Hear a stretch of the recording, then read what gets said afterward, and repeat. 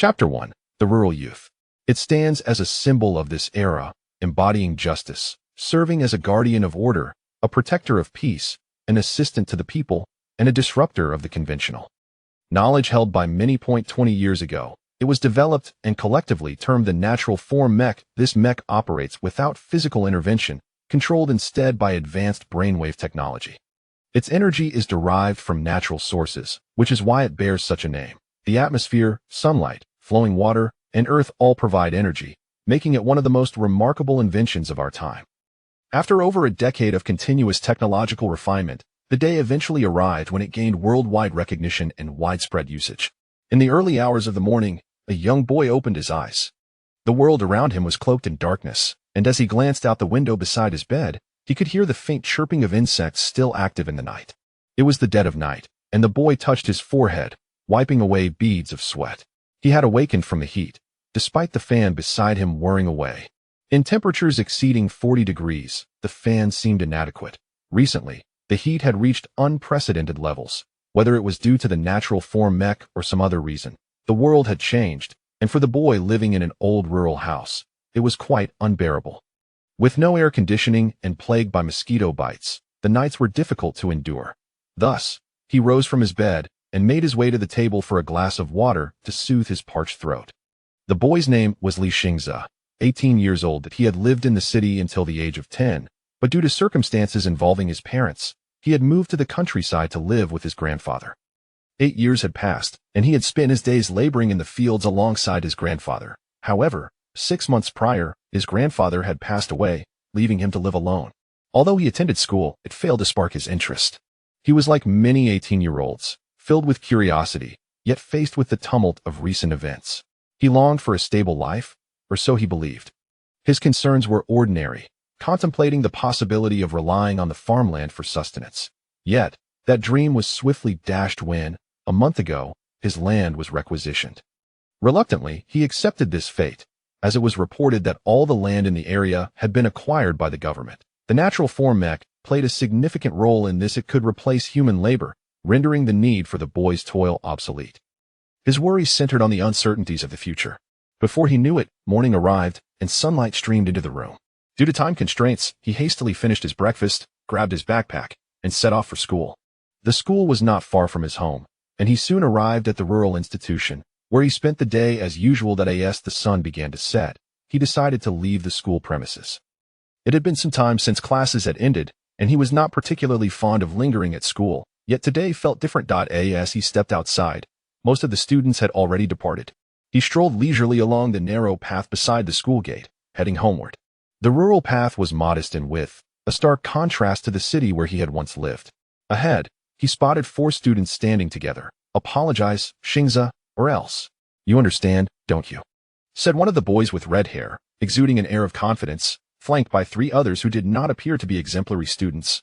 "Don't speak nonsense," he retorted. In the brief exchange, 2 or 3 of them lunged towards him, adopting aggressive stances as they approached. They were clearly delinquents.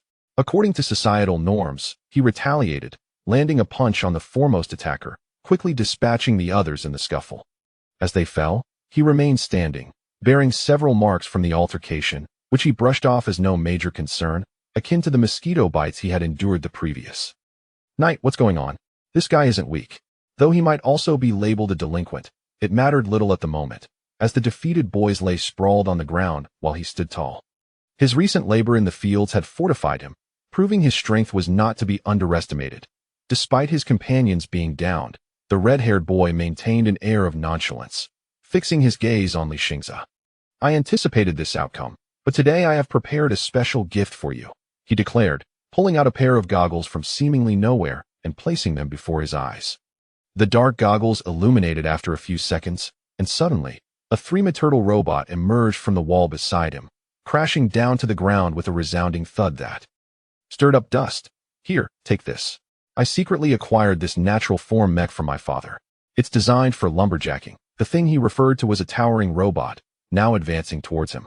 It abruptly extended its left arm, which transformed into a massive chainsaw, revving ominously.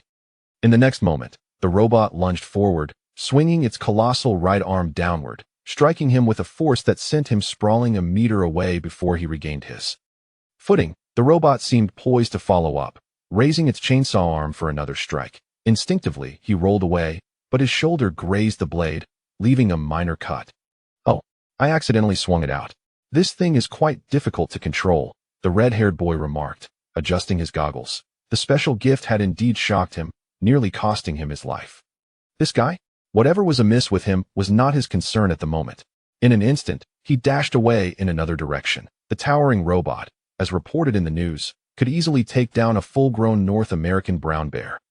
The red-haired boy seemed to be violating some protocols generally. Mechs were not permitted to attack humans. Not only had he done so, but he had also equipped it with weaponry, which should never have been used against people.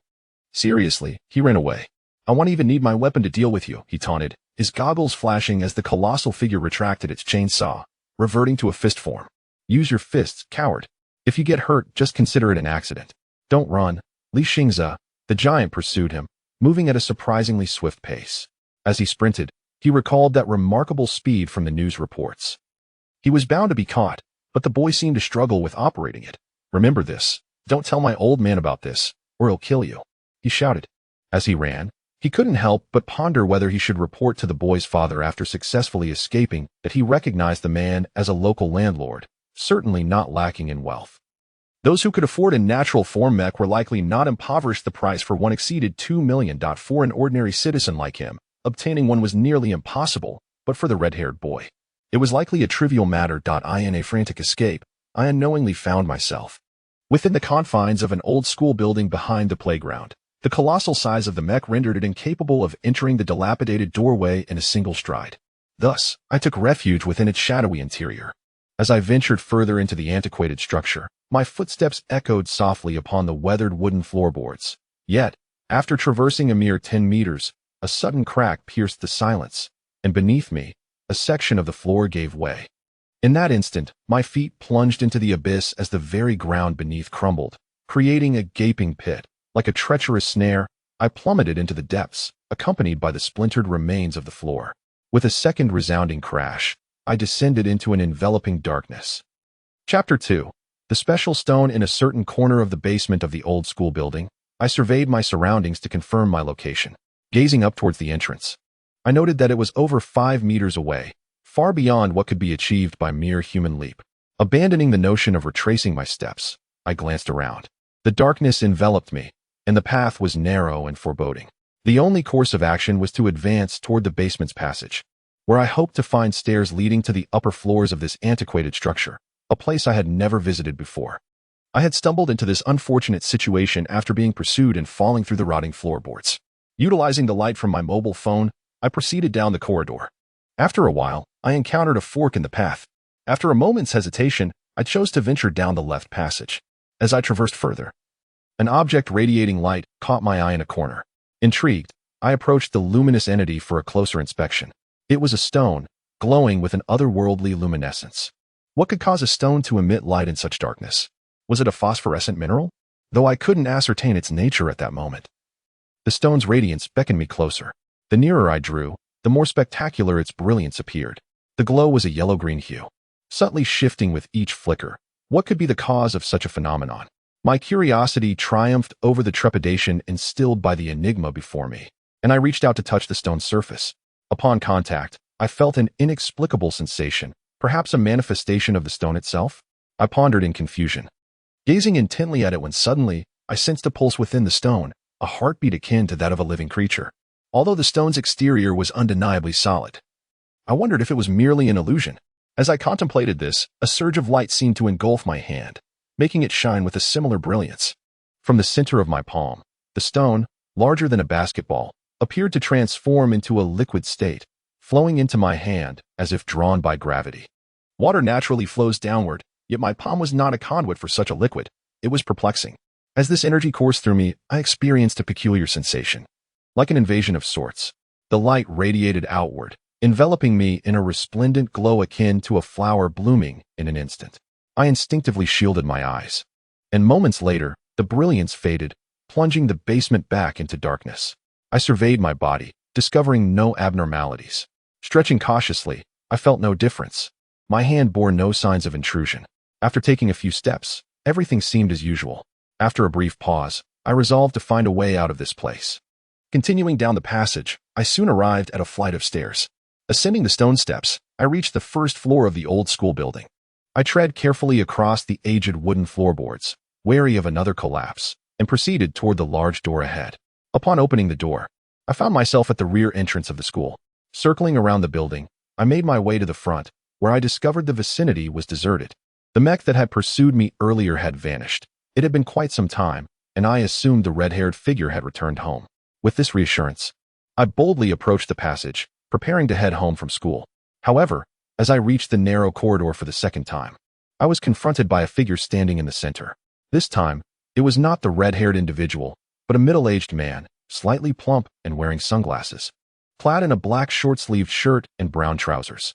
The passage was not spacious, and he blocked the way, his gaze concealed behind tinted lenses, seemingly searching for something. "Excuse me, student, I have a few words to share. May I have a moment of your time?" the man said as he approached. "What is it?" I inquired, sensing an air of suspicion about him. I wondered if trouble lay ahead. "Could you summon that entity?" he asked, pointing upward. I followed his gaze and noticed a mass of air coalescing above him, which in an instant transformed into a giant, approximately 10 feet tall, floating in midair. "What is this?" I gasped in astonishment. "You must have come into contact with a special stone not long ago," he explained. "That is called a primal stone, and those who are possessed by it gain such powers." I recalled my encounter with the peculiar stone in the basement, feeling a connection to it. "How do you know this?" I questioned, bewildered. "I am a seeker, searching for individuals like you across the globe. I must inform you about this stone," he replied, adjusting his sunglasses. "You're not alone. There are many others. When a primal stone merges with its chosen individual, a unique energy wave is produced, detectable over great distances, which is how I found you." "Is that so?" "It sounds quite complex," I mused, absorbing his words into a contemplative silence. This primal stone could indeed summon the giant hovering above him. At that moment, the ground beside us began to tremble, and soon after, a massive arm burst forth, revealing a bizarre creature with human-like yellow-green skin. "Oh, it worked. Yours emerged from the ground, a surface form. There are many types, but explaining them all would be tedious. You'll need to figure it out yourself," he said, trailing off mid-sentence, leaving me somewhat exasperated. After a brief silence, he continued, "Now, let me see your student ID." "My student ID?" I replied, taken aback. "You're asking for my student ID? You are a student, aren't you? If you don't have it, I'll accompany you to retrieve it. It's not unusual. I'm here to help you enroll in the Mech Training Academy. Are you not interested?" "The Mech Academy? What is that?" I asked, intrigued yet hesitant. "Have you been living under a rock? It's the pinnacle of modern technology. Don't you want to see it?" I found myself contemplating this. I had heard quite a bit about the Mech Academy through the internet and television. Yet, my feelings toward mechs were ambivalent, as they had taken something from me. But now it seemed like an opportunity was presenting itself. After some reflection, I realized I needed a catalyst to step into a new chapter of my life. "All right, I do have my student ID," I finally said, retrieving it from my pocket and handing it to the man in sunglasses. He glanced at it, scanned it through a miniature scanning device, and promptly returned the student ID to me. "This is the contact number for the Mecha Academy. If you have any questions, just give them a call," the man in sunglasses said, handing me a business card along with a brochure detailing the academy and an admission notice. "Is that so? Then I can go tomorrow?" I asked. "Yes, barring any unforeseen circumstances," he replied. "Really? Then I wish you the best of luck," the man in sunglasses casually remarked before waving his hand and leaping onto the giant hovering in midair, riding it away. Chapter 3. Farewell after a tumultuous evening. I walked along the path leading to my home and soon arrived. I had resolved to venture to the new century metropolis, where a plethora of mecha academies are situated. Therefore, I would promptly prepare for the enrollment procedures. Upon returning home, I examined the admission notification and related materials provided by Uncle Mo. In essence, the residents of my region would be allocated to different academies based on their location. The institution I was to attend was the Mecha Training Academy in the Eastern District of the New Century Metropolis. Having confirmed this through my reading, I swiftly contacted the relevant personnel at the school. Through our conversation, I provided my student ID, and they quickly located my name, Li Xingza. "You may begin your mecha studies at the Training Academy starting tomorrow," stated a middle-aged voice on the other end. After acknowledging this information, the call ended. Uncle Mo's efficiency was indeed remarkable. My name was already registered upon my return, which I had not anticipated would be finalized so swiftly. I had heard of the Mecha Training Academy before. It only accepted individuals who met the standards for mecha pilots, predominantly those under the age of 20. This academy specialized in training newcomers, distinguishing itself from conventional driving schools. The qualifications obtained there held far greater value, serving as a gateway to more advanced mecha academies. It is important to note that a mere driving license only permits operation of standard mechas, while progressing further involves a deeper mastery of the craft. Although I was an outsider, I had gleaned some understanding from television and the internet. Thus, I resolved without hesitation to initiate my withdrawal procedures the following day. There was no longer a necessity to remain here until graduation, as I could not find my purpose within these walls. With this decision made, the next day arrived. After preparing the necessary documents for my withdrawal, I embarked on my final day at the school. I attended classes as usual, savoring the sensations of my last morning. And before long, noon approached. During the lunch break, I visited the principal's office to present my withdrawal materials and reasons. Indeed, that place is quite vast. Go ahead. Li Xingze, the principal affirmed. With that, my plan was readily approved, and it felt somewhat surreal how smoothly everything transpired. I realized that I had indeed spent my last morning at this school. After enjoying my final meal in the cafeteria, I spent my last afternoon as I typically would. When dusk arrived, and most students had departed, I took a moment to gaze out the window, then stepped away from the institution I had called home for 6 years. As I approached the school gate, I cast one last glance at the campus bathed in the glow of the setting sun before stepping outside. Following the path that led home, I had not walked far when two figures appeared ahead, one large and one small. The smaller figure was familiar. It was the red-haired boy from before. Li Xingze, do not think you can escape today, he declared, gesturing to a towering man beside him. The giant began to stride towards me. This guy is a wrestling expert. Are you worried you might break a few bones, Li Xingze? The red-haired boy taunted. As the robust man in a dark blue bodysuit approached, he reached out, attempting to grip my neck. In response, I seized his neck with one hand, and we found ourselves in a stalemate, each holding the other in a vice-like grip. Hey, be careful with your strength, don't accidentally kill him, the red-haired boy commented from the sidelines. Locked in this contest, we were both forced to hold our breath, knowing that whoever faltered first would fall.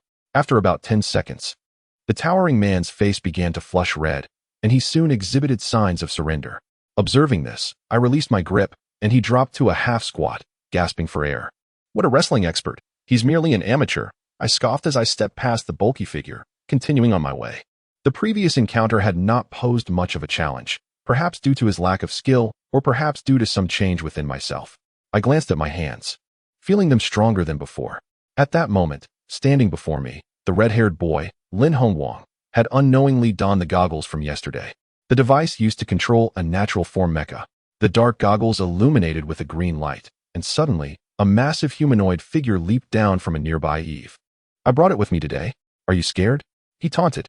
With these colossal arms, I will make quick work of you. As he maneuvered the robot with a somewhat comical gait, it was evident he was still a novice. I considered bypassing the robot to confront him directly, but ultimately decided to let him witness my newly acquired strength, eager to understand the extent of his abilities. With anticipation, I began to summon the entity from the core of the stone. Having succeeded once before, I felt confident that this time would not end in failure. Nevertheless, if it did, the consequences would be manageable. In the next instant, the ground before the red-haired boy's robot began to tremble, and as the earth shifted, a colossal humanoid figure emerged, rising with a weighty presence that rivaled that of the mecha itself. I had previously learned its name was Cow. Adorned in hues of blue and orange, draped in green garments that covered its left shoulder and featured gauntlets resembling blossoms. Its form bore a human-like visage, reminiscent of a mecha's face in some respects. What is that? Do you have one too? The red-haired boy's voice was tinged with astonishment, quickly morphing into excitement. He commanded the towering figure, charging towards me with a punch aimed at my yellow mecha. As the blow approached, the yellow figure crouched low, effortlessly evading the clumsy attack. In a swift motion, it seized the yellow mecha's waist and heaved it upward, effortlessly lifting it above its head. The execution was fluid and graceful, as the mecha was sent careening through the air, tumbling several times before crashing to the ground in a disheveled heap. How could this be? The red-haired boy furrowed his brow as he attempted to assist the fallen mecha, but the colossal figure merely struggled on the ground. Akin to a turtle flipped onto its shell, unable to right itself. It was evident he was a complete novice, struggling even with the basic movements to stand. With a mere thought, I caused the azure-orange giant to vanish, dissipating like light in midair, leaving only a few scattered stones upon the ground. Its emergence had been almost ethereal, as if it were a manifestation itself. In that moment, I felt a twinge of fatigue, yet it was manageable.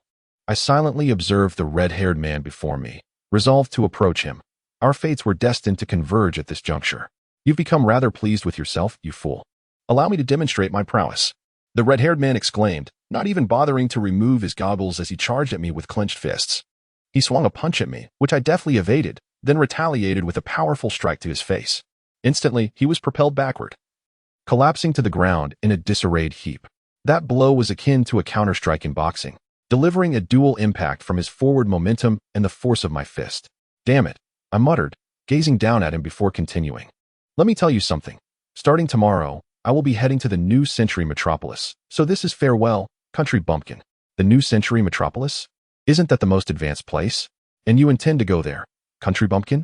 Despite lying on the ground, the red-haired man chuckled, as if liberated. Indeed, I do not plan on returning here. I averted my gaze from his face, casting one last look at the school before I intended to depart. Li Xingzi. Wait, the red-haired man smiled, and suddenly called out my name. I anticipated your departure. He staggered to his feet, slightly dazed from the previous impact, but making an effort to stand firm. This village is too insignificant.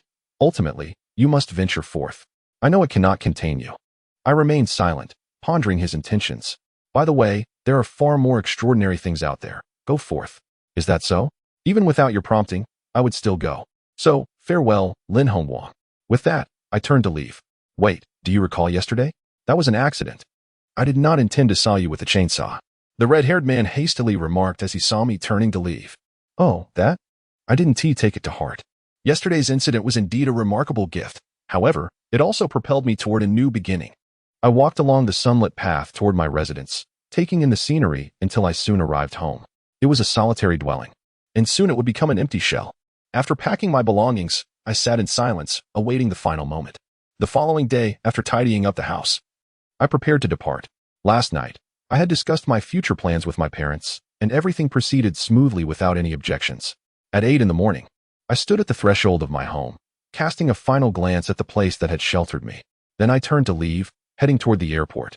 Chapter 4. Training Academy. New Century City, a metropolis spanning approximately 60,000 square kilometers, stands as a beacon of cutting-edge scientific advancement. Foremost among its technological marvels are the biomechanical exosuits known as natural form mechs. Upon disembarking from the aircraft and stepping into the city's grand entrance, I was immediately struck by the towering edifices that defined the urban landscape. The city's vibrancy far surpassed that of my previous residence, let alone the rural backwater I had left behind. Consulting my mobile device's navigation system, I pinpointed the location of the Eastern District Mech Academy. After a moment's deliberation, I hailed a taxi and provided the driver with the destination. He recognized the address instantly, requiring no further explanation. A brief 15-minute ride later, we arrived at the academy's imposing gates. The institution's grandeur dwarfed that of any rural school, boasting an opulence tenfold greater. Alighting from the vehicle, I paused at the entrance to contact the academy's administration, who promptly confirmed my enrollment. I proceeded through the gates, presenting my student identification card for verification. The process was seamless. After exchanging greetings with an instructor, I was officially inducted into the ranks of the Mech Training Academy. A new cadet pilot had arrived. Or so it seemed. On my inaugural day, I was assigned to a class comprising students who had joined around the same time. During the initial training phase, each student was provided with a natural form mech for instructional purposes. At first, I was not given the chance to interact with the mechs directly. Instead, I was tasked with acquiring theoretical knowledge, focusing on fundamental operations before progressing to hands-on training. As a novice, I was introduced to both neural interface control and remote control operation. Neural interface control is the prevailing method, while remote control is suitable for beginners and those who simply want to use mechs as daily assistants without delving into in-depth training. Neural interface technology has reached a remarkable level of sophistication, enabling mechs to replicate virtually any action a human can perform, provided the operator possesses a basic understanding of the controls. Furthermore, activating a mech requires the use of a specialized visor known as a mechanical control device. This device authenticates the operator through voice recognition or fingerprint scanning, thereby granting access to the mech systems. The mech training program spans 3 months, culminating in an assessment. Successful completion of the assessment earned students a Mech pilot's license, formally designating them as Mech Knights. As the days turned into weeks, I and my fellow students received a steady stream of knowledge. The instructor's teaching methods were straightforward and easily comprehensible. A month into the program, during collaborative exercises, I learned some intriguing information. Many of the academy's students gained admission through rigorous examinations. My own admission, however, was facilitated by the bespectacled gentleman who had recommended me, bypassing any formal interview. It turned out that a select few individuals who were admitted without an interview, like myself, possessed the unique ability to summon primal spirits. These individuals, known as primal stone bearers, are widely recognized in New Century City. They can summon humanoid or monstrous entities from natural elements such as air, water, and earth. These extraordinary entities possess power comparable to that of natural form mechs and exhibit a range of remarkable abilities. One significant discovery is that these primal spirits can merge with mechs. The implications of a spirit-mech fusion are profound. Neural interface control, typically required for mech operation, is rendered unnecessary, as the pilot can control the mech as an extension of their own body. This simplifies the process considerably, especially for newcomers. However, this advantage is primarily beneficial for novices. Seasoned Mech Knights, with their mastery of neural interface control, far surpass even skilled novices like myself. Their comprehensive understanding of mech operation grants them near-complete control, akin to manipulating their own limbs, albeit with certain limitations. This revelation came from a young man named Qin Liang, to whom I am deeply indebted. He shared this invaluable insight, and I can't help but wonder if we had a connection in a past life. He is a genuinely good person and was recognized as one of the most talented individuals in the academy from the outset. His abilities were evident throughout the first half of the month. While most students were learning to operate terrestrial mechs, he was already piloting aerial mechs. This was partly due to his status as a primal stone bearer, but his natural aptitude was undeniable. It was through my interactions with him that I learned about the possibility of imbuing natural form mechs with spirits. The Academy's curriculum primarily focused on basic neural interface control, with little emphasis on spirit infusion. After mastering spirit infusion, my mech control skills improved dramatically. I now understood why primal stone bearers were actively recruited by the Academy. Nevertheless, certain precautions must be observed. While spirit infusion offers intuitive control, it also has drawbacks. Collisions or impacts experienced by the mech are directly transmitted to the pilot, causing pain, although not physical injury. Approximately 6 weeks passed in this manner. I embarked on my first attempts at piloting aerial mechs and other specialized variants. 2 months into the program, I and my fellow students made the decision on which mech types to specialize in. As the 3rd month drew to a close, we entered the final phase of anticipation, awaiting the end-of-month mech assessment. This evaluation would determine our futures, dictating whether we would obtain our mech pilot's licenses. I had mastered the fundamentals and continued to practice diligently as a safeguard. Finally, the end of the month arrived. I ultimately chose to specialize in terrestrial mechs. This decision was influenced by the fact that my primal stone also had earth attributes. Terrestrial mechs are known for their exceptional defensive capabilities and raw power. The final assessment commenced. I successfully navigated the basic trials and defeated a fellow terrestrial mech pilot, thereby completing the evaluation. Thus, after 3 months of rigorous training, I earned my mech pilot's license, officially becoming a Mech Knight. It was undoubtedly a new beginning. Following the assessment, the successful candidates were assigned to various mech academies throughout New Century City. I was selected by the Holy Water Spirit Academy on the same day and would commence my studies there in early October. Before that, I needed to find accommodation. The training academy had provided full boarding, so I had not considered housing for the past 3 months. However, the situation had now changed. I needed to find a place to live on my own, and it was currently 2:30 p.m. Since I would be commuting to the academy daily, the issue of accommodation needed to be addressed immediately. I contacted my parents to provide them with an update, including my acceptance into the Holy Water Spirit Academy. I received a rather unexpected piece of information. A relative lived near the academy's 7th district. The relative was my younger sister, 2 years my junior. According to my father, she had been living in the city for nearly 3 years, residing in a student apartment in the Eastern District. I was unaware that she had been living there for so long. It had been many years since I had last seen my sister, 5 years. If my memory served me correctly, I might not even recognize her now. After all, she had grown up in the city, while I had remained in the countryside. After making contact, my father sent over the address, and my mother's communication helped my sister's side to grasp the situation. That evening, I located the student apartment where my sister resided through my mobile phone. Her room number was likely 302. Ascending to the third floor, I took a few steps to the right and soon found room 302. Gazing at the door before me, I took a deep breath and reached out to press the doorbell. Meeting my sister after many years brought a hint of pressure. I stood at the entrance, waiting for a moment, until the door swung open. Chapter 5. Siblings. The door swung open, revealing the silhouette of a young girl. She possessed long, chestnut hair, slightly curled at the edges, and was adorned in a light yellow dress embellished with numerous floral patterns. She was taller than I remembered my sister to be, confirming my suspicion that this was indeed her. It's been a long time, I remarked after gazing at her for a moment. Who are you? She asked, her brow furrowing in confusion as she studied the boy before her. For someone I had lived with for nearly a decade, it was surprising. While her features had matured, I still recognized her as my sister. Instinctively, I felt an urge to pinch her cheek, a gesture that seemed reserved for the past. Don't you remember? I'm your elder brother, I replied after a brief pause. Is it really you? Come inside, she said, turning to lead me further into the house.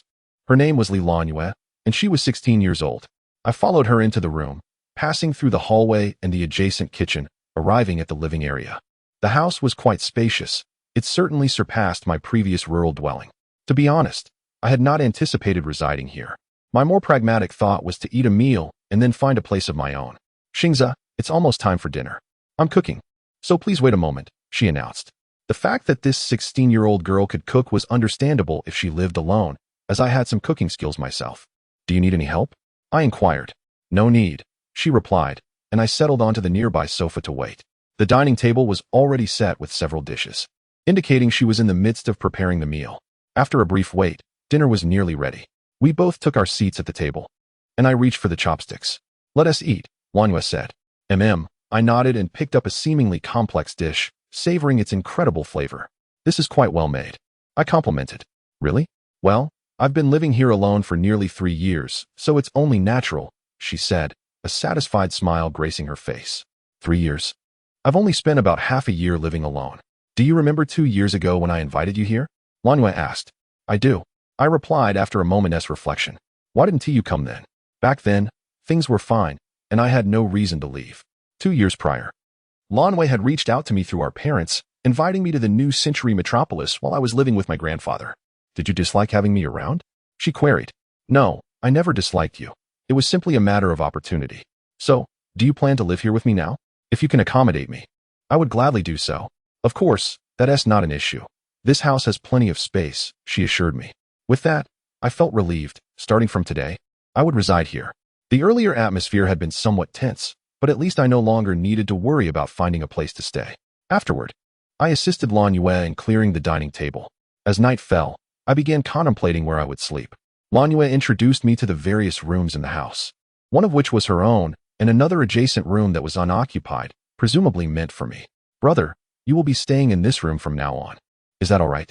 Lanyue said, gently opening the door to peek inside before quickly shutting it. Her swift action piqued my curiosity. What's wrong? Oh, that room isn't organized yet. Let us wait until tomorrow to go in, she answered. Your expression made it seem like you saw a cockroach or a mouse. Let me take a look. I'm not afraid of those, I teased, recalling how she used to be terrified of such creatures. I brushed past her, ready to open the door. In that instant, despite her grip on my arm, I opened the door. Before me lay a reasonably spacious room, just as she had described, albeit quite messy. There were no signs of cockroaches or mice, but on the left side of the bed were damaged toys, and the bed itself appeared torn, exposing springs. How did this happen? Were you play fighting with friends? It looks like it was quite a tussle. I'm sorry, I really shouldn't have opened it, I said, closing the door. I told you not to look. That was actually from a year ago. I've changed since then. Understood, don't be upset. I've always known your personality, I replied. At that moment, Lanyue suddenly flung open the door and stepped inside, stating, well, let us just get this sorted out. Brother, come help me move this bed. As she began to tug at the bed, lifting the sheets, I quickly entered and grabbed the other end of the mattress. All right, let us take it outside, we said together, lifting it out of the room. Though it appeared to be a simple task, I couldn't help but notice Lanyue's strength seemed somewhat disproportionate to her petite frame, but I kept that thought to myself. We dragged the mattress into the hallway and left it there. Now, let us go buy a new one. She clapped her hands and dashed back into the room. I followed her. Upon entering her room, I saw her operating the computer, seemingly engaged in online shopping. Brother, which one do you prefer? No, I'll leave that to you, I replied. All right, I understand. Having spent so much time in the countryside, I lacked insight into such matters, so it was better to let her handle it. She quickly made her selection and stood up from her chair, turning to me. Next, let us clean that room. It hasn't been touched in ages.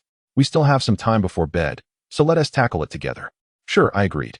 We set to work on the room, taking quite a while to remove unnecessary items, and soon it looked significantly tidier. Suddenly, a ringing sound echoed from outside. Someone was at the door. They're here, Lanwei said. Moving to open the door, I followed closely behind her. As she opened the door, we beheld a giant flying overhead. It was a mech. Having just graduated from the training academy, I recognized it as an aerial mech. It bore a large package on its shoulder. Is this your package? Li Lanwei of room 302? The mech's voice crackled through the air. Yes, that is correct. Thank you for your efforts, she replied. Apologies for the delay. There was a minor incident along the way. Best of luck, the mech said. The scheduled delivery time was 30 minutes. Yet it had taken nearly 50 minutes, far too late for someone who had just arrived from the countryside. After accumulating its tasks, the robot, upon confirmation, extended its hand to place the parcel at the doorstep of the Lanyu household, and then swiftly ascended into the sky. All right, let's set this up, tonight. Brother won't have to sleep on the sofa, isn't that splendid? Indeed, that is quite nice. Although I personally find no issue with sleeping on the sofa, this outcome is what it is. Chapter 6. Journey to school after 2 days. The time for formal enrollment had finally arrived. Today marked the last day of rest. A Monday, and the sky had begun to darken, indicating the approach of evening. My younger sister, Lanwei, and I were both students, though I had yet to commence my studies. At this hour, Lanwei was likely returning from school. I, on the other hand, found myself with ample leisure, contemplating perusing some literature on mechs. However, I opted instead to assist my sister with some culinary preparations. Despite my limited skills in the kitchen, I could at least manage peeling vegetables. After completing a few tasks, I returned to the sofa in the living room. Before long, Lanwei entered through the front door, clad in a fitted school uniform of blue and white. She was in her first year of high school, as one would expect, yet my sister was somewhat extraordinary. Unlike the average student, she was a mech user, one who pilots mechs. This city boasted several specialized mech academies, and Lanwei attended the well-regarded Sacred Silver Academy. Brother, Lanwei said, gazing at me, are you back? Yes. Why aren't you at the same school as me? If you had told me earlier, it wouldn't be so troublesome now. After changing her shoes by the shoe rack, she grumbled and made her way to the kitchen. Indeed, attending different schools posed certain inconveniences for the two of us living together, yet it was hardly a significant issue. With Lanwei heading to dinner, a meal served early, I found myself quite content. After a little over half an hour, dinner was laid out on the table, and we sat down together. It had been some time since I experienced a family meal, and I was gradually acclimating to it. Brother, tomorrow is your first day at the Mech Academy, right? Lanwei inquired, sitting directly across from me.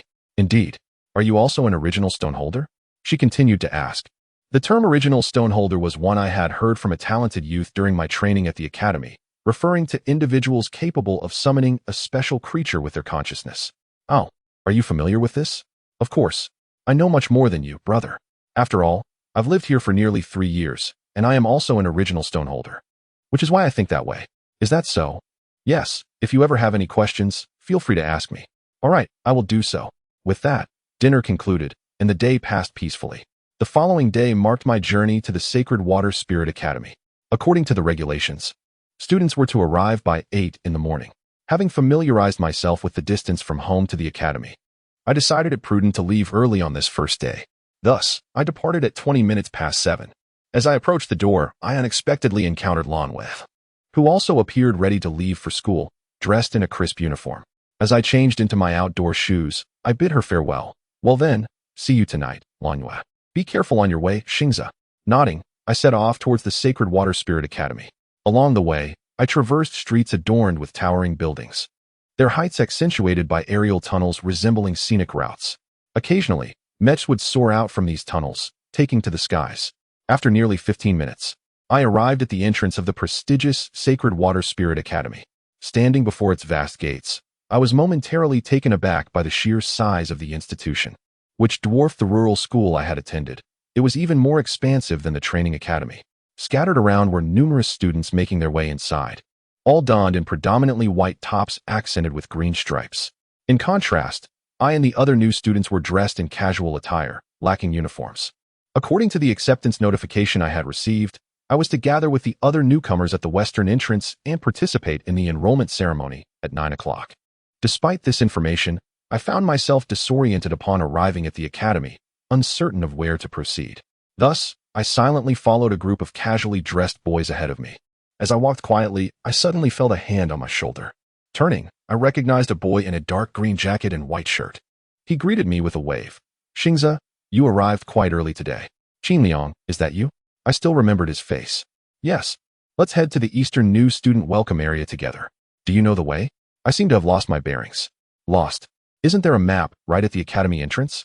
"Is that the case? I must have overlooked it." Thus, I followed Qinliang as we made our way towards the eastern entrance.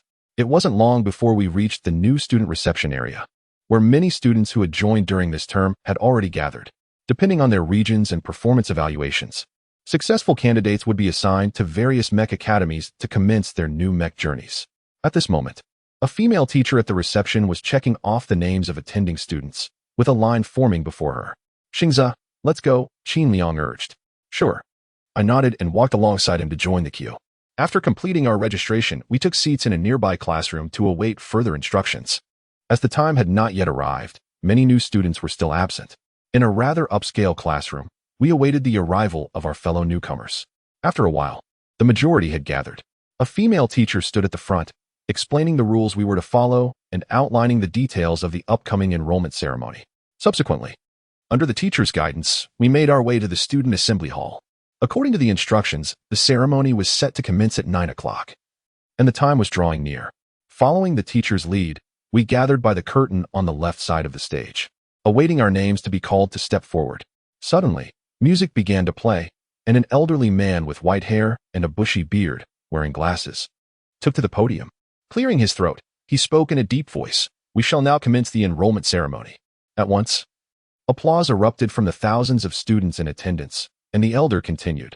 "This year's newcomers, like those in recent years, possess remarkable talent and potential. Their arrival will enliven our school and contribute significantly to our future." After a brief pause, the elder added, "Now, I invite the new students to take the stage, beginning with Qinliang from the Eastern Mech Academy, along with 15 other students from the same institution." Upon hearing this, Qinliang stepped out from behind the curtain, guided by the teacher, making his way to the stage. Following closely behind, I and the other students marched in unison, forming a line as we proceeded to the platform. Following closely behind Qinliang, I stepped towards the left side of the elder's podium. The new students then turned in unison to face the impressive assembly of students below, who were enthusiastically applauding. Many girls were casting flirtatious glances in our direction, their attention likely captivated by the handsome youth before me, Qinliang, striking in appearance and exceptionally talented. Qinliang, too, glanced down at the crowd, where numerous girls began waving at him.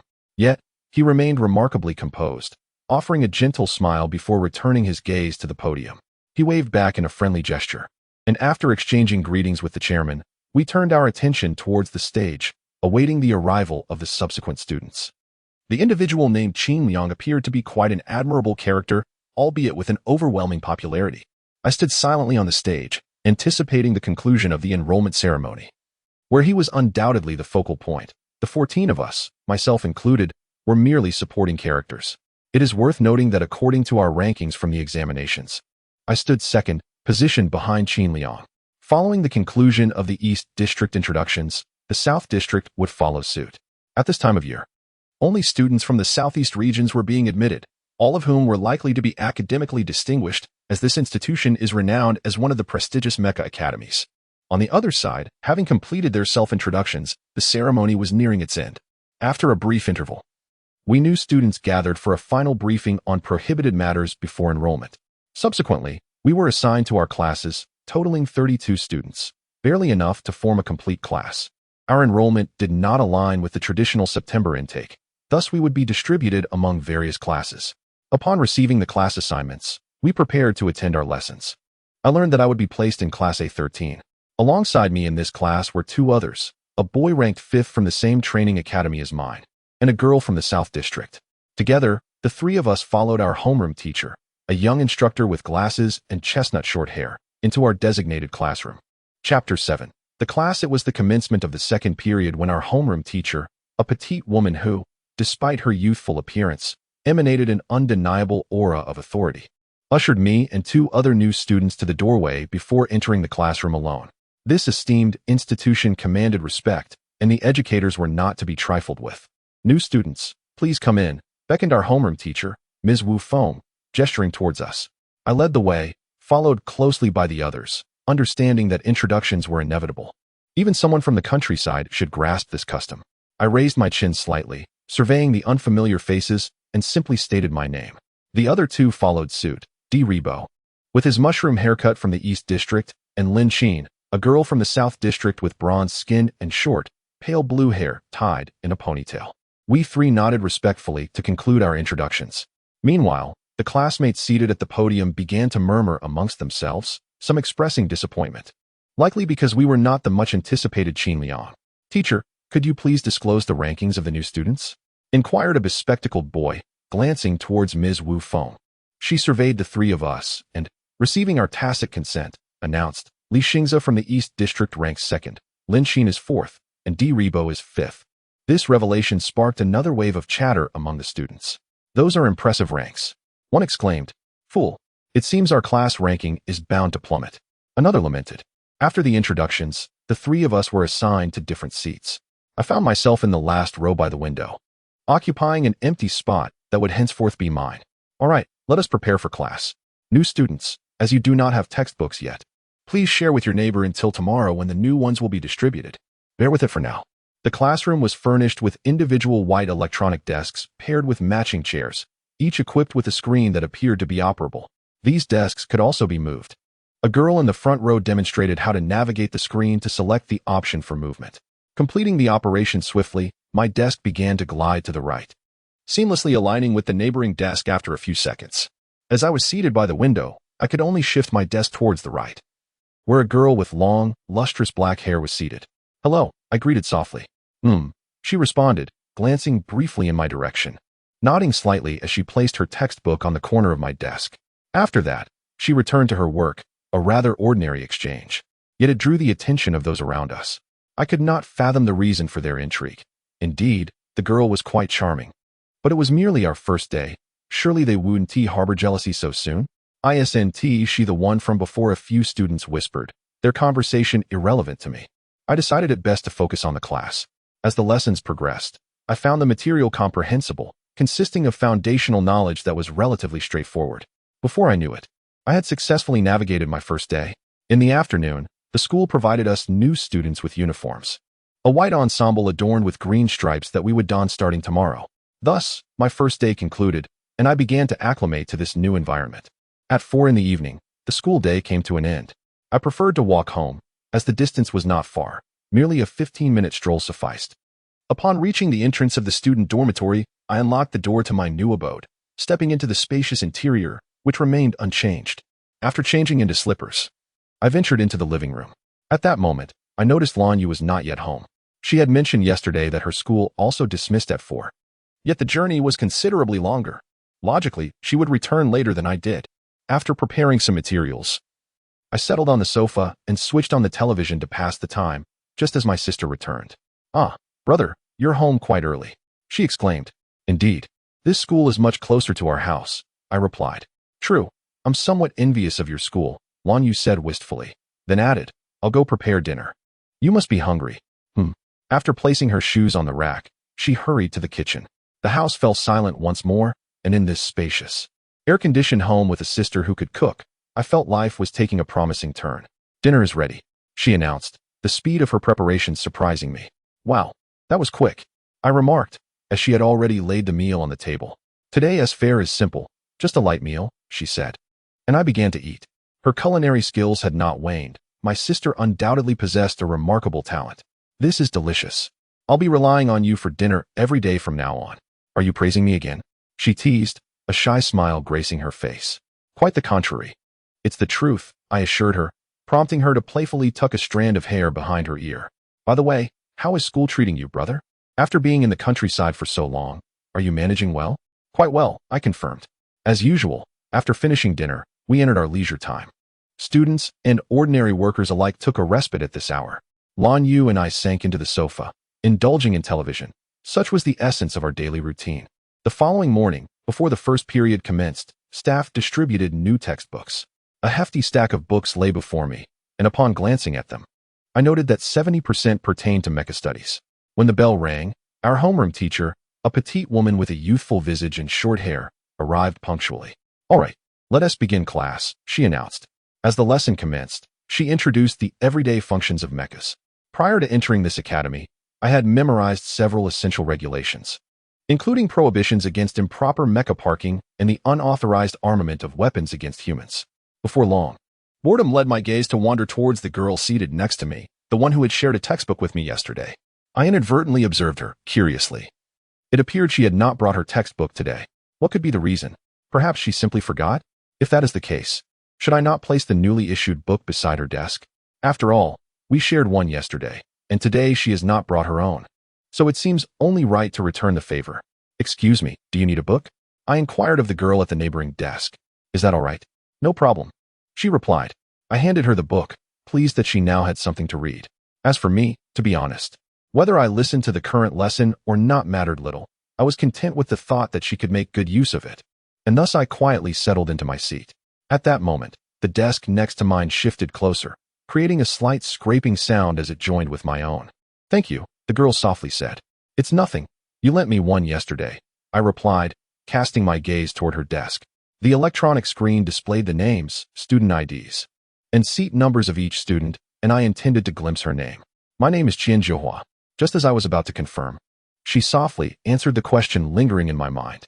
Whether she sensed it or it was mere coincidence, it appeared to be an unremarkable matter. "Is that so?" "Qian Zhihua. Pleased to meet you."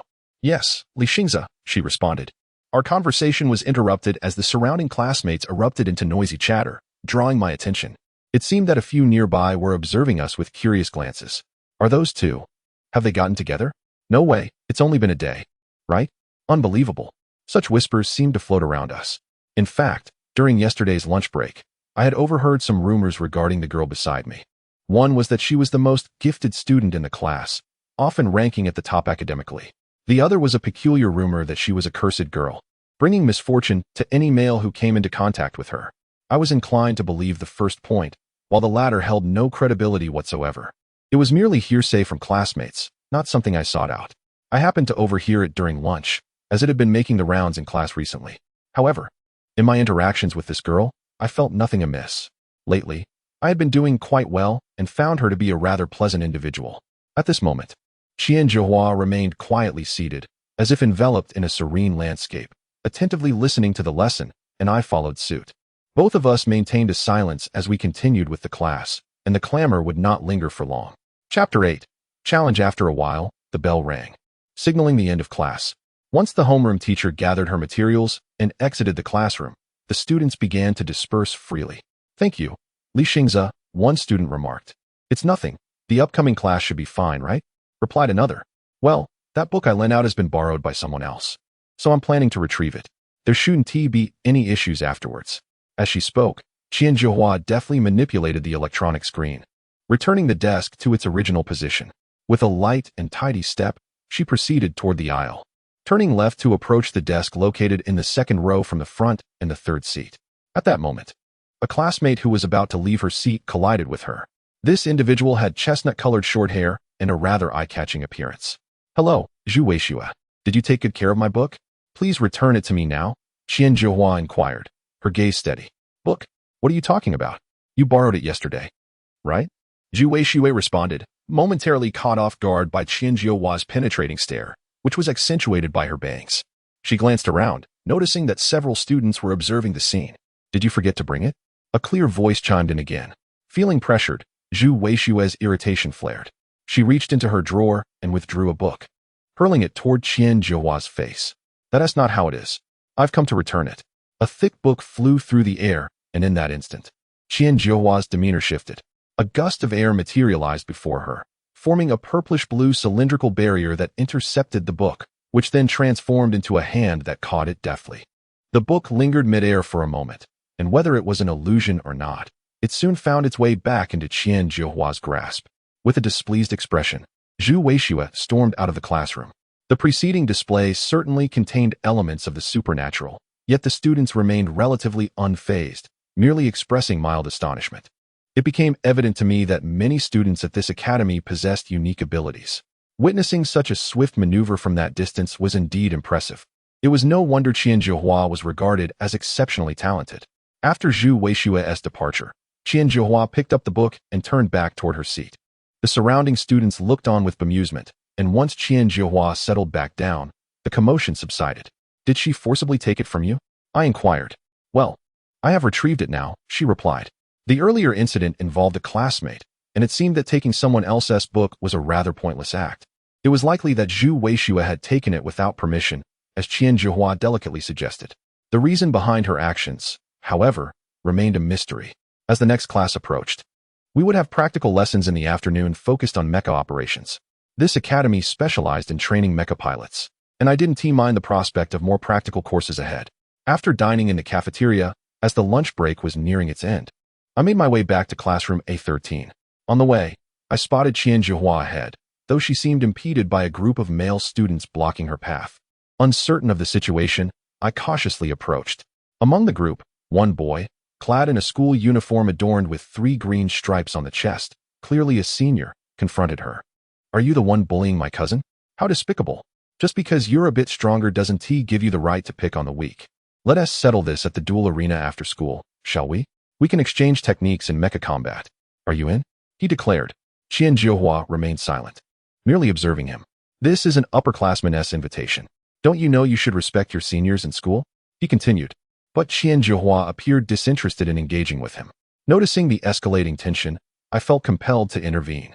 What are a few upperclassmen doing cornering a junior like this in broad daylight? I stepped forward, addressing the boy, who I presumed was Zhu Weishue's older cousin. Who are you? He retorted. I'm her classmate. Class is about to start, so please don't block the doorway. Huh, quite the bold one, aren't you? What do you have to say for yourself? He sneered, pulling at my collar. I could see a flash of irritation on his face, reminiscent of Zhu Weishue's. In a split second, I instinctively kneed him in the abdomen. Don't touch me carelessly, I warned as he slowly knelt, clutching his stomach, looking rather pained. His companions seemed ready to rush over, but the kneeling boy raised his hands to stop them. Don't escalate things, he said, gradually rising to his feet. Facing me again, it seems you're a ground-type pilot. At this school, disputes are settled through mecha duels, understood? Meet me at the A1 duel arena after school. He glared at me, as if it were customary to resolve issues there. No problem, I replied. I had no intention of resorting to violence. My actions had merely been a reflex, and I hoped I hadn't struck him too hard.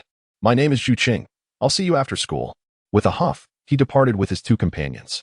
As class was about to commence, I headed towards classroom A13, attracting the attention of several onlookers. After the trio left, one of them approached me, stating, Wait, Li Xingzi. That guy, Zhu Qing, is indeed a 3rd-year student possessing special skills as a mecha pilot. The speaker was Di Rebo, who had trained with me at the academy. What are special skills? I asked. You don't know? They are unique abilities that surpass those of ordinary mecha pilots, typically held by the original stone bearers, he explained. Is that so? I mused, preparing to return to my seat, knowing I would soon learn more about it after school. Once back in class, I overheard several male classmates discussing Zhu Qing's reputation, suggesting he was quite skilled for a 3rd-year student. It's worth noting that this academy operates on a 5-year system. Outstanding students may graduate in 3 years, while others may struggle to finish in 5. Moments later, the preparatory bell rang, signaling students to return to their seats. Thank you for earlier, Li Xingzi. I'm not particularly keen on dueling, Qian Jiuhua remarked as she approached me. No need. By the way, how did that person know I was a ground-type pilot? I inquired, recognizing her as a top-performing student. The bearer of the ordinary ground-shaped raw stone typically possesses a robust physique, which perhaps allowed him to sense the change with that kick. Is it truly like this? Ever since that raw stone attached itself to me, I have indeed felt some transformations, although my weight has not significantly increased. My strength appears to have noticeably enhanced. It seems to be related to that stone. Not even aware of this, you must be a novice, right?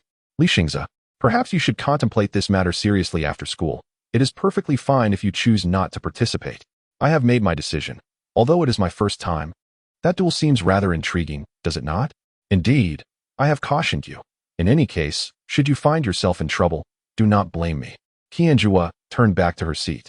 In the context of mecha battles, the worst-case scenario would typically involve the mecha being written off, while the participants themselves should remain unharmed, as it is a legitimate duel. Therefore, there is no need for excessive worry. After the afternoon classes concluded, the school day came to an end, and I, as usual, stepped out of the classroom. But this time, my destination was not home. Instead, I walked towards the A1 duel arena. Chapter 9. The indestructible object. Upon entering the gates of the A1 duel arena and traversing a dimly lit corridor, I found myself standing on the elevated platform of the arena, surrounded by a throng of spectators. It seemed that many had gathered, drawn by the anticipation of an impending duel. My classmates were also present, a mixture of both boys and girls, intrigued by the prospect of witnessing a new student ranked second in the order of merit. However, the greater draw was undoubtedly the man known as Zhu Cheng, whose reputation far eclipsed my own. Gazing down at the arena, I observed a battleground shaped like an elongated diamond, encircled by rugged rocks, one of the dual maps known as the Rocky Arena. In one corner stood Zhu Cheng, a man with short hair, who had arrived even earlier than I. I descended the stairs to confront him directly. "Have you arrived? Let us dispense with pleasantries and commence the duel," he urged. I shared his sentiment. At that moment, Zhu Cheng produced a card from his pocket and swiped it across a machine. It was a student card, a means of acquiring food within the academy and a tool for evaluating a student's capabilities. I followed suit, inserting my own card into the machine. Once both of us were prepared, the duel entered its countdown phase. Our respective mechs would be transported from the underground tunnels, 3 types in total. I was confirmed to use a ground-type mech during enrollment. We donned our visors, devices akin to controllers that allowed us to manipulate our mechs through neural impulses. As the crimson hue of my visor clashed with the deep blue of Zhu Cheng's, our mechs were activated. Typically, operations would proceed via brainwaves. However, as a holder of the original stone, I had an advantage. By merely making contact, I could allow the spirit of the stone to enter the core of my mech with a simple gesture. Alternatively, the spirit, known as the original spirit, could independently enter the mech's core in its ethereal form. The reason the original spirit could interact with the mech was due to the core within, enabling me to control it freely. This core, named Kaudaka, had merged with me from the very beginning, a remarkable entity with a tough, greenish-yellow form that usually remained dormant. As the countdown concluded, the duel commenced, and the large screen above displayed our profiles. Zhu Cheng with a record of 34 victories and 19 defeats, while I had yet to enter the arena of competition. Beside our avatars was a green HP bar, which diminished with effective strikes. A complete depletion indicated defeat, thus ensuring a clear victor while preventing excessive damage to the mechs. The crowd erupted into cheers as the blue training mech soared into the air, advancing toward me. I recognized it as an aerial type, realizing then the challenge it posed. As ground types struggled against airborne opponents, the blue mech circled overhead, maneuvering around my dark yellow mech, prompting me to shift my position to minimize vulnerability while awaiting an opportunity to counter. Zhu Cheng wielded a blue battle axe, a weapon that necessitated close proximity for effective strikes, as training mechs lacked formidable long-range armaments. Suddenly, the blue mech accelerated, darting to my side and attempting a rear attack with the axe, back attacks inflicting double damage. At that critical moment, my yellow giant pivoted, narrowly evading the axe's descent and seizing the opportunity to grasp Zhu Cheng's robust rear leg, preventing its retreat to the skies. With all my strength, I hurled the blue mech against the rocky terrain with a resounding crash, causing a significant reduction in Zhu Cheng's HP. The audience erupted in admiration. The seemingly simple maneuver required impeccable timing and skill. Seizing the momentum, I charged toward the blue mech, but Zhu Cheng deftly maneuvered away, evading my attempt to deliver a blow. I pursued, leaping over the rocky outcrops, determined to bring him down once more, yet he eluded my grasp. "That stings, boy. Allow me to demonstrate my ultimate technique." Zhu Cheng's face contorted with pain, a shared sensation indicating his status as a holder of the original stone. Secret technique, Mech Tornado. The blue mech, now engulfed in swirling winds, lifted its arms overhead, forming a small tornado that spiraled toward me. It appeared to be a formidable attack, and as I braced for impact, I commanded Kaudaka to execute a difficult evasive maneuver. Yet, despite my efforts, the whirlwind struck, sending my dark yellow mech careening 10 meters away. In that instant, pain coursed through my body, and my HP plummeted. The blue mech performed a graceful spin in midair before returning to the sky, preparing for a second assault. Kaodaka managed to regain its footing just in time. Prepare to meet your end. Zhu Cheng's eyes gleamed with exhilaration as he propelled the blue mech toward me once more, transforming into a tornado. I resolved to maintain my distance. Even the most powerful techniques had their limitations. I navigated the rocky terrain to elude his pursuit, momentarily disappearing from view. Yet my visor maintained a connection to the mech's dynamic visuals, allowing for remote operation. Zhu Cheng, undeterred, pierced through a rock in his relentless chase. Faced with this adversary, I remained resolute. After navigating around a boulder, I executed a swift maneuver, positioning myself directly in front of the blue mech, ready to confront the incoming tempest. Send it flying. To Cao, it was clear that as a ground-type mech, I stood little chance against an aerial opponent. The odds of victory were decidedly unfavorable. And there was no doubt that this was a direct confrontation. Facing the impending blue figure, a glimmer of sharpness radiated from Cao's fist, which he then thrust towards the heart of the whirlwind. With a resounding thud, his punch struck the vortex, yet it failed to dispel the formidable force. In that instant, the whirlwind collided with his fist, and my HP began to dwindle steadily. One hand, in a palm-like form, braced against the oncoming tempest, while the other fist clenched tightly, launching another powerful blow towards the center of the whirlwind, producing yet another loud impact. Zhu Cheng's health was reduced to about a third from those two strikes. However, neither blow halted the whirlwind's relentless spin. My controlled entity clutched the massive vortex with both hands, attempting to hold it at bay. As friction escalated, my HP plummeted like a cascading river. What was that fool doing? Was he not courting his own demise? Indeed, avoidance was the wisest course of action. The students in the stands began to murmur, perplexed by Li Xing's intentions. The young man simply gazed forward in silence. Moreover, the palm of my mech began to warp, crumbling into fragments, dispersing like confetti, resembling a meat grinder in motion. At that moment, the man across from me smirked. That must hurt. I shall repay you double for your previous transgressions. Indeed, it was painful, yet I had no intention of retreating. I clenched my fist, determined to eliminate that pesky adversary. However, my hand was gradually dissipating. One palm had been entirely worn away. Not only could I not block it, I was incapable of even grasping my opponent. Yet, in the next instant, my mech, Cao, extended its arm, illuminating with a faint yellow-green glow, replacing the eroded forearm, and seized the whirlwind. My HP, teetering on the brink of zero, ceased its decline. The arm's HP sensing functionality had vanished, and in that moment, the two yellow-green arms tightened their grip, forcibly halting the colossal whirlwind. The opponent, akin to a high-speed fan suddenly caught, suffered significant damage, the structure of their mech showing signs of cracking. With a sudden surge of strength, I lifted it overhead and hurled a punch towards a nearby rock. The blue mech collided with the stone, resulting in its HP plummeting to zero, leaving it in a tattered state. At that moment, the screen above displayed my victory. How could this be? He immediately clutched his head, feeling the pain, but more so the frustration of failing to eliminate me. Such is the nature of victory and defeat. Shortly thereafter, the mech was retrieved by the nearby staff. Chapter 10.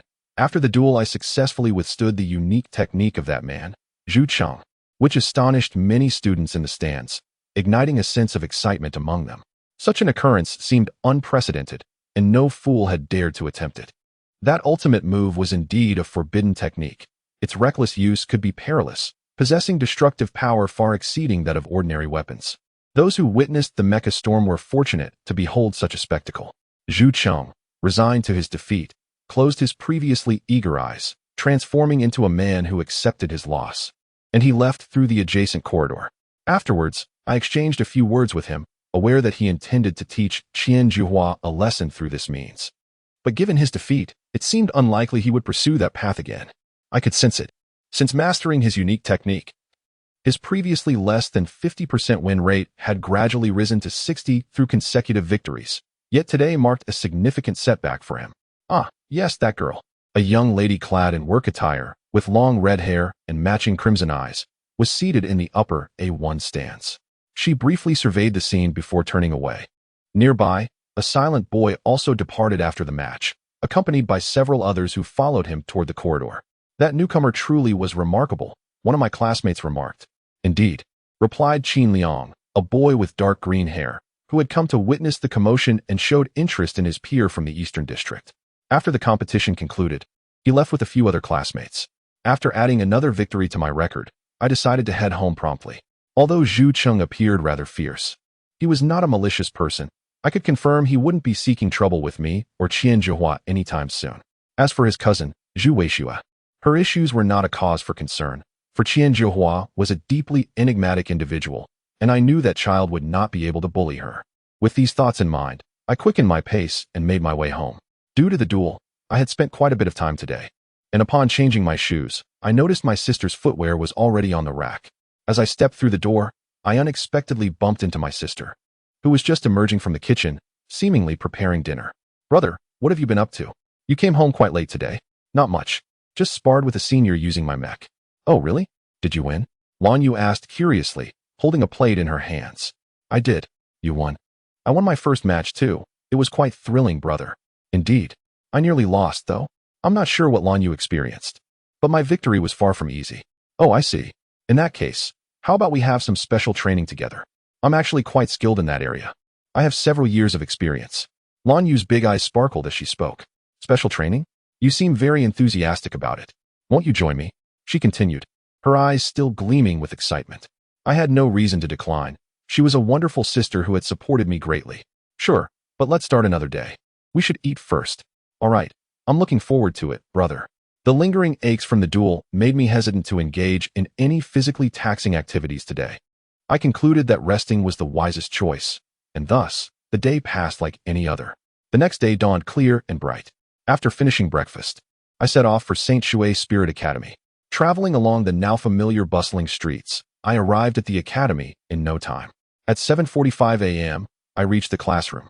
And since there was still some time before class began, many students had yet to arrive.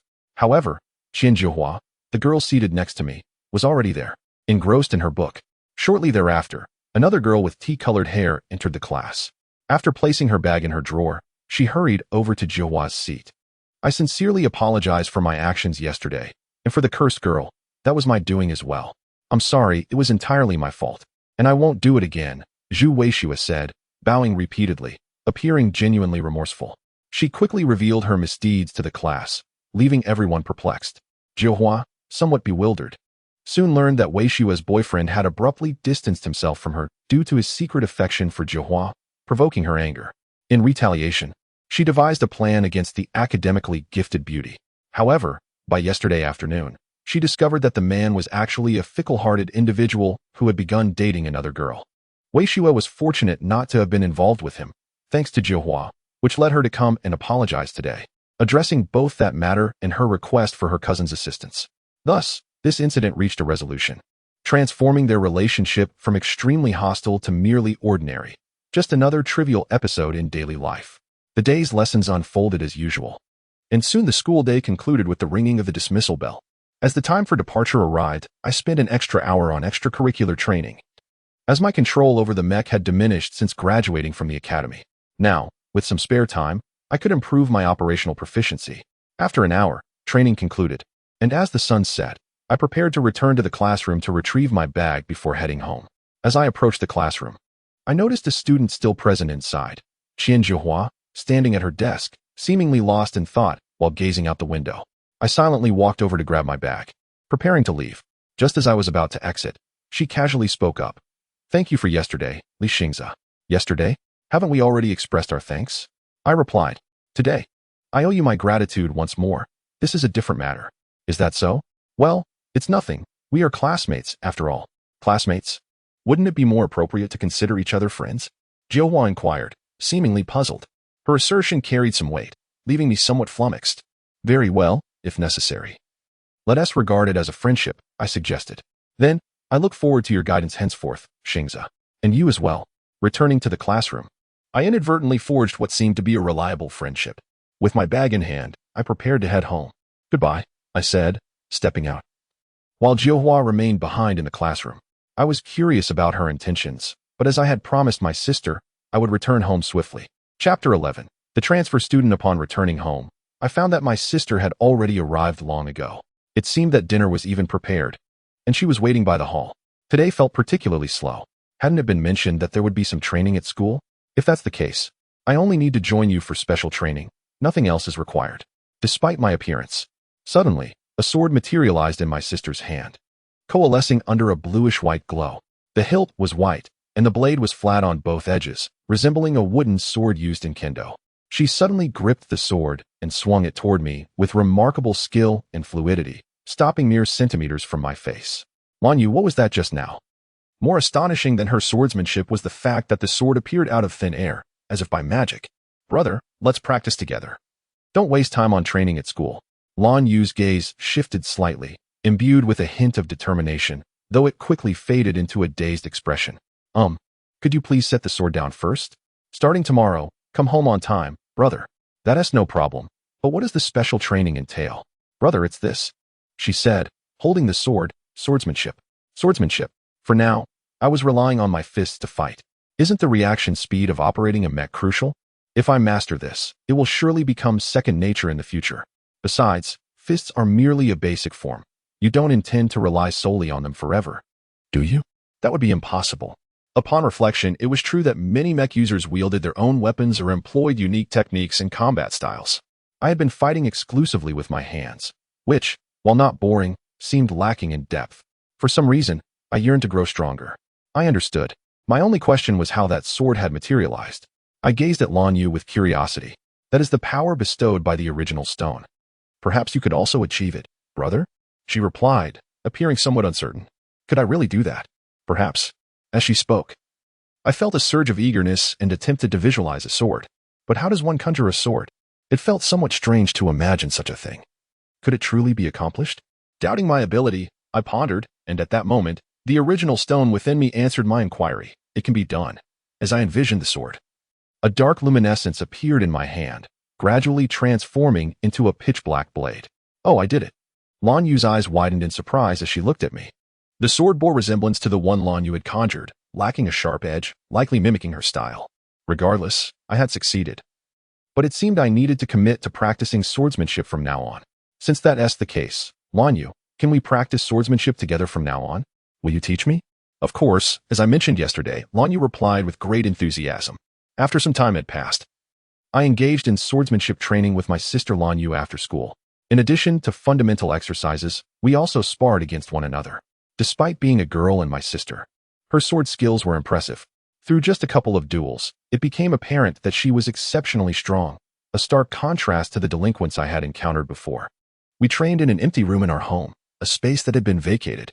There were several such rooms in the house, and it was indeed regrettable that I hadn't come to my sister's home sooner. During our practice, although Lan Yu was enthusiastic and eager to assist me, she was also quite rigorous, leaving my limbs sore. Due to the nature of the floor, I endured far more than an average person. And I trained without any protective gear, often finding Lan Yu's strikes to be unrestrained. Thus, we unknowingly passed nearly half a month engaged in intense training. While there were challenging moments, I gradually adapted. The focus remained on fundamental sword techniques, repeating a few movements throughout the day. Lan Yu described me as possessing potential. Although I was uncertain if that was merely a comforting statement, I had no intention of giving up. Brother, keep going. Of course, I will reclaim my former glory eventually. That may be quite difficult. Lan Yu chuckled lightly, encouraging me, her confidence shining through. One morning, our class, A13, was to welcome a new transfer student, as informed by our homeroom teacher. The arrival of this transfer student sparked considerable excitement among my classmates. Before long, our homeroom teacher stepped up to the podium, and the students became even more animated, aware that, according to tradition, the transfer student would soon enter. As I thought this, a girl clad in a dark green uniform walked in. The fitted outfit accentuated her perfect figure. She sported long, deep red hair tied in a ponytail that reached her waist, topped with a work cap. As she approached, I caught a glimpse of her profile, which was captivating enough to elicit cheers from the boys in the class. Is that the transfer student? Awesome. She's truly beautiful. Our class has been lacking this. Everyone, quiet down. Actually, I'm not the transfer student, our homeroom teacher said with a wry smile. The girl then turned to face the students. Holding a table lamp, she said, I apologize, this device is broken. I need to take it for repairs. She displayed a hint of regret as she addressed her classmates. The students felt disappointed, and for a moment, I seemed to lock eyes with the red-haired girl. Did she notice me? I couldn't help but wonder, though it was likely an illusion. In the next moment, the red-haired girl turned and exited the classroom. All right, This time it's the real transfer student, Mr. Wu Feng announced, gesturing toward the entrance. Soon after, a red-haired young man stepped through the door. Compared to the previous girl, he appeared rather plain and lacked noteworthy features. He bore the unmistakable air of a country bumpkin, a scent only I seemed to perceive. This was the transfer student, Lin Hongguang. Oh, isn't that Li Xingzi? He suddenly looked over, having noticed my presence, and waved at me. I merely gazed out the window, pretending not to see. Thus, this tedious charade came to an end, and the students resumed their lessons as normal, their expectations dashed, having been met with the arrival of that rural redhead. Recently, I have embarked on a journey of learning about mechas. In a week's time, a friendly competition among the first-year students of the academy is set to take place, which will serve as a testament to our achievements. Please prepare yourselves. As Wu Feng's class was nearing its conclusion, she announced this event. Her words sparked a lively discussion among the students. The mecha combat competition, a duel between mechas, is the primary reason most students have come to this school. Many, including myself, yearn to enhance our skills in controlling mechas. As the class concluded, a red-haired boy approached and greeted me with a wave. I didn't expect to see you in this class. What a fortunate encounter, Xingzi. I must ask, how did you gain admission? I officially passed the assessment to get in, although it did require a bit of money, but that is of little concern. The red-haired boy chuckled, and at that moment, I thought the students in the class should be pleased. For a man who could serve as the underdog had joined their ranks. Chapter 12. Guanling with the Intra-Academy Combat Tournament for students of my level at St. Water Spirit Academy a mere 3 days away, I was, as usual, attending mecha courses. After the first mecha practice session of the afternoon, I made a brief visit to the restroom. It was 2 o'clock, and there were still 2 periods before dismissal. Though the courses were intrinsically linked to mechas, there seemed to be a dearth of specialized instruction for individuals like myself. Those externally lauded as origin stone wielders. Or rather, such instruction was only occasionally broached. The academy primarily focused on natural mecha knowledge. Origin stone wielders were also a minority within the academy, with the majority of students being ordinary mecha pilots. Emerging from the restroom, my intention was to return to class. I proceeded along the corridor, the classroom being situated at the opposite end of the vast, elliptical passageway, approximately several hundred meters distant. Before that, however, I had to figure out how to traverse from the 3rd floor to the 2nd, a testament to the sheer size of the academy. After a brief walk, I arrived at the corner leading to the stairwell. At that moment, a young woman carrying a large stack of books approached. Her face was obscured by the books, and she inadvertently collided with me. With a thud, the books toppled in my direction. To avoid an accident, I instinctively leaned backward, tilting away. Amidst the collision of books and the girl, I found myself on the floor. Both of us were sprawled on the ground, the crimson-haired, ponytail-clad girl slightly atop me. Books were scattered between us, littering the ground. "Oh, I'm terribly sorry. I didn't see where I was going," she apologized. Her expression mirroring the remorse I had witnessed days prior. The books were piled so high that they obscured her view, making the incident understandable. However, I couldn't help but wonder why this seemingly petite girl was carrying so many books at once. Was she particularly occupied? "It's all right. I wasn't paying attention either," I replied.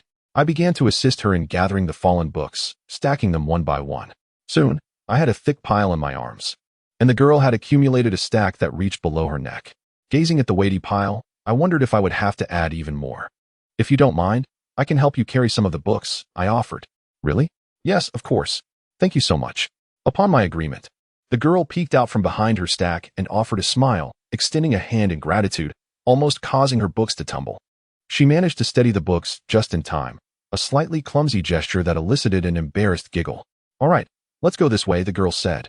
Proceeding along the 3rd floor corridor, I followed beside her, advancing toward our destination. "Thank you so much. By the way, what's your name?" she inquired along the way. "I'm Li Xingzi." "Well, Li Xingzi, I'm Guanling. Thank you for your help. Class is about to start, so let's pick up the pace." "All right." Indeed. Class would be starting soon, and being late due to helping this girl was hardly an acceptable excuse. With that in mind, we quickened our pace. We advanced along the corridor and soon arrived at the far end, where a door was marked with the word storage warehouse. Guanling swiped a card on a machine next to the warehouse, and the iron door opened automatically. She stepped inside, and I followed, entering the warehouse as well. The surrounding warehouse was quite spacious, filled with various items. However, the dim lighting made it difficult to discern the details. "Li Xingzi, it's just ahead. You can put them there," Guanling directed, placing her stack of books on a nearby bookshelf. I quickly joined her and prepared to place my own stack beside hers. The girl had already finished and was heading toward the entrance. She paused at the door, swiping her card at the internal card reader. With a click, the door sealed shut. What's this? After arranging the books on the shelf, I approached the closed door and inquired. Li Xingzi, I actually have a favor to ask of you, Guanling said, her crimson eyes gazing intently at me. What is it? Summon it. Summon what? What are you referring to? You're an origin stone wielder. You should know what I'm talking about. Others had said similar things before, but this time, the meaning was clear. She wanted me to summon the spirit within the origin stone. Again with this? Why do you want me to summon it? Because we're going to make a trade. A trade? What kind of trade? Does it involve origin stones? Yes, I want to exchange origin stones with you. Exchange origin stones. Is that even possible? I've never heard of origin stones being exchangeable. It is, but only I can make it happen, Guanling stated, her crimson pupils seeming to gleam with an unknown radiance in the dim environment, a radiance tinged with danger. Is that so? Even if you say that. I don't want to trade. Open the door, I want to leave. I'm offering you a sky-type origin stone, capable of long-range attacks. It's quite powerful. Think it over. No. If it's so good, you should keep using it. I don't like making trades like this. Because yours seems more suitable for me. Is that so? Well, I don't know if yours is suitable for me. It's fine, I'll keep your secret. As I said this, Guanling's gaze turned icy, her deep crimson pupils staring silently. The surrounding air seemed to freeze, and we both fell silent. The next moment, Guanling raised her head slightly. A scarlet radiance materialized into a crimson long sword in her hand, which she slashed through the air, a thrust aimed at my shoulder.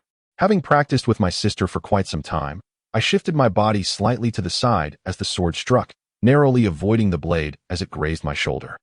What are you doing? I exclaimed. She didn't cease her attack, silently swinging a second blow, this time toward my legs. I instinctively retreated, backing against the door. I tried to push it open, but it was too heavy and wouldn't budge. There was no key. It's no use. The door won't open without my card. And the sound won't reach outside. What exactly are you trying to do? So, just obediently summon it. You don't want to suffer, do you? The red sword was once again thrust before my face, pointing at my chest. Suffer? Wouldn't someone discover you doing something nefarious here? I retorted. Be discovered? No need to worry. It's dark here, and no one knows we're here. People only come here in the evening. As for you, the problem. I'll just take care of you. She said she would take care of me, though how, I didn't bother asking. Can you even do it? As I uttered these words, she seemed to embrace my provocation, launching a more merciless strike. A flash of crimson sliced through the air, leaving a tear in my garment. Simultaneously, I was thrust backwards by a powerful force, crashing into the cargo boxes behind me. I was bewildered by the nature of that slash. It felt as if I had been struck by the fist of a heavyweight champion, permeated by an invisible aura. It resembled the essence of sword chi, yet I could not dwell on it for long. It was prudent to evade her for the time being. Resolving this, I ventured deeper into the warehouse. The surroundings were shrouded in dimness, making it challenging even for Guanling to locate me swiftly. Don't even think about escaping. Upon noticing my retreat into the depths of the warehouse, Guanling crouched low and pursued me, wielding a sword that glimmered faintly with a red hue. Akin to a beacon in the night, I concealed myself beneath a nearby bookshelf, peering through the narrow gaps between the tomes, observing the girl with the crimson blade not far away. The pervasive darkness allowed her to hold the softly glowing sword, enabling me to discern her position clearly. Once I had ascertained her whereabouts, I could distance myself from her. For the moment, she did not seem to approach. And it was difficult to fathom what had transpired with that girl. She had transformed as if she had donned a different persona. The earlier semblance of innocence and charm had seemingly vanished. Upon reflection, those traits had appeared somewhat feigned, beneath her bloodshot visage. Perhaps lay the truth concealed by her scarlet eyes. After a brief moment, I cautiously began to move, stealthily retreating further into the warehouse, striving to distance myself from that crimson fiend. However, as I distanced myself, I realized that hiding too far would impede my ability to gauge her position, potentially leading to greater peril. As I pondered this, suddenly, a sword pierced through the adjacent bookshelf, appearing before my eyes, mere inches from my shoulder. The red blade was indeed no trifling matter. Chapter 13. Melee. Gazing upon the crimson irises that glimmered with a frigid light, I observed that the bookshelf beside me had been cleaved in twain, now permitting her unhindered passage. I found you, Guanling uttered. As she spoke, the sword, faintly glowing with a reddish aura, was brandished in a wide arc. Perplexed by the situation, I could only endeavor to evade it with all my might. I narrowly avoided her assault, steadying myself against the ground, my gaze fixed upon the sword's crimson glimmer. It bore a striking resemblance to the weapon forged by Lan Yu, suggesting that many ability users might employ such techniques. Indeed, having mastered similar skills myself, I knew it was within the realm of possibility. Flight, driven by an instinct for self-preservation, was my immediate response, akin to a small creature confronting a lion. The overwhelming force was too formidable to withstand. Yet, with no egress in sight, I found myself cornered, left with few options but to confront the situation head-on, refusing to await external assistance. Implore the girl to return to normalcy or acquiesce to the illicit bargain, I resolved to meet violence with violence. In that instant, a sword materialized in my hand. Come then, I declared. I am not so easily vanquished. Guanling merely smirked, as if beckoning me to engage in a few exchanges. So be it. I would treat all combatants, male or female, with equal measure. Instantly, I clashed swords with her, but the ebony blade was sent flying. After several exchanges, would a cornered beast succeed in its counterattack? Alas, I was subdued. It dawned on me that the most effective response to violence was not necessarily more violence. I was hurled against the wall, Guanling's crimson blade poised at my chest. Now, hand it over, she demanded, the primal stone spirit. Hold on, I interjected. Was your initial collision with me an act? Indeed, she confirmed. How else would I, carrying a stack of books, collide with a man I did not know? It was a ruse to lure you here, quite simple. Wouldn't you agree? I see, I conceded. I was truly deceived. At that moment, I seized the crimson blade with my bare hand, grasping its sharp edge. Guanling's surprise was palpable. Ordinarily, my hand would be lacerated by such an action. In Li Xing's estimation, it would be a common occurrence, but for Guanling, the hand would be severed by the keen blade. Yet that did not transpire. I forcefully pulled the blade towards me, causing Guanling to lean forward. She promptly relinquished her grip on the sword to avoid losing her balance. Using her momentum, I rose to my feet and tossed the sword aside. Despite your heinous conduct, I asserted, I still wish to know, what do you intend to do with the primal stone? Upon hearing this, Guanling lowered her head, seemingly lost in thought. Before replying, resistance is futile. The next moment, Guanling closed the distance, a crimson blade reappearing in her hand as if from nowhere. A sudden elbow strike with the sword's hilt sent me crashing into a bookshelf, which, unable to withstand the impact, toppled over, pinning me to the ground beneath the girl. Very well, this is your last chance, she commanded. Summon the primal spirit. The crimson blade once again threatened me. If I summoned it, I might still have a chance to fight, perhaps even prevail. As you wish, I relented. Instantly, an azure radiance emanated from me, and a cerulean figure materialized, causing the girl to recoil. It has emerged, I declared. Show me how you intend to seize my primal spirit. With this blade, she responded, her eyes gleaming as she lunged towards the towering figure, aiming the crimson blade at one of its limbs. At once, a surge of cerulean light collided with Guanling's crimson blade. The impact yielded no result for either party. It cannot pierce it. Indeed? I quipped.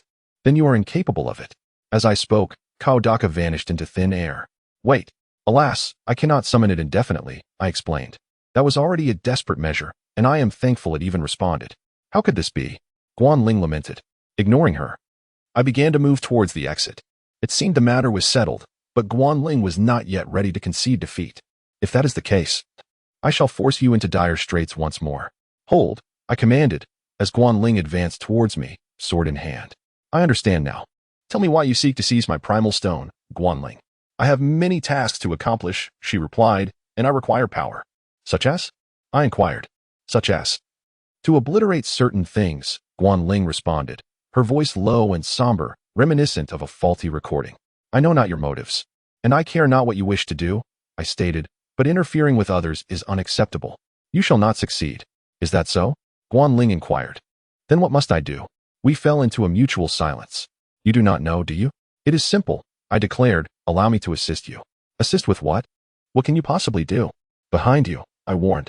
I saw that on the bookshelf behind her, several books were on the verge of falling. A consequence of the earlier disturbance. Do not presume to call me a fool, she retorted. The next moment, the books plummeted, striking her on the head and body, causing her to wince in pain. It is your fault, she accused. There is something about this woman that feels familiar, I mused. At that moment, a commotion arose outside, indicating that someone had noticed the anomaly within the warehouse. The sound of footsteps echoed through the air. Guanling slowly straightened up, shook her head, and strode off in another direction. It seems I must withdraw, she declared. Shortly thereafter, Guanling departed from the dimly lit warehouse. I waited near the entrance for a moment, and then someone opened the door, granting me my freedom. Afterward, I provided an explanation to the staff and was tasked with tidying up the disarrayed warehouse. Regrettably, I had no choice but to comply. As dusk approached, I completed my task and emerged from the classroom, coinciding with the end of the school day. The red-haired girl reappeared before me. You did not inform the school's faculty, did you? Guanling inquired. Inform them of what? I retorted. Of my actions. As I stated previously, I would maintain confidentiality, I reminded her. Why would I betray that trust? You, Guanling exclaimed, her expression incredulous. I handed her a slip of paper, stating, please remit the compensation for the damages. I am rather impecunious at the moment. With that, I departed from her side. As per Lan Yu's instructions, I was to return home as soon as possible. I set off on my journey, and my mobile phone signaled the arrival of a text message. The sender was unknown, so I opened it to ascertain its contents. Chapter 14, Day of Rest Sorry. This was the content of the message I received. I do not know who sent it, as the sender remains unknown.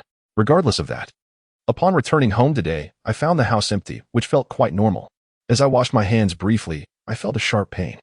It was from when I had grasped the sword's edge barehanded, a detail I almost forgot. Fortunately, the wound was not deep. It was merely a trivial injury, but it would complicate certain tasks.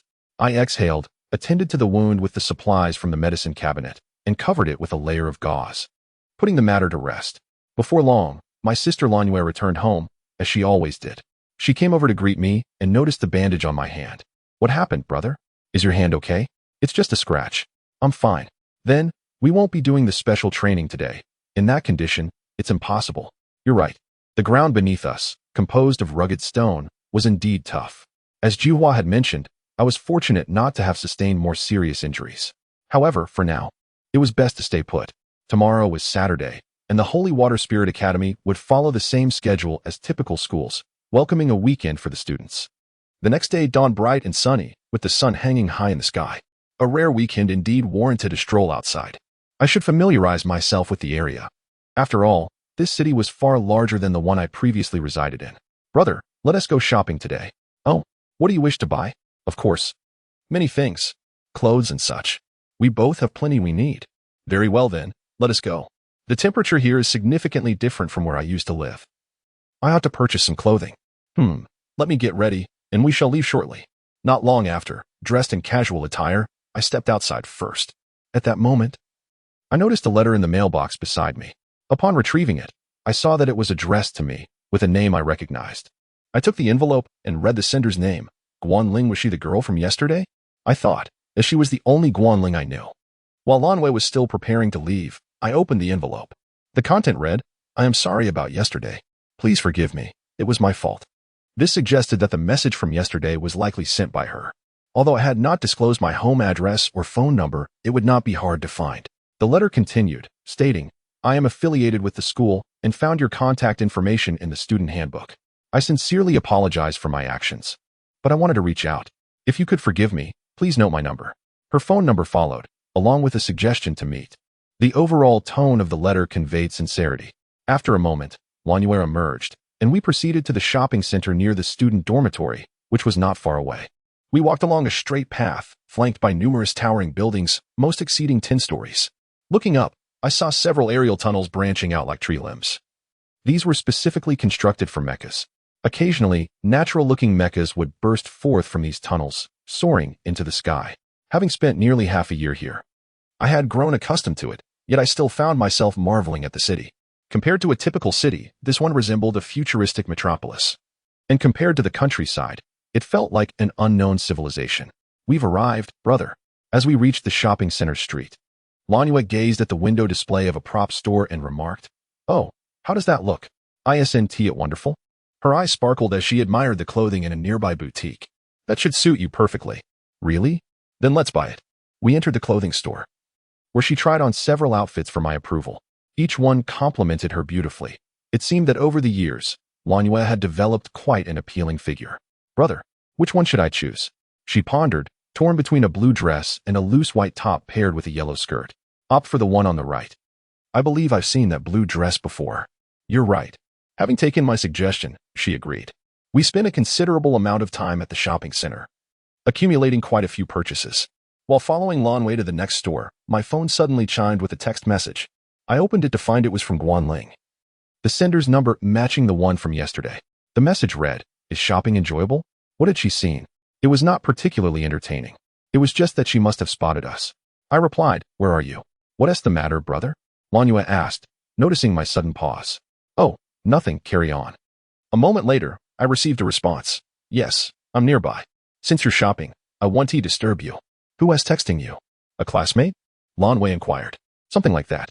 We continued shopping, planning to acquire some winter essentials.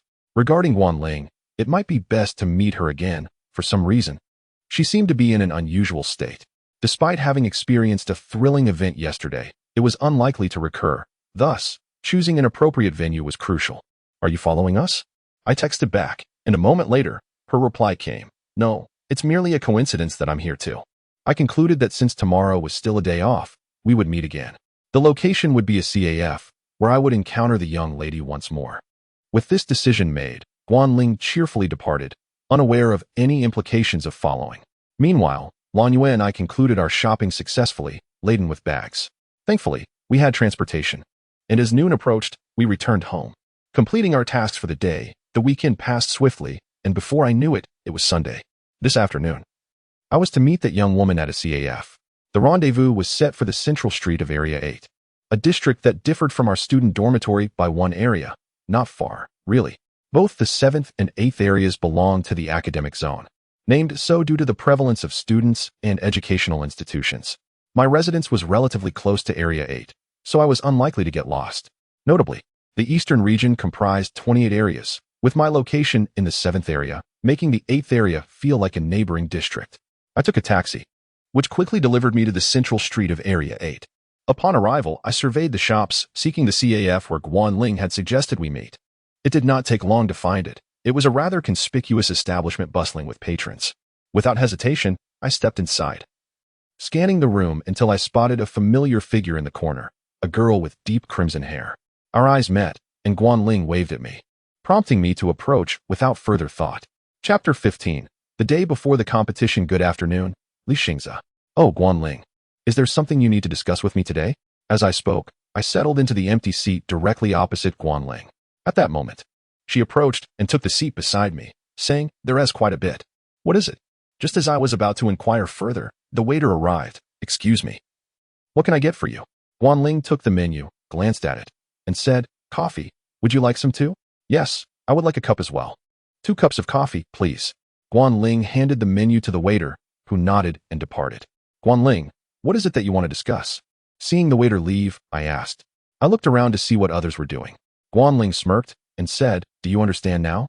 I followed her gaze and observed that the CAF was bustling with people. It was the weekend, after all, and many young men and women, much like us, filled the space. "Do you grasp what I'm saying?" Guanling tilted her head towards me. "I don't know. This is a date, is it? What should we do?" I replied nonchalantly. "Wait a moment. Your reaction is rather indifferent. Actually, I have some matters I wish to address today. But let us start with you." As I spoke, the waiter returned with our coffee, which I accepted and took a sip from. After the waiter left, Guanling lowered her head slightly and continued softly. "So, first, regarding some matters about school, I sincerely apologize." "Did you read the letter?" "Yes, I did. And it's fine. Just don't let it happen again." "Have you forgiven me?" "I won't do it again, I assure you." Hearing this, I was silent for a moment. "That is good. Moreover, there is another matter," Guanling continued. "What is it?" "Li Xingza, are you currently living with your sister?" "Yes." I wondered how she knew this, but I replied, "Is there something troubling you?" "Troubling? About the future? I don't know. Graduation, marriage, work. I'm uncertain. For instance, graduating from this academy and then marrying me. That seems quite ordinary." "Really? That is how it is. First, let us start dating, and then after graduation, okay. Is that acceptable? To date first and marry after graduation?" Your response is simply okay, lacking the sincerity of writing a self-reflection letter. Let us put that topic aside for now. I thought you had something you wanted to do previously, perhaps hatred or revenge. That it's no longer an issue. It's all right now. Is that so? Not long ago, you were still in that state. How has it changed? After all, meeting the person before me is fate. You still appear quite young. Are you a faculty member at the school? 16. I'm merely trapped in that institution. Indeed, at that age, I am relatively older, I remarked. I spend a lot of time at that school, so let us move on to another topic. I will teach you some knowledge about the original spirits, Guanling said. I know that at the Holy Water Spirit Academy, they only teach about mechas, not about ability users. That's quite ordinary because the characteristics of original stone holders vary greatly. Many individuals are unique, making it difficult for a single teacher to manage. Guanling explained. And I began to understand. I see, let us proceed with that. So, starting today, let us begin with the teacher-student relationship. I nodded. Wonderful. Guanling smiled.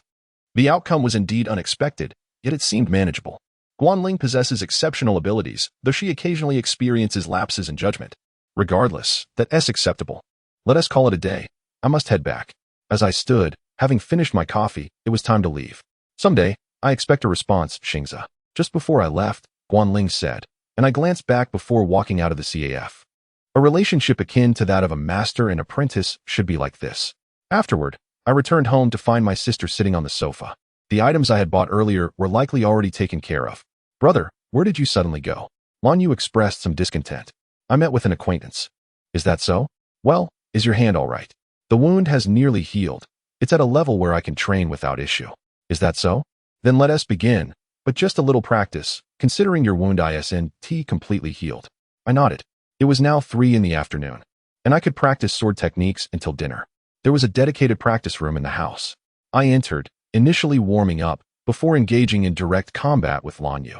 Taking the opportunity, I decided to adjust my mindset, taking a deep breath as I moved to a corner of the room, preparing to spar with my sister. Such situations occurred occasionally within a week, and today was once again a day for dueling with her. Following that process, I was bested. Lan Yu's strikes today were different from her concern for my wound. Her temperament was such that any issue would lead to an outpouring of pent-up frustration, which reminded me of her tendency to vent her discontent during practice. Those few minutes of training were indeed quite challenging. Brother, the competition starts on Monday. Don't overtrain. Yes, of course. The training consisted of merely 3 simple foundational moves. Practicing one move each day was necessary for mastery. According to Lan Yu, the fundamentals of swordsmanship are crucial. One must attain a high level of proficiency before considering the use of mechas, so it seems unlikely to utilize them in the upcoming competition. A day later, on Sunday, I dedicated even more time to practicing my swordplay. Time flew by, and soon it was Monday, the day of the inter-class ranking competition among peers.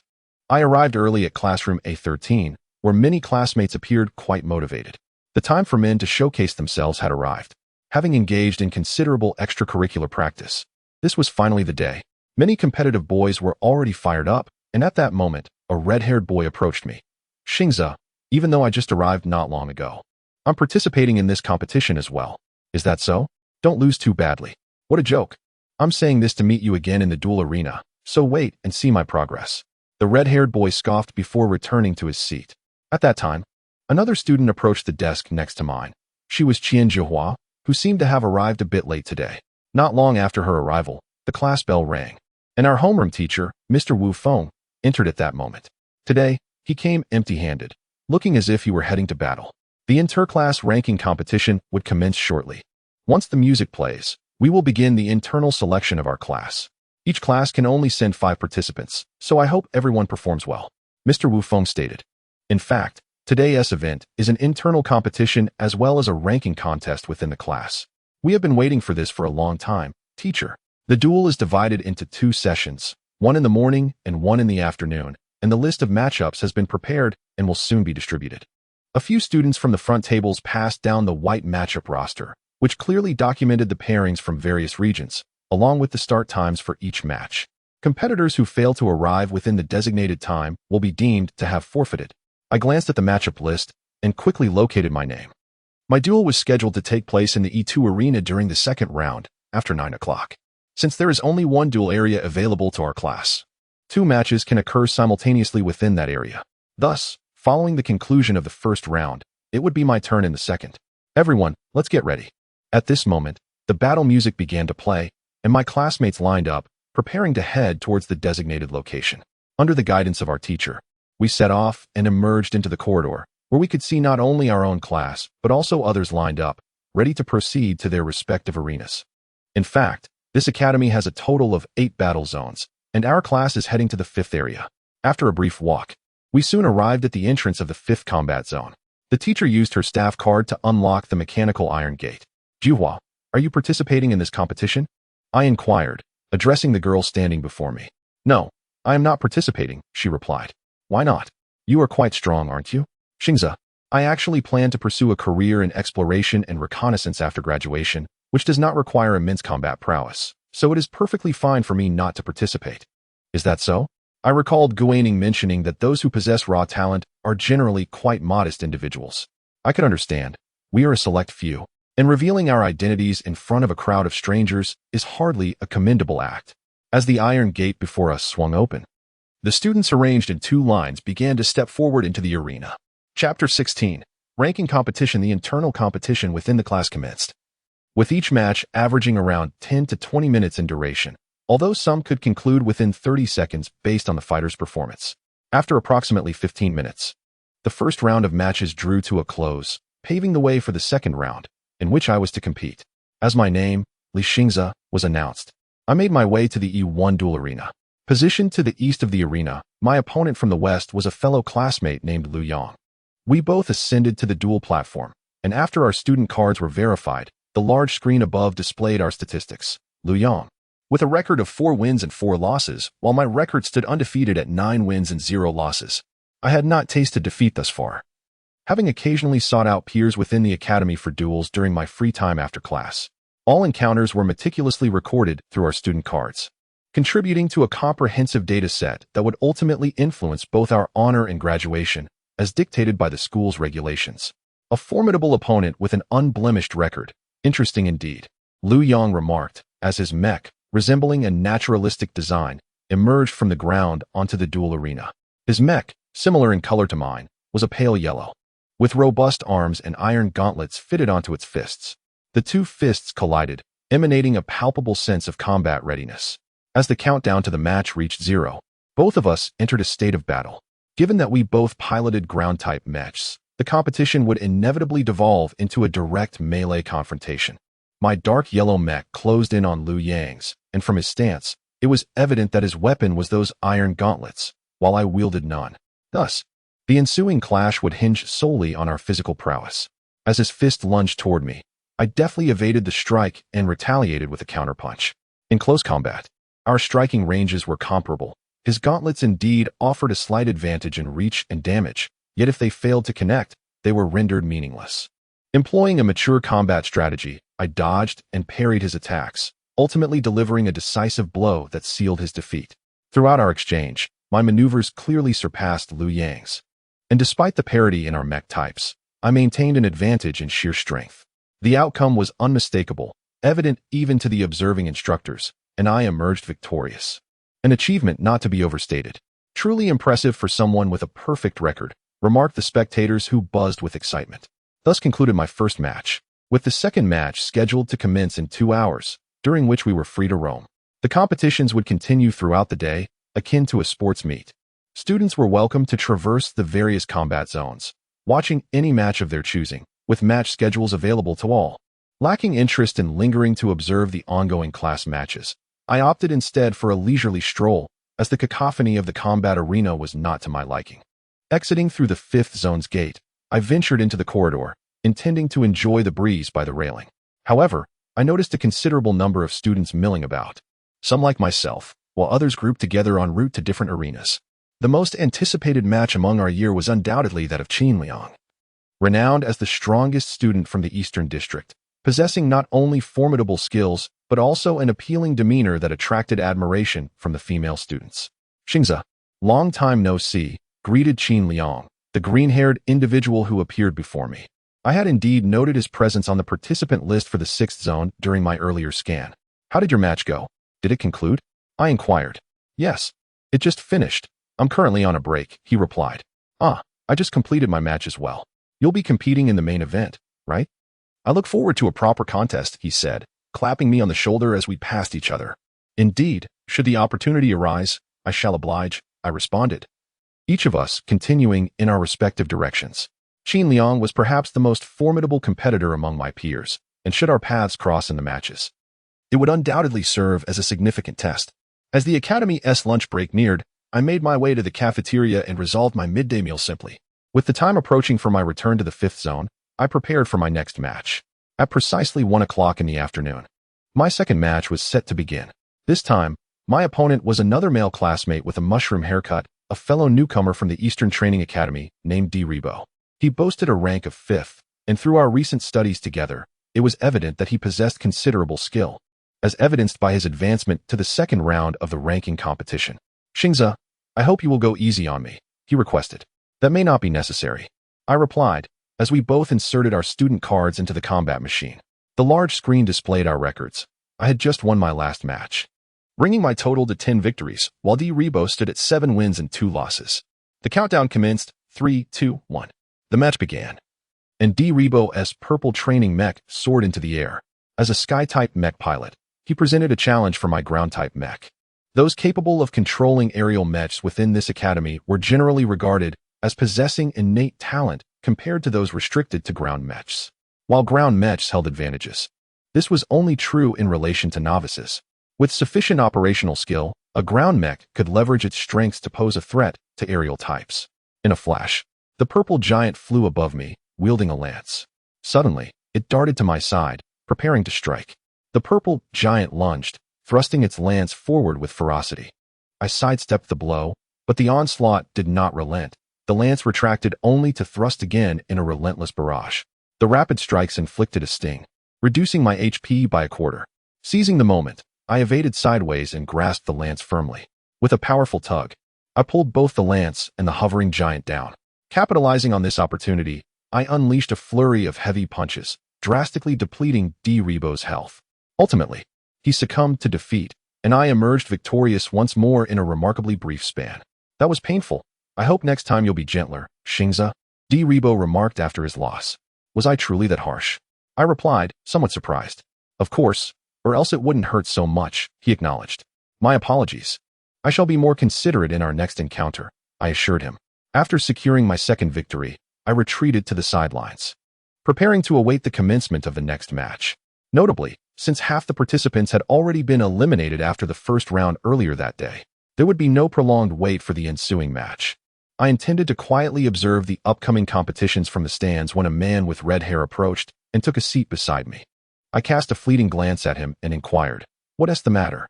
You appear to wear the countenance of a defeated soul." I had, astonishingly, succumbed in the very first round, which seemed utterly unbelievable. "What? Isn't that rather commonplace?" "Not in the slightest. I must have inadvertently encountered the most formidable contender in this class. Truly, fortune has forsaken me." The red-haired boy, who had recently transferred and evidently gained admission through financial means, was destined to falter.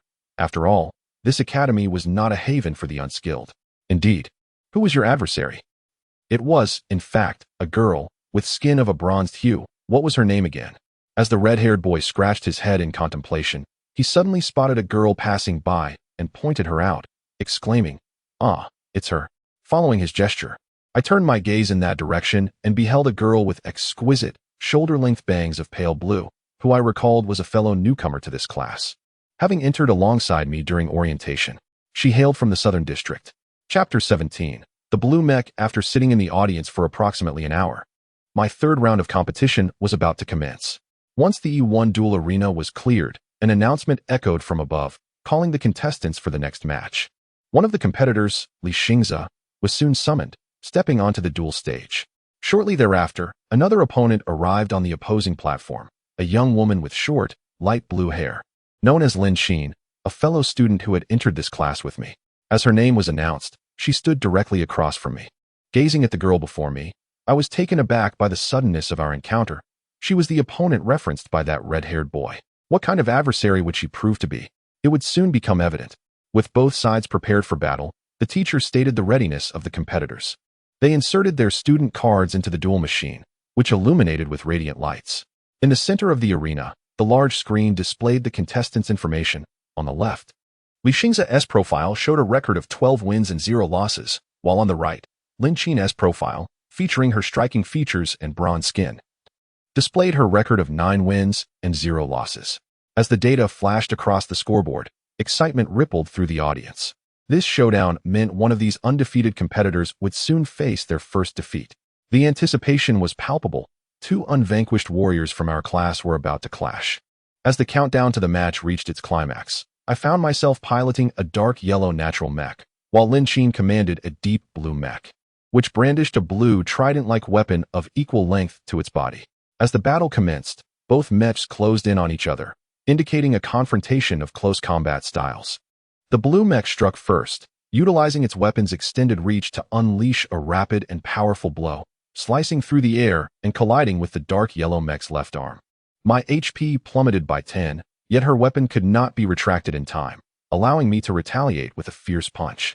However, my strike missed as the blue mech inexplicably glided backwards by a meter without any visible movement of its feet.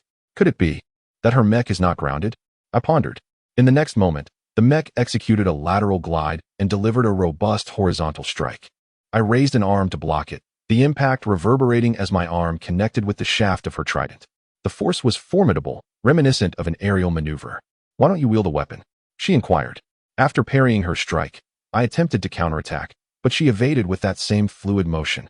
Gliding across the ground like an ice skater, her blue mech maneuvering gracefully to my rear. It was worth noting that we were on rocky terrain, and such gliding movements were typically associated with wheeled designs. However, the elegance of her mech far surpassed that notion. "Because I have yet to find a weapon more effective than my fists," I replied. "Carrying cumbersome weapons would only hinder my agility. The simplest and most effective approach is to fight unarmed." "Is that so?" As she continued her evasive maneuvers, I began to discern the peculiar rhythm of her movements. Beneath her blue mech, each glide left a trail of shimmering blue water patterns, the source of her mech's graceful gliding abilities.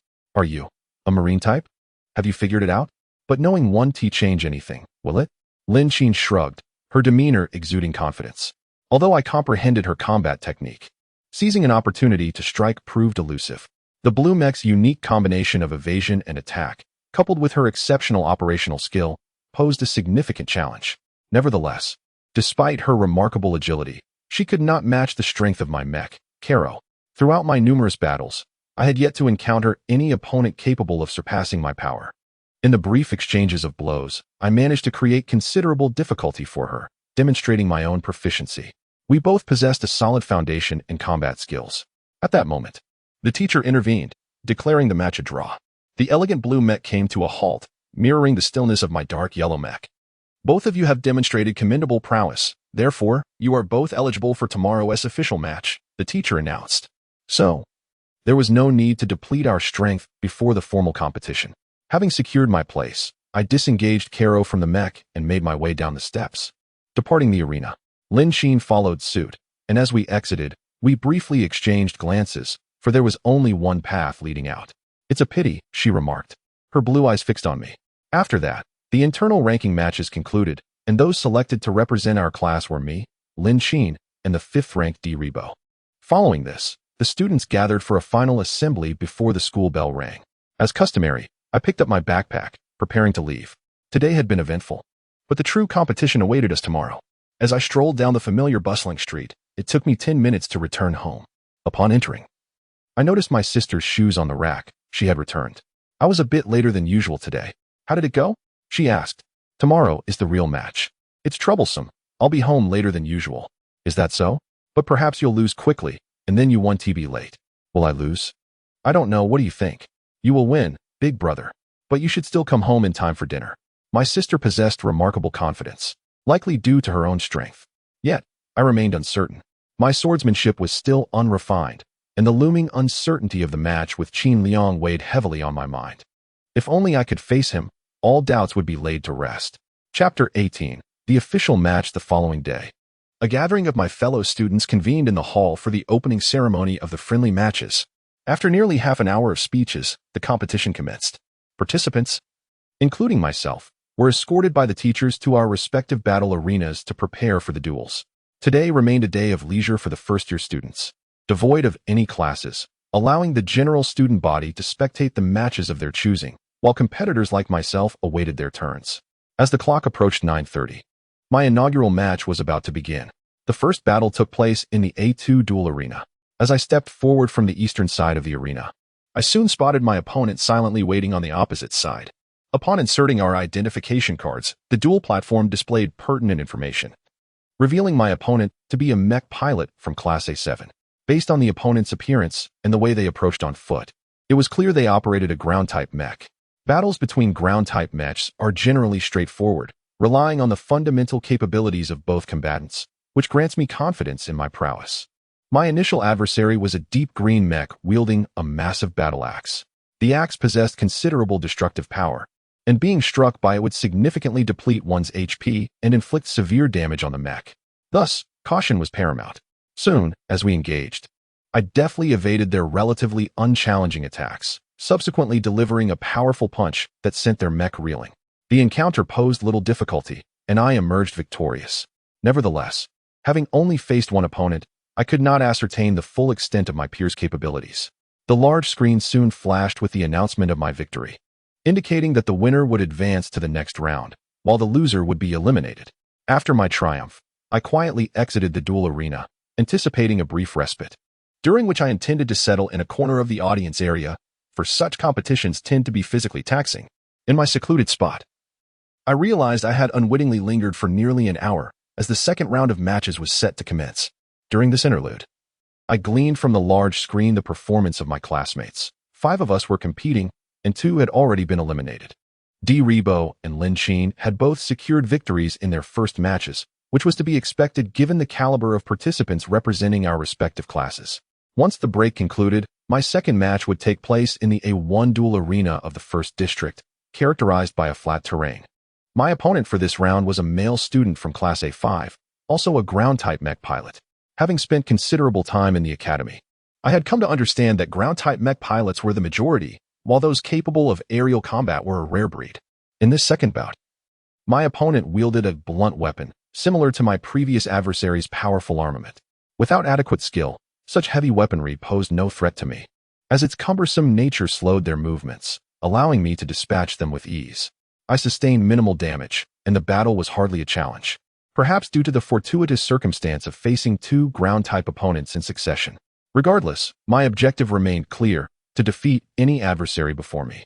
As the second break commenced, my classmates Lin Qin and Rebo concluded their respective second matches shortly thereafter. Lin Qin emerged victorious, while Rebo faced defeat, relegating him to the role of spectator. Thus, only Lin Qin and I remained from Class A13 to progress to the third round. After a brief intermission, both of us secured victories in our third matches. My opponent for this round was once again a ground-type mech pilot, a scenario I found advantageous. In close-quarters combat, strength, speed, and explosive power are paramount, rendering strategy less critical. My agility and strength surpassed that of the average combatant, a fact I had become increasingly aware of in recent encounters. Following 3 matches in the morning, we entered the lunchtime recess, during which no competitions were held, allowing all students a chance to rest. Naturally, I headed to the dining hall to refuel. Li Xingze, you're quite impressive, winning all 3 matches this morning. In our class, only 2 of us remain, remarked a classmate. What do you mean? That's only natural, as he hails from the same school as me, I thought. I settled into a corner of the dining hall, where a few classmates seated themselves at the table across from me. One bespectacled boy began to express his thoughts, but before I could respond, a red-haired boy interjected. Which school do you come from? Shuguang First Middle School. Where's that? The bespectacled boy adjusted his glasses, clearly perplexed. Only I and the red-haired boy understood that Shuguang was a remote, obscure institution. After spending some time on lunch, I prepared for the next round, scheduled to take place in the 5th district, necessitating my arrival 10 minutes before the match commenced.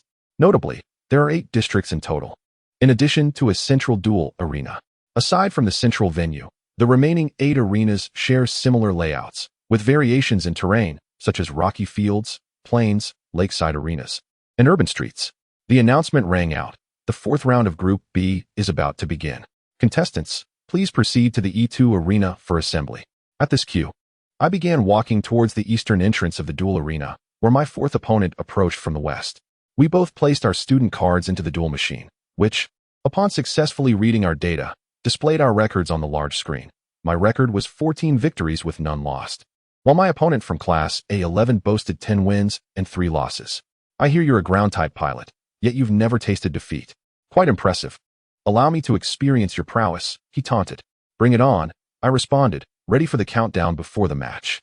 As the timer reached 0 and the machine illuminated with a green light, the match commenced.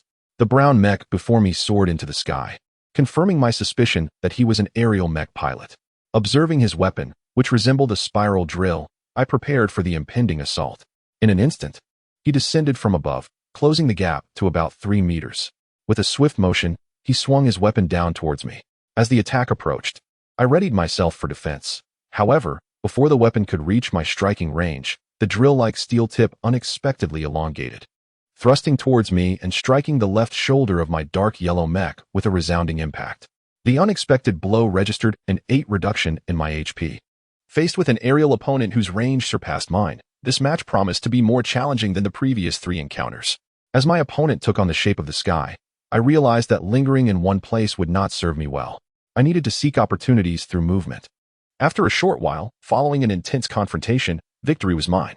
When facing an aerial adversary, the most crucial aspect, in my view, is to seize the moment of their attack to find an opportunity for a counterstrike. Accomplishing this is the key to triumph. Indeed, it is no simple feat, especially against a ground-based opponent. With that, the boy across from me quietly departed. Consequently, I advanced into the 5th round of the competition. After leaving the dueling arena, the mechs would be reclaimed and sent underground for inspection and maintenance. Since each individual possesses only one training mech, it is imperative to minimize wear and tear. Should an arm be severed, one must face the next contest in such a compromised state. Fortunately, my dark yellow mech had not sustained significant damage. Following this battle, I decided to step outside the corridor for some fresh air, thus I made my way out of the 5th area. Walking alongside the corridor on the 3rd floor when a familiar figure suddenly emerged ahead. It was a girl with light blue hair, her pair of aquamarine eyes inadvertently crossing paths with mine. Is that you? We happened to encounter each other, and she initiated a greeting, her blue eyes boldly fixed upon me. Are you heading to a match, Lin Qin? No, my match has already concluded, Lin Qin replied. Did you get eliminated? Who was your opponent? I inquired, curiosity piqued. Well, although I hesitate to dampen the mood, it was Qin Liang, that well-known individual. Ah, I see. I might have to face him. That will be quite challenging. To be frank, he is not an opponent to be underestimated. Is that so? Thank you for the warning. It's nothing. After all, I do not wish to see him continue winning unchallenged, Lin Qin said, lightly toying with her hair as she walked past me. Chapter 19. The conflict in the East District. Following that, my 5th round of duels commenced as I stepped into the C1 arena of the 3rd combat area, where my opponent awaited. After both of us silently inserted our student cards into the duel machine, the countdown began. As more students gathered around, it became evident that the competition was nearing its conclusion, with most participants having been eliminated. This duel marked the final battle within my group, Group B. At this moment, my adversary was skillfully maneuvering his engine, poised for attack as the countdown reached its end. He launched himself into the air with a single leap. My opponent, a male student with a record of 12 wins and 3 losses, piloted a mech that, while airborne, was classified as a low-altitude model. Unlike the high-altitude mechs, which boasted wings, or the ground models, known for their formidable strength and durability, low-altitude mechs possess a stabilizer and thrusters situated beneath the lower back. They represent a hybrid between ground and aerial types, capable of low-altitude flight, while wielding greater power than typical high-altitude models. However, their operational complexity is significant, rendering their pilots relatively few. Soon, the mech soared a short distance before perching atop a nearby structure. It then leapt again, charging towards my dark yellow mech. His approach was direct, with no intention of evasion. Seizing the moment, I extended my hands to meet his assault. The impact reverberated through the air. He likely believed that his thrust would propel me away, but his judgment was flawed. In an instant, my dark yellow mech intercepted his, executing a complete 360-degree spin that sent him crashing into a nearby simulated building. Capitalizing on this opportunity, I propelled my mech forward, delivering a final flurry of attacks. The onslaught swiftly diminished his HP, culminating in a decisive victory. The champion of Group B was declared to be Li Xingze from Class A13. The referee announced this as applause erupted from the surrounding students. Among the spectators, conversation sparked, with many noting that the match in Group A had also concluded.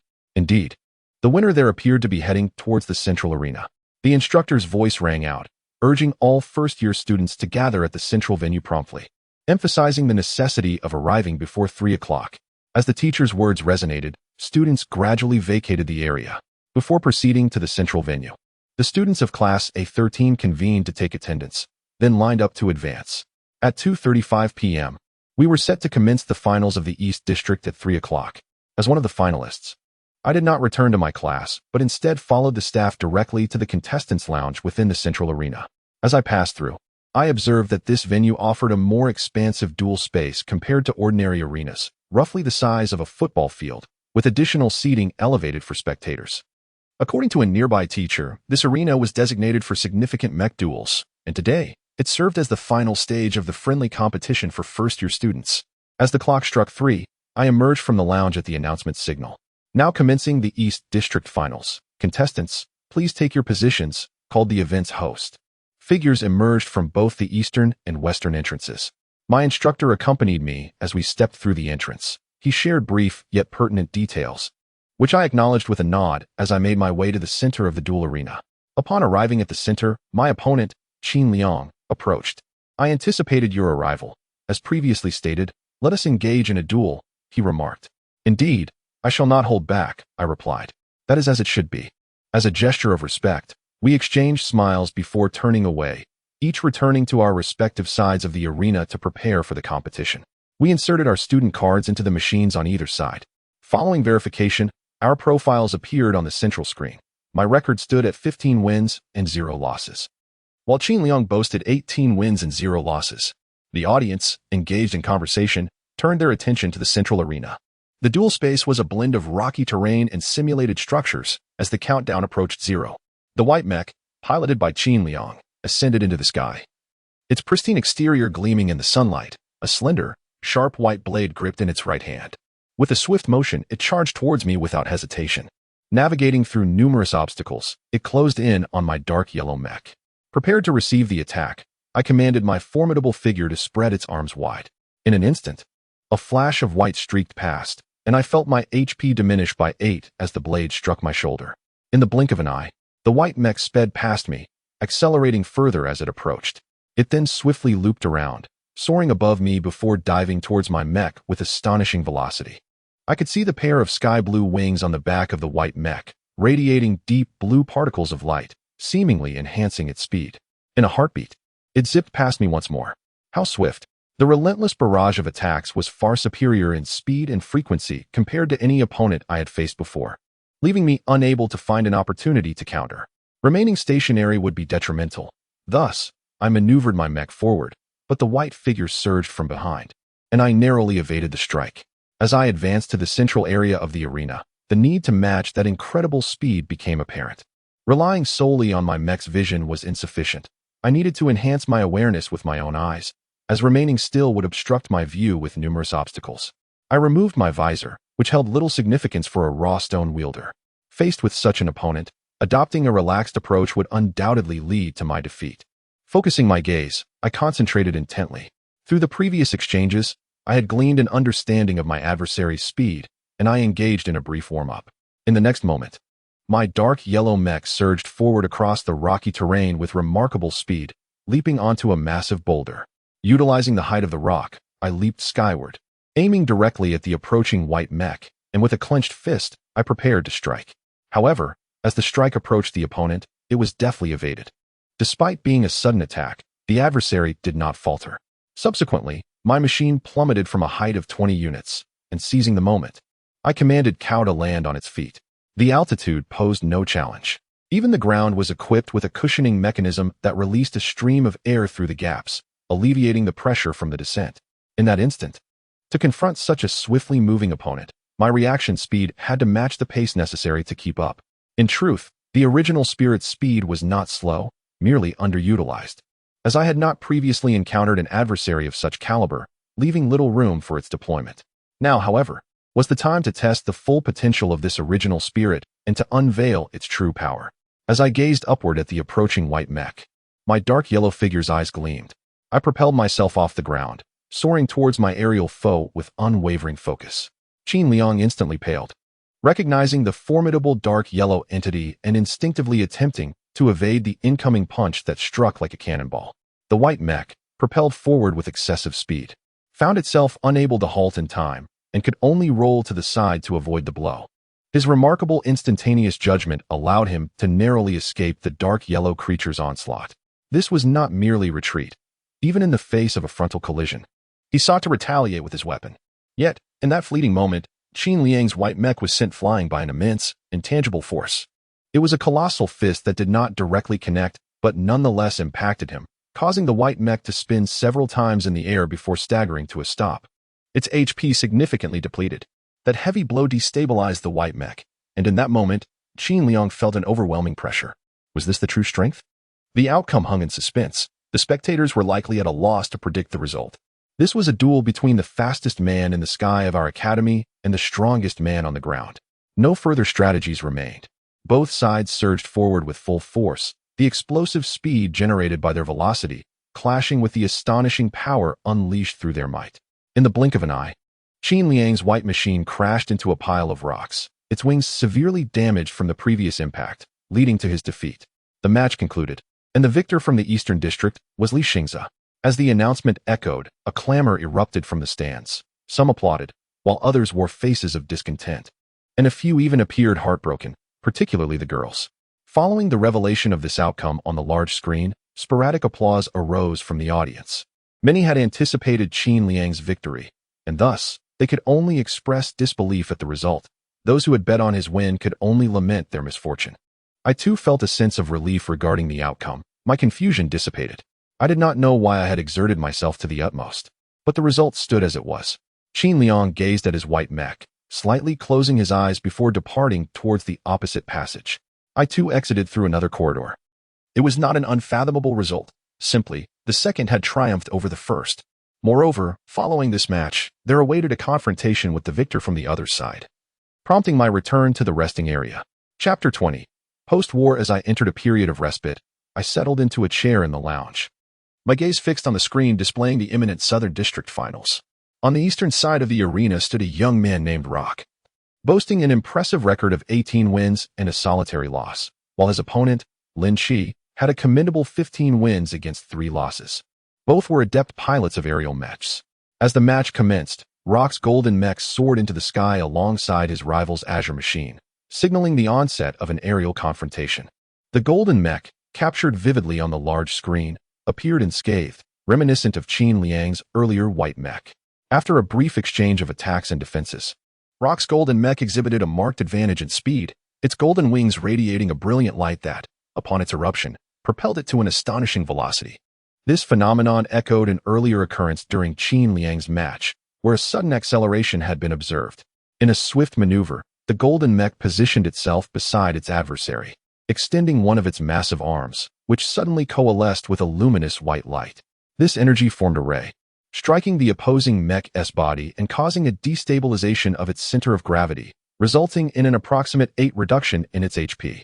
Rock unleashed a barrage of laser attacks, and within a minute, his opponent was vanquished. The match concluded, showcasing a display of considerable skill. Remarkably, the golden mech sustained minimal damage.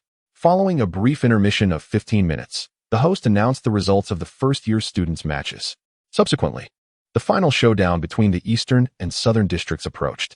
Prompted by the proceedings, I exited the lounge and made my way to the arena, where Rock, the victor from the Southern District, approached me. He was a man with a side-parted hairstyle, exuding a mature demeanor, his gaze filled with determination. "Are you ready to fight?" I inquired.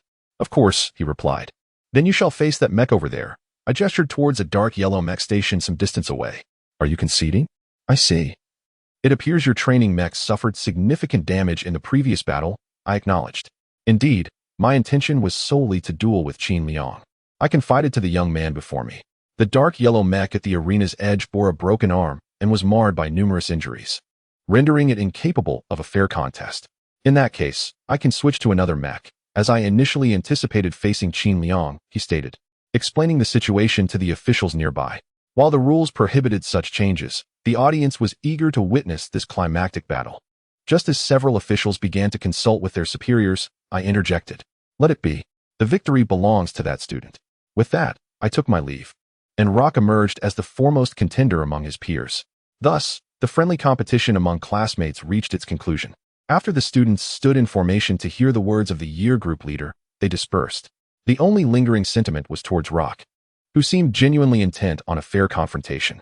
Afterward, I returned home as usual, and upon arriving at the entrance of the student dormitory, room 302, I noticed the sky had turned a muted yellow. I unlocked the door and stepped inside, quickly spotting my sister as shoes neatly placed on the rack. She was back.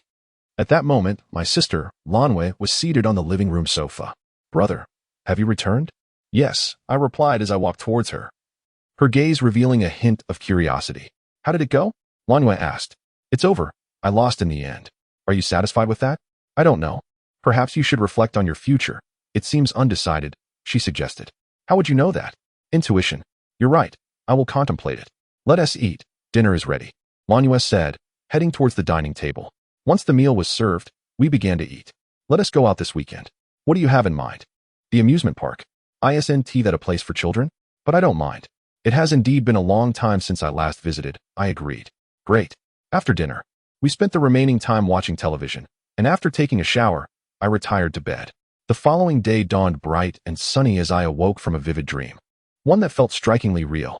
It was a vision of the future. Within the next few years, the world faced a dire crisis as dark monsters invaded, heralding true peril.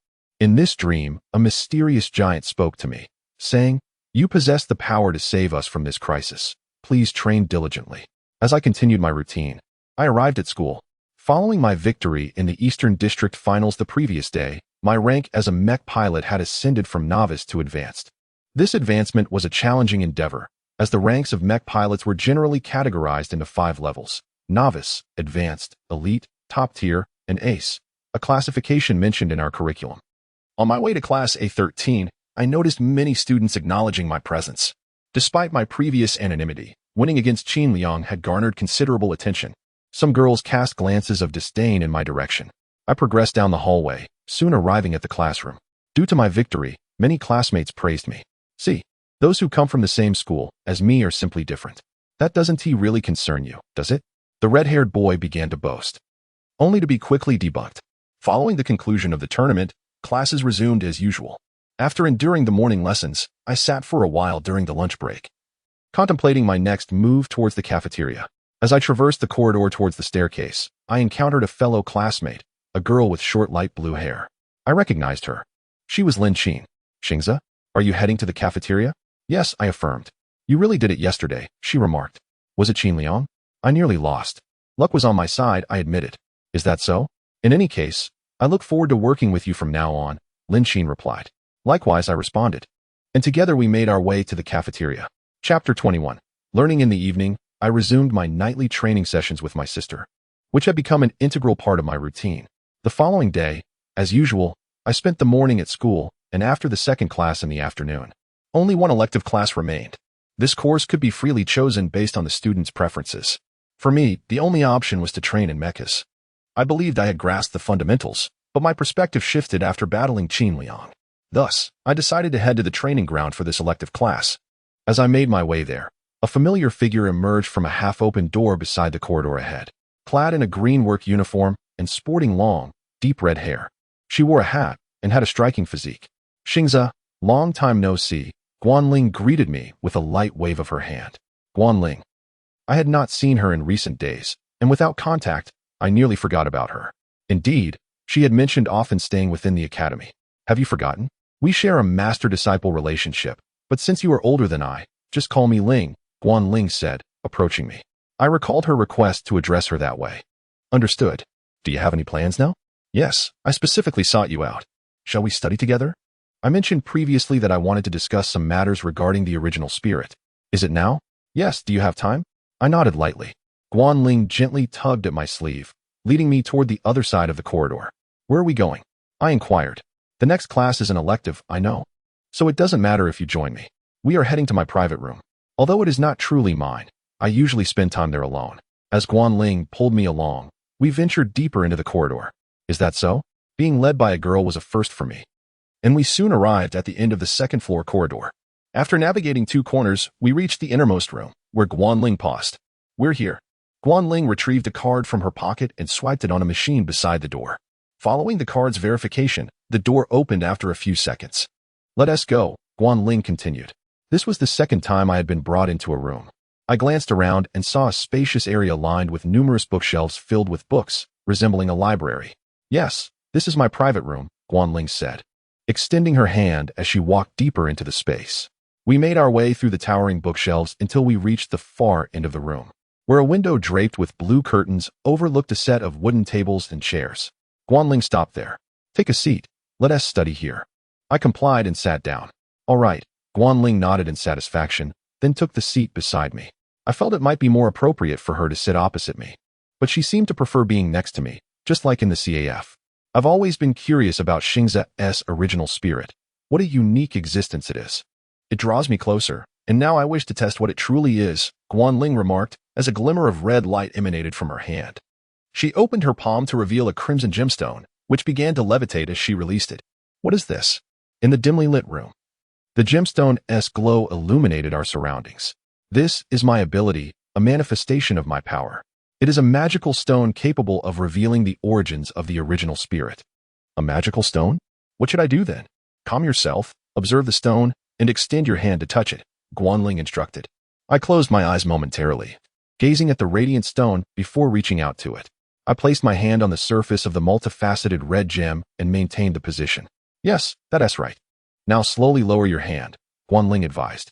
Following her words, I withdrew my hand from the gemstone's surface, resting it on the table.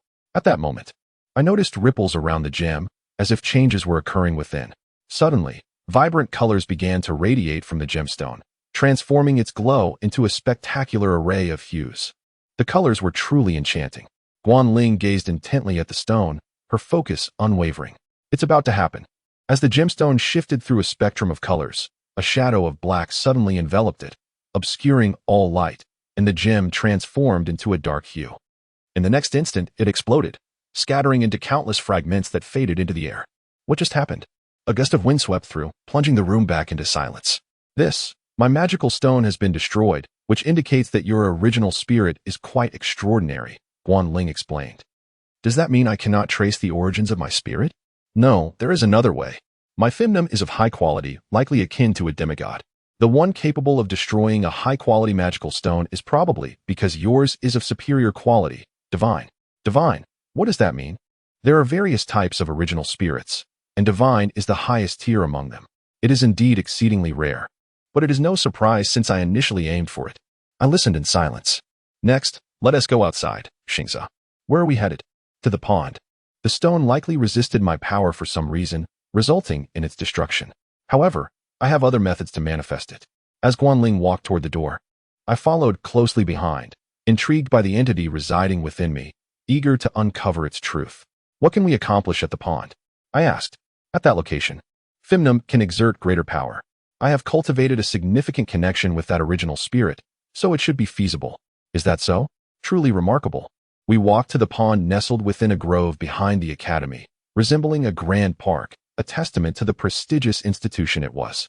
After traversing the woodland path, we arrived at the pond's edge, where Guanling paused, and I stood slightly behind her. Once more, Guanling extended her hand toward the sky, crimson light rippling from her palm as if countless particles of light emerged, coalescing into a circular form above the water's surface.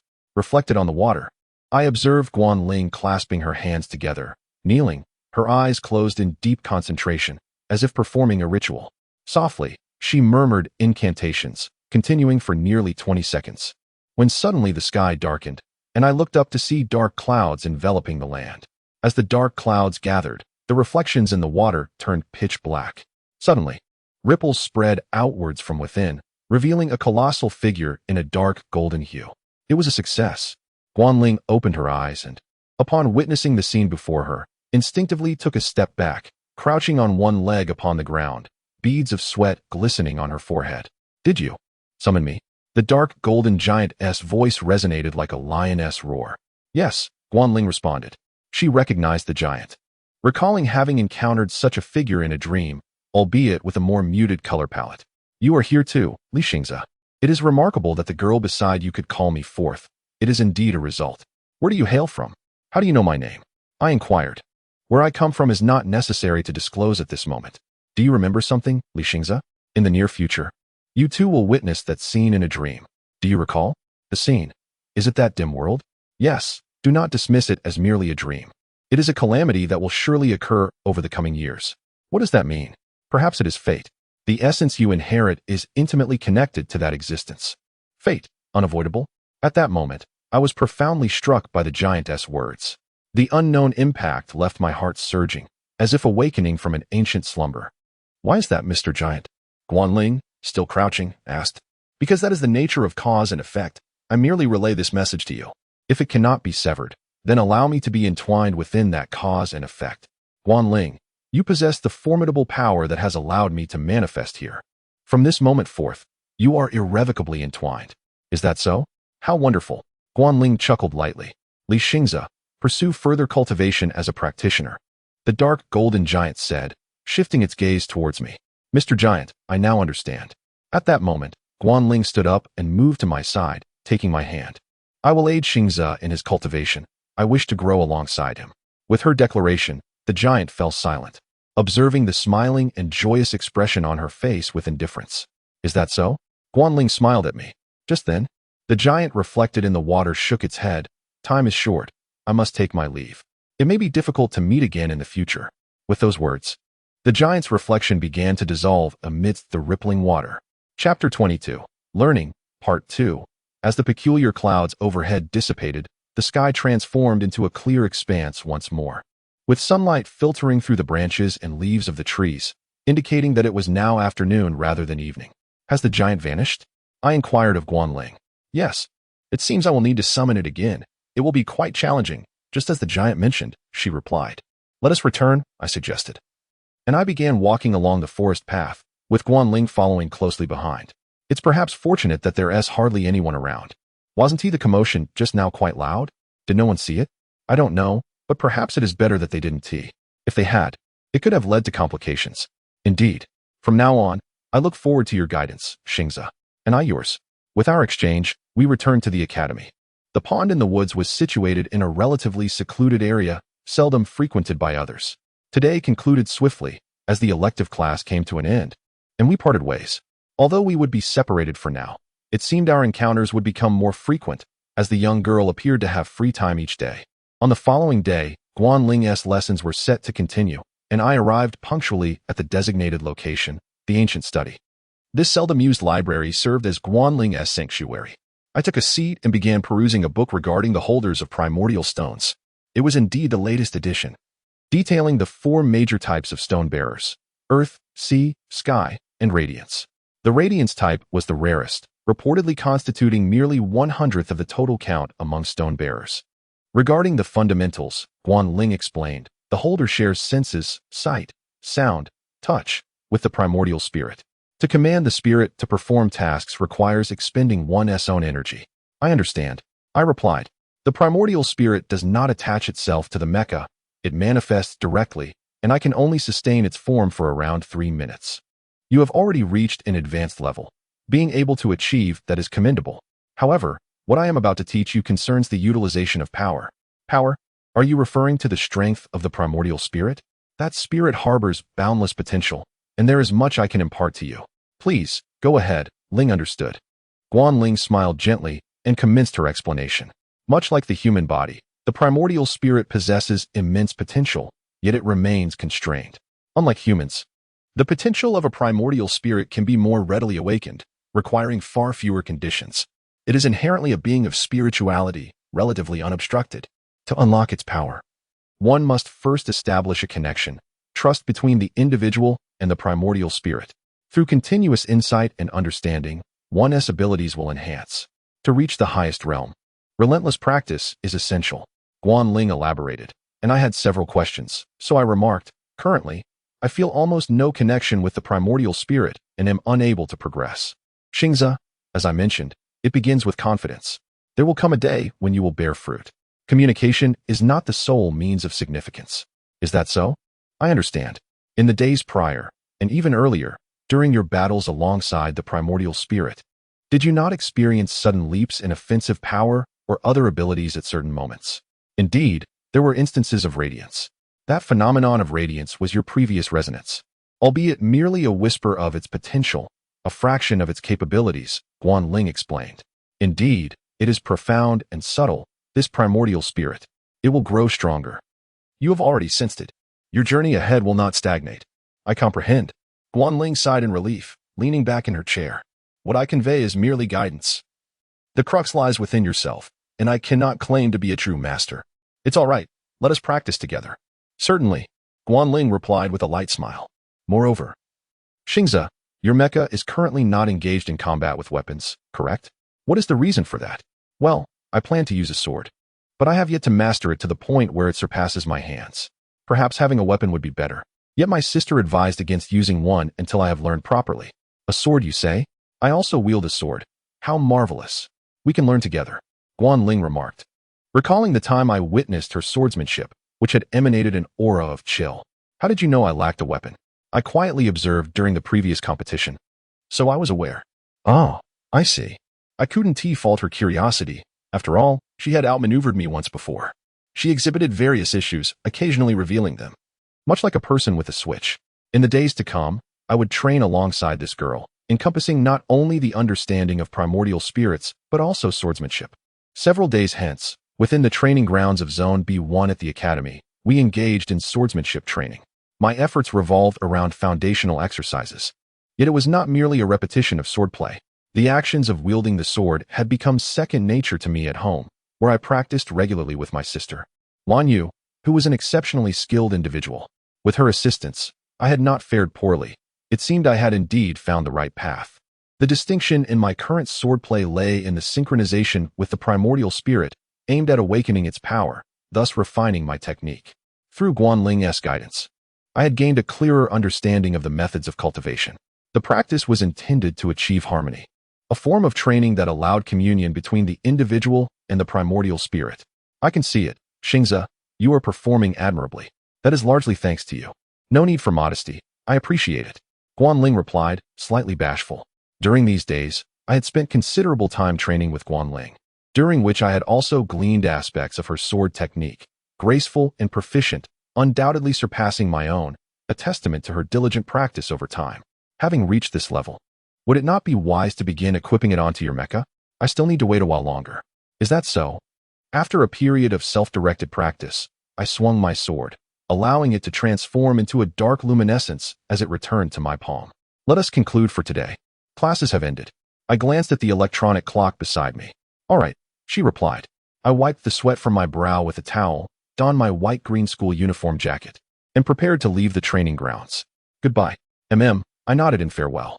After the training session, I returned to my classroom, packed my bag, and set off for home. With brisk steps, I traversed the bustling street once more, reaching home after a 10-minute walk. Following the usual evening meal and an hour's interlude, I observed my sister Lan Yu's individual training and practiced alongside her for a time. Although I subconsciously compared my sister and Guanling, both were undeniably formidable in their own rights. Afterward, I engaged in a brief practice session, and once finished, I wiped away the perspiration and stepped outside to pour myself a glass of water. Brother, you should shower first. I'll wait for you, my sister remarked as we crossed paths. All right. Following Lan Yu's words, I entered the bathroom and took a brief shower. Thus, the day unfolded. Before the hour of slumber arrived, I intended to indulge in a bit of television, and Lan Yu shared this sentiment as we both settled on the sofa. Our gazes vacant as we absorbed the images on the large screen. Eventually, the time came for us to retire for the night. The following day brought light rain, and with the recent drop in temperature, I found it necessary to consider purchasing some warmer garments, as I had come unprepared from the countryside. With the onset of this cold front, I realized that I had unknowingly spent over half a semester at this Sacred Water Spirit Academy. Chapter 23. The transfer student. The title of Stone Bearer, though widely recognized in the New Century City, is not something that many can genuinely believe in. This is primarily due to the fact that those who possess the stone are endowed with certain supernatural abilities, allowing them to summon a unique entity through the elements of sky, earth, sea, and light. In a city where mecha technology has reached considerable maturity, what is perceived by the common populace as mere optical camouflage or sleight of hand creates skepticism among those who have witnessed such phenomena firsthand. Many share this disbelief. Indeed, were I not a stone bearer myself, I might hold the same sentiments. Let us take a break here, Xingze, Guanling suggested. I sheathed the sword that had manifested from the stone and stretched my wrist, relieved. Since Ling had become my personal tutor, We had spent considerable time together over the past few days. As my mentor, she has performed admirably, aiding me in numerous aspects. Today, we were training on a patch of grass behind the academy, during a time when classes had yet to commence. Not only we, but several other students were engaged in their own training routines, primarily focusing on physical fitness, strength, and conditioning, an essential part of life in this academy. The prowess of the mecha operators is equally crucial, as it affects the performance of the mechas they pilot and can often place them in perilous situations during real combat scenarios. Therefore, personal training is of utmost importance, and the curriculum reflects this necessity with various projects aimed at enhancing the operator's capabilities. After a period of training, it was indeed time for a brief respite. The two of us sat on stone benches nestled into the ground beside the grassy area. "The weather is splendid today, isn't it?" Guan Ling remarked. "Indeed," I replied, admiring the clear blue sky and bright sunshine. The gentle breeze ruffled the grass, carrying with it a refreshing scent of the outdoors. "Are you free this weekend?" she inquired. "I believe I'm unavailable. At least one day will be occupied," I responded. "What a pity. We'll discuss it further when the time comes," she concluded. We lingered on the benches for a while before parting ways, as I headed to my classroom to prepare for the upcoming lesson, and Guan Ling attended to her responsibilities. As I arrived at classroom A13, the bell rang melodiously, signaling the start of class without a moment to spare. Our short-haired homeroom teacher, Wu Feng, took her place at the podium within seconds, ready to commence the first lesson. "Class, we have a new transfer student joining us today," she announced. The students below erupted in astonishment. The prospect of a new classmate intrigued them greatly, and murmurs filled the room. "Is the transfer student a boy or a girl?" one student called out. "Quiet down," Wu Feng instructed, gesturing for the transfer student to enter. A moment later, a petite girl with a red bow adorning her hair stepped into the room, clad in a dress primarily white with red stripes. The girl hesitated for a brief moment as she met Wu Feng's gaze. "It's all right. Please introduce yourself," Wu Feng encouraged softly. The girl moved to the center of the classroom, bowing her head slightly. "I am Li Shuihua, just transferred from another school. I look forward to your guidance." With a nod, she concluded her introduction. The boys in the class erupted in applause, welcoming her warmly. "All right, Shuihua, you may sit in the empty seat over there," Wu Feng instructed. The girl walked to the seat directly in front of me, previously occupied by a red-haired boy who seemed to be absent that day. Regardless, the change from a red-haired boy to a girl with a red bow was a welcome transformation. As she settled into her seat, her head swayed slightly, causing the bow to dance. Suddenly, she glanced back at me with a curious expression. I wondered what piqued her interest, but decided there was no need to dwell on it. In the ensuing classes, the new transfer student's seat remained fixed in front of mine, while the red-haired boy was reassigned to a distant corner of the room. It was a rather ordinary day, with the highlight being the arrival of the transfer student, which soon passed. As the clock struck 4, the school bell rang, and I grabbed my bag, turning to leave. I strolled leisurely out of the academy gates, taking my usual path. After a left turn, I proceeded along a straight corridor that would lead me home. Today, however, I sensed a subtle change in the atmosphere. A mere glance over my shoulder revealed a girl trailing closely behind me. This was not particularly alarming, but I found it curious that she bore the same red bow atop her head. It appeared that she had been following me since we parted at the school entrance, which was somewhat perplexing. She seemed enchanted by her surroundings, glancing left and right. It was evident that she was the transfer student, entering the school for the first time today and sharing my class, which might explain our coinciding routes home. I continued walking, convinced it was merely a coincidence, until I reached a traffic light and halted at the red signal. Standing at the signal, I noticed her again, her expression betraying a hint of confusion, as she stood about 5 meters away from me. As the light turned green, I resumed my pace, choosing to disregard her presence, maintaining my belief that our paths were aligned by chance. I continued towards the student dormitory, spending a bit longer than usual to reach its outer vicinity. Soon, I would only need to turn a corner to enter the building. Upon rounding the corner and entering through the main entrance, I caught a glimpse of the girl once more. Yet, it was time for me to bid her farewell. I stepped into the dormitory and ascended the staircase, soon arriving at my door. As I stared at the number 302 on the plaque, I prepared to unlock it. At that moment, I felt a presence behind me. A quick glance revealed the girl with the red bow had followed me. "Why are you here?" I asked, initially believing it to be mere coincidence, but now realizing it was unexpected to see her here, as I was certain I had no neighbors in this area. "Is this 302? She asked, looking up at me with a soft voice. "Yes, this is my home," I confirmed. "Perhaps she is a friend of my sister?" Wait upon hearing my response. The girl's eyes widened in surprise, her previously round eyes now wide with confusion. After a moment of contemplation, her expression lit up as if a light bulb had turned on. Could it be that you are Li Xingze? She asked, her gaze filled with anticipation. Yes, that is indeed me, I replied. Really? Brother, you are my brother.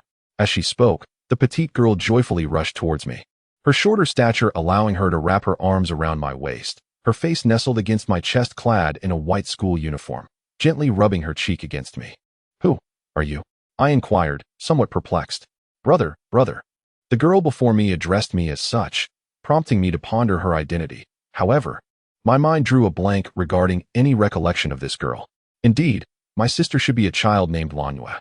Just as I contemplated this, she returned home from school, appearing at the corridor on the 3rd floor, silently gazing for a moment, her expression hinting at displeasure, before she rushed over. Hey, who are you? Why are you calling someone else your brother at our doorstep? Is something amiss? Lanyue confronted the girl, wrapping her arms around her waist. No, it's true. He is my brother. What is happening? This child insists that she is your sister, Xingze. What on earth transpired? Wait, I just saw her not long ago. I wondered if my sister had misunderstood something and attempted to explain. After some effort on Lanyue's part, the girl finally released her hold, reaching into her skirt pocket to produce a slip of paper, revealing it before both of us. Lanyue and I turned our gazes toward it.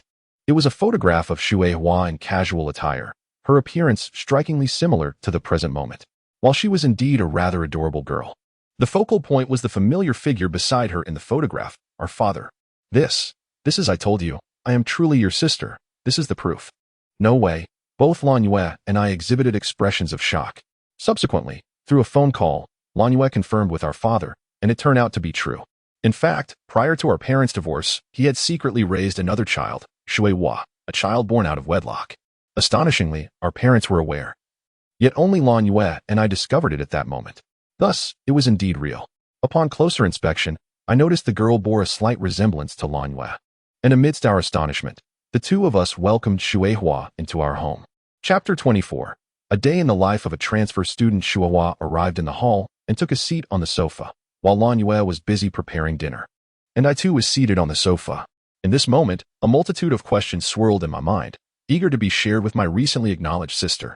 Brother, I look forward to your guidance from now on, Xuehua remarked with a light chuckle as she sat beside me, to which I nodded in acknowledgement. Do you remember? We met once before, did we? Yes, indeed, when we were 8 years old. You came to my home, and we ventured into a forest together.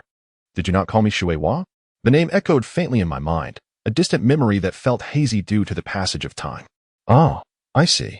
There seems to be a semblance of recollection. Right, brother? Indeed. We clasped hands, and soon after, dinner was ready. The three of us, my two sisters and I, sat together at the dining table, a rare occasion for us to share a meal. Sister, your culinary skills are quite impressive. Is that so? Xuehua stated the obvious, while Lanyue blushed modestly. Will you be staying here, Xuehua? I inquired. Not quite. I have another residence in this area. I came today because my father suggested it. And of course, I wanted to see you both. Is that so? Are you younger than me, calling me sister? Lanyue asked Xuehua. I am 15. Oh, so you really are my sister. Lanyue confirmed, gently patting Xuehua on the head. Sister, are you and Xingze brother-siblings by blood? Xuehua asked casually. Indeed. I am your cousin, I clarified. Understood. One thing you may not know, the laws of this country only prohibit blood siblings from marrying, Xuehua remarked. Not a significant matter, just a casual comment. I am in the same class as Xingze and we sit in front and behind each other. Front and behind? Lanyue's expression fell slightly, as she realized I was in a different school. After dinner, Xuehua expressed her intent to leave. She stepped lightly to the door and turned back. Waving goodbye. It's getting late. I'll be heading home now. By the way, are you living alone? I asked. I live alone, but I have a pet. Farewell. Xuehua waved as she left. Once she departed, Lanyue and I resumed our usual routine and spent the rest of the day as normal. The next day, after breakfast, I made my way to school, arriving with about 5 minutes to spare. Most students were already settled in, and as I entered the classroom, I walked toward my seat. Upon reaching the second-to-last desk, Xuehua greeted me softly. Good morning. Good, I replied, taking my seat. Xuehua then turned to me from the front row and asked, Brother, how is school life treating you? Not bad. Is that so? Xuehua turned back, now dressed in the academy's uniform, a white ensemble with green stripes at the edges. fitting her quite well. Brother, what is going on? At that moment, whispers erupted among the classmates. Really? She is already calling him brother? That guy is quite remarkable. This is, some girls murmured. Meanwhile, Jiuhua at the adjacent desk remained oblivious, engrossed in her book. A boy with a mushroom haircut approached from the front desk, inquiring, Xingza, what is your relationship with this young lady? Di Rebo, a prominent student in our class, sat directly in front of Shueihua. Siblings. Siblings. Is that so? No wonder, but I didn't notice any interaction yesterday. My apologies. No, we hadn't recognized each other yet after such a long time apart. The classmates were taken aback, but quickly adapted to the revelation. Is that so? Di Rebo glanced toward Shueihua. Shueihua, I am Di Rebo. Please take care of me. Certainly. Shortly thereafter, as class was about to begin, a red-haired man sauntered into the classroom. He approached my desk, taking slow, deliberate steps. Oh, what is this? You've occupied my seat. Are you the transfer student? You're not bad-looking, but due to your actions, I'll have to move to that corner. I won't let your looks persuade me to give up my seat. Tell me, what will satisfy me? The red-haired boy rested his chin on his hand, sporting a peculiar grin. How much? How much? What kind of attitude is that? Do you think I can be bought with money? Just joking. I don't mind where I sit. The person behind me is my long-lost brother. We haven't seen each other in years, so I would like to stay here. Shueihua replied. The red-haired boy appeared taken aback, seemingly embarrassed. Is that so? I apologize for interrupting you. With that, classes commenced. By the time we reached the final class of the morning mech practice, most students had gathered in the training area, donning goggles in preparation for operating the mechs. This foundational course would continue the next day, with additional advanced training for specialized mech pilots, which would present its own challenges. At that moment, Shueihua tugged at my sleeve. Brother, I'm not very skilled at this. She spoke softly, having remained close to me throughout the morning, likely struggling to adjust to the unfamiliar environment as a new student. Not skilled. It's just basic tasks. It's all right if you don't excel. Is that so? But I still don't understand some operational issues. Didn't you pass the assessment? No, but I'll confide in you alone. I am actually an ability user of the radiant type. Gaining admission to this academy is indeed challenging, but my rare type made it easier for me. Shueihua whispered beside me. Radiant type? I've heard of that. It is quite rare.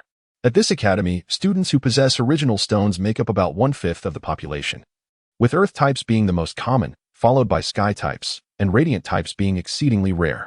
According to Guanling, the proportion of radiant types among original stone holders is a mere 2%.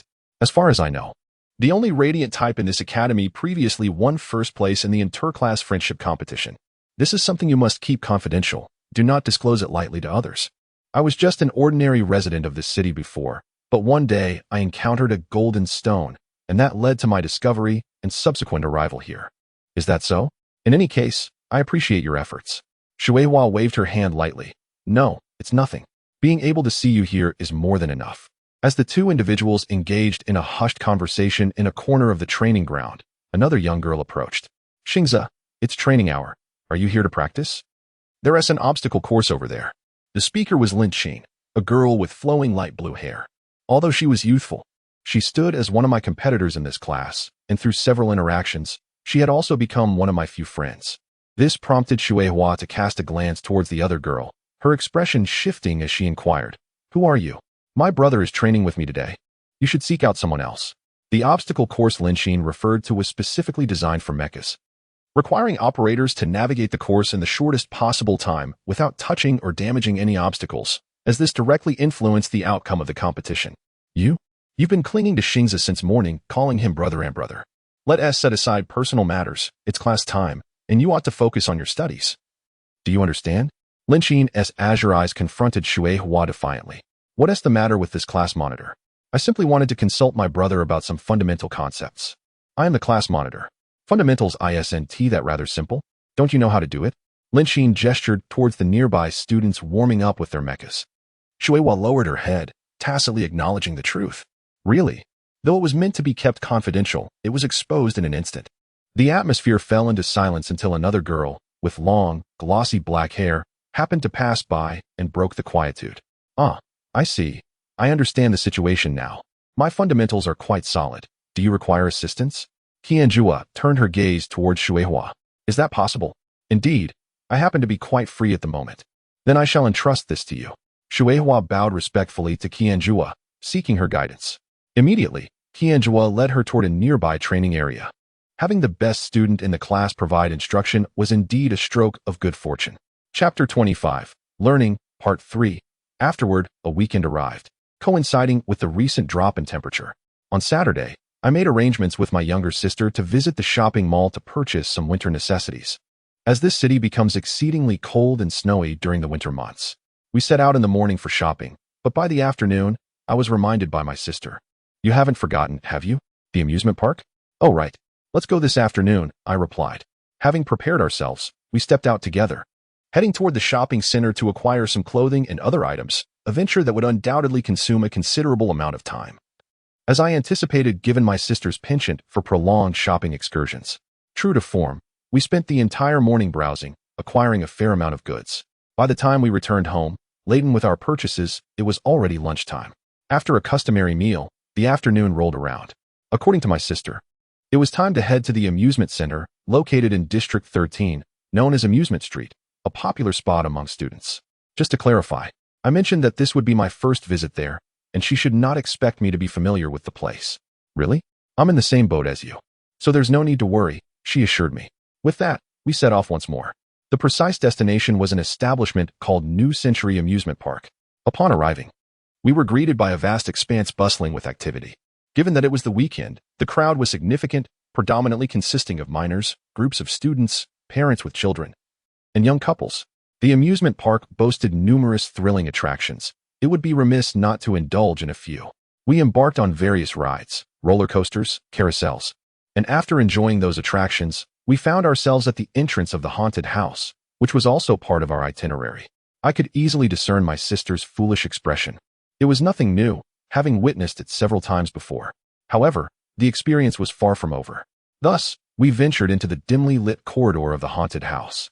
Inside, we encountered an array of grotesquely dressed monsters, demons, vampires, and ghosts. As we navigated our way through them, my sister trailed behind, seemingly determined not to show her fear, maintaining a low profile. Suddenly, as we approached a thicket, a ghostly blue figure appeared, possessing 3 eyes and no legs. Its roar caused my sister to clutch my arm tightly. But that was not the end. Soon after, a faceless red entity emerged, extending an extraordinarily long tongue, which startled my sister into a shriek. "What is that? It feels so strange," she exclaimed. Yet the surprises were not over. Before my terrified sister, a girl in a white robe materialized, her pallid skin contorting into a ghastly visage, seemingly targeting my sister. Surprisingly, however, the spectral figure failed to frighten her. "How amusing. You're quite adorable," I remarked. "Shouldn't you have screamed?" "Why would I? You're far less terrifying than those creatures," my sister replied, pointing at the 2 phantoms we had just encountered, her hand resting on the shoulder of the ghostly girl. Perhaps I lack talent in this regard. The ghostly girl then drifted away from my sister and approached me, offering a smile that, while gentle, was overshadowed by the lurking creature behind me. Upon turning, I noticed another monster silently observing me, sending a chill down my spine. When I turned back, the ghostly girl had vanished. Thus, we spent the rest of the afternoon, and as dusk approached, we boarded a bus to return home. The following day, still a day of rest, I awoke to the sound of a text message on my phone. Upon checking, I realized it was from Guanling, inquiring if I was available today. She had been trying to find a time to meet with me, and it appeared today might present that opportunity. After some discussion, we agreed to meet in the afternoon. At 1:30 p.m., I left my house, heading to the designated meeting spot, a nearby park not far from the student dormitory. The proximity allowed me to arrive swiftly, and I found myself at the appointed location beneath a street lamp, yet there was no sign of Guanling. Perhaps I had arrived a bit too early. With that thought, I settled onto a nearby wooden bench to wait. Looking around, I noticed the surroundings were filled with fallen leaves, and the area was rather desolate.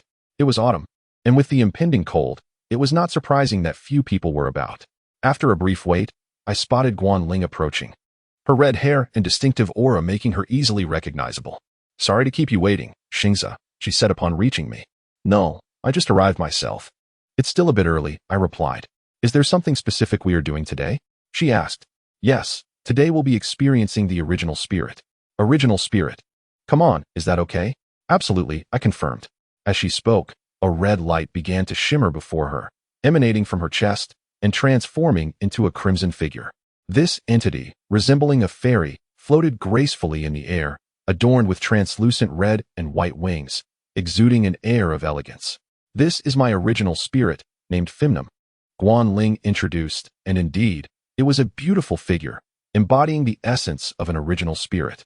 However, I was puzzled by its size, which was comparable to Guanling's height, nearly human-like, akin to an elf. Do original spirits come in such sizes? No, the size you perceive can be freely altered. Generally, it's not difficult for them to match the height of their holders, she explained. Is that so? Can I also change the size of the original spirit?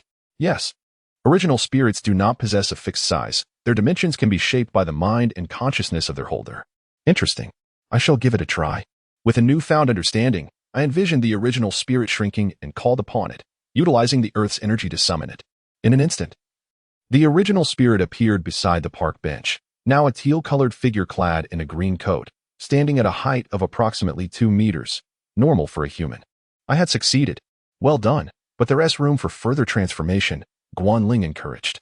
As Fimnum emitted a soft, ethereal glow, it diminished further in size, resembling an even more delicate fairy. Its right wrist blossomed into a red flower. I observed the transformation closely. It was indeed a marvel of adaptability. Can original spirits endlessly change like this?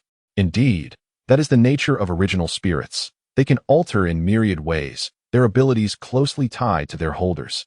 Guanling explained earnestly. I attempted to make my spirit, cow, shrink even smaller, but was met with failure. This time, I did not succeed. I had hoped to become smaller. It's all right, Xingza. After a thorough comprehension, transformation shall come. Do not rush, for there are not many in this world who can truly master such matters. From my experience thus far, it appears to be quite rare. Is that so? Very well. Bring your cow to me. All right. I guided cow to the side of Guanling, at which moment, Fimnum, hovering above Guanling's head, gracefully descended before cow. It extended one of its hands, gently gliding toward cow's head. Instantly, a golden red glow radiated from that hand, illuminating cow's entire being. That creature rarely vocalizes. And soon after, Fimnum withdrew its hand and floated back to Guanling's side. In that moment, my original spirit involuntarily burst forth with brilliance, as if it had attained some profound understanding. I have succeeded. I have imparted wisdom to your original spirit. Wisdom? What did Masterling do? Indeed, I conveyed the knowledge that both Fimnum and I had grasped to cow. Originally, this was no simple task, especially considering the previous phenomena of resistance. However, I succeeded. I am indeed worthy of being your master. Is that so?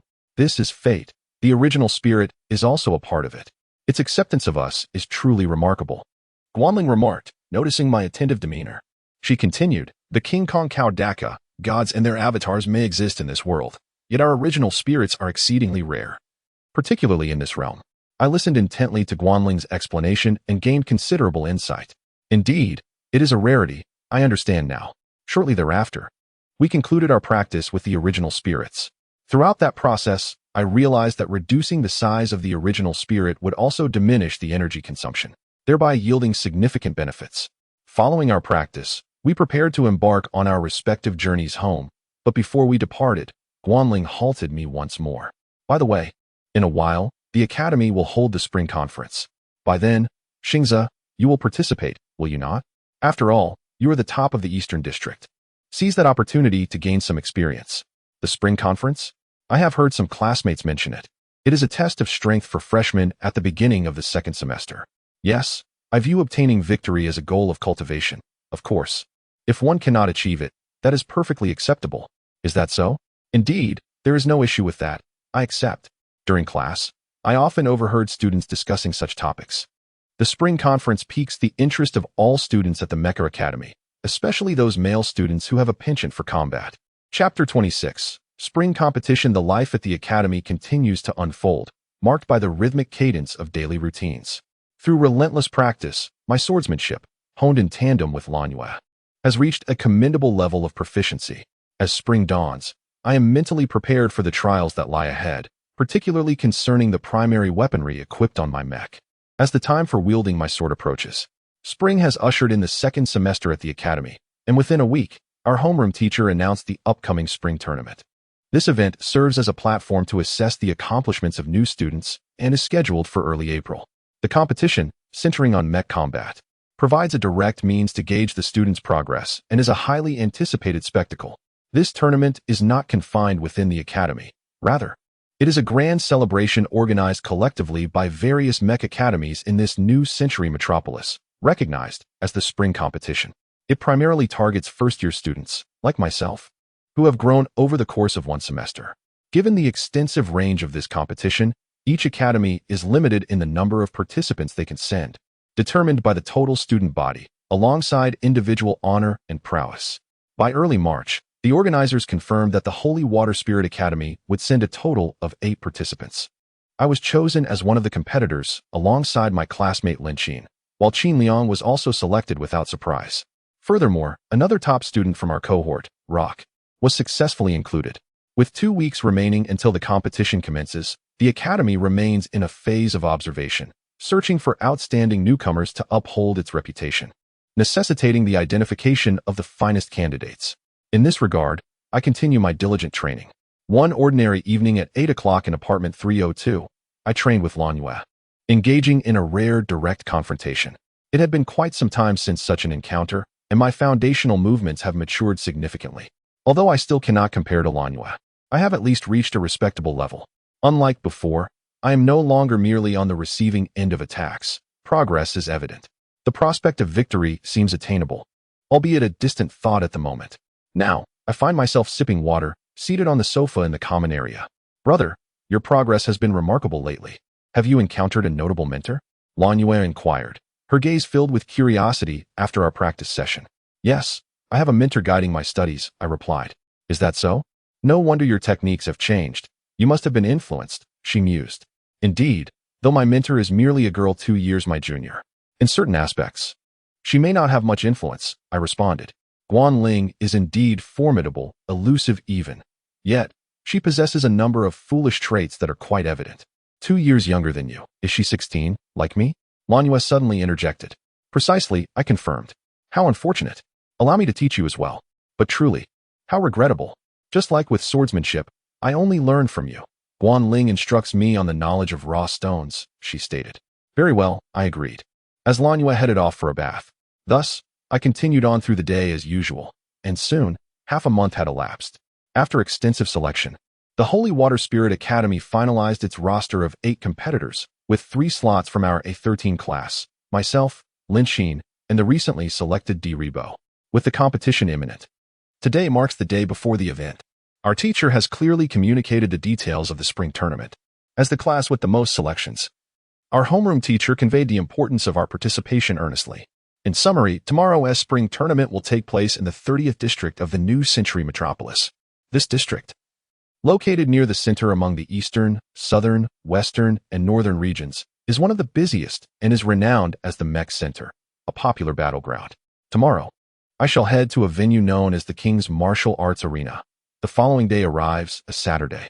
Early in the morning, I, along with the other 7 participants, board the Academy's dedicated aircraft bound for the 30th district. Xingza, it has been a while. Your skills must have improved.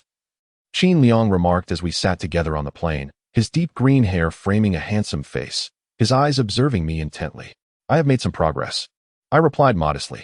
Indeed, this competition is quite promising, he said. Qin Liang, I am aware that you held back in our previous match, I noted. Was it that obvious? I did conceal some of my abilities, but that is the nature of competition, he acknowledged. At this moment, D. Ribo, seated across from us, chimed in. Qin Liang has indeed triumphed over the previous top contender. Ah, you mean Rock, the illustrious one?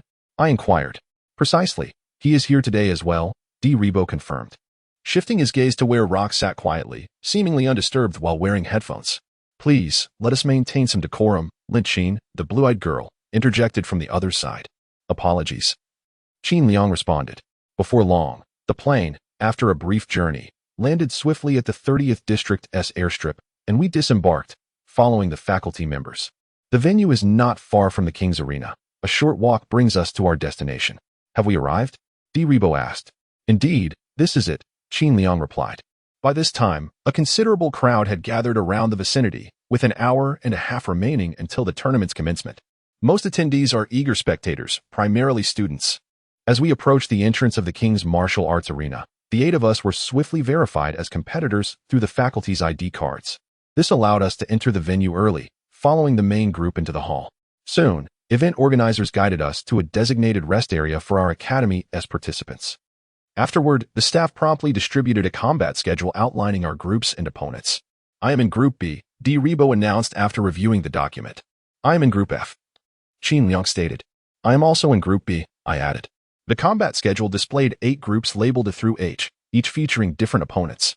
To advance to the group finals, one must successfully win 5 matches. With half an hour remaining until the first match begins, we prepare for the impending competition. Chapter 27.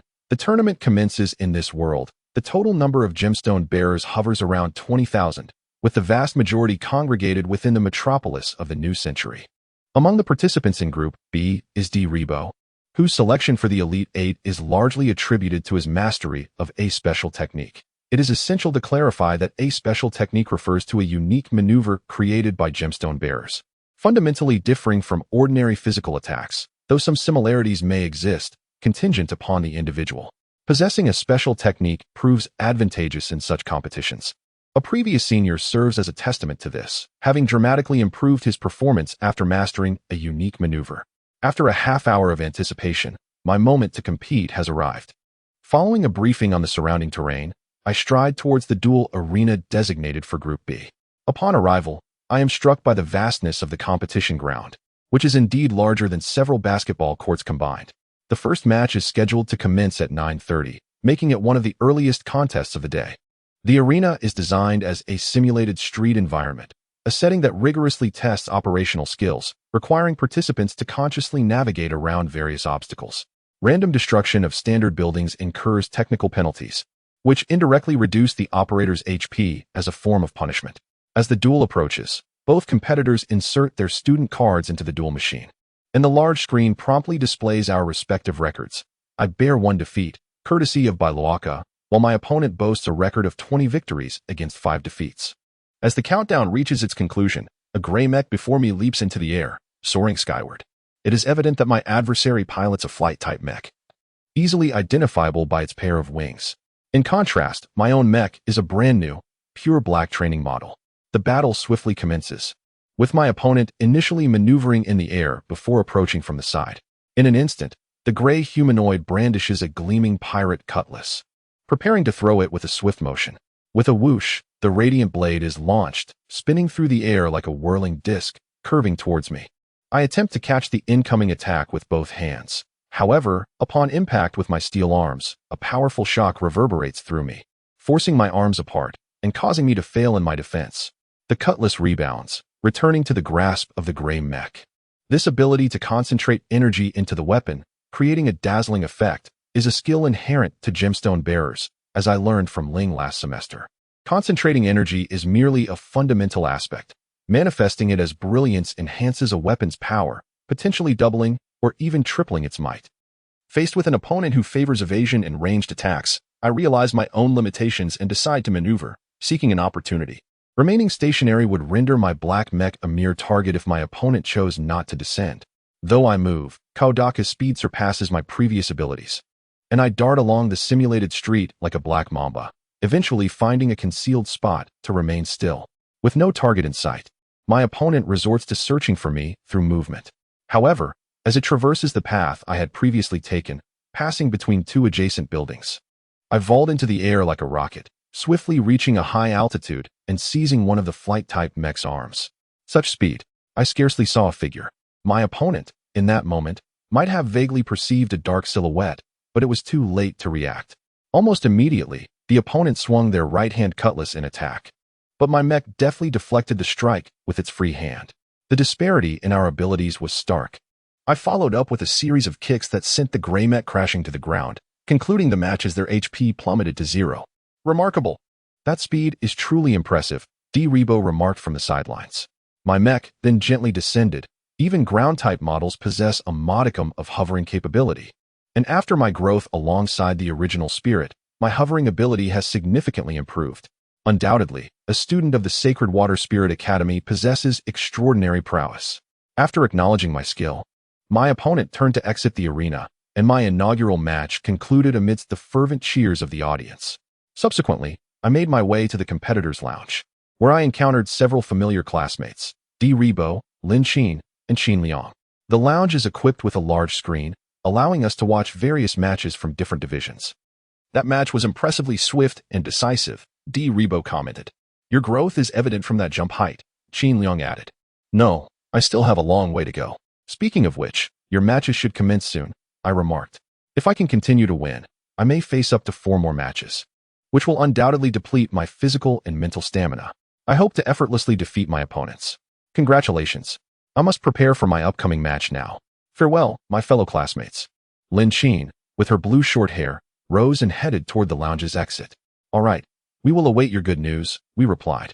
Watching her depart down the corridor as her match began, we could observe her battle on the large screen, facing an opponent piloting a similarly aquatic mech. The duel would be a close-quarters confrontation, with the outcome resting on the superior martial skills of the two. In a stunning display of technique, Lin Qin emerged victorious. Following her match, Qin Liang and Rebo proceeded to their respective arenas, while Loaka and several other students concluded their battles and returned to the lounge. Among them, 2 students from our academy faced defeat and, having lost, could only remain to spectate. After a 30-minute intermission, I too was set to engage in my second match. Stepping onto the duel arena, I found myself pitted against another classmate boasting a victory rate exceeding 70%. This opponent piloted a ground-type mech, robustly built and clad in exceptionally dense and durable special armor, endowing it with formidable resilience and strength. As the duel commenced, my opponent advanced toward me with purposeful strides. I observed the deep green mech charging forward, its right hand wielding a massive steel claw that shimmered ominously. I countered, rushing forward as well. As we drew near, my opponent swung the claw in a dazzling display of energy, a strike that promised considerable force. However, that alone would not suffice. I deftly evaded the assault and, seizing the moment, struck from my opponent's flank, forcing their mech to pitch forward and tumble to the ground. Yet, my adversary was undeterred. After regaining their footing, they unleashed a flurry of attacks with the steel claw. I skillfully dodged several of their strikes and, closing the distance, executed a series of rapid kicks that sent my opponent hurtling away. My assault unfolded like a dream, akin to witnessing a blossom unfurling. The successive impacts caused my opponent's HP to cascade to 0. The second battle has thus concluded, securing the second victory. Chapter 28. The competition continues. Look. The black mech from Group B. Such swift movements. Is that truly human? Exclaimed the host, microphone in hand, as the audience around him gasped in astonishment. That is the original spirit. Its speed likely surpasses the mech's inherent capabilities. The competitive event had only recently been launched, leaving the spectators in disbelief, though they would eventually acclimate. Meanwhile, the commentator added, after that, my own matches continued. In the third round, I faced an ocean-type opponent, followed by a ground-type in the fourth round, both of whom I successfully defeated. Now, I was preparing for the final 5th match of the afternoon. I arrived at the designated arena, standing on the eastern side, where my opponent, a slender youth in green attire with a fringe, stood opposite me. You are the ground type, aren't you? I noticed you in the previous matches, said the youth, his features sharp and pointed. I remained silent, listening. I've never lost a battle against a ground type. Are you intimidated? I did not speak, yet he smirked, revealing a mischievous grin. Oh, I see. The opponent for the 5th match was a sky-type mech. After verifying with cards, our battle commenced. The sky-type mech launched a low-altitude assault, wielding a spear, engaging me in a fierce aerial skirmish. The speed of his weapon strikes was impressive, and its power was formidable. Through the exchange, I could sense the validity of his earlier claim about never having lost to a ground type. However, in the next instant, I retaliated with a swift palm strike, catching him off guard from the side. The impact caused him to stagger, as he believed he had evaded my strike with his confident speed. Yet that palm, which appeared merely hand-sized, concealed an imperceptible force. This unseen impact sent the sky-type mech spiraling to the ground. How many ground-type opponents have you faced? In the blink of an eye, the sky-type mech attempted to counterattack, aiming to strike me from above, but I dodged and delivered a series of blows, swiftly ending the battle. How could this be? The youth's eyes widened in disbelief as he left, his lips trembling slightly in astonishment. With that, I concluded my final match of the day. Competing in 5 matches within a single day was indeed physically demanding, presenting a considerable challenge, which was a highlight of the spring competition, as the commentator remarked. Aside from me, The other competitors from Holy Water Spirit Academy had varying results. Lin Xin from Group A lost in the third round, while Di Rabobo from Group B was defeated in the second round. I, along with Luo Ku from Group C and Qin Liang from Group F, successfully advanced to the next stage, along with 5 others from different academies. Later that evening, after the results were announced, the 7 remaining students and I headed to our dining venue, as we would be staying for another night and had not yet parted ways. After informing my sister at home via phone that I would not be returning, I continued with the day's itinerary. The following day, Sunday, was set for a showdown between classmates and the 8 champions from previous years, an event highly anticipated. Consequently, the day promised to be even more exhilarating. At precisely 9:30 a.m., the martial arts arena buzzed with anticipation as the competition officially commenced. Unlike yesterday, today I would face off against the top 8 from the last iteration, my predecessors. After the final morning assembly, the battle schedule for the second day was distributed. A total of 16 participants were divided into 2 groups, A and B, with me placed in Group A and the other 2 in Group B. All right, it's almost time to begin. I came specifically to watch your matches today, so give it your all, Di Rabobo remarked from the sidelines, as he had no further matches to participate in and would select which contest to observe. The other 3 competitors, including Lin Xin from my class, shared a similar sentiment. After a brief wait, I, along with the other participants, made our way to our respective battle zones. Being in Group A, I proceeded to the left, while the other 2 headed to the right. Soon, I reached the dueling arena for the first match, where my opponent was a ground-type mech user from Black Silver Academy, a promising start for me. Although it was a prestigious institution, I treated the match with equal seriousness. As the contest began, my opponent charged forward, launching into the air with impressive speed, his arms weaving in a whirlwind-like motion, blades glinting on his wrists. As I maneuvered past him, my figure a blur, the visual distortions created by the obstacles momentarily disoriented the spectators. In that fleeting moment, I evaded his frontal assault, allowing him to stagger to the ground as his thrusters malfunctioned, jeopardizing his balance in flight. With that advantage, I swiftly concluded the battle.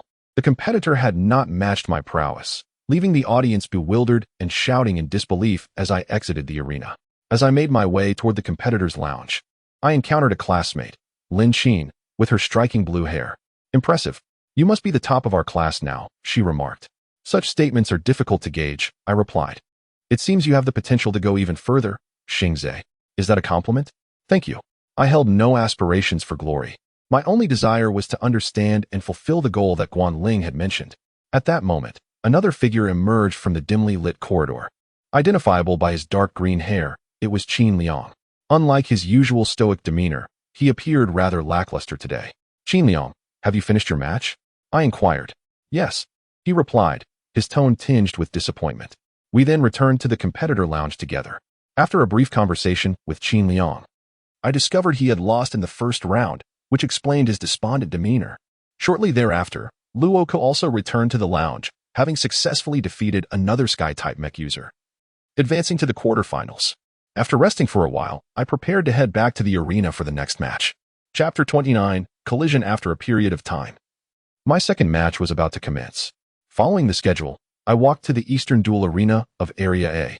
As I scanned the surroundings, I noticed various sized rocks, indicating that this arena was a rocky terrain, which suited me well. It provided ample cover against aerial forms and other types as well, thanks to the rocky slopes. I've been waiting for you, Holy Water Spirit, a voice called from behind me. Turning around, I spotted a man at the entrance of the corridor, clad in a deep blue uniform that unmistakably belonged to the Black Silver Academy. I am your opponent for this match. I have been following your progress, and like you, I am an Earth type, he stated, a hint of amusement in his voice. Is that so? I replied, intrigued. I look forward to our face-to-face confrontation. With that, he walked past me towards the opposite duel arena. It was rare for an opponent to greet me first. As the match drew near, a sizable audience gathered around the arena, munching on popcorn and eagerly awaiting the start. Be careful, that guy is the one who defeated Qin Liang. A voice called from behind. It was Di Rebo. I recognized his tone immediately. I turned to see the boy sitting in the front row, next to another boy, Qin Liang. Despite being labeled as defeated, Qin Liang's expression remained unchanged. He gazed intently at the arena, clearly anticipating the match. Moments passed, and we had both inserted our student cards, activating the countdown for the match. The large screen soon displayed our statistics. I had a record of 26 victories and 1 defeat, while the opponent, Xiwan, boasted an impressive 41 victories and 2 defeats. The audience erupted with excitement upon seeing these statistics. As soft music played in the background, the match was about to begin. As the countdown approached its conclusion, Xiwan and I seemed to share a moment of understanding, our gazes locking. It was not a gentle stare, but rather one imbued with a fierce determination. He appeared intent on victory, and I was no different. As the countdown reached 0, the violet and white mech opposite me began to stride forward, each step deliberate and steady, slowly closing the distance. Simultaneously, he took a few steps forward and perched himself upon a massive rock nearby, seemingly eager to observe the fight closely. Such behavior was permissible in the duel arena, but caution was advised during the battle. Otherwise, one might face dire consequences. The approaching violet and white mech had a typical Earth-type structure, boasting a robust physique with powerful steel arms and legs that provided excellent balance. My mech shared this characteristic, as neither of us bore any weapons, approaching each other unarmed. As we closed the distance to about 5 meters, the opponent suddenly lunged forward with remarkable speed. Akin to a rocket, my mech collided with his, bracing against the impact, sliding back a meter before I managed to push him away. The violet and white figure soared into the air, spiraling above me, and I noticed blue sparks emanating from its back, forming a swirling energy that propelled it downward. Like a fierce tiger descending a mountain, I refrained from countering and swiftly maneuvered my mech to evade the strike. In the next instant, a large crater formed where I had previously stood, the ground shattered and debris scattered in the wake of his assault. Seizing the opportunity, I charged at him, delivering a swift kick that cut through the dust toward his upper body, only to be met by his forearm blocking my attack. He stood firm, unyielding. But the offensive did not cease there. He unleashed a flurry of kicks, each one raining down like countless stars upon his upper body. The sounds of impact echoed as I observed his HP diminishing, albeit at a sluggish pace. It became evident that most of my strikes had been deflected, and as the dust settled, we found ourselves locked in a standoff. The man seated on the rock remained composed, as was I. In the next moment, the violet and white figure sprang into action, deftly avoiding my attack and appearing at my side. A rapid punch came flying toward me, and I instinctively raised my arm to block it. The force was considerable, unlike any opponent I had faced before. His assault did not relent. A chaotic dance of punches ensued, growing in intensity with each strike. I noticed that his limbs glowed with energy, enhancing his attacks. The brilliance of his energy allowed the earth type to leap briefly into the air, and he moved with explosive speed, darting from one point to another, striking relentlessly. Our HP values plunged by approximately 50 amidst the barrage. In this stalemate, victory remained elusive. Li Xingze of the Holy Water Spirit Academy, allow me to demonstrate my power, Xiwan declared, hinting at a hidden strength. What? I thought, sensing he was still holding back. In an instant, the violet and white figure executed a backflip, retreating 3 meters, while blue and green light enveloped its arms. With a swift motion, it thrust its arms forward, unleashing a barrage of luminous blue energy that transformed into fierce tigers, charging toward me.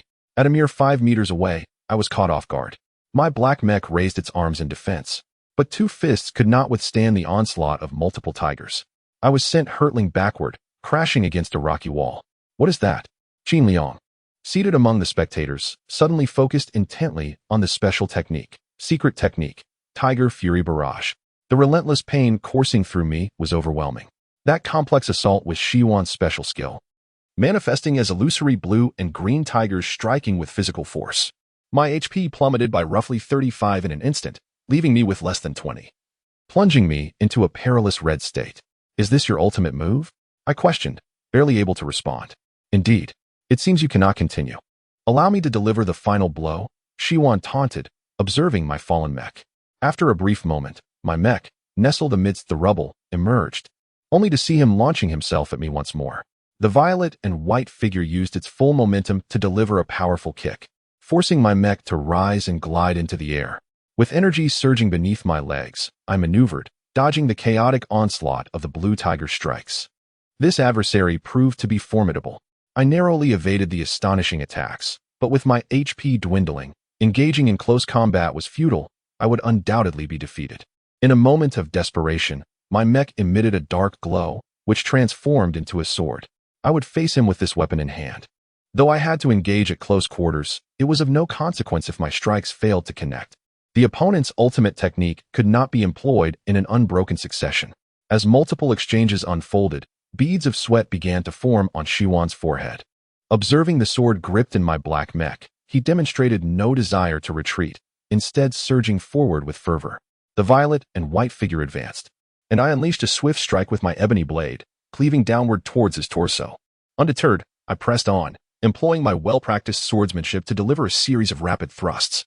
In the absence of any counterattack, I rained down upon Shiwan with a flurry of slashes. His formidable frame, now marred with numerous wounds, saw his HP plummet drastically.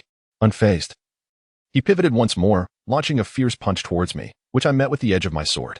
A blue tiger manifested from his fist, only to be seized by my grasp. With a swift kick to his lower body, I disrupted his balance, driving my sword deep into the violet and white figure's chest. How despicable! Yet this would be the end. Perish now. Shiwan revealed a sinister smile, as his purple and white mech's right arm brimmed with energy, radiating a brilliant light. In that fleeting moment, the shadowy glow from my mech's right hand expanded, manifesting a second sword. In the face of imminent danger, the blade shimmered with a profound dark aura, and as his fist approached, I had already unleashed my strike. The dark edge flashed, slicing through the joint of his elbow. The secret technique, Fierce Tiger. As the violet and white mech's punch was executed, the entire forearm detached, spinning through the air before plummeting to the ground. In the next instant, my black figure executed a shoulder pivot, driving another sword into the chest of the violet and white entity. The force of the strike resonated powerfully, causing his form to tremble, and the lights of his mech dimmed, bringing Shiwan's HP to 0. I ceased my assault, retracting the two swords. As they transformed into dark light and vanished, the large screen above displayed a chime, and Shiwan's avatar faded to a dull gray.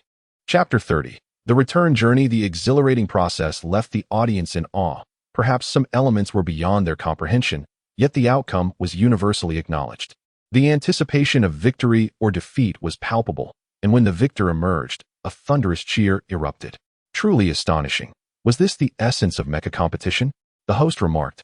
Although not having witnessed many exceptionally talented contenders this year, there were still some remarkable participants. As the afternoon quarterfinal commenced, I found myself at the splendid venue. Designed to simulate a city street, my opponent stood opposite me, a man clad in a black cloak and a cowboy hat. His features, partially obscured, bore an air of mystery. Earlier, Shi Yuan had mentioned a formidable rival above me, possessing abilities far superior to mine. Show me what you can do, as a reward for defeating me. And there he was, the Black Reaper, a focal point of the competition, set to clash with the strongest newcomer, Deities. Oh, is that so? The host responded, somewhat perplexed.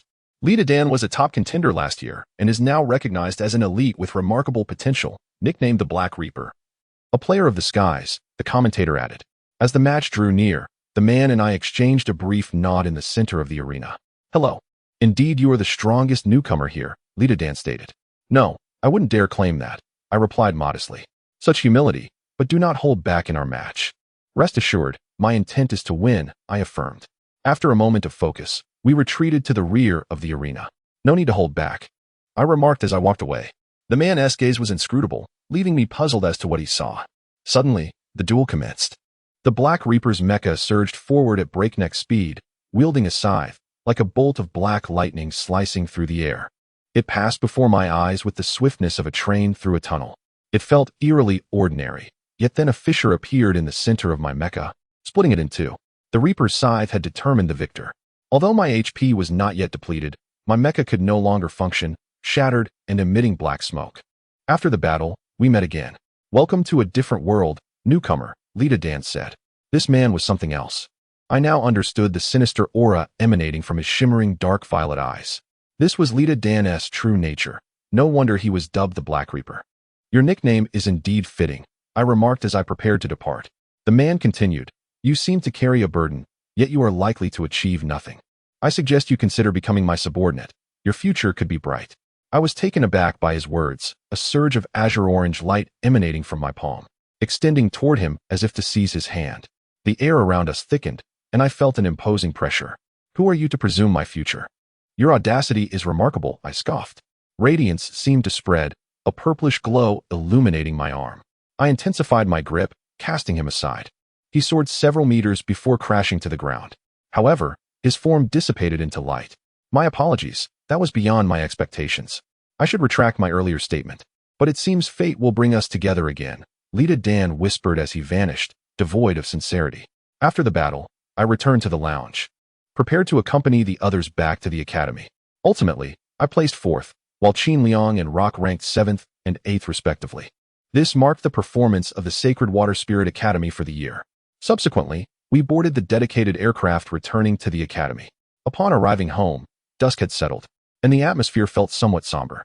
I entered, changed into slippers, and found my sister, Lan Yu, seated coldly on the sofa. "Brother, you returned quite late," she remarked with indifference. "The competition took considerable time." "My apologies," I replied. "If you didn't participate, it wouldn't matter. Surely I am not more important than that?" She retorted. "No, of course, nothing compares to you, dear sister." "Good, I'm glad you understand. Now, let us eat dinner," she stated. "Indeed, you are correct." We sat down at the dining table to commence our meal. "Brother, how did your preparations for the competition turn out?" she inquired. "I was eliminated in the semifinals," I admitted. "Well, that's acceptable, though I saw you aiming for first place. It was a rather empty competition." "That is sufficient," I concluded. After dinner, we decided to enjoy a peaceful evening without training. "Lan Yu, do you have any wishes you wish to fulfill?" I asked. "Brother, why do you ask such things out of the blue?" she replied as we watched television in the hall. "Just a question. Thanks to you, I am content here." "Even so, I can't think of anything I want to do," she said, rubbing her forehead in exasperation. "Don't worry, sometimes it's good to ponder." "Anything is permissible?" she asked. Yes. The following day was Monday, and I attended school as usual, being the day after the spring tournament concluded. Enthusiastic discussions filled the air among students passionate about Mecha, even those who had not attended the live event, as they caught glimpses through television and the internet. After all, it was the most talked about event of the moment. Entering classroom A13, I unexpectedly encountered a girl with a red bow in her hair, who happened to be on her way to school as well. "Brother, good morning," she exclaimed. "Morning," I nodded as I took my seat.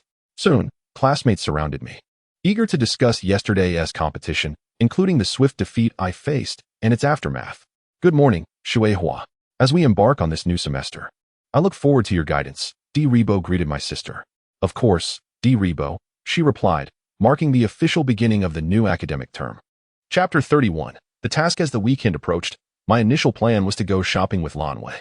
However, on that morning, I received a message from Guanling, inviting me to meet. Since I hadn't seen her for quite some time, I thought it best to visit my mentor instead.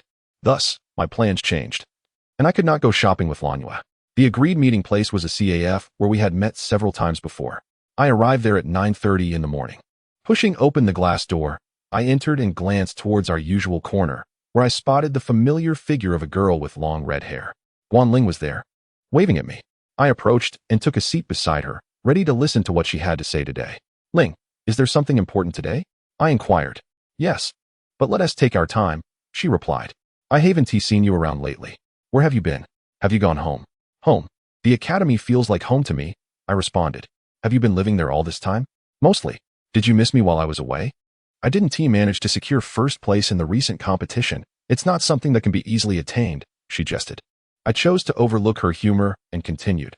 "Regardless, you've already proven your considerable talent, haven't you? Enough about that. What is the real reason you invited me today?" As I sipped my coffee, Guanling, dressed casually, seemed to be in a playful mood, quietly observing me. I still couldn't quite understand her behavior, as she often acted this way. "Xingza, I have a favor to ask of you. While at the academy, I've been handling some trivial tasks," she explained. "Is that so?" "You're working hard," I replied. "That's how adults are. There's no escaping it." Guanling, at merely 16, was 2 years my junior. It occurred to me that she had just turned a year older, and I found myself contemplating these trivial thoughts. Setting that aside, what is the matter that you came to see me about? "I would like to enlist your help with a delivery task. Currently, we are short-handed, and I need an assistant. Would you consider helping me, Xingza?" Guanling clasped her hands together. "When does it start? It doesn't sound too troublesome." "I believe I can assist you." "Monday." "Monday? I'm still a student and have classes, but taking a leave should not pose a problem." "Just as I expected from you, Xingza," Guanling said, joyfully nudging my shoulder. "You've already helped me a lot before. This small task is nothing." Guanling fell silent, her red pupils gazing at me with what seemed to be delight. Just then, a sound from the glass window caught our attention. It was the noise of something colliding with the glass. Guanling looked over and displayed a hint of surprise. What is that? It's a bit frightening. I turned my gaze and saw Lanyue, my younger sister, who from her perspective, appeared to be observing a pair of flirtatious individuals inside the CF. A moment later, she sent me a text. You said you had something to do this morning. Why are you in a CAF? After sending the message, Lanyue walked in, seemingly quite unoccupied. Within 20 seconds, my sister took a seat across from me, her dark eyes fixated on us with an unfriendly glint. Xingze, what is going on? Who is this sitting next to you? It can't be that person. Lanyue said, her fingers awkwardly tapping together. What do you mean by that? She is my mentor, Guanling, whom I met at school, I replied. Right? She asked the personal tutor, Guanling added. Personal tutor? What is that? This is all so confusing, Lanyue remarked, her displeasure evident. I hesitated, contemplating whether to say anything, as I felt the intensity of her glare. It was clear that I had misjudged the situation. I must have done something wrong. Xingze, is she someone you know? Guanling asked me. She asked my sister. By the way, you're the mentor? I didn't realize you had any skills. You seem to be just following him around, Lanyue pointed out. That was merely a coincidence. Have you misunderstood something? At that moment, a waitress approached us, presumably to take our order. Lanyue had just entered, but the waitress already had drinks on her tray, which she placed in front of Guanling. Is this what you ordered? Yes, Guanling affirmed, and the waitress departed. Guanling picked up the drink, which was a cup with 2 straws. Xingze, would you like to have some? No. Lanyue observed silently. Would you like to drink it? It seems there was a misunderstanding earlier. Why not share it to make amends? Guanling suggested. Is that so? Well, all right then. Lanyue agreed for some unknown reason. She leaned forward, grasped the other straw, and began sipping the drink. After swallowing a mouthful, my sister returned to her seat. And together they finished the drink. Since we've finished the drink, I suppose we should head back, I stated. Xingze. Yes, I'll head back too. Lanyue replied. I stood up from my seat, preparing to walk past Guanling, who smiled and waved politely. Together with my sister, I embarked on the journey home. On our way, Lanyue walked slightly ahead while I followed closely, both of us making our way back to the student dormitory. Before long, we arrived at our doorstep. Lanyue opened the door and stepped inside, followed by me. After placing my shoes on the rack, we entered the hall. Lanyue set her bag aside and sank into the sofa. Brother, what exactly is going on with that woman? She asked. Are you referring to Guanling? As I mentioned before, she is my mentor at school. I see. She seemed a bit unpleasant for some reason. I'll make sure to behave better next time, Lanyue said, scratching her head. Suddenly, she recalled, by the way, I haven't bought anything today. What should I do? We can't help it. Let us go shopping tomorrow instead. I should be free then, I suggested. All right, we'll go tomorrow. With my explanation, Lanyue's mood seemed to lighten a bit. I also took the opportunity to inform her about my plans for Monday, as it was essential to let her know that I would be taking a leave. Chapter 32. Transport. As Monday arrived, having secured the necessary permissions from the academy, Guanling and I were poised to embark on our assigned tasks. Despite having missed classes over the past couple of days, we set off for the task location that very morning. As the holder of the original stone and a senior member, I felt competent to undertake this assignment. Even as a first-year student, my current mission was to escort valuable goods, and at 9 o'clock, Guanling and I approached a vast underground warehouse not far from the Sacred Water Spirit Academy. The sheer size of the warehouse evoked a sense of wonder, as if it concealed some extraordinary treasure within. We paused at the entrance, awaiting entry. An inexplicable allure emanated from within, though the door remained closed. This was indeed a sacred site of the Sacred Water Spirit Academy, often regarded as a place of good fortune, housing many sacred artifacts, an undeniably solemn location.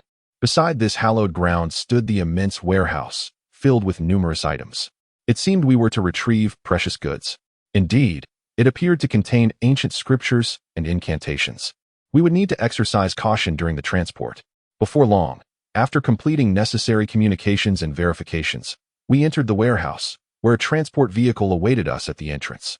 We ventured into the designated area, extracting several large crates. The number of boxes was substantial, surrounded by countless stone Buddha statues. After offering our respects, we began to lift the cargo. The crates were heavy and unwieldy. I wondered if 2 of us were sufficient for the task. That is not an issue. Xingze, we can manage this without each of us carrying a box, Guanling replied, as 2 crimson beams of light enveloped the crates, lifting them effortlessly. In response to the mountain of boxes before us, I clasped my hands together, summoning a blue-orange light that manifested a figure. Cao appeared, its upper half distinctly humanoid, while its lower half faded, floating to retrieve the crates. Do we require the strength of the earth? I inquired. Initially, yes. But with time and practice, that is no longer necessary. Move the crates to the back of the truck, Xingza, Guanling instructed. Understood. With the ethereal assistance, we swiftly transported the large crates. As we completed the final load into the truck, I heard a sudden exclamation from the side. What was that? A ghost? Don't be alarmed. Such phenomena are becoming more common in our world, Guanling said nonchalantly. The startled worker, seemingly lacking any extraordinary abilities, regained composure and walked away. All right, let's set off, Guanling declared as she took her place in the driver's seat. I settled beside her, operating the cargo truck, a task far less challenging than piloting a mech. Passengers, we are ready to depart, Zhou, Guanling exclaimed.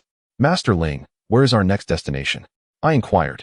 A factory at the border of the southern district. Indeed, that is quite a distance, I acknowledged.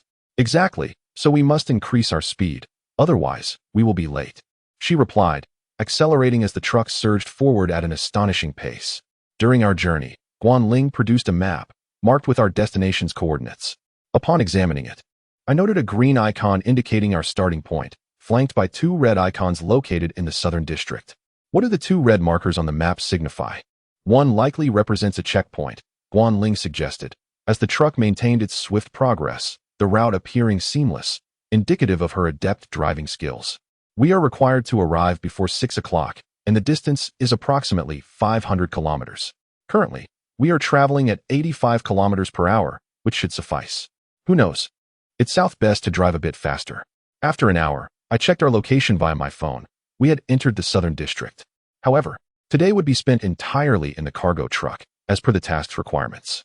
I gazed out at the bustling city. Characterized by its towering structures and the aerial tunnels designated for mechs, the surroundings lively and noisy. Suddenly, Guanling shifted slightly towards me. Xingza, I know this is rather dull. Shall we do something? No, we're in a cargo truck, still on a mission. More importantly, why don't you continue driving?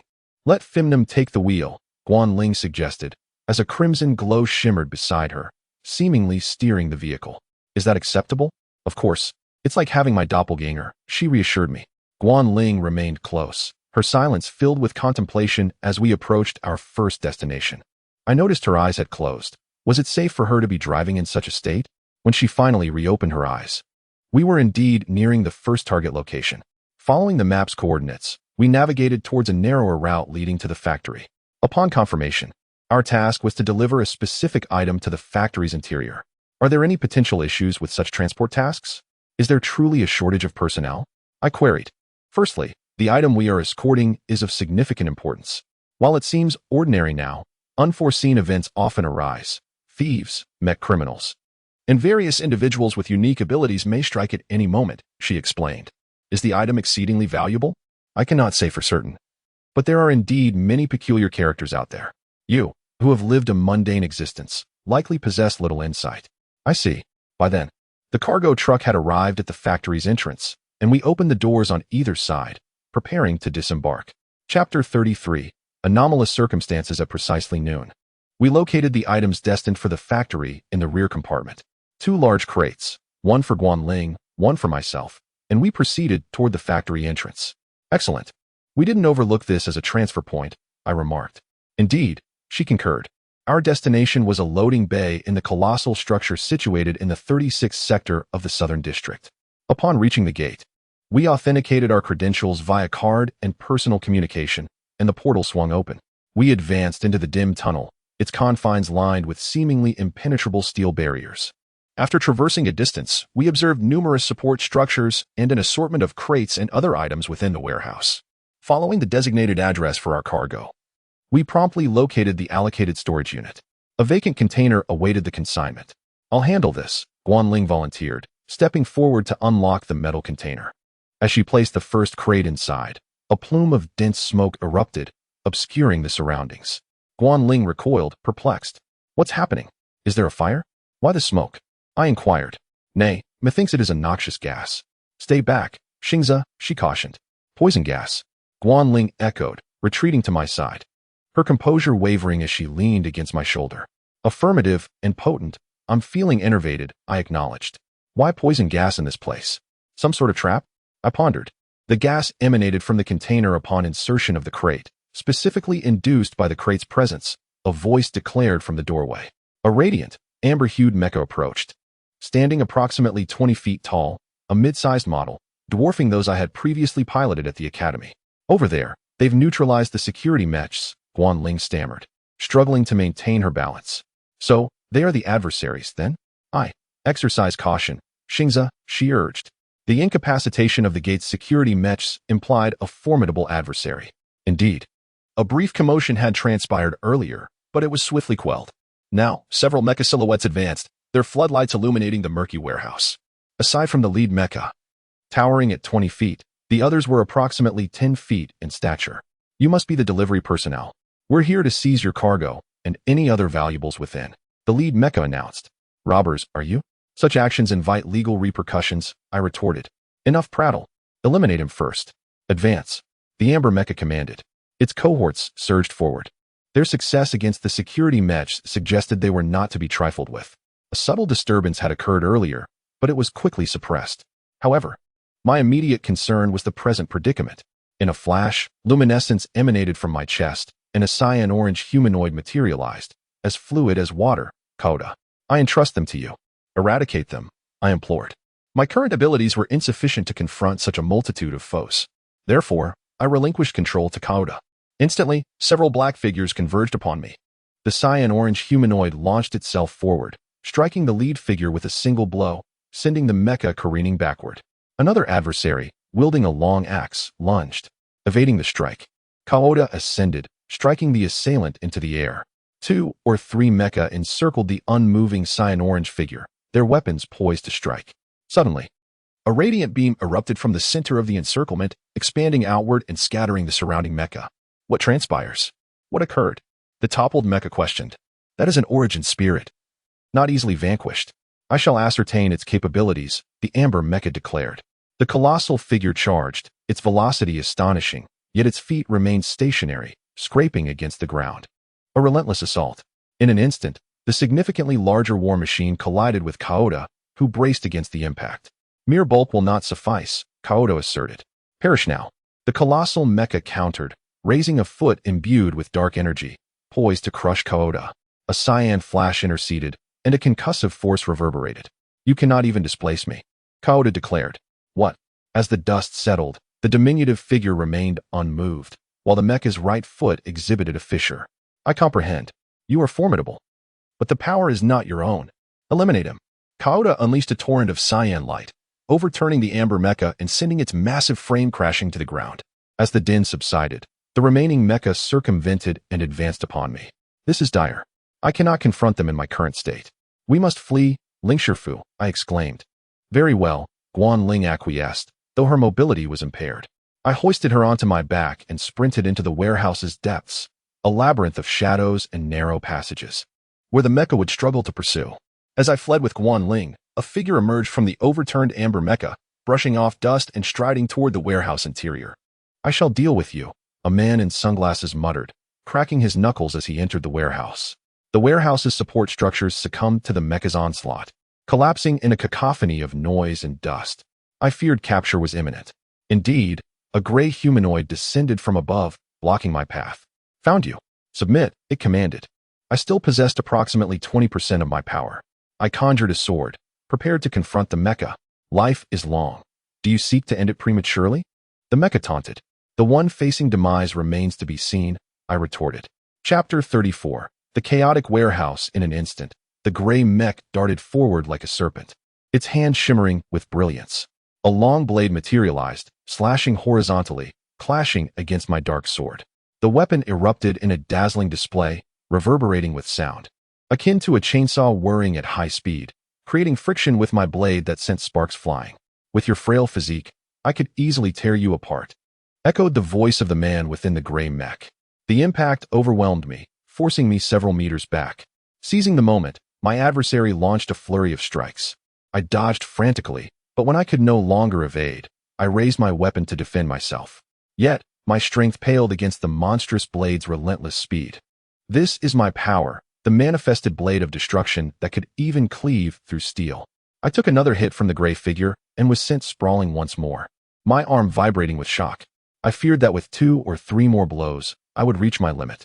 At this moment, I found myself in a precarious position, while Guanling lay against the wall nearby. Before I could contemplate my next move, my opponent surged forward again. I narrowly avoided one strike, maneuvering to his side and managed to leave a faint mark on his body, but the impact was minimal. In the blink of an eye, he had turned to deliver a finishing blow. I found myself with no choice but to block with my sword, bracing for what might be a devastating impact. However, I suddenly wielded my sword with one hand and conjured a second blade with the other, crossing both swords in defense. In that fleeting moment, the weapons collided, the chainsaw-like blade sparking against my swords. The force was immense, threatening to hurl me away, but just as peril seemed imminent, the two blades intertwined seamlessly, locking the monstrous blade in place. It was as if the blade was caught between the circular pin of a pair of scissors. What? In that moment, I was lifted into the air as the mech raised its weapon, and I remained suspended, gripping both swords tightly. Had the weapons fused together? The gray mech, momentarily stunned by the spectacle, soon regained its composure. What can that achieve? I shall strike you down regardless. The figure attempted to throw me off, but I released my grip and landed on the ground. Humph, your destructive blade is finished. What did you say? Look closely at the cracks on that blade. When the adversary noticed, the monstrous blade was already riddled with countless fractures, shattering into powder almost instantaneously. I then retrieved my black sword. This sword is as hard as diamond. Under the force of our clash, your weapon has been rendered useless. Is that so? But what does it matter? Suddenly, two short blades materialized in the gray mech's hands, and it lunged at me once more. I dodged one strike and blocked another. But the attacks came in rapid succession, the opponent extraordinarily agile. In a matter of moves, I found myself unable to defend against the onslaught. At that moment, another figure, clad in azure orange, glided down from the air, seizing the gray mech's sword-wielding arm, halting its assault. Instantly, the gray mech was sent flying, crashing against a support structure before collapsing to the ground. Then, a strange laughter emanated from within the mech, and a dark shadow emerged from its body. I am here. From another direction, a voice called out. I turned to see a man's figure emerging from behind another support beam. He coalesced dark energy in his palm, and suddenly, several dark short swords flew forth. It was evident that his target was not me, but rather Guanling, who lay nearby against the wall. Seeing this, I leapt forward, positioning myself between her and the incoming blades. Instantly, several flying daggers pierced through my back and arm. Witnessing this, Guanling softly inquired, "Why, Xingzhe, are you all right?" "I'm fine. You are my mentor. It is only natural that I save you." "Wait, you're bleeding." "It's nothing," I replied. Meanwhile, the man on the other side removed his sunglasses and tossed them into the rubble, laughing. "I expected you would risk your life to save that woman. Now, with your injuries from my daggers, your original spirit will weaken. This is the perfect opportunity to dispose of you." "That's not how it is. You have reached the end of your road." I slowly stood up and declared. "Humph, comrades, finish him off." The man shouted. Yet, at that moment, only Guanling remained silent, observing the standoff between the two of us. The surroundings fell into a momentary stillness. What? The man, noticing the lack of response around him, began to look back and forth. "You are destined to be apprehended by the police and face legal consequences. That is your future. But before that, you must pass through me." As soon as the words left my mouth, the azure orange figure rushed forward like the wind, striking him away. The man fell, tumbling through the air and crashing into the rubble below. Just moments ago, Cao had resolved all the surrounding mechs, ensuring that the man's companions would not arrive. I approached Guanling, noting that the man seemed to have lost consciousness. Several daggers behind me dissipated into the wind. I knelt beside her and asked, "How are you? Can you stand?" "I'm fine. This level of poison poses no threat to me. I just can't move for a moment." "But what about you?" "I'm also all right." The man seemed to mistakenly believe he had inflicted significant harm on me. "Those daggers merely grazed the surface of my skin, just scratches." "Really? That's wonderful." Guanling smiled. "My body is tougher than an average person's. Even without my original spirit, it's likely due to the connection with that original stone." After a brief moment, I lifted her, who was still unable to walk properly, and we made our way out of the warehouse. Before leaving, we confirmed that the items we had previously delivered remained unharmed. So from a task perspective, we had not completely failed. "We still have many boxes to transport. Let's go," Guanling said. "You're right. The police will arrive soon, and things will get more complicated. However, we should bind that man just in case," I said, walking toward the ruins where the man had fallen. As I approached, I noticed him stirring slightly, as if regaining consciousness. When he opened his eyes, they locked onto mine. You, please forgive me. I did not mean to put you in danger. Someone told me you would appear and commissioned us to carry out this task. What? Someone wants to harm us? Who is it? Tell me. Suddenly, a dark spirit emerged from within the man, drifting away into the distance. I don't know, he uttered before collapsing once more. We could do nothing further. The police soon arrived, and they took over the situation. Chapter 35. The task concludes as the escort mission continued. After resolving the lunch phase, Guanling's health had largely recovered, allowing her the freedom to stretch. When the guards arrived, we were discovered and questioned briefly, but fortunately, it did not lead to any significant trouble. The mission proceeded, and now we found ourselves seated in the cargo vehicle, preparing to transport the final items to another destination. The disturbances along the way had consumed a considerable amount of time, prompting us to accelerate the truck's speed. Guanling was not seriously injured, and I had managed to apply a bandage to my wound, which was also not problematic. There was no doubt that the mission could continue. The narcotic-like substance had seemingly sapped my strength, limiting me for nearly an hour without any serious repercussions. Was this truly the case? Not long ago, the last words spoken by that man resonated with Guanling, triggering her thoughts towards a certain individual, of which her disciple, standing beside her, was completely unaware. It was understandable that a special drug had been prepared to deal with the original stone holders, as their physiques differed significantly from ordinary humans, thus requiring a unique solution. Subsequently, Guanling and I continued our journey for nearly 3 hours, arriving at the border of the Southern District, approximately on the edge of the 53rd area, which was our next destination. Before us stood a vast edifice, presumably a factory of some sort. We have arrived, Xingza. Let us disembark here, she said. All right. During the final stretch, Guanling did not drive. She merely enjoyed the scenery. At that moment, reaching our destination was more important than anything else. We disembarked from the vehicle and began to unload the remaining cargo. Let us go, it's over there. Guanling pointed towards the entrance of a warehouse, and we proceeded in that direction, placing the items in their designated spots as per the mission requirements. This time, everything went exceedingly smoothly, with no unforeseen events along the way. The factory was equipped with numerous large machines, indicating that it was a production site. I surmised it was likely a facility for manufacturing mech components. All right, that should suffice. Can we return now? I inquired. Yes, she replied. With those words, we walked side by side out of the factory. Midway, Guanling turned to me and said, Wait a moment, Xingza, I'll go confirm something at the administration office. Just to be on the safe side. Is that necessary? It does seem prudent, I replied. All right, I'll be right back. Just wait for me here. With that, Guanling jogged off, her figure, a seemingly fit young woman, disappearing into the distance. After a brief moment, she arrived at a nearby room and gently pushed the door open, stepping inside the administration office. The room was not very spacious, illuminated only by dim lights, with merely a small desk lamp casting a glow. Inside sat a man, bald and appearing to be in his 30s or 40s, a robust figure. Guanling approached him and stated, I have completed the task. Please take this. She handed him an item resembling a visa, thus marking the completion of her mission. Has the task been completed? Well done. You've worked hard. Please continue to strive in the future, he responded. I understood that the obstacles encountered during the mission were due to the actions of a certain man. Guanling remarked, You don't understand what I'm saying, do you? In this shadowy world, there are those who can command the winds and the rain, and he is my master. A figure you all greatly fear. Is there a dark agenda at play? However, that has nothing to do with me. You may leave now, Guanling. Your task is complete. Yes, indeed. Guanling replied casually and turned to leave. I had heard of him, Mr. Plun, a mysterious individual and one of the early researchers in mech technology, the bald man remarked. Shortly thereafter, the red-haired girl emerged from the door, and I quickly caught sight of her. Guanling approached me and said, The task is finished. Let us head back. All right. On our return, we won't need that cargo truck. Let us take the train instead. With that, we made our way toward the road leading to the train station. After a brief journey, we arrived at the station and swiftly boarded the train, preparing to return to our residence. Seated in the rear of the carriage, we awaited our arrival at the 7th area, which should not take long, as it was much faster than the truck.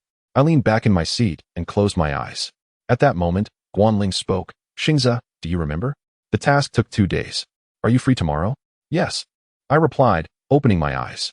Come visit my home tonight. Your master's home? Yes, and please refrain from calling me Master Ling. Just call me by my name. Is that so? Are we going? You are my master. I am free today. It's no problem. After 2 hours on the train, we arrived at the 8th area where Guanling resided. The area between the 7th and 9th zones was known as the Academy District.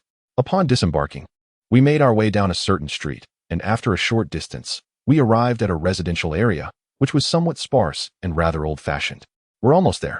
My home is not far from the station, Guanling said. I continued to follow her until we reached the 2nd floor of an apartment building, where we paused. We arrived, Xingza. All right. I was indeed curious about Guanling's home and eager to see what it was like. After she unlocked the door with her key, we both stepped inside. Chapter 36. Kanna's abode. I followed Kanna into her residence, proceeding through the vestibule and into the main hall. I took a moment to observe my surroundings, immediately discerning a simple and tranquil ambience. The interior was quite spacious, yet sparsely furnished, lending an air of emptiness to the dwelling. This stood in stark contrast to Rand's home, which was adorned with opulent decorations, reflecting her penchant for extravagance. This place felt more akin to a rented accommodation, which was easier to comprehend. Kanna, do you reside here alone? The space feels rather vacant. Yes, Kanna affirmed with a nod. And your parents? They have passed away. My inquiry was born of mere curiosity, yet the young girl's revelation struck me with unexpected force. Passed away, she uttered casually, leading me to question if I had misunderstood. What? Passed away? Your parents, they're gone? I murmured, regretting my insensitive question, and lightly brushed my forehead. It's all right, it happened a long time ago. I fell silent, and Kanna interjected. Would you care for a cup of tea?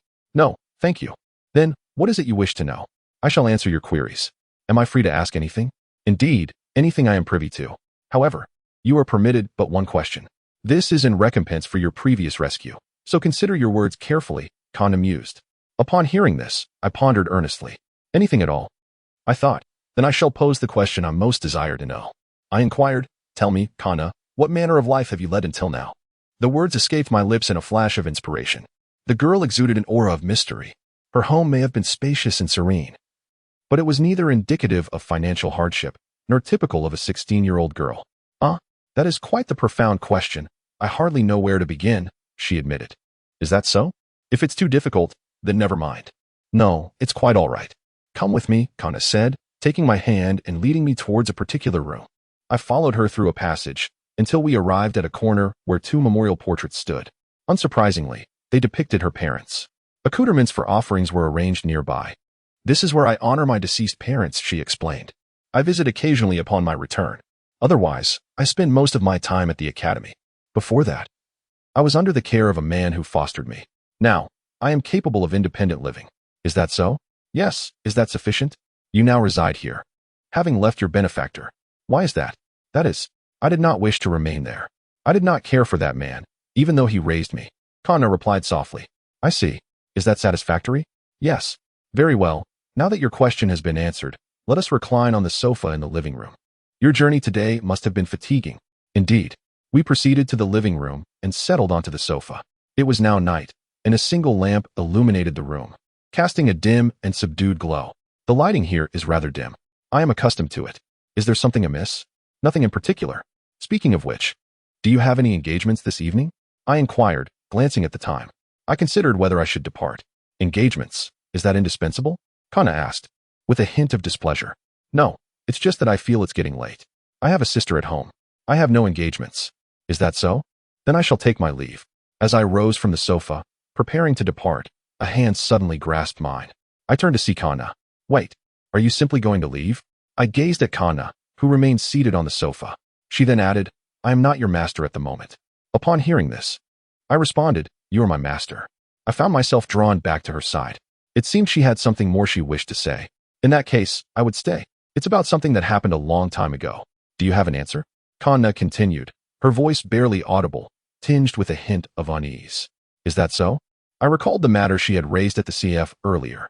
Observing Kanna, who was slightly downcast and unmoving, I reached out and placed a hand on her head. I believe it is acceptable, I said. Is that so? Is that truly your answer? Kanna whispered. That is my answer. Kanna's cheeks flushed faintly, and her eyes betrayed a hint of emotion. The matter that had troubled her for some time had come to a close. The answer was okay, truly incredible. Then, let us make a vow, Kanna murmured, leaning closer to me. It seemed she wished to engage in a kiss. It was perplexing, but if that was her desire, then so be it. We shared a brief and simple kiss, which concluded swiftly. Saya, I have a thought, Kanna said, leaning against me. It is late, so please stay the night. I had just mentioned wanting to return home. What? Are you going to abandon your lonely girlfriend? I have a sister at home who is also afraid of being alone. What? You can see your sister every day? What about me? Which is more important? I understand. I shall stay tonight. Kanna was undoubtedly someone with whom I shared a connection. Perhaps this was a rare opportunity, and I would not decline. In the quiet room, we did nothing for a while. After some time, Kanna suggested we retire for the night. Let us rest. Come, she said. Kanna led me to a room adjacent to the main hall. It was still rather bare, but it contained an undeniable bed. Are there no other rooms? I inquired. No, there is only this one. Is that so? Yes, Kanna replied with a smile. A short while later, Kanna returned to the room in her nightwear. Before long, we were both lying in bed, and the lights were extinguished as we drifted off to sleep. The area was quite serene, devoid of any disruptive noises, which was one of the advantages of being in a remote location. The room was tranquil, and we fell asleep without realizing it. Chapter 37. Return the following day. As dawn broke, the sun had already risen, allowing rays of light to filter through the window. I awoke to find something entwined beside me. Indeed, it was a woman. Quickly confirming her identity as Guanling, I was momentarily perplexed as to why she lay next to me, but it mattered little now. She was clinging to me, perhaps still lost in her slumber, her sleeping posture rather ungraceful. The sight of her innocent sleeping face was before my eyes, prompting me to gently nudge her away. It was now 7 in the morning, and time to head to the academy. She seemed to be in a deep sleep, and as I tugged at her arm, she stubbornly clung on, seemingly dreaming of cake or something similar, which cost me quite some time. Are you awake already? I suddenly lifted the covers and called out, Hey, honestly, it's getting late. I won't sleep anymore, she replied with puffed cheeks. Is that so? Anyway, let us get up, have breakfast, and then head to the academy. Guanling stated. Wait, it's fine for Xingze to go a little later today. After all, the deadline for the task we applied for yesterday is 2 days. So there's no need to rush, she added. No, I want breakfast. Is that so? All right, I'll make breakfast. After some urging, Guanling finally got out of bed. She then donned her clothes and started preparing breakfast, as it was only natural for her to be able to cook, living together like my sister. Before long, we began our meal, which was indeed a rather ordinary breakfast, consisting of convenient food, perfectly suited for someone living alone. You did well. Do you usually eat this? I inquired. Yes. Does Xingze want something else? Guanling nodded. This is sufficient. Is that so? After finishing breakfast, Guanling and I set off for the Holy Water Spirit Academy, located in the 8th district, not particularly far from the academy, and we reached it quickly via public transport. After nearly 20 minutes, we arrived at the academy's entrance around 9 o'clock. Of course, that was already the time for classes to begin. Fortunately, we were still within the task execution period, so there was no need for concern as we made our way into the academy, heading towards the task allocation office on the top floor.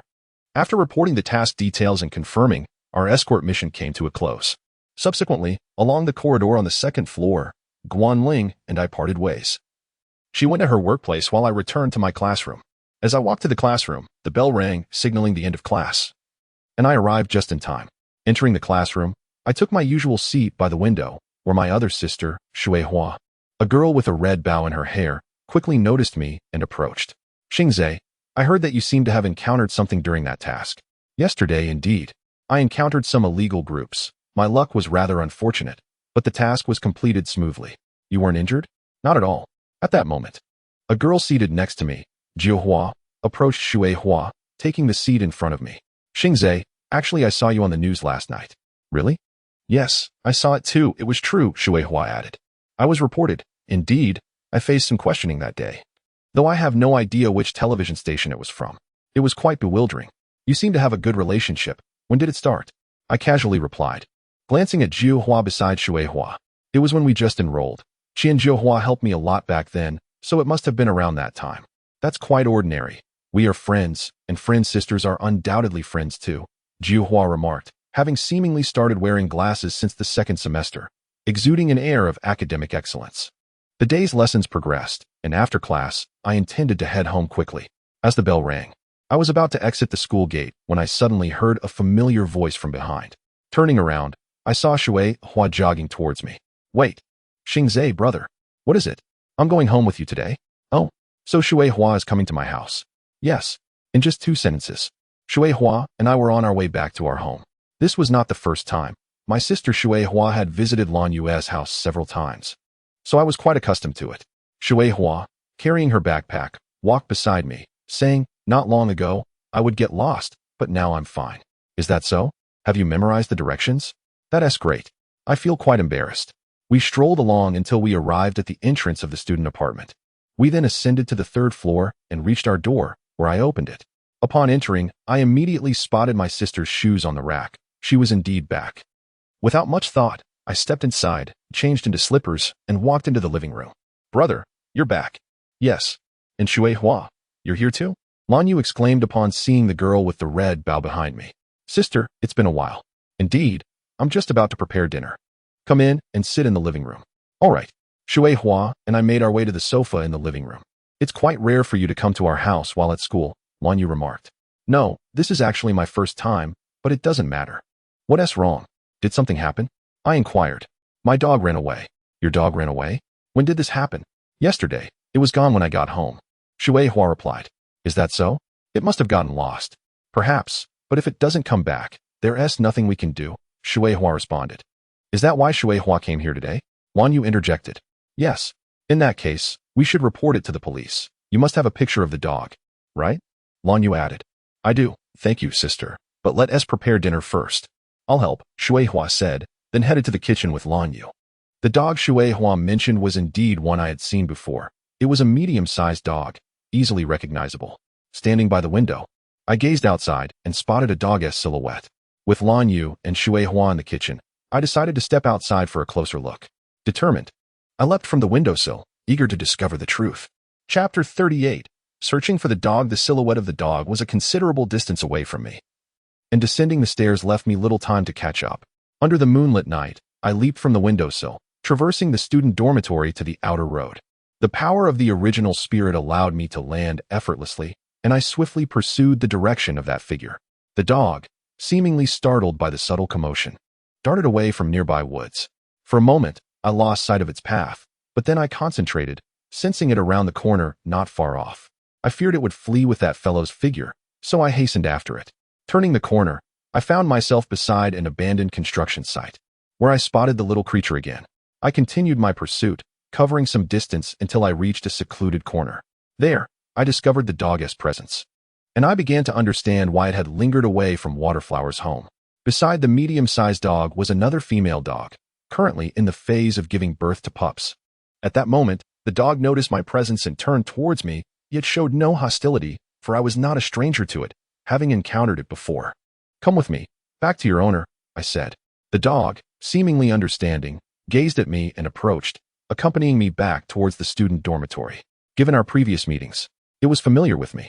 Above a few rusty steel pipes in the dilapidated construction site, sat a man in sunglasses. The scene of one man and one dog was vividly clear, and it was evident that this individual possessed some skill. Shortly after, we arrived home, and I quickly informed Waterflower of the dog's situation, which brought her great relief. "So that's where it went? Really, this fellow has reached that age." "Dinner was already prepared. Come quickly, and there's food for the dog too," said Lan Yu. "All right." Before long, the 3 of us sat at the dining table, picked up our chopsticks, nodded in respect, and began our meal. Tonight's dinner was sumptuous and looked delightful. "Indeed, it's a feast," I remarked. "Yes.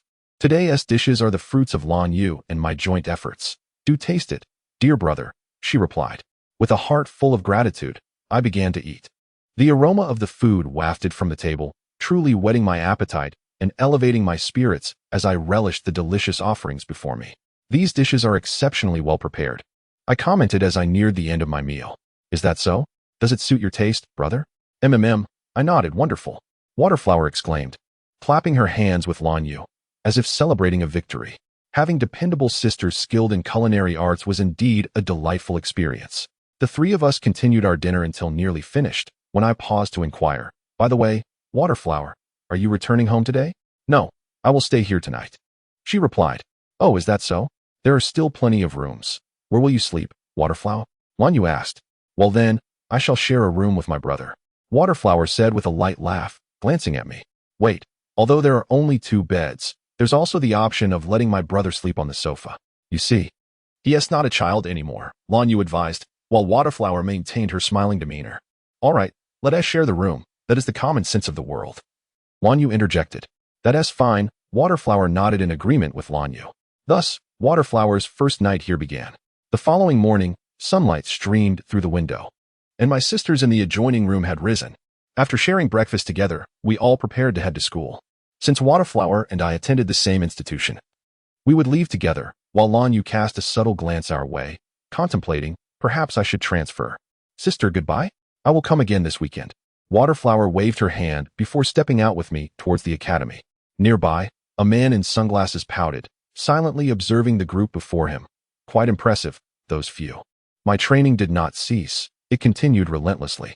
Then came the weekend, a Saturday holiday, and as previously mentioned, Waterflower was to visit. However, in the morning, Guanling sent me a message saying, I will come to Xing's house today. Are you free? Naturally, I was free, as I would be home all day. And I replied accordingly. In recent days, my interactions with Guanling at school had been infrequent. I had mostly been practicing swordsmanship and refining my skills. She, too, had her own commitments, and we hadn't crossed paths often. Although Guanling expressed her desire to visit my home, I remained uncertain as to whether she was familiar with its location. As if by coincidence, shortly after the message was sent, the doorbell rang at Lan Yu's home. While I practiced swordsmanship nearby, Lan Yu approached the door and opened it. Hello, you must be Xing's sister. A girl with long crimson hair stood before her. You are. I am Guanling. Please take care of me. She introduced herself with a smile. For some reason, Lan Yu found her demeanor rather insincere. Just as she finished speaking, Lan Yu attempted to close the door, initially thinking it was Waterflower, only to realize it was this person. However, as she tried to close the door, Guanling's body blocked it, preventing it from shutting. Lan Yu, I brought a gift for you, Guanling said, pressing against the door while holding a beautifully wrapped gift box. No need. Mother said not to accept gifts from strangers. I am not a stranger. We've met before. At that moment, I had heard the commotion and approached the door, seeing Lan Yu struggling to close it against Guanling. Is that so? All right, I remember now. Lan Yu paused, and Guanling sighed in relief. Once the three of us gathered at the entrance, I said, Come in. Hearing this, Guanling nodded and entered with us. As we stepped onto the sofa, I settled down, while Guanling gazed at my sister, who was also looking at her. This is the second time we meet. I am Guanling on a level, Xing's mentor. I am Lan Yu. Please take care of me. And thank you for your guidance to my brother. No, it's not like that. Your brother has helped me quite a bit. Though I am a mentor, I wouldn't exactly call myself one. I understand. Sister Guanling, please have a seat, Lan Yu invited. Guanling set the gift she had brought aside, and then joined us on the sofa. This was her first visit, and she wore a neat and elegant outfit that made her appear more refined than usual, suggesting she had come prepared. Chapter 39. The Visitor at this moment. Guanling glanced at me and Lan Yu, asking, Xingze, are you currently in training? Indeed, I just finished, I replied. Guanling, why not accompany us to see the training area? After all, you are Xingze's mentor, suggested Lan Yu. All right, where is it? Guanling inquired, observing the spacious house. Right over there. Let us proceed, she indicated. With a gentle push on Guanling's back, Lan Yu led the way. After a few steps, we arrived at the door of the room on the far right. Guanling entered first, followed closely by Lan Yu. Guanling surveyed her surroundings. It is quite spacious here, and the air is refreshing.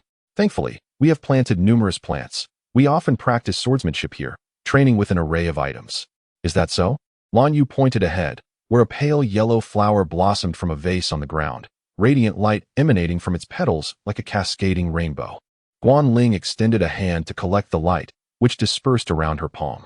Be cautious of what lies behind, she warned, as another beam of light shot towards her from behind, which she deftly evaded. And I too, I added, as a glowing azure object extended towards us from the rear. Guanling turned and caught it. Is this training, or is it an act of rudeness? Guanling remarked. This is a trial. One must possess such abilities to instruct Xingze, she affirmed. Is that so? How peculiar, I mused. There is nothing strange about it. Guanling and Lan Yu exchanged glances, their consciousnesses intertwining. As I approached, I felt an invisible pressure, making it challenging to draw near them. Although neither moved, it felt as if they had exchanged thousands of moves in an instant. My apologies for my earlier behavior, I said. No, I understand, Lan Yu replied, her gaze softening. Guanling concurred, There is an underlying tension between the two of them, even though their personalities seem compatible. What transpired during your training? I inquired. One could say that. Lan Yu responded as she exited the training room, with Guan Ling following suit. It is quite a commendable space. Is that so? Afterward, Guan Ling departed. Left with Lan Yu, we had engaged with Guan Ling for the entire morning, and now it was time for lunch. What did you and Guan Ling discuss? I probed, but found it difficult to discern anything from her demeanor.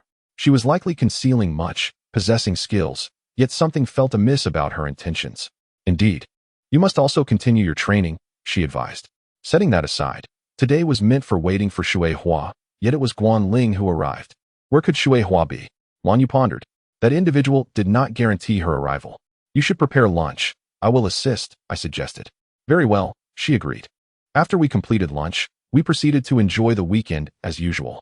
Monday arrived, ushering in the cyclical rhythm of school. The spring weather remained splendid, with an abundance of blooming flowers outside the apartment, their fragrances carried by the gentle breeze. After breakfast with Lan Yu, I took my backpack and headed toward school. The second semester had settled into a much calmer routine compared to the bustling first semester. Most newcomers had adapted to this environment, and I arrived at the classroom 5 minutes before the bell, maintaining my punctual reputation. At this hour, most students were already present, though a few had yet to arrive. The seat in front of me remained empty. Shui Hua had not yet come, risking tardiness. Moments later, the class bell rang, and our homeroom teacher, Mr. Wu Feng, entered. Having observed attendance, he quickly noticed the vacant seat in front of me. Has Shui Hua not arrived today? Did she not inform you of her absence? Mr. Wu Feng inquired, addressing the student seated before Shui Hua, Di Ribo. No, I haven't received any notification, Di Ribo replied. Mr. Wu Feng then turned his gaze toward me. Xingzhe, as Shui Hua's brother, do you know if there is a reason for her absence or tardiness? I am unaware, I stammered. Perhaps she was simply late. But then I recalled that just 2 days prior, on Saturday, Shui Hua had mentioned she would come to visit over the weekend yet did not show up. If there were an urgent matter, I could understand, but why was she not here today? It would be customary for her to report her absence to the teacher. Teacher, Shui Hua has not informed us of her absence? No, I remember quite clearly. Is that so? I will attempt to contact her. My apologies for the inconvenience. With that, I stepped out of the classroom and quickly retrieved my phone from my pocket, locating Shui Hua's number in my contacts and pressing the dial icon. A tone sounded, followed by the ringing. I waited for several rings, but there was no answer, and after a while, the call was disconnected. I checked the number on my phone. It was indeed hers. What could have happened to result in this? An ominous feeling gripped me. I approached the teacher's desk. I am unable to reach Shui Hua. I am uncertain of the reason. Teacher, I would like to request permission to visit her home. Is that so? I understand. Xingzhe. You may inquire with other relatives of Shui Hua as well. Very well, I replied, stepping out of the classroom. Leaving behind a somewhat bewildered teacher and classmates engaged in discussions about Shui Hua. Swiftly navigating the hallway to the school entrance, I turned right outside the academy. Shui Hua's home lay in the opposite direction of my residence and the school. I had visited her home several times during the winter break, so I was quite familiar with the route. What could have happened to that girl? I believed that visiting her home would reveal the answers I sought.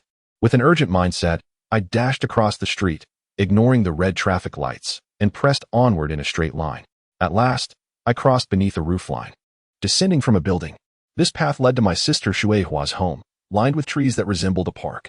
Numerous grand residences dotted the area, and Shui Hua's home awaited just ahead.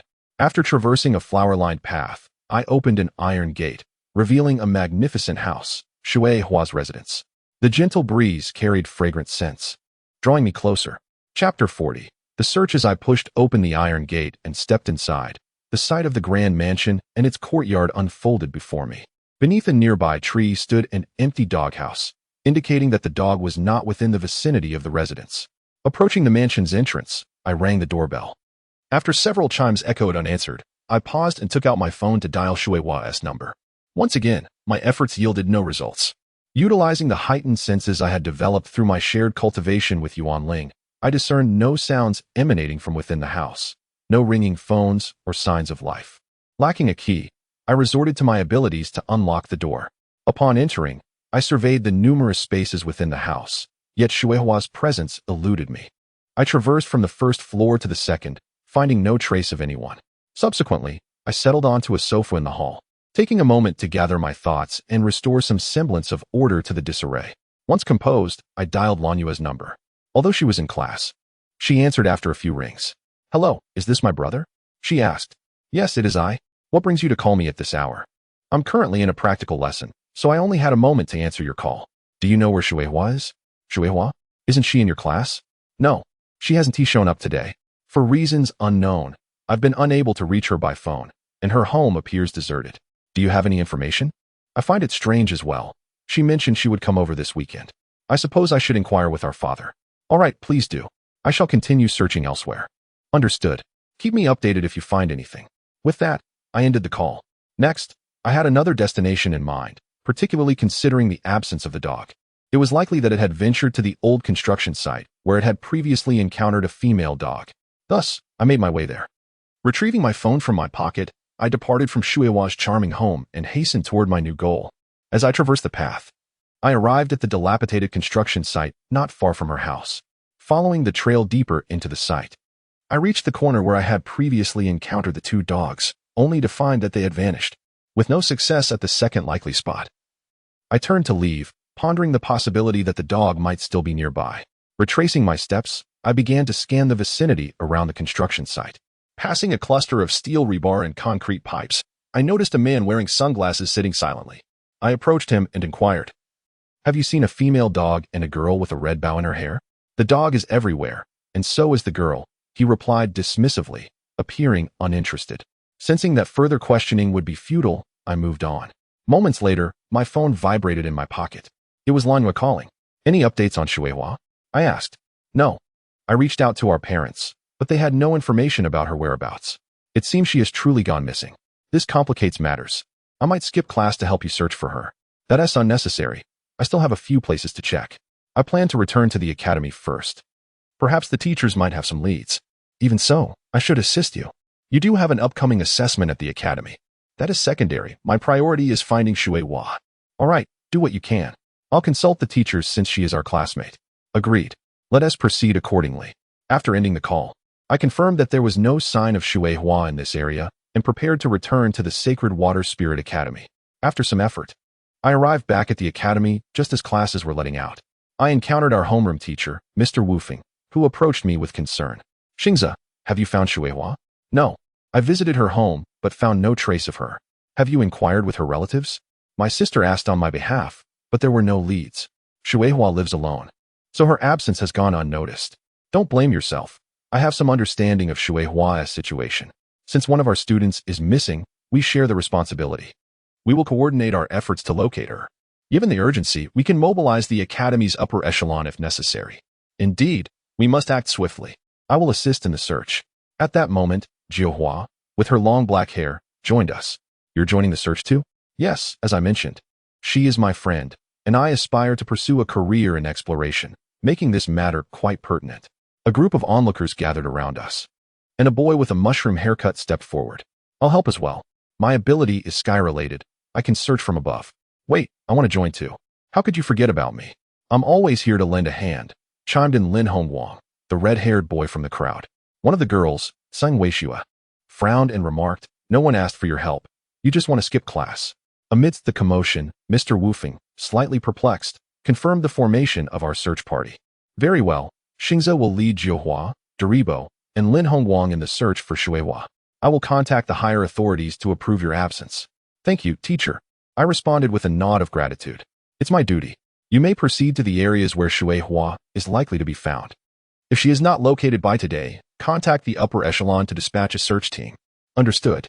Let us set out, everyone," Deribo declared. With that, we stepped out of the classroom, embarking on our mission.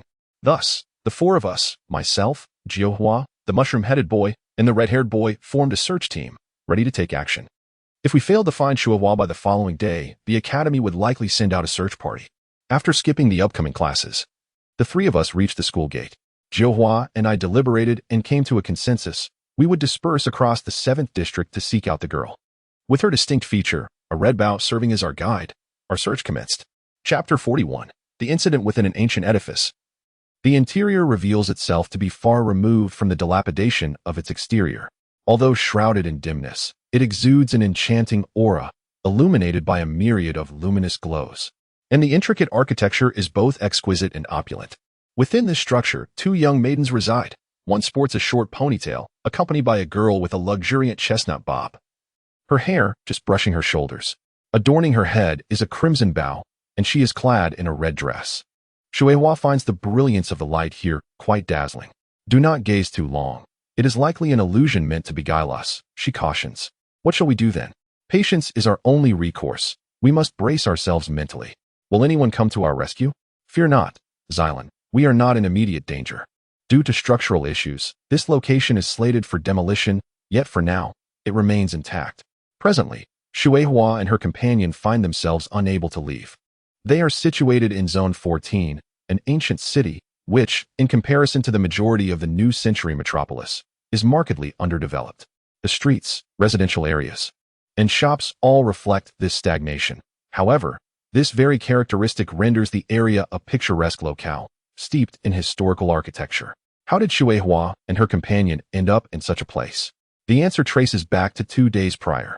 On that Saturday morning, the weather was splendid, and Shueihua planned to arrive at Li Xing's residence before 9 o'clock. She had previously mentioned her intention to attend, and as it was the weekend, she decided to bring along her dog, Dandy. Though Dandy was of considerable size, years of companionship had rendered him well-trained, allowing for a leisurely stroll without a leash. Shueihua walked briskly along the street leading to Lan Yue and Li Xing's home. The distance was not far, yet sufficient for some light exercise. As she proceeded, Dandy trotted alongside her, passing the Holy Water Spirit Academy, a sign that they had traversed about half the distance to their destination. Suddenly, Dandy bolted ahead, and curious, Shueihua chased after him. However, for reasons unknown, Dandy veered off the original path, leading her to a derelict construction site where he was engaging amiably with another dog. Dandy had reached a certain age, and perhaps the female dog he was interacting with was indeed in a delicate condition. Shueihua recalled her brother mentioning that female dogs could be pregnant, but she could not ascertain the truth of it.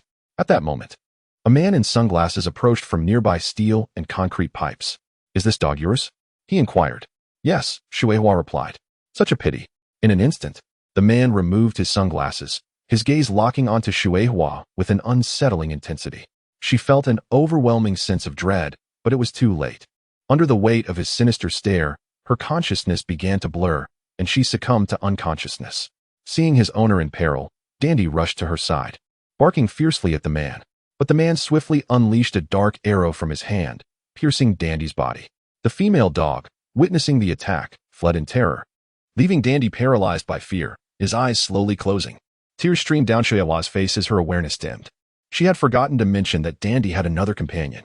With that thought, her consciousness faded, and her tear-filled eyes closed once more. The man in sunglasses proceeded to clean up the bloodied scene and the lifeless dog before taking Shueihua away. When she regained consciousness for the second time, Shueihua found herself no longer in the abandoned construction site, but rather confined within an ancient building in Zone 14. Her hands were bound, and she was being carried by a dark violet figure, deposited in a pitch-black room. It was there that she once again encountered the man with the sunglasses. "You." "Yes, it was I who brought you here. Why would you do this? You killed Dandy. This is a crime." Shueihua struggled to articulate through her fear. "I am aware. That dog was an obstacle, and you and I have our reasons for this capture. Why do you wish to capture me? Have you not realized yet?" The man spoke with a hint of disdain. "Is that so?" The only explanation that came to her mind for being abducted was her status as a bearer of a rare original stone, one that glimmered with a radiant light.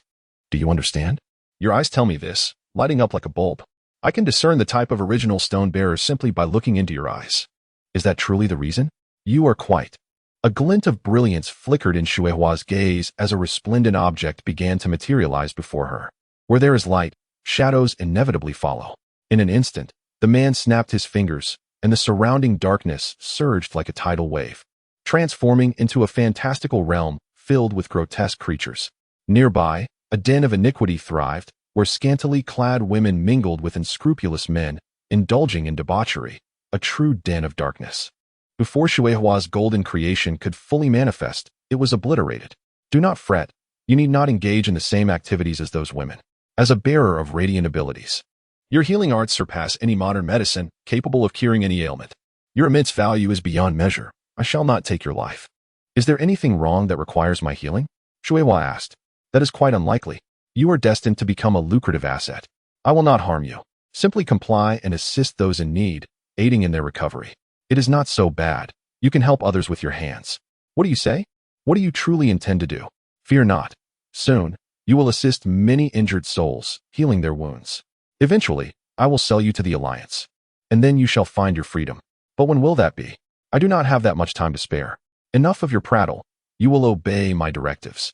The man with green hair revealed his malevolent nature. Xuehua understood well the type of person he was, a criminal, one who engaged in illicit activities. Thus, she was forcibly abducted. Subsequently, Xuehua was taken to a chamber where another girl awaited. Before she could comprehend the situation, the iron gate slammed shut, confining them within. There are your companions inside. Do not worry, more will join you soon. Chapter 42. The Search, Part 2. The girl was named Xia Xilan. After their conversation, Xuehua realized that she and Xia Xilan were of similar age, and both were imprisoned here as luminous power users.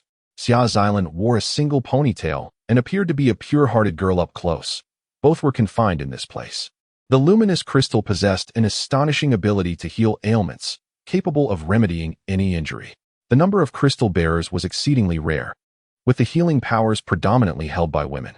Understanding this, they knew that they must keep their identities secret, yet ultimately, they were discovered, leading to the most dreadful consequences. The two girls, feeling a kinship, communicated their mutual desire to escape and return to their families and friends. From the words of the man in sunglasses, it seemed they could face the dire fate of being sent to some kind of organization. Xuehua said, "Let us find a way to escape before that. Indeed, perhaps someone will come to rescue us. There is no need to be overly despondent." Yes, Xilan grasped Xuehua's hand, and they still held on to hope. At present, I had scoured the area between the 6th and 9th zones for 3 days. The search team had expanded, adding a mech unit, conducting a wide-ranging search throughout the academy area. The mech unit had been deployed since the 2nd day, and now it was the evening of the 3rd day. I was still searching between the 7th and 8th zones, which was my designated area and the most likely place to find the girl. However, I remained at a loss as to her whereabouts. Even if I wished to broaden the search area, it seemed improbable. Even with Juhua and Deribo, our manpower appeared insufficient, leaving it to the search team to handle. Since Xuehua had not returned home since Saturday, there had been no word from her. I feared that something had happened to her on that day, perhaps related to her dog, which had also gone missing. It was possible she had encountered some misfortune. I awaited further developments. That evening, I connected with Guanling over the phone, sharing everything about my sister's situation. Despite the rumors circulating in class, many were aware of the situation. I detailed the matter to Guanling, beseeching her for assistance, as she was an extraordinary individual. "Xingza, I suspect that child has been abducted by someone. I had considered this possibility as well, but what could be done in such a case? The crystal bearers were already a minority, and your sister's abilities were particularly precious. Who could have taken her? In this world, there were many nefarious individuals targeting children with such powers. I believe they might be exploiting Xuehua's abilities for malevolent purposes." Guanling concluded that Xuehua had indeed been taken, but this only deepened the uncertainty. If it were true, the situation would be even worse. It would imply the involvement of criminal elements. "Yes, I share your sentiment, but I can't assist you directly at this moment. However, I can provide you with some potentially useful information. Time is of the essence, so I'll be brief. In the 15th zone, a rather chaotic area, there are many information brokers, and numerous criminals conduct their dealings there. It's quite dangerous, but you might find something." Guanling informed me. The 15th zone, known as Desert Town, was a place I had heard of during my nearly year-long stay here. It was notorious for its disorder and frequent bizarre occurrences due to the influx of outsiders. Is that so? I will go there and see if the information holds merit. Yes, I will send you the details of the information location via phone. From there, it's up to you, Xingza. Be careful. All right, thank you. With that, I ended the call. Moments later, Guanling sent me a map highlighting a particular information exchange point in the 15th zone. To advance the situation, I knew I had to head there. Before doing so, I contacted the other 3 members, as they were part of the operation. I inquired about their progress and shared the information I had gathered, which seemed the prudent course of action. Thus, I conveyed the situation to Jiuhua, emphasizing the 15th zone as a potential lead in finding my sister Xuehua, and explained everything to the others as well. The unanimous conclusion was to head to the 15th zone, which was the logical next step. Jiuhua and I decided to make our way there in the afternoon.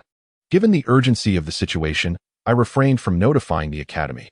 The risks of that area warranted haste, and reporting would only waste precious time.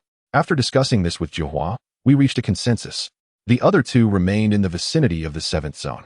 At 12:30 that afternoon, I met Jiuhua at a designated CAF, where we intended to discuss our plans prior to departure. Jiuhua, are you certain about going to the 15th zone? It's quite dangerous. I must go. Xingsa, I've already stated my intent to assist in finding Shuihua. You wouldn't want to waste time, would you? Jiuhua's dark eyes met mine. I understand your resolve.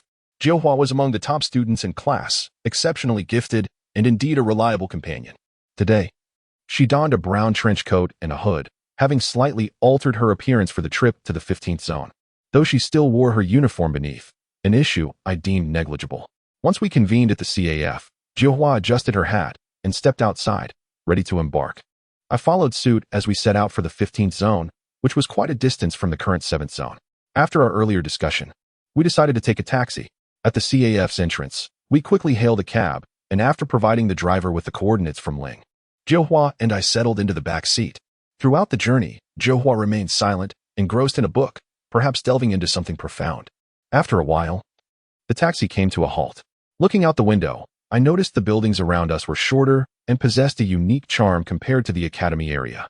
The surroundings were characterized by golden earth, better described as a desert landscape. This is the place, I'm sure of it. We have arrived in the 15th zone. Desert town. The seemingly desolate land, despite being daytime, was sparsely populated, which was one of the defining traits of the area. Let us get out. We have arrived. The driver announced. I understand. We exited the vehicle. After settling the fare, the taxi swiftly departed, and as Jiuhua and I stepped onto the sandy ground, a gust of wind swept past, prompting us to shield our faces. The air here is quite oppressive. We must not linger. Let us complete our task swiftly, Xingsa. Jiuhua walked ahead, saying that under the gust of wind, her long hair flowed in a single direction, and I followed suit. Realizing that we were heading towards the information point at our destination, which was not far from here. Chapter 43. Intelligence. Jiuhua and I swiftly traversed the streets, occasionally shrouded in swirling dust, guided by the map. We passed by areas that resembled entertainment districts until we arrived at a subterranean entrance to a tavern, marked prominently to our left. Let us go, Jiuhua urged, descending the staircase into the depths below, and I followed closely beside her. Upon reaching the bottom, we found ourselves in a dimly lit corridor, at the end of which stood a door, its edges occasionally illuminated by flickering colored lights. This must be the underground tavern that Guanling mentioned. I glanced at Jiuhua, our eyes briefly meeting. She blinked and looked ahead, signaling for us to proceed, while also indicating the need for caution. I nodded slightly, and together we made our way toward the door. Upon opening the door and stepping into the inner chamber, we were greeted by a plush carpet leading into the room. Small tables adorned the surroundings, and further ahead, a counter stood where a woman clad in a pink blouse adorned with a black butterfly design was stationed. Her light red hair framed her face, and she appeared to be our target, a purveyor of information as indicated by our intel. Acknowledging this, Jiuhua and I chose to disregard the revelers around us, dancing, drinking, and gambling as we approached the seats at the counter. Excuse me, miss, I am in search of someone, I stated as we settled into our seats. The middle-aged woman, her eyes narrowing slightly, turned her gaze towards me. Looking for someone? What kind of person do you seek? Without details, I cannot divine your intentions. At this moment, both Jiuhua and I were seated at the counter. Jiuhua spoke up, her demeanor calm as she articulated the characteristics of Shuihua. She is a girl, approximately 15 years old, with a red bow in her hair, and she possesses a radiant form. The middle-aged woman pondered briefly, stroking her chin before responding. I have not heard of a girl with a red bow, but I do have information regarding a girl with a radiant form. However, acquiring that information may entail considerable risk. She leaned on the counter, visibly conflicted. At that juncture, Jiuhua discreetly retrieved a substantial stack of cash, approximately 3 centimeters thick, from her pocket and gently placed it in the woman's palm. Observing this, the middle-aged woman's eyes widened slightly, and she flipped through the bills. Can we continue? Jiuhua inquired. Very well. The information pertains to a girl with a radiant form who specializes in healing ailments. It has recently surfaced from an organization, the woman divulged, pausing as she scrutinized Jiuhua.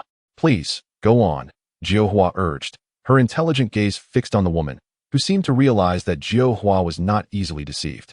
In the 14th district, there is a building slated for demolition, which houses an individual specializing in healing ailments. Is there a girl capable of healing within? I interjected. Yes, the woman affirmed. What organization does she belong to?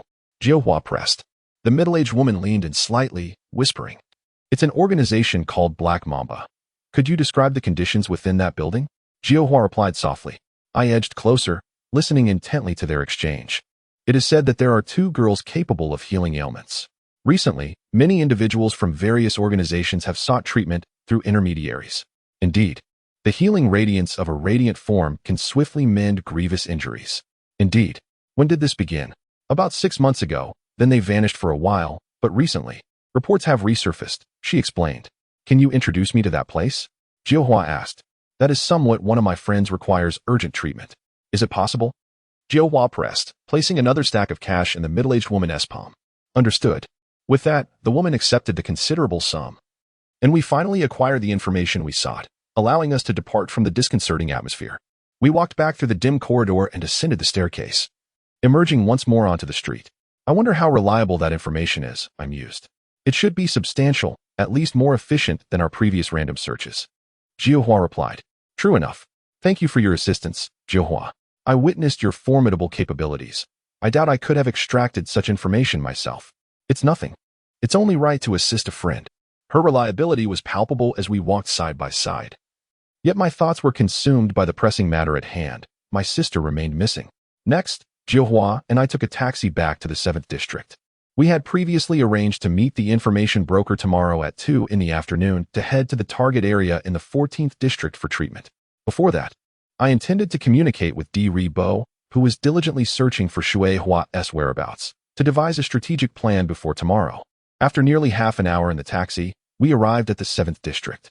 Tomorrow's mission may be perilous, so it would be prudent to inform the academy. Jiuhua suggested. You are right, Jiuhua. Upon returning to the academy, we briefed the teachers on the information we had gathered that afternoon and provided copies of the relevant documents to them and the other 3 students. Given the urgency of the mission, which concerned the life and safety of a young girl, the academy swiftly approved our request. This was a favorable outcome, as tomorrow, the academy would deploy 3 aerial mechas to assist me and the other 3 classmates in handling the situation. Thus, I prepared for the impending mission, as it had been agreed that I would pose as the injured party and attend treatment at a designated building in the 14th district at 2 o'clock the following afternoon. Chapter 44. Infiltration. The following noon, I prepared myself to venture into the ancient city located in Sector 14. As an injured individual, I had my right hand treated with a cast and bandages by the medical staff, feigning the guise of a boy with a fractured arm. This charade was necessitated by my imminent participation in a swordsmanship competition, which I could not attend due to my injury. Thus, I was compelled to seek treatment in that peculiar place. At noon, I received communication from a woman known as the Black Butterfly, whom I had encountered in an underground tavern the previous day. After compensating her with an additional fee, she agreed to introduce us to the necessary contacts, though further payment for treatment would be required. Indeed, they were unscrupulous merchants, but such concerns were trivial. Our need to reach that location outweighed the risks. Before the operation commenced, I, along with my companions Jiuhua and Di Bo, made our way to Sector 14, our destination a dilapidated reconstruction site that had been pinpointed. Furthermore, the Academy had dispatched 3 aerial mechs to covertly survey the area, given the operation's implications involving illicit organizations, which carried inherent risks. After considerable deliberation, the Academy's higher-ups had devised this plan. As a frontline operative, I had initially been denied permission, but due to my sister's circumstances and my rank, I was granted an exception. At 1:30 p.m., Jiuhua and I arrived at Sector 14 in a car, seated in the back while a man in a suit, one of the Academy's operatives, drove us. This ancient city was imbued with an archaic charm, a defining characteristic of the area. Guided by the intel provided by the Black Butterfly, we proceeded towards our objective. As we traveled, we passed many structures within Sector 14, eventually entering a narrow alley devoid of human presence, where only the whispers of the wind and rustling leaves could be heard. After some time, we neared our target, still a short distance from the building awaiting reconstruction. Glancing at my watch, I noted that it was almost 2 p.m., the time suggested by the Black Butterfly for someone to greet us. Standing beside an abandoned building, we awaited our contact, surrounded by towering structures that cast shadows over the narrow path, creating a rather dim atmosphere. After a brief moment of silence, a burly young man with a shaved head approached us, hands stuffed in his pockets, his demeanor menacing, befitting the locale, indeed a man of questionable character. Beside him stood a lean, brown-haired man. "Are you the injured patient?" inquired the brown-haired man. "Indeed," I replied. He glanced at my right hand, then asked, "This level of injury should heal in due time. What compels you to seek our treatment specifically?" "That's not the case. I am about to participate in an important competition. But as you can see, my hand won't recover in the short term, hence my urgent request for your assistance," I explained. "Precisely," as he mentioned. "We have enlisted the Black Butterfly to locate a healer with radiant abilities, which is why we're here, having heard of someone nearby possessing healing powers. As the young man stated, time is of the essence. We kindly ask for your understanding," Jiuhua added. "Is that so? Have you prepared the payment?" the brown-haired man queried. "Of course," I assured him. "Very well, follow me," he instructed, leading us deeper into the alley. Jiuhua attempted to accompany us, but was halted by another man. "Only the patient needs to go in. You need not follow," he stated. With that, Jiuhua reluctantly paused. "Very well, I shall wait here," she replied, silently watching me depart. I followed the brown-haired man through the twisting alleyways until we arrived at an ancient structure resembling a palace, albeit heavily weathered. I was equipped with a communicator, allowing my companions to hear our conversation, a precautionary measure ensuring they could track my whereabouts. "Come inside, and refrain from any peculiar actions," the brown-haired man instructed as he opened an iron door on the building's edge. I entered after him, the door closing with a resonant clang behind us. The interior was shrouded in darkness, reminiscent of an underground warehouse. I remained silent as I followed the man deeper into the building, feeling a sense of disquiet. Entering this place was fraught with danger. As we progressed, I suddenly heard strange music emanating from a nearby area, prompting me to pause and look. "What are you doing? Interested in that?" he asked. "What is that place?" I inquired. With a chuckle, he replied, "A lively spot." "Is it? Then I shall take a brief look before my treatment," I decided. "Are you not in a hurry to treat your injured arm? What are you playing at?" He scoffed. Ignoring his taunts, I made my way towards the source of the sound. As I stepped into the dimly lit area, I was greeted by a kaleidoscope of colors. Scantily clad women mingled with men, transforming the space into a disreputable cabaret, utterly disconcerting. The incongruity of such entertainment in this locale was palpable. It was evident that this was not a normal establishment. "Let us move along. I am pressed for time," I urged. "Honestly, stop dawdling," he admonished. Continuing forward, I crossed paths with a man in his 30s, bandaged and appearing as if he had recently received treatment from a radiant healer, seemingly on his way home. It was clear that the building housed such healers. However, the outcome remained uncertain as I proceeded alongside the brown-haired man. We navigated deeper into the labyrinthine structure. Despite its cavernous emptiness, it felt expansive and disorienting. After a few more turns, we arrived at a dimly lit area, illuminated by flickering incandescent lights. "All right, just ahead. That small room. You need only enter there for your treatment. Is it not urgent?" "Hurry, as no one is around," the brown-haired man urged. "Of course. I shall go now," I affirmed. "Excellent. Move swiftly, and do not entertain any strange thoughts," he cautioned as I passed him, heading toward the gray structure. This was purportedly the treatment room, and if all went well, a female radiant healer would be inside. After a few steps, I reached the door, pushed it open, and entered. The interior was an oval space, bright and pristine, albeit small, featuring a chair at the front, a cot beside it, and 2 conduits. Before me stood a translucent partition, beyond which I discerned 2 figures. Next, it was my turn to act. A girl's voice resonated, seemingly engaged in conversation with someone across the way, while the other person nodded slightly. The speaker advanced towards the translucent window. At that moment, I beheld something astonishing. A butterfly-shaped shadow adorned the head of the girl opposite me. She bore an uncanny resemblance to my sister, both in voice and physique, not to mention the palpable aura I now sensed emanating from her. "Please come forward for treatment. Is your left hand injured? Just place that hand in front of the window." The subsequent step was to finalize the confirmation. In the upper left corner of the room, a monitor loomed. I could not act impulsively. Thus, I approached the window as I always had, and peering through the conduit, I caught sight of the silhouette of the girl on the other side. "You are my sister, aren't you?" Indeed, it was Shueihua. I confirmed it. "Brother." "Yes. I have come to rescue you. You must have endured much suffering." As I spoke, I extended my hand forward and shattered the barrier before me, revealing the figure of my sister, Li Shueihua. The greenish light dissipated, and then that yellowish-green entity obliterated a third of the small cabin, creating a gaping opening. Chapter 45. Enchanted space. Suddenly, the surroundings of the cottage were engulfed in a haze of dust, prompting the nearby guards to sense that something was amiss and rush over. Together with Xuehua and another young girl, I slowly emerged from the house. "Is this person your brother?" inquired the girl beside me. "Indeed, a trustworthy man," I replied. The girl seemed still in shock, for the situation had unfolded too rapidly, and the enemy was about to strike. In an instant, several youths armed with weapons approached from various directions, their intentions aggressive. "How dare you do such a thing? Are you all right?" I asked my younger sister and the other girl. "We're fine," they both nodded in assurance. However, several men nearby grew anxious, edging closer. I instinctively pushed my sister behind me, and as a radiant blue light emanated from my chest, the advancing assailants were instantly repelled. "What is this? Is that guy an ability user? Damn it! Eliminate him!" shouted one of the others, but they hesitated, throwing their weapons in my direction, only to be halted by the brilliant light. In that moment, a figure of azure and yellow materialized, gracefully sweeping through the air, swiftly striking the distant assailants away, before vanishing into the silence. "We should leave here immediately," I urged. "All right," both girls agreed, and as we prepared to step outside, the atmosphere shifted abruptly. A dark purple mist descended, enveloping the space like a shroud. The surroundings transformed into a kaleidoscope of colors, filled with an enchanting aura. At the same time, dozens of grotesque creatures resembling men with the heads of bulls and horses surrounded us, each wielding various weapons. "Is this an illusion? Or is it real? Big brother, it's dangerous."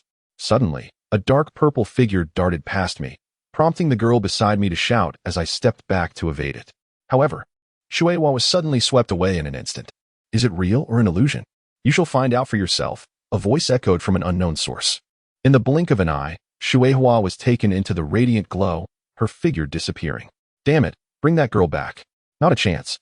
Instantly, a black longsword materialized in my hand as I plunged into the throng of monsters, swiftly cutting through the bull-headed and horse-headed creatures. Among them were both real and illusory forms. With utmost speed, I slashed at the surrounding monsters, and moments later, they dissipated into smoke. Though their appearances were fearsome, their strength was lacking, likely numbering only 6 to 8 in reality. "Show yourself. If you do not reveal yourself, I shall tear this place apart," I declared. All right. "I'm right here," came a response. Gradually, the mist before me parted to reveal a man wearing sunglasses. "Is it you, the one who kidnapped my sister?" "Yes, indeed. He has been quite helpful to me," he replied. "You abducted my sister for your selfish gain. Prepare to face the consequences." At my words, the man with sunglasses chuckled. "What?" Before us, I saw Xuehua bound by colorful ropes, lying on the ground near a high platform. "Can you achieve justice?" As the words fell, the azure-yellow figure surged forth like a gentle breeze toward the man before me, while a spiral formed within the enchanting space. As the dark purple figure blocked the former's attack, the dark purple creature had sharp, angular features, its arms resembling scythes, cloaked in darkness with 2 pairs of red eyes glaring from its face. In an instant, the scythe danced wildly, a whirlwind of blades surged toward me. Yet my azure light erupted forth, neutralizing their assault and dispersing the darkness. In the next moment, I retaliated against the red-eyed monster, delivering a series of strikes that sent it flying several meters away, vanishing into the enchantment. I disregarded everything else, focusing solely on rescuing Xuehua, directing the azure-yellow figure to ascend the high platform where she was held captive. At that moment, the magical light obscured her form, only to reveal a grotesque monster in her place. "What on earth is happening?" asked the other girl standing beside me. "It must be his deceptive tactic. This space is filled with illusions."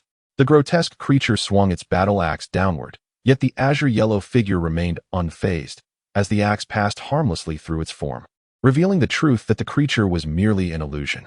Suddenly, several monsters appeared around us, brandishing weapons with menacing expressions. One lunged at me from the side, and I swiftly cleaved it in two with my black sword. Another approached, yet I stood still, resolute. "I have seen through your tricks. Is that so?" At that moment, a multitude of monstrous figures emerged before us, forming a daunting wall. In response, I leaped into action, charging into the throng of creatures, ignoring those towering over 2 meters. Navigating through the countless illusions, I spun around, thrusting my sword into a creature's body. With a single blow, it transformed into black mist. I withdrew my sword and accelerated further, piercing through to a radiant spot 10 meters ahead. With a soft thud, the magical aura revealed the four-eyed monster from earlier. It roared in fury and swung its scythe at me, but I deftly leapt back. What? How can this be? I told you. I have unraveled your tricks. Within that harmonious moment, my consciousness regained some of its abilities, and everything around me became transparent.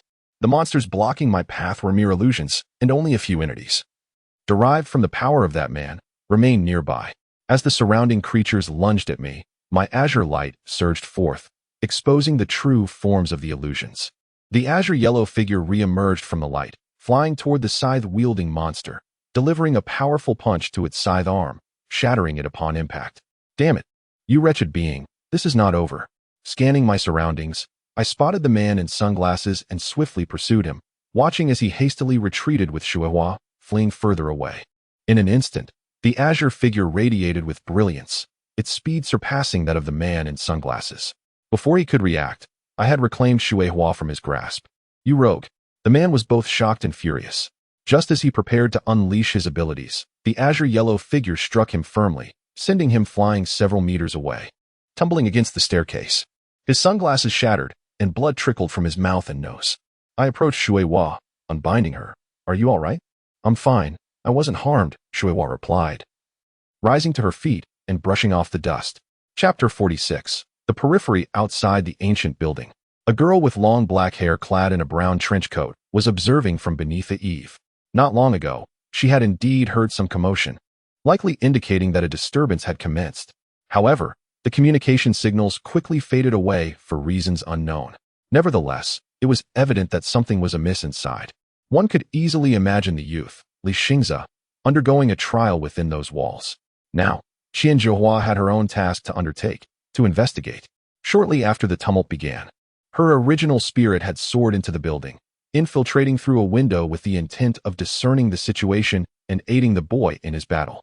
Ideally, she would have swiftly located the youth's whereabouts, but with the launcher rendered ineffective, she was left to conduct a thorough search. Currently, Zhuhua found herself in a shadowy corner near the building, appearing as a girl engrossed in reading a book. Moments ago, due to the uproar caused by the youth, 3 Mech dispatched by the Academy had launched an assault in the vicinity.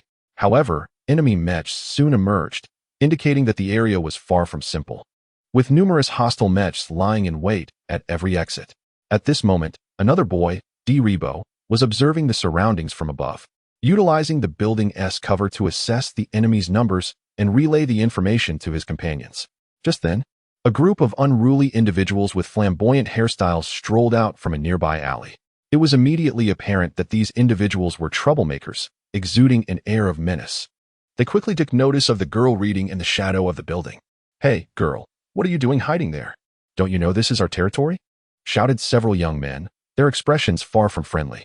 "I'm looking for someone. Could you let me be?" said Zhuhua, glancing their way. To the onlookers, it appeared as though the girl was merely reading, and one particularly irritable bald man expressed his displeasure. "Are you looking for someone, or just reading? It's infuriating," he exclaimed. "I am indeed searching for someone," Zhuhua replied, closing her book and fixing her dark eyes upon the young men. "Is that so? You seem so relaxed. You must be the original stoneholder or something. We're not mistaken, are we? Even if you are that person, you're underestimating us. This is our territory. Don't you know?" interjected a blonde youth. "Enough talk. Eliminate her," commanded the bald man, transmitting orders through his microphone. In that instant, 3 Mechs appeared from various passages, entering Zhuhua's field of vision. 2 yellow Mechs and 1 green Mech, all towering at 10 feet tall. The 2 yellow Mechs were typical ground-type units, while the green one was heavily modified, making it harder to identify. "Something must be happening inside. You are all in a hurry. I'll give you a chance. Surrender now, and you 1T have to suffer further," Zhuhua warned. "Don't joke around." With that, the 2 ground-type Mechs charged toward the girl. As they closed in, one of the yellow Mechs extended a capture net and threw it forward. At that moment, a blue light flickered before the girl, and a peculiar cylindrical object materialized in midair, resembling a totem adorned with bizarre patterns. The capture net abruptly halted in midair, unable to advance. Meanwhile, the other Mech lunged forward, its massive hammer raised high, ready to strike down. In an instant, the yellow Mech was enveloped in blue radiance, its hammer and body frozen in place, colliding with the other Mech beside it with a resounding crash. The cylindrical object transformed into a humanoid figure, which waved its hand forward, sending both mechs hurtling backward, crashing into the building and becoming immobilized. What is this? The bald man stared in disbelief at the extraordinary sight. The combat prowess of the girl before them surpassed that of even a tank, and she had dispatched the mechs in an instant. Why is this happening? He wondered. As the girl's power loomed before them, the humanoid figure expanding slightly, exuding an air of dignity and authority that instilled fear in the hearts of the unruly youths. Trembling, they felt a profound sense of insecurity, leading the bald man to assert, "Don't be afraid. Her abilities are likely short-range. The rest of you, attack from a distance." Exactly. At the very least, let us make her think twice about being so arrogant. In that instant, the green mech's cannon protruded, launching a deafening shell toward the girl. Yet, she remained motionless, and as the shell approached within 20 feet, it was halted by her supernatural force. Instantly, the shell reversed course, hurtling back toward the green mech with the same ferocity it had been fired. With a thunderous explosion, the shell penetrated the mech's cannon, causing it to smoke and collapse to the ground, incapacitated. Humph, the bald man scoffed, but at that moment, two men clad in tight black suits approached from behind the girl, one wielding a spray can and the other an electric gun, stealthily closing in. "Excellent, take her down," the bald man signaled. The two men lunged forward like starving wolves, but as they neared the girl, they suddenly froze, as if bound by an unseen force. They exchanged bewildered glances. "Isn't it shameful to do such things to a woman?" Jiuhua remarked as she turned to face them. With her words, the men began to spin in the air, and one sprayed the other with the substance, while the other's electric gun discharged into the spray-wielding man's body. Both fell unconscious. "How could this be? Does that girl have eyes on the back of her head?" the bald man exclaimed, as his companions began to panic. Now, only they remained before the incredible girl. Qian Jiuhua possessed a telekinetic ability, a power derived from her original spirit, which had granted her extraordinary sensitivity to the essence of good and evil in others. Now, she had transcended that capability with her newfound supernatural powers. Although she typically refrained from using such strength, it had only intensified with age. "Are you ready to cooperate? Or shall we escort you to the police station?" she inquired. Not a chance. One of them immediately fled, and the others, including the bald man, trembled in fear before swiftly retreating, abandoning their leader without a second thought. As Jiuhua observed the fleeing ruffians, she quietly moved past the unconscious duo. The disturbance had prevented her from aiding the boy in time, and now it seemed too late. Rather than entering the building, she resolved to assist her fellow academy members by eliminating the remaining adversaries and diverting attention elsewhere. With this in mind, she made her way toward another shadow of the building. Chapter 47. Battles end within the antiquated edifice amidst the expansive grounds. The bespectacled man removed his shattered sunglasses and ascended the nearby staircase, entering a room. Rock music reverberated within, and multicolored lights illuminated the space. Despite the recent commotion, the occupants were engrossed in their revelry. A considerable number of individuals, both male and female, were engaging in their affairs. The bespectacled man gingerly entered, and several flamboyant women approached him, cooing, "Green Spider, you seem weary. Shall we attend to you?" Affirmative. Two women flanked Green Spider, a man with verdant hair. He embraced them and proceeded down a corridor. "I was outmaneuvered earlier. I didn't anticipate such formidable strength, but I haven't lost. He won't elude my grasp. Allow me to pour you a drink." A woman clad in revealing black attire offered him a beverage. "I require none." Green Spider abruptly struck the proffered drink, and sable tendrils erupted from his arms, ensnaring the two women. The tendrils pierced their flesh. The tendrils began to drain the women's essence, and within seconds, their complexions aged rapidly, transforming into parchment-like skin stretched over bone. They collapsed to the floor, their countenances grotesque, their bones fractured upon impact, leaving behind mere traces of blood. "I have no time for games." Suddenly, the door to the room was breached, and a schoolboy strode in, followed by two young women. "He's there. We can't locate the exit from this space until we find him," I stated. "Exercise caution. That man is cunning." Having reunited with my sister and another young woman, their safety was assured, but the bizarre, arcane space still enveloped the surroundings. Subsequently, we pursued them hither. "You've arrived? Excellent. I shall eliminate you and abduct those two girls." "That is untenable." At Green Spider's utterance, the area, akin to a dance hall, was shrouded in an even denser fog. As the trio surveyed their surroundings, a dark figure ambushed them from behind, its scythe flashing past. The three evaded the attack in divergent directions. I shall dispatch you gradually. Instantly, numerous monstrous soldiers materialized, obscuring the trio's vision.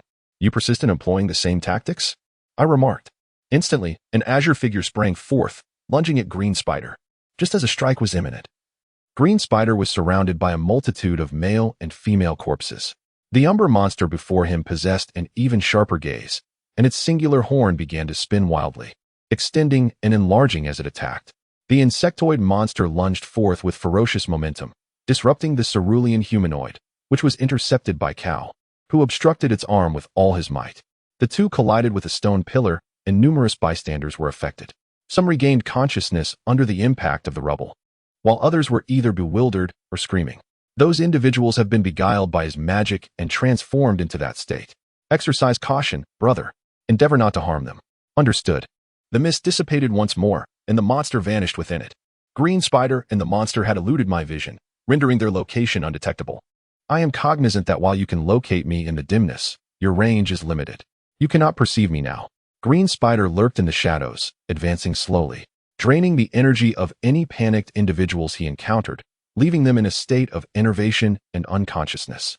Suddenly, an astonishing gust of air descended from above within the arcane space, and a monster with a rapidly spinning horn charged forth.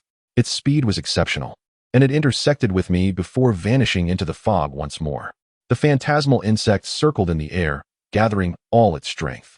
Its horn, brimming with a dark, lustrous glow, transformed into a black arrow and hurtled toward me. Damn it! As the monster drew near, the cerulean humanoid soared through the air, extending its arms and intercepting the horn. The space rippled slightly under the force of the impact. Instantly, the phantasmal insect brandished its scythe, but it was halted by a cerulean barrier. The azure light rippled outward, and the horn gradually slowed its rotation and ceased spinning. The cerulean humanoid then severed the horn and delivered a blow to the phantasmal insect's abdomen, piercing its torso. Ugh! The insect spewed a strange liquid, and its body gradually fractured, disintegrating into dark particles. It is finished. The phantasmal space vanished like a dream bubble, and Green Spider, his expression contorted with pain and gasping for breath, attempted to flee, but I had already arrived before him. Green Spider was displeased, and black tendrils erupted from his hand, lunging forth, but I preemptively struck him with a punch. His body tumbled into a nearby pile of stones, and he finally rolled his eyes. I turned around, and my sister, Shui Hua, approached, along with the girl with the ponytail. You defeated him, brother. Indeed. For now, we need not concern ourselves with his actions. I stated. Yes, but many have been affected. Let us treat them immediately. The other girl said. Very well. Shui Hua responded. Subsequently, the two girls with healing abilities began to administer emergency treatment to those who had been injured in the previous battle.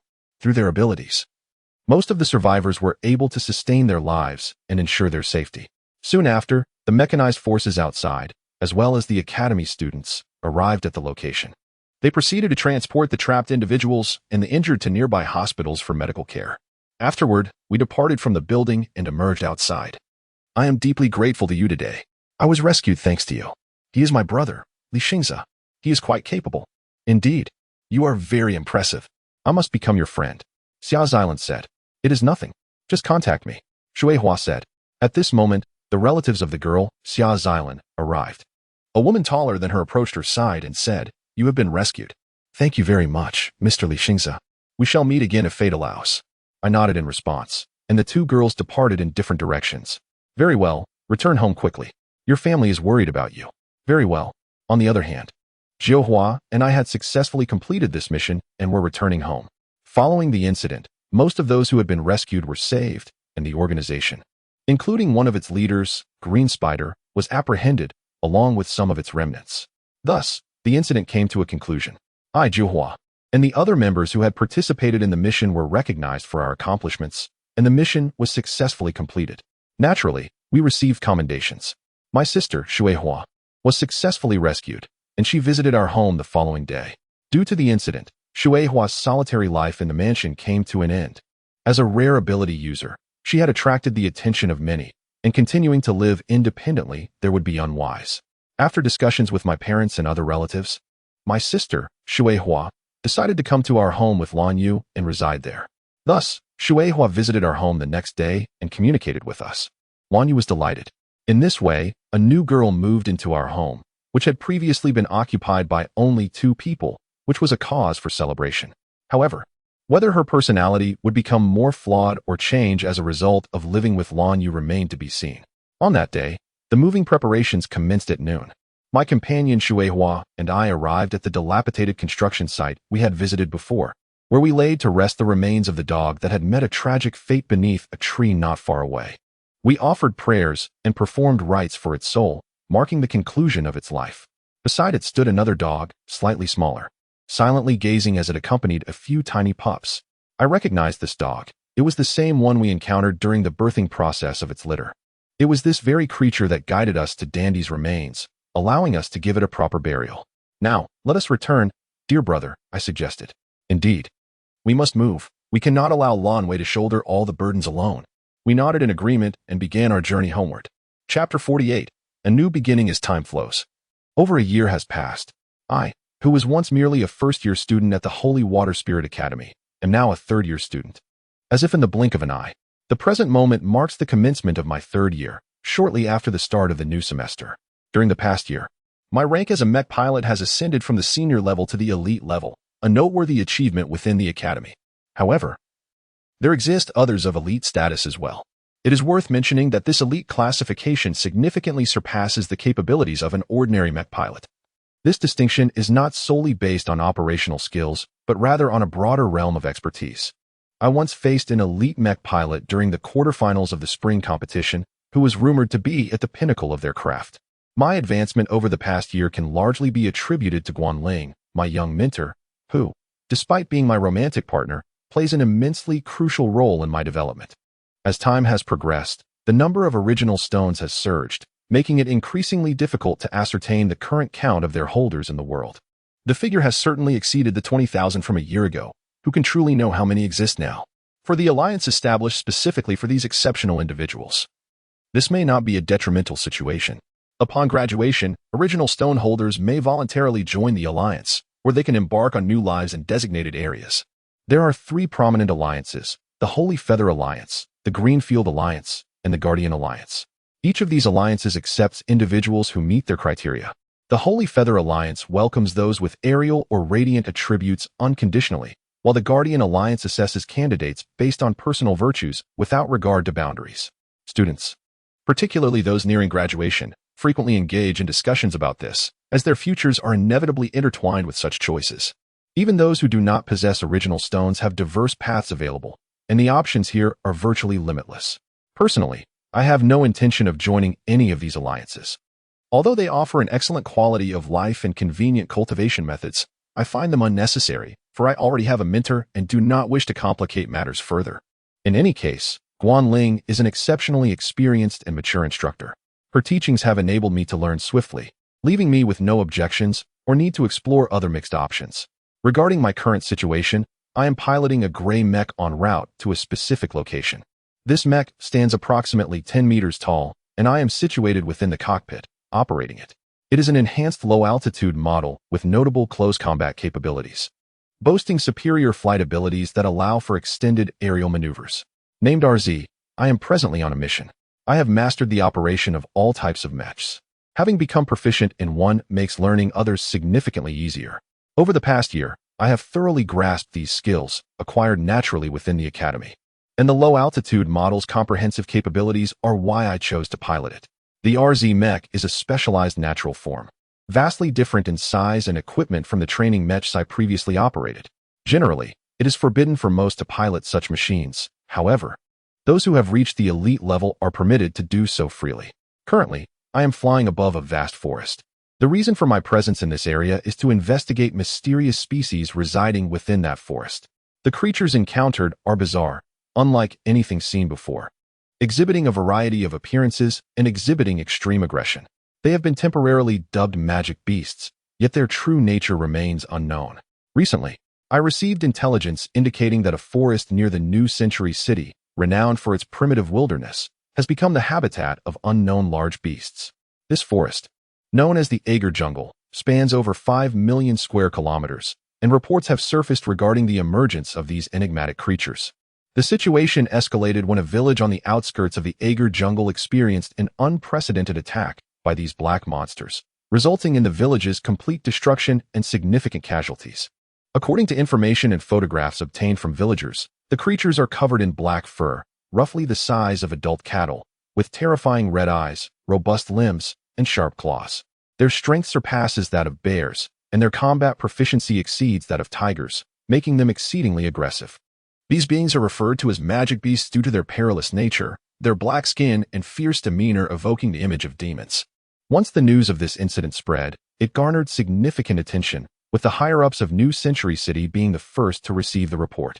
Immediate action was initiated, and the first mech battalions were dispatched to the Aegir jungle to investigate these magic beasts. After 2 weeks of operation, the results exceeded their expectations. Numerous mechs were destroyed, and personnel went missing, with casualties mounting. The initial forces proved insufficient, prompting reinforcements and stronger units to be deployed to the Aegir jungle for deeper investigation. I am among those reinforcements, having entered a leave of absence at the beginning of the semester to join this mission. The threat posed by the magic beasts has likely captured the attention of the upper echelons, necessitating resolution. It is imperative to avoid excessive destruction of the primitive forest, as it is a rare global resource harboring numerous extraordinary species. At this moment, I am accompanied in the cockpit by Guanling, an unusual occurrence for this mission. All right, we are nearing our target location, I remarked. Is that so? We are about to enter the forest region. It is remarkably beautiful here, Guanling responded. Indeed, this is my first time in such a place. Me too. After all, it is a colossal forest. Our landing point is in the northwest direction. We will arrive shortly. Prepare for descent. Understood, she replied, sitting still as the mech began its descent towards a clearing below. After a brief moment, the RZ mech landed amidst the dense woods, and I opened the cockpit door, allowing a beam of light to flood in. Rising, I prepared to step out of the mech and onto the platform. At this moment, I could feel the serene and fragrant air surrounding us. This was truly a forest, vastly different from the urban environment I was accustomed to. As I gazed around, the lush greenery stretched infinitely before me, creating a stunning landscape. The sky was brilliantly clear, and I leaped from the platform to the ground, landing on a carpet of fallen leaves. The forest was indeed enchanting, evoking a desire to linger a while longer.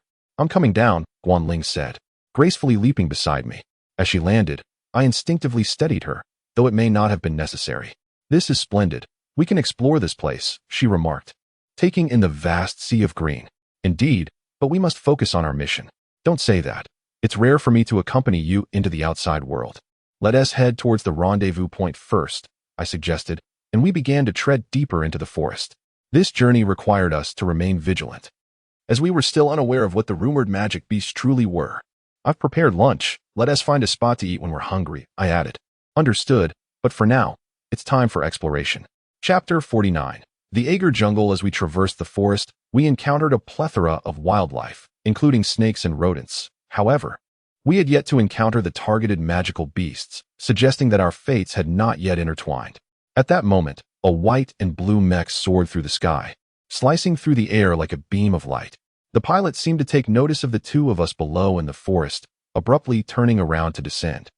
Moments later, the mech landed in a nearby clearing, and a man emerged from within.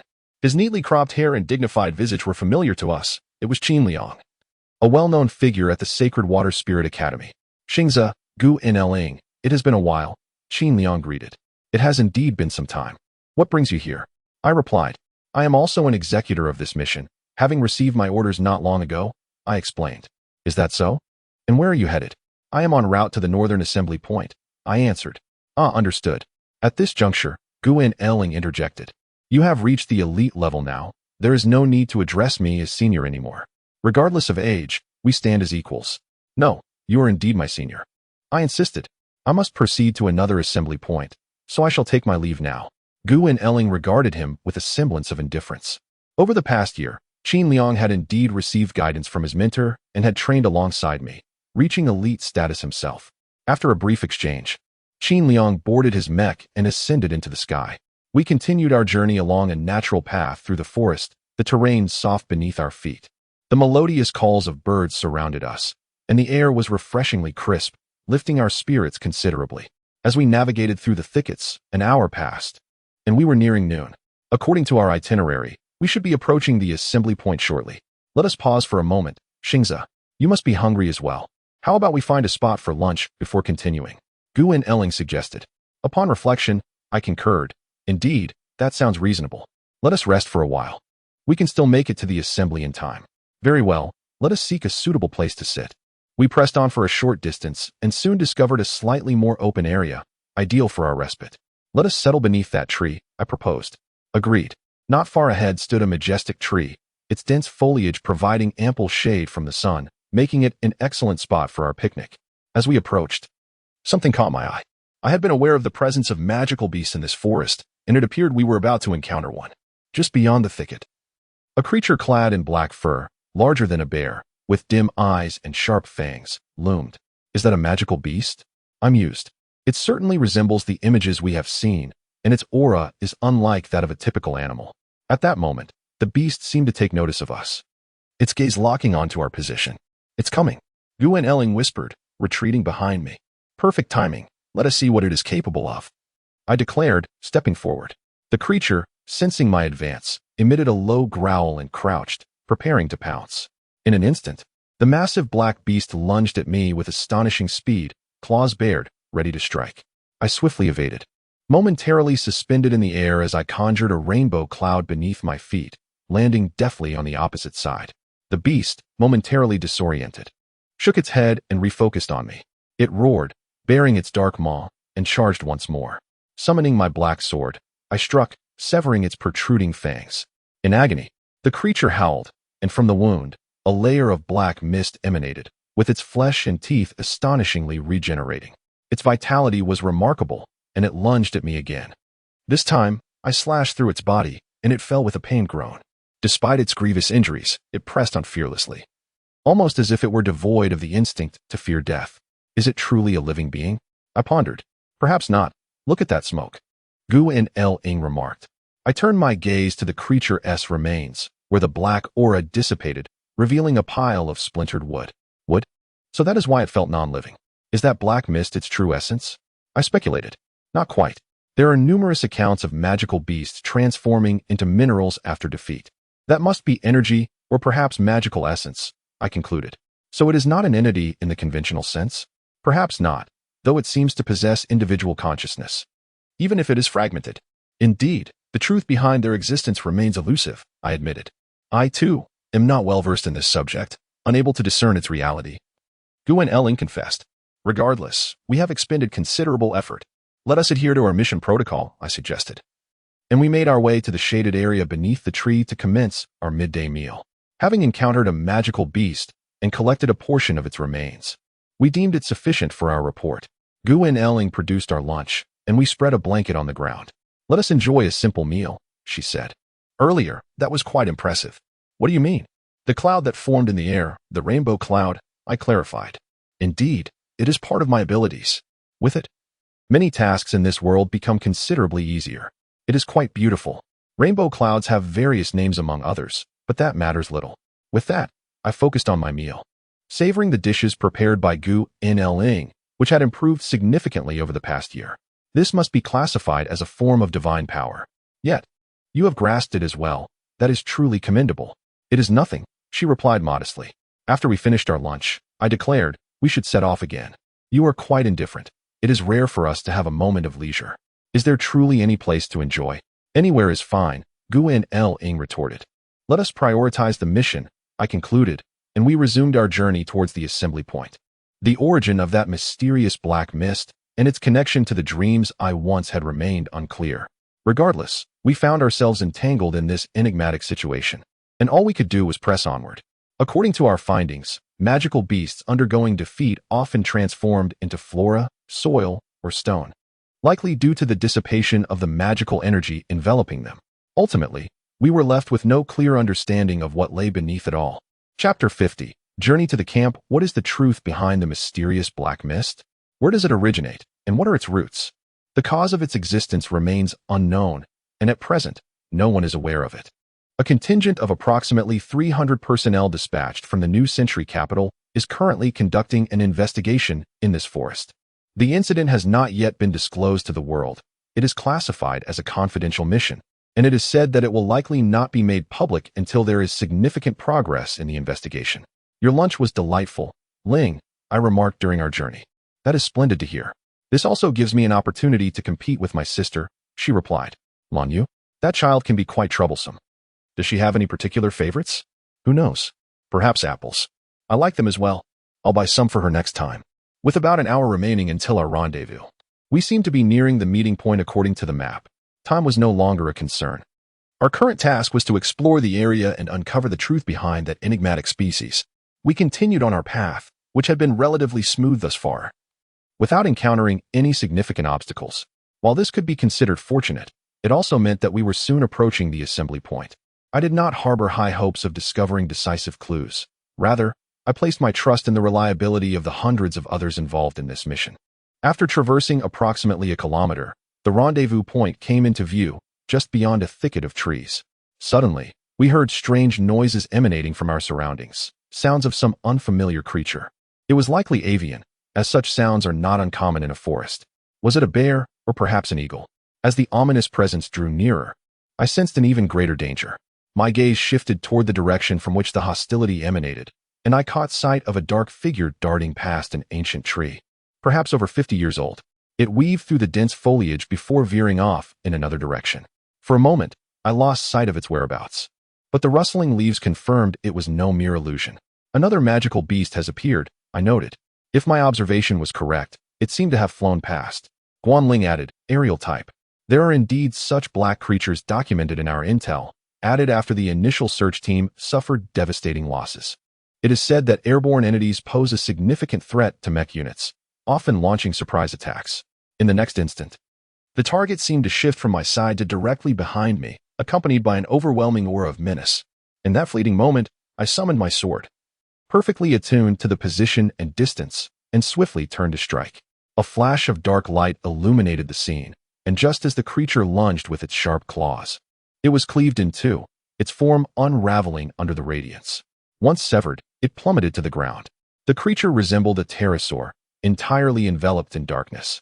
Its eyes a deep hue. As its body lay there, it struggled for a moment before falling still, beginning to fade from view. It was roughly the size of an adult, but with notably broad wings. After a graceful flourish, I sheathed my sword, and together with Guanling, we observed the remains of the beast, pondering what transformations might occur. Indeed, this forest must harbor countless magical creatures, so encountering two was hardly surprising. Indeed, but its aggressiveness is markedly stronger than before, Guanling remarked. Is that due to the difference in type? Never mind, pondering this is futile. After a moment, the pterosaur-like creature disintegrated into a pile of rubble, the black mist dissipating. Let us proceed, I suggested, and we continued forward, passing through a dense thicket until we emerged into a clearing dotted with small structures, temporary camps erected by the mech units. Numerous mechs were stationed nearby, my own awaiting a few kilometers away. In the center of this area, an array of natural form mechs stood, surrounded by small clusters of personnel, all fixated on the black creatures before them. The situation was tense. Around those individuals loomed multiple black beasts, no fewer than 5 in number. The mech operators were engaged in combat. This is quite unsettling, I thought. We should have anticipated such circumstances upon our arrival. Moments ago, I sensed a disordered aura ahead, indicating that many were entangled in some troublesome affair. As expected, my heightened perception had sharpened over the past year, delivering greater clarity. What should we do now? Guanling inquired. Nothing for now. The battle is nearing its conclusion. We will wait a while. This was the meeting point, where 11 elite personnel, myself included, would gather. From our recent contact, I discerned the prowess of those creatures. They would likely fall short against the assembled elites. Thus, our intervention was unnecessary. Shortly thereafter, several magical beasts were vanquished, leaving only a towering creature, approximately 5 meters tall, which soon met a similar fate. With a thunderous roar, its massive form collapsed to the ground, falling silent. Most of the personnel present were combat members, with a few intelligence analysts and medical units among them. The higher-ranking individuals were typically squad leaders, and I counted myself as one of them. That is quite a sizable creature, remarked a woman clad in a blue-green dress, draped in a white robe. We, along with those surrounding us, directed our attention to the largest beast that had just fallen. It appeared to be a leader among the smaller creatures. Gradually, the black mist enveloping its massive carcass began to dissipate, revealing an unexpected sight. What lay before us was a colossal heap of scrap metal. Indeed, it could only be described as such, though the remnants bore a humanoid shape. Despite its ruined state, it was clear to all that this was the wreckage of a natural form mech, likely the latest model. Trending over the past year as the world rapidly advanced in mech technology. Incredible. The astonishment among those present was palpable as they gazed upon the discovery. Could this be a monumental find? Murmured the crowd. The woman in the white robe stepped forward, urging calm. Do not panic. We cannot afford to lose composure over minor disturbances. Maintain your duties and stay vigilant. Understood, the group responded, regaining their composure. Moments later, the woman approached the wreckage. Examining it closely, she had striking deep blue hair, marking her as a notably youthful figure. With her piercing blue eyes, she scrutinized the remnants and then turned to address us. Indeed, this is our natural form mech. While we do not yet comprehend how a mech could transform into a creature, this is a significant discovery. Documented. Yes, Commander. Should we take this back for further examination? A nearby young man in uniform queried. Precisely. Transport it back for the headquarters to analyze. We lack the time for a thorough investigation here. Understood. As the woman spoke, the four individuals standing beside her had already approached the towering mech, utilizing their own machines to commence the task of moving the colossal figure. It is worth noting that this mature young lady, Xiaoyu, serves as the primary leader here, essentially the commander. Additionally, she is familiar to us, a fact that harkens back to a year prior. Chapter 51. At the camp a year ago, an unfortunate incident occurred, the abduction of Li Shuihua. At that time, another girl named Xia Xilan was beside her. She was the sister of the girl who ultimately appeared at the end of the event. Just as we were leaving that building, this fortuitous encounter led to our acquaintance with the commanding officer, and both Guanling and I were aware of her presence. As time passed, the scattered groups around us reported back to various intelligence teams concerning the mission, with many individuals engaged in investigative work. After a while, the members dispersed once more, as they had an entire afternoon ahead for further inquiries. We merely awaited our turn to deliver reports or to receive new directives from above. Although I held an elite status, I had little connection to command. My role was merely to relay findings to one of the intelligence gatherers. These gatherers possessed discerning capabilities, evaluating the information and evidence we provided, determining its significance, and deciding whether to escalate it up the chain. Eventually, after a period of data compilation, the statuses from various regions were nearly all reported. Nearly half of the personnel, having their own assignments, were set to return to New Century City. The remaining individuals had either commenced a new round of exploration or, like us, remained in place, situated close to the commanding officer. At that moment, we approached and inquired. Commander Xiaoyu, with so many returning, shall we also head back? I called out her name to pose the question. No, you must remain here. Your assistance is required for the upcoming task, she replied. Is that so? Very well, I acknowledged. Oh, it seems your mission is quite significant. Thus, we shall be at your service, Xiaoyu stated. The young woman before us appeared to be around 20 years of age, possessing a dignified countenance. It was said that her remarkable abilities had led her to assume such a crucial role at a tender age. What do you mean? I asked, perplexed. I share your confusion, Guanling echoed. Xiaoyu smiled gently and explained. It is because you may hold the key to solving this mission. Are you complimenting us?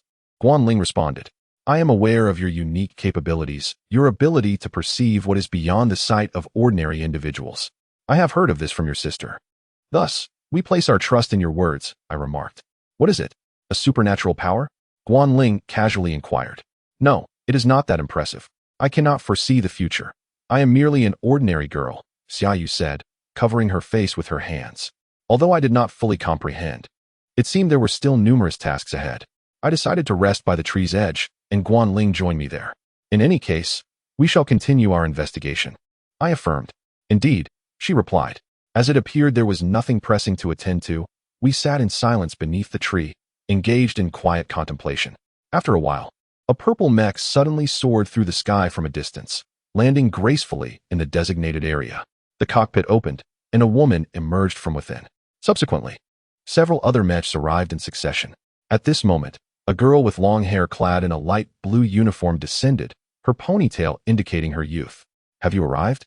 Xiaoyu remarked softly. Yes, and my sister Xilan has come as well, she replied. I know. I have been awaiting your arrival. Shortly after, another girl with short blue hair and a petite frame emerged from the cockpit, bearing a resemblance to Xiaoyu. Sister, we have arrived, Xia Xilan announced. Good, good. Xiaoyu nodded in acknowledgement. The girl in the soft green dress and the ponytailed girl approached Xiaoyu.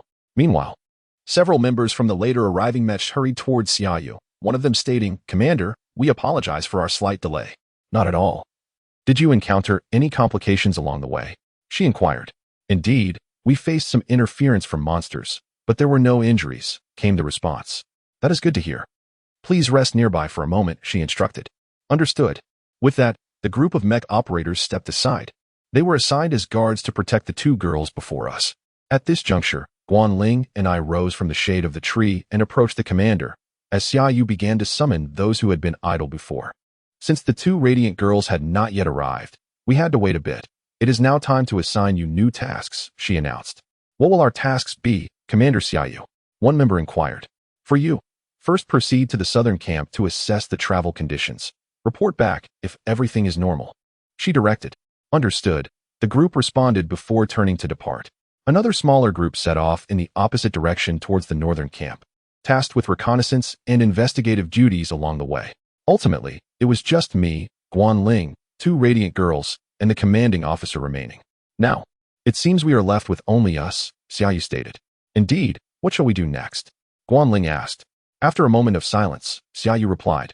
Given the current circumstances, it is evident that our two radiant girls are of utmost importance and must be prioritized for protection.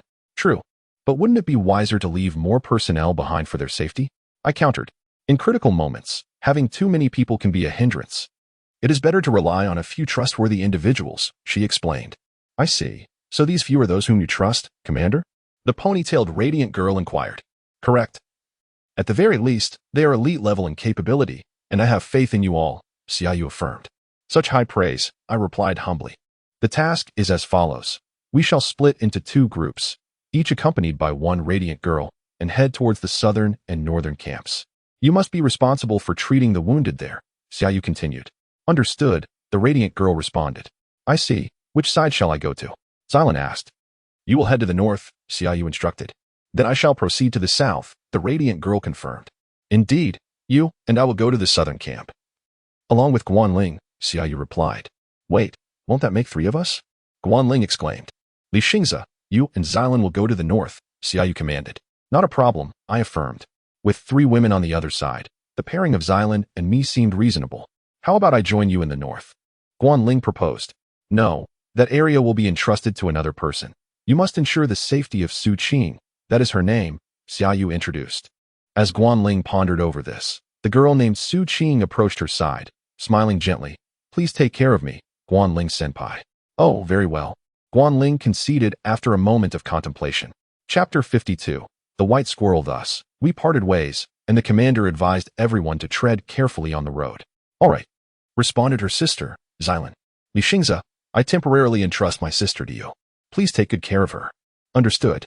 If you're worried, you can come along, I replied.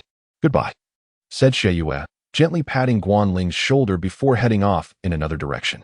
Meanwhile, Xilan and I began our journey northward. Speaking of which, the northern camp is indeed located in Area G. Yes, Senior Li Xingzi, Xilan acknowledged. The distance was not too far, and we decided to proceed on foot. All right, she added. My task was to look after this girl. Area G was several kilometers away, and my remote controller had a maximum operational range of approximately 15 kilometers. Thus, there was no immediate need for RZ to call us back. With that, we continued along the forest path to the north. Senior Li Xingzi, it's been a while. How have you been? Not bad, about the same as a year ago. Really? You've reached elite level while I remain unchanged from a year ago. That's hard to say, but this forest is vast. Let us proceed with caution. Indeed, I look forward to your guidance on this journey, Xilan smiled. Yes, let's support each other. It seemed that our forest expedition, with the radiant girl Xilan, was beginning. Although I felt that following me might lead to some troubles, it was certainly preferable to being a mere bodyguard for someone else. We aimed to reach our destination before nightfall, as the forest would become increasingly perilous thereafter, with rumors suggesting that nocturnal beasts would appear more frequently. Thus, we ventured deeper into the forest. Based on previous intelligence, the exploration of this area was roughly 1/3 complete, indicating that 2/3 remained uncharted, which meant we might linger here for quite some time. As we delved deeper into the forest, Xylan suggested, "Senior, if you feel hungry, let us take a break." I brought some food. Xylan carried a backpack, presumably filled with various supplies. "It's fine. Just let me know if you're tired. We're not at the point of needing to eat yet." "Oh," she nodded. Continuing onward, our journey was not without its challenges. We encountered two magical beasts that seemed to appear in various locales, on trees, beside rocks, and within thickets. They exhibited little distinction apart from their dark skin. We should not stray too far apart. The beasts seemed to be prevalent in this area. "You're right," Xylan agreed, and we proceeded with heightened caution. Walking almost side by side, I gradually slowed my pace, sensing something unusual. "What is the matter?" Xylan asked, tilting her head in curiosity as I halted. "Strange. There seems to be many creatures nearby. What could it be?" "Magical beasts are present, but there is also another presence," I replied. "What is it?" "I don't know, but this situation feels off. The previous scouts should have reported any anomalies, yet there has been no communication, which raises several possibilities. We have no choice but to investigate." "Let us proceed with caution," I suggested. "All right," Xylan nodded lightly, and together we moved forward. Not far ahead, we spotted several magical beasts, a hawk-like creature, and two dark, beastly monsters. Additionally, on the other side, there were humanoid warriors clad in green, wielding weapons as they battled the magical beasts, while a water-blue semi-humanoid figure engaged another beast. "What are those?" Xylan whispered. "They seem familiar. They must be primal spirits." In this vicinity, there were approximately 5 to 8 magical beasts, alongside several primal spirits. However, I sensed no other human presence. If they are hiding at a distance, then these primal spirits appear to be wild and without masters. Indeed, there seems to be no one else around. "Those are likely primal spirits without masters," I confirmed. "What is happening up ahead?" "I'm uncertain, but it feels unsafe here." Suddenly, the water-blue semi-humanoid unleashed a barrage of water blades, piercing one of the magical beasts, while the green humanoid controlled a multitude of leaves, transforming them into lethal blades that dispatched a flying beast. The atmosphere was tense, and we risked being caught in the chaos. Though I considered retreating, another creature, a black beast with a lion's head, charged towards us. "We need to distance ourselves. This is dangerous." As I spoke, we swiftly maneuvered away towards another direction in the thicket as the lion-headed beast rushed past us without paying any heed. What is happening here amidst this chaos? I don't know, but it's possible we took a wrong turn. I pulled out my device to check the map. Indeed, our route had veered off course, likely due to the recent encounter with the two magical beasts. After all, it was easy to lose one's way in this verdant forest. "Well, we have no choice but to navigate around this route," I indicated on the map. Just as we began to run, a soft voice reached my ears. "Help me." The voice, distinctly feminine, emanated from not far away. "Wait, let us check it out." Sensing something, I altered our course towards the area of conflict. We skirted the combat zone and entered another narrow path in the jungle. Ahead, I saw the ferocious lion-headed beast pursuing a squirrel, which was minuscule in comparison. The creature ravaged trees, tearing through underbrush as it chased the squirrel, treating it as its dinner. However, the unique white-furred squirrel deftly maneuvered around branches, evading capture. Yet, the beast, undeterred, moved with the speed of a leopard. As the squirrel attempted to evade by circling a tree, the beast struck with a powerful blow that shattered the trunk, sending the squirrel tumbling to the ground beneath a fallen tree. Its eyes met mine, reflecting a hint of desperation. In the next moment, the lion-headed beast lunged at the squirrel, but I swiftly intervened, delivering a punch that sent it sprawling. After dispatching the beast, I knelt beside the squirrel and asked, "Was it you who called for help?" The squirrel curled up slightly and nodded. Xylan and I exchanged glances, realizing that this was no ordinary squirrel. Chapter 53. Arrival at the camp soon after, Xylan followed suit, standing beside a tree and gazing at a squirrel. She remarked, "The color of this squirrel is truly remarkable, with its white fur and pink nose." Upon noticing the girl, the squirrel looked at her with a gaze filled with compassion, its eyes shimmering. "What is it?" "It seems quite frightened," I observed. "This squirrel just called for help," I continued. "Is that so?" "I did not hear it," Xylan replied. "Thank you, both of you," came a voice from the squirrel, though it did not seem to have spoken aloud. Nevertheless, the gentle sound was unmistakably the one that had called for assistance moments before. "It thanked us. I heard it," I said. Xylan looked at me and smiled softly. "I heard it too." Observing the unusual white squirrel, we noted that while strange creatures like magical beasts frequently appeared, this squirrel's demeanor was odd. It remained motionless. And upon closer inspection, we realized it had injured its foot. Are you hurt? I inquired. The squirrel nodded slightly. Is it so? Let me assist you. Xiaoxilan said gently, bending down to slowly lift the white squirrel into her hands. An incredible light emanated from her palm as she healed the injured creature. And in a brief moment, the squirrel's wound was mended. Xiaoxilan opened her hands, and the squirrel nimbly climbed onto her shoulder. You are healed. Thank you, it said, gently nudging her neck with its nose in gratitude. How extraordinary that you can communicate with us, Xiaoxilan remarked. Indeed, I can converse with those of pure heart. The squirrel replied. Why were you being chased? I asked. Because those creatures wish to eliminate me, and the situation is quite dire. Could you take me away from here? It responded. So, you too have encountered trouble. Just as you said, magical beasts are still nearby. We should move away from this place, I concurred. May I come along? The squirrel asked. Of course, Xiaoxilan affirmed, extending her hand for the squirrel to climb onto it. It promptly made its way into her pocket, though slightly diverted. We continued our journey toward the northern camp, planning to discuss the squirrel's situation afterward. We are making our way to the northern camp, I stated, and the squirrel peeked out, indicating its agreement. With that, we resumed our path toward the northern camp. On the other side of the forest, 3 other young women were advancing, one with deep crimson hair, Guanling, leading the way with the commander, Xiaoyu, and a ponytailed girl, Su Qing. The trio had traveled a short distance with relative ease, but Guanling seemed to have an epiphany. She turned to Xiaoyu and said, I've been thinking seriously. It is rather strange for you to have Xingze and Xilan traveling together. What do you mean by that? What's so strange about it? Xiaoyu replied nonchalantly. It is evident that you intend to separate me from Xingze, is it not? How utterly despicable, Xiaoyu. What is your true intention?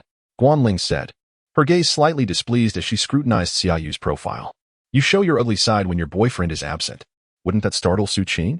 I do this to ensure you don't slack off during the mission. You two are undeniably close, Xiaoyu retorted.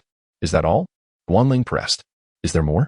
The two exchanged meaningful glances, their silence speaking volumes. It's all right, Commander. I understand her feelings of being apart from her boyfriend, another girl chimed in. You are still too young. That man could hinder the mission, she added. What hindrance? You simply do not comprehend. Su Qing is right, Guanling shot back. After a fruitless debate, the 3 continued deeper into the thicket. Xiaoxilan and I pressed onward through the woods, the clock nearing 5 in the afternoon. It wouldn't be long before dusk enveloped the sky, yet the destination was within reach. We are almost there. We should arrive before 6, I remarked. Indeed. Xiaoxilan agreed. After the sun sets, the creatures grow stronger. We must remain vigilant. At that moment, the white squirrel spoke. Is that so? Do you know the origins of those creatures? Hearing this, I asked, what do they call you, Mr. Squirrel? Xiaoxilan inquired. The squirrel emerged from Xiaoxilan's pocket, stating, I am Najira, the guardian spirit of this forest, but I am being hunted for reasons unknown. The guardian spirit of the forest? Is that truly you? I asked, scarcely believing it. Indeed, that is I. The primordial spirits that once dwelled in the forest aided me in escaping peril. The squirrel said as it scratched its face with a paw. How astonishing. I am truly amazed, I replied, realizing that the primordial spirits had indeed repelled magical beasts. And here was a creature capable of communication. Despite having heard many wondrous tales, the reality of a forest guardian was astounding. Alas, it's a tragic tale. I have encountered numerous troubles and have become what I am now. With scarcely any strength left for self-preservation, the white squirrel lamented, resting on the edge of Xiaoxilan's pocket. Well, since you say so, we shall trust you. The time is getting late. Let us hasten to the northern camp, I suggested. You speak wisely, replied Xiaoxilan. With that, we quickened our pace toward the camp, which was not far off.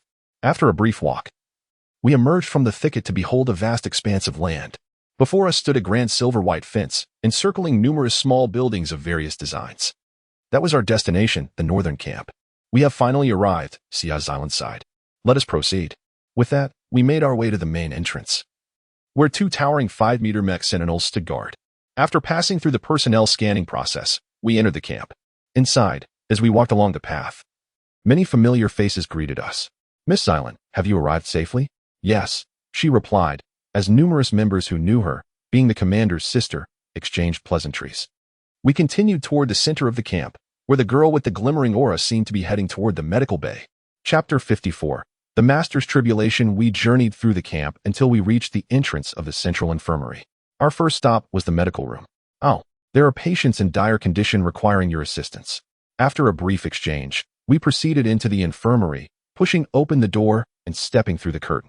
Inside, the spacious room revealed itself as one of the largest and most rudimentary structures in this northern camp, housing no fewer than 10 medical personnel clad in white. "Oh, you've arrived, Miss Xiaoxilan. I trust your journey here was uneventful?" inquired a man around 30 years of age. "Fortunately, yes. Are there any critical cases or life-threatening conditions among the patients here?" I asked. "Overall, the situation is manageable. The injuries primarily consist of lacerations and fractures," he replied. "Very well, then I shall remain here to attend to the immobile patients," Xiaoxilan stated. "Indeed, Miss Xiaoxilan, this way please," the doctor gestured. And she followed a nearby nurse into the ward. After a while, Xiaoxilan emerged from the infirmary, having completed her treatment duties, and we met once more. "How did it go?" I inquired. "Mostly finished. I heard the doctor mention that the wounds inflicted by the magical beasts are slow to heal," which proved to be true as it took considerably more effort than usual to treat them, she explained. "You must be fatigued. Why not take a moment to rest? The sky is darkening, and the camp is preparing dinner," I suggested. "All right," she agreed. We settled on a nearby rock, and despite being in the northern camp, we were still enveloped by the forest, with refreshing air and beautiful scenery, though we remained vigilant of the magical beasts. At that moment, a white squirrel emerged from Xiaoxilan's pocket. "Warning, night is approaching. Be cautious." "Nigella, we are at the center of the camp. I believe we are safe," she reassured. "Nevertheless, I cannot be discovered by them. Otherwise, it would spell trouble," the white squirrel replied. "What exactly have you done, and why do those creatures wish to capture you?" I questioned. "I am the guardian spirit of this forest, but my powers have waned due to the influence of those monsters. They seek to eliminate me so they can seize control of this woodland." The white squirrel ascended to Xiaoxilan's shoulder as it spoke. "Seize control of the forest? What does that entail? What are they?" I pressed further. "I cannot say for certain, but it is clear that these creatures are not benevolent. If this persists, the ecological balance will be disrupted, and presently, there are no animals capable of opposing them," it explained. "Then it is imperative to halt those creatures and investigate the truth of their existence," I concluded. "The truth indeed traces back to a singular origin. At a certain location within this forest, the magical beasts began to proliferate," the squirrel elaborated. "The origin. If we destroy that, will the magical beasts cease to exist?" I inquired. "It is not so simple. I have yet to reveal how the master of this forest came to be in such a state," the white squirrel said, tilting its head. "What do you mean?" Xiaoxilan asked, intrigued. At that moment, several members carrying their meals passed by, calling out, "It's dinner time. You should join us. There are evening activities planned, so it's best to finish quickly." "Indeed," I concurred, and together with Xiaoxilan, we made our way to the outdoor dining area to collect our respective dinners. "Miss Xiaoxilan, treating so many patients must have taken a toll on your energy. Perhaps your meal should be a bit more substantial," I suggested. "Thank you," she replied graciously, accepting her meal with a nod of appreciation towards the cook. We returned to the same rock to enjoy our dinner. Before we began, the white squirrel emerged, positioning itself between us. "Nigella, would you care for a bite as well?" Xiaoxilan offered, placing a portion of food on a plate before the squirrel. "I would like to recount the circumstances of that time, but a meal first is welcome," the white squirrel said before diving into its dinner. After a while, once we had nearly finished, the white squirrel, Nigella, began to narrate the tale of its encounter with the unknown magical beasts. "Months ago, on a particular night beneath the crimson moon, a colossal stone fell from the heavens, resembling a meteor streaking across the sky, ultimately landing in the Agar forest, observed by the master of the forest. The impact was thunderous, awakening many creatures, and the earth trembled. This was no trivial event. To the master, it signified the onset of calamity. In the dark forest, the master resolved to investigate the site of the stone's descent and immediately took flight to the location. In an instant, the master arrived at the crash site, where a deep, ominous black stone had embedded itself in the ground, emanating a malevolent aura. If left unchecked, the dark essence would inevitably affect the forest, so a plan to purify it was necessary. Thus, the master transformed into a magnificent phoenix and soared towards the black stone, intending to use divine powers to cleanse it. As the power surged forth, radiant light illuminated the stone, but the surrounding dark mist suddenly coalesced, enveloping the master in darkness. "What are you doing?" "That is part of my master." A humanoid creature, formed from the black essence, grasped the phoenix's body, declaring, "Do not destroy." The phoenix was forcefully hurled away, crashing into a great tree. while the strange figure, adorned with a black helmet and crimson eyes, silently observed. Suddenly, a voice emanated from the black stone, commanding, "Eliminate that creature." The dark figure nodded in agreement and lunged at the forest's master. Despite the master's lack of combat prowess, it possessed considerable divine abilities, resulting in a fierce battle lasting half an hour. Regrettably, an early blow had already set the stage for defeat. The creature utilized a wand to siphon Nigila's power. Ultimately, unable to withstand the onslaught, Nigila transformed into a small bird and fled. Yet, this was merely the beginning of the story. The black mist expanded, corrupting stones and trees into various magical beasts. They were not only ferocious but possessed the ability to traverse both land and sky, unleashing a relentless pursuit. For months, Nigila evaded capture, shifting forms from bird to deer, then to snake, fish, dog, sheep, and finally to tiger, all in an effort to regain strength within the forest. However, the curse from the wand severely hampered its recovery, leaving only one option: to reach the forest's source, where the curse could be purified and strength restored at an unimaginable pace. Yet, that location was already heavily fortified, and even the combined efforts of the forest spirits had failed to breach it.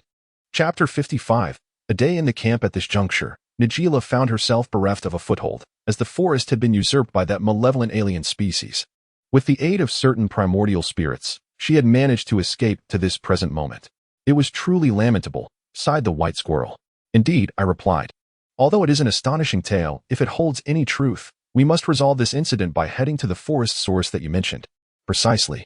However, given the prolonged occupation of the source by those monstrous beings, their power is likely to be far greater than it was initially." "Is that so?" "Nonetheless, our numbers are not insignificant. I shall report the situation you described to my superiors. Would you be willing to assist us?" "Of course," I affirmed. "Thank you immensely." The white squirrel nodded gratefully. As the sun dipped below the horizon, the sky turned a deep blue, and the stars twinkled brightly. Around 7:30, various nocturnal activities were set to commence. "We have provided intelligence to the information department. They will require some time for verification before taking action. They won't act immediately, but will at least wait until tomorrow to make a decision." Despite warnings that the beasts would be more perilous at night, the investigative teams would still scout the vicinity. Although they had accumulated some experience in nocturnal searches, it was still not advisable. Xia's Island and I would remain in this northern camp, as our tasks were currently unrelated to the investigation. Only a select few seasoned mech pilots would venture out at night, while the majority would stay behind. At this moment, the challenge we faced was the vice commander of the northern camp, who dismissed the intelligence we provided, insisting on a steady expansion into the forest. Regardless, there was little we could accomplish tonight. The rest could be deliberated tomorrow. Thus, we arrived at our assigned quarters within the northern camp, 2 rudimentary rooms resembling tents. Conveniently close, as my duty was to guard the girl. "We're new here today. We haven't quite adapted yet. Let us retire early tonight," I suggested as we reached the door. "Indeed, Senior Li Xingza," Xia's Island agreed, as the sky grew darker and the hour approached 9 o'clock. With that, we entered our respective rooms. The small space could scarcely accommodate 3 to 5 individuals.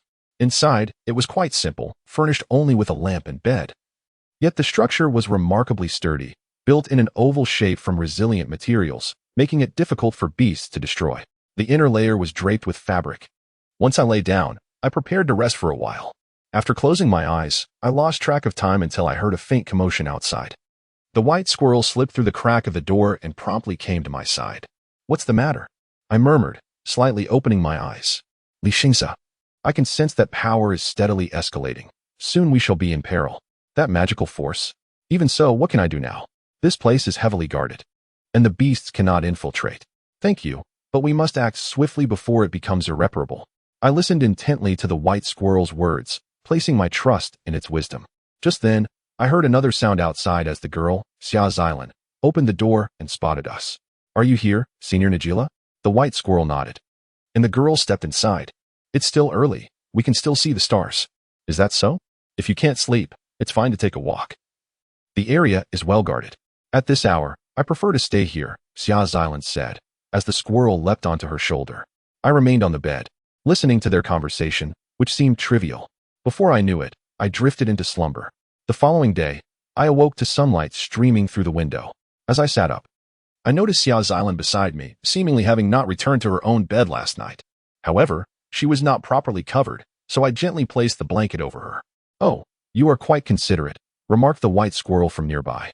It's nothing. It gets rather chilly at night. Indeed. I used my tail as a scarf for the girl during the night, the white squirrel added, wagging its tail. Then why not just bring the blanket over? That makes sense. Is this acceptable? I inadvertently fell asleep here last night. I am still not quite accustomed to it. At that moment, Xia Xilan appeared to have overheard my conversation with Najila and stirred awake, saying, It's fine, Xilan. My duty is to protect. That's wonderful. She smiled, rising from the bed. It is already 7. Shall we prepare to go out? Certainly, Xia Xilan nodded, and we stepped out of the small room. Upon exiting, we were immediately greeted by the refreshing air and a vibrant green landscape. After adjusting our attire, we approached the vicinity of the northern camp's quarters when several mech pilots rushed past us, seemingly in a state of urgency, toward the information department. From 7 to 7:30 was breakfast time, and I wondered what could be so pressing.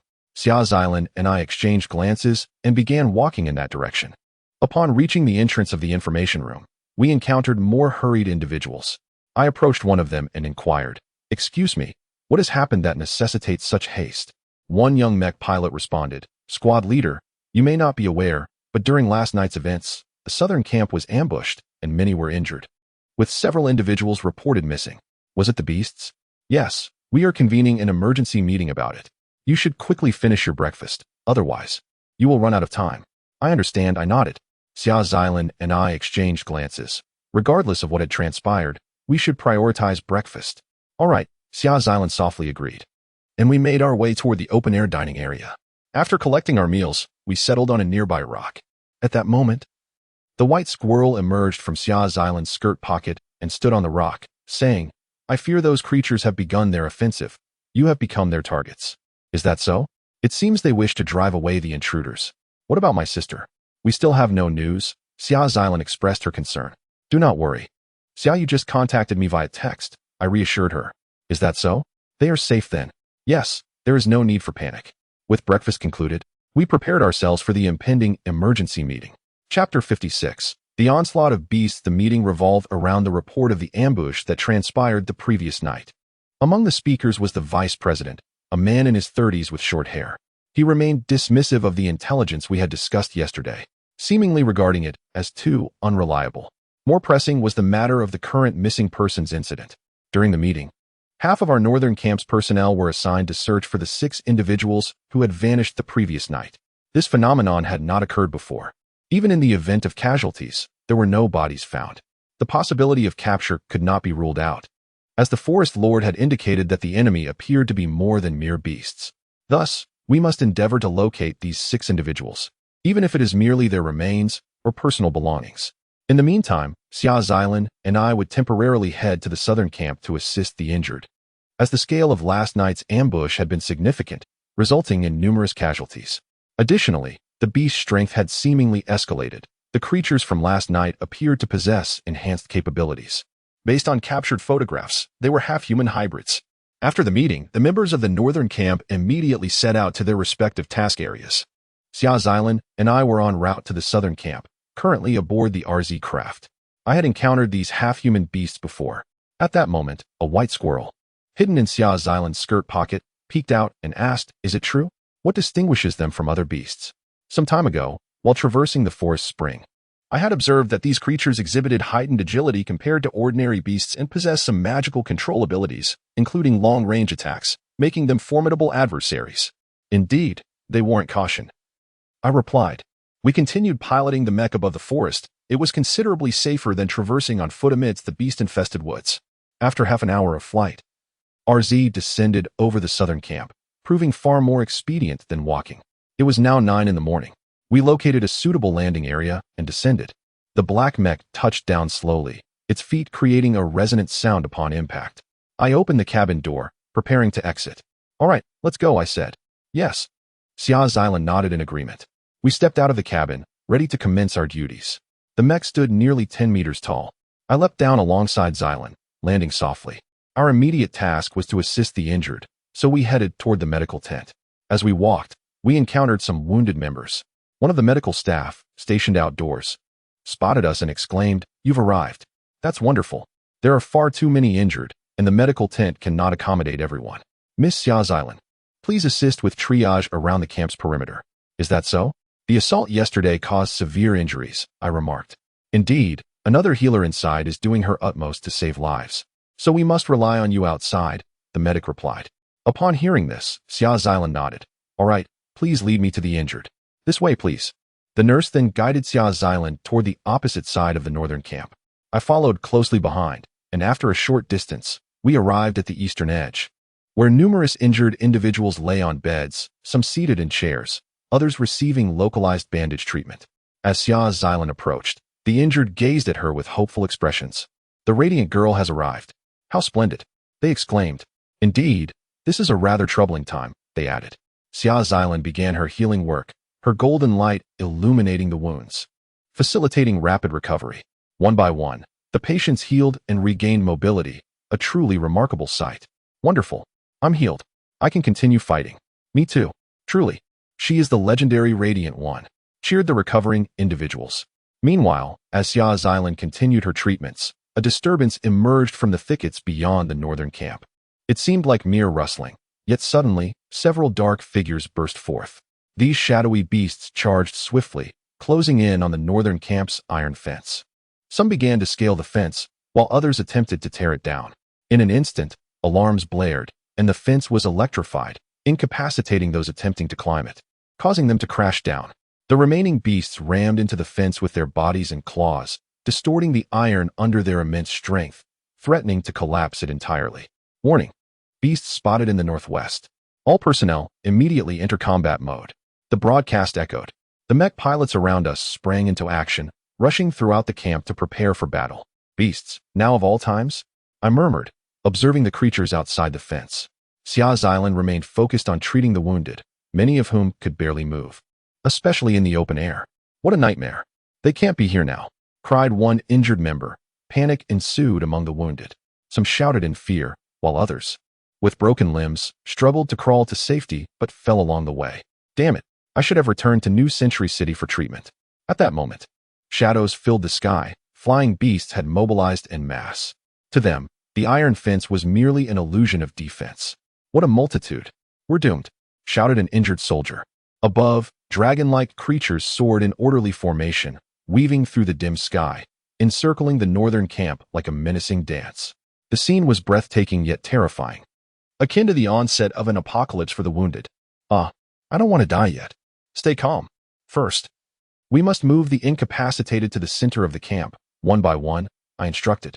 As the squad leader, I quickly organized several nurses and members to assist in relocating the injured. Meanwhile, Xia Xilan continued her healing, diligently tending to 3 individuals simultaneously, her focus unwavering. I refrained from interrupting her concentration. Xilan, hurry. Time is of the essence, I urged, conjuring a dark sword and heading toward the northwest direction, where the iron fence had been breached. A few beasts were already charging toward us. My priority was to ensure the safety of the girl and those around her. To halt the approaching threat. Chapter 57.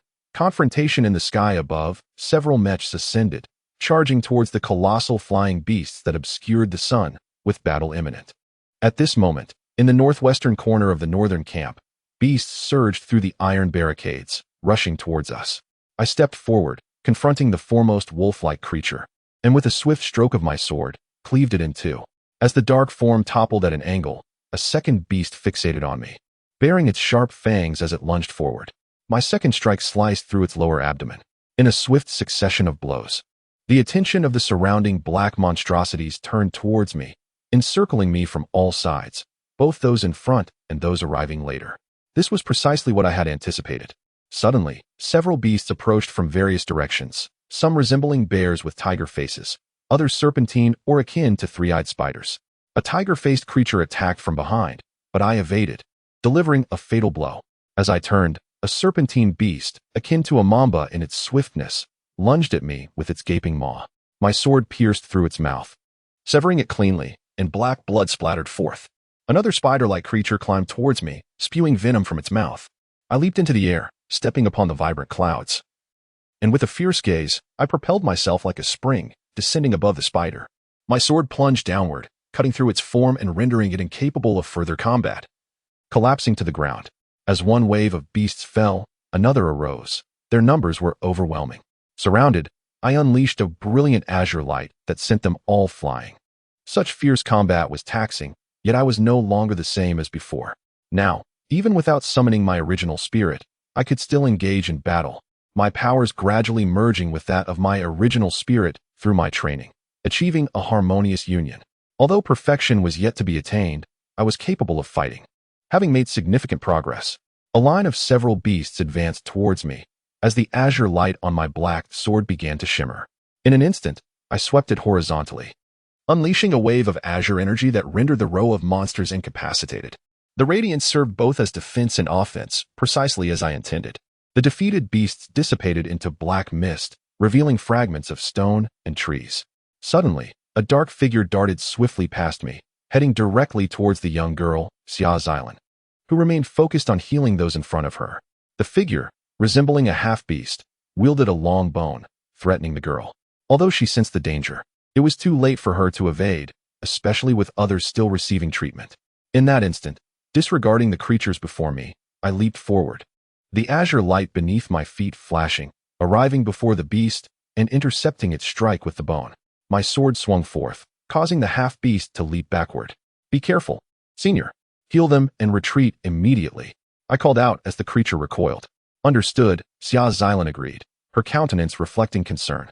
The previous strike had considerable weight. Had it been in the past, her bones might have shattered. The legendary half-beast was right before us.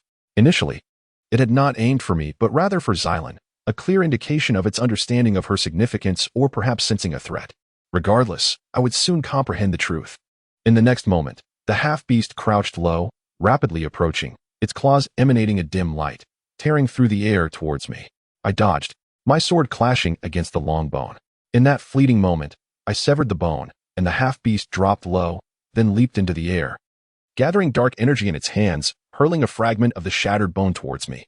I soared upward, narrowly escaping the dark energy attack, and with a thrust of my sword, pierced through the creature. "It's healed. Let us retreat swiftly," Xiaoxilan urged, as the white squirrel in her pocket chimed in. Amidst their gratitude, Xiaoxilan began to withdraw, as instructed by Nigila. "We shall hold the line here. You can trust us to retreat safely." The three Mechs, invigorated by the girl's unwavering spirit, stood firm against the encroaching beasts. "Quickly evacuate the injured." Among them was one capable of summoning the original spirit, who immediately joined the fray. Other supporting Mech soon arrived. After dispatching the beast-like creatures, I followed in Xiaoxilan's footsteps. "Leave it to me," I said, making my way towards her. At that moment, in the heart of the northern camp, within the healing chamber, one of the largest structures there, a girl emerged from behind a curtain.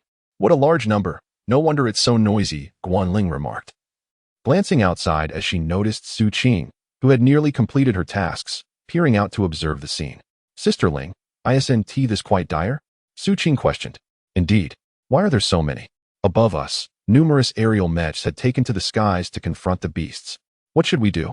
"Do not worry. That is not your concern. Focus on your duties," Guanling reassured her.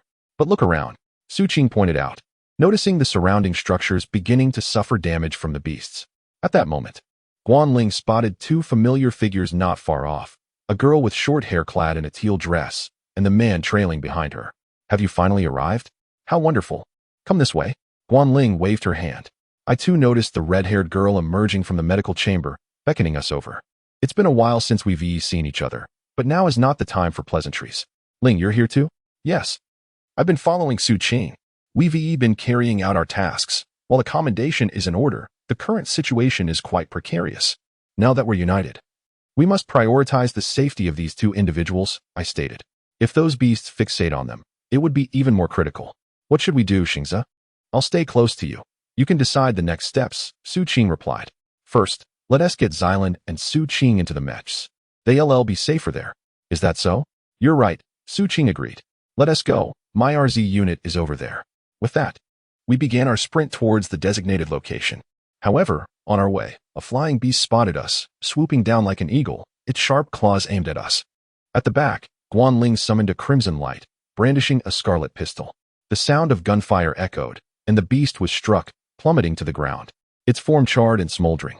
"It seems I must take charge here. Dealing with those aerial creatures is best suited for this," she declared. "Is that all right?" Xiaoxilan inquired, concerned. "Don't worry, we'll move ahead," I reassured her. With trust in one another, Xia Xilan, Su Qing, and I hastened our pace towards the black mech. Despite this, due to the previous shot, more beasts had turned their attention towards us, with Guanling at the forefront, seemingly eager for a confrontation. In an instant, a scarlet figure emerged before Guanling, her fire sprite-like original spirit materializing after a long absence. Upon seeing the crimson figure below, the airborne beasts surged towards us like a volley of arrows. The scarlet figure gathered energy in her hands, concentrating it into a sphere of red light. In the blink of an eye, it erupted, sending forth a column of crimson light that struck downwards.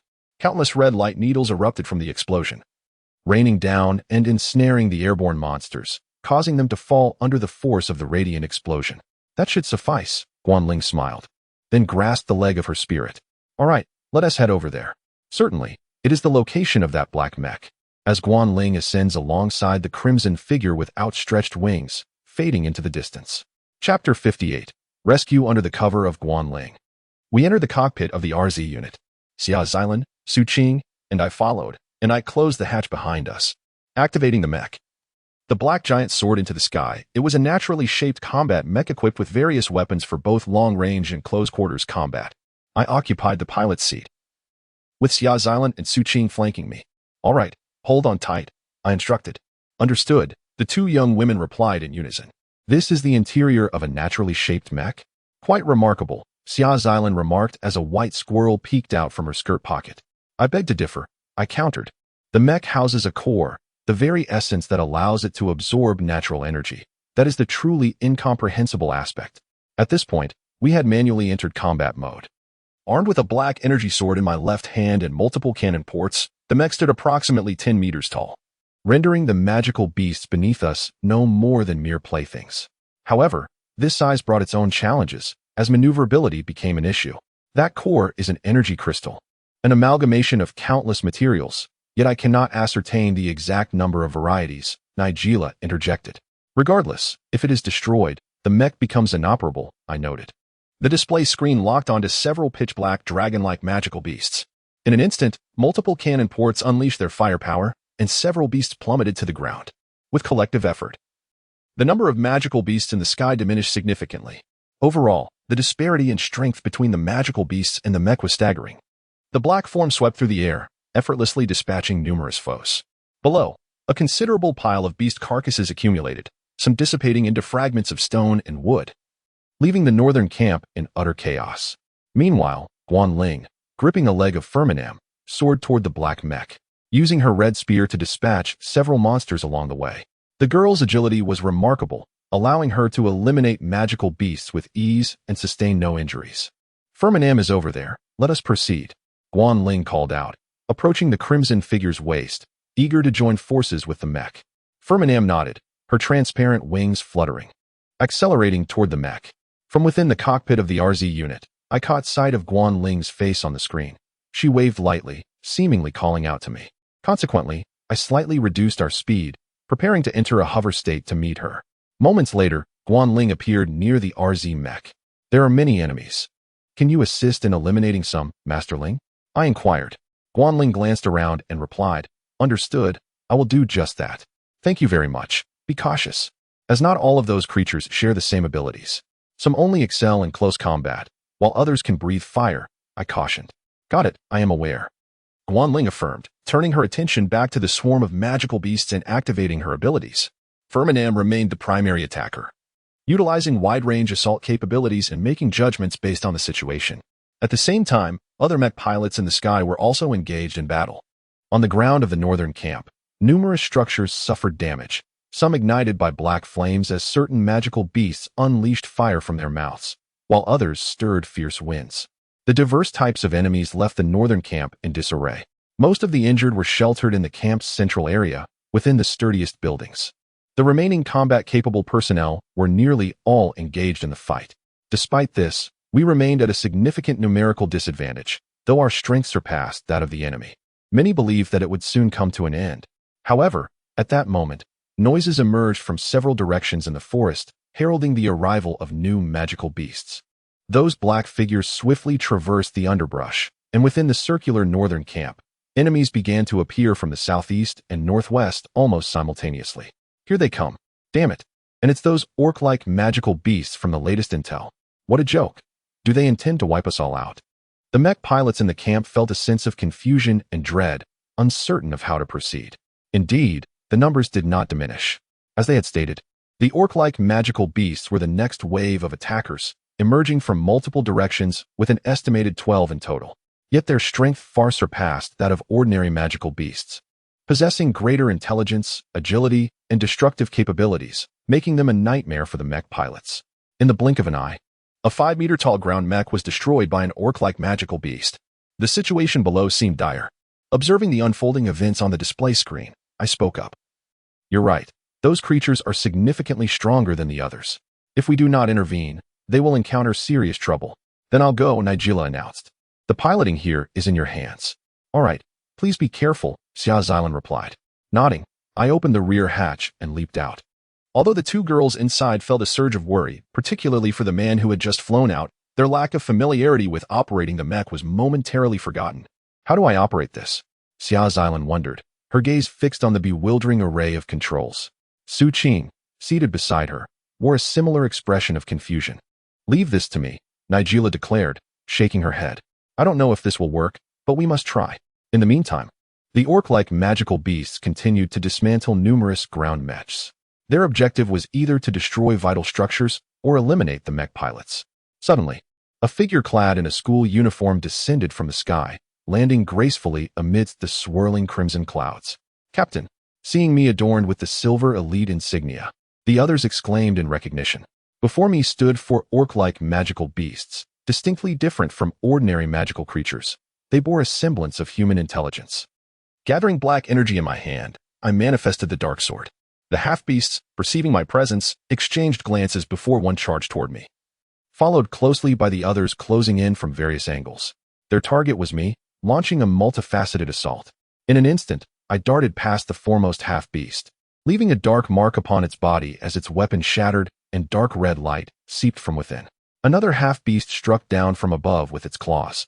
I blocked its attack and retaliated with a powerful punch, while the remaining 2 flanked me, towering over me. Both launched claw strikes, their 3-pronged shadow slicing through the air. I deftly evaded multiple attacks, parrying others, and countering with swift strikes, akin to a current of electricity, as I moved with agility. The brilliance of my sword illuminated the surroundings as the onlookers witnessed a dazzling display of strikes. Soon, all 4 half-beasts collapsed, dark red blood oozing from their wounds. Some with severed limbs, others with broken weapons and claws. Ah, truly magnificent, Guan Ling observed from above, her voice filled with admiration. We're saved. It seems our battle is not yet over.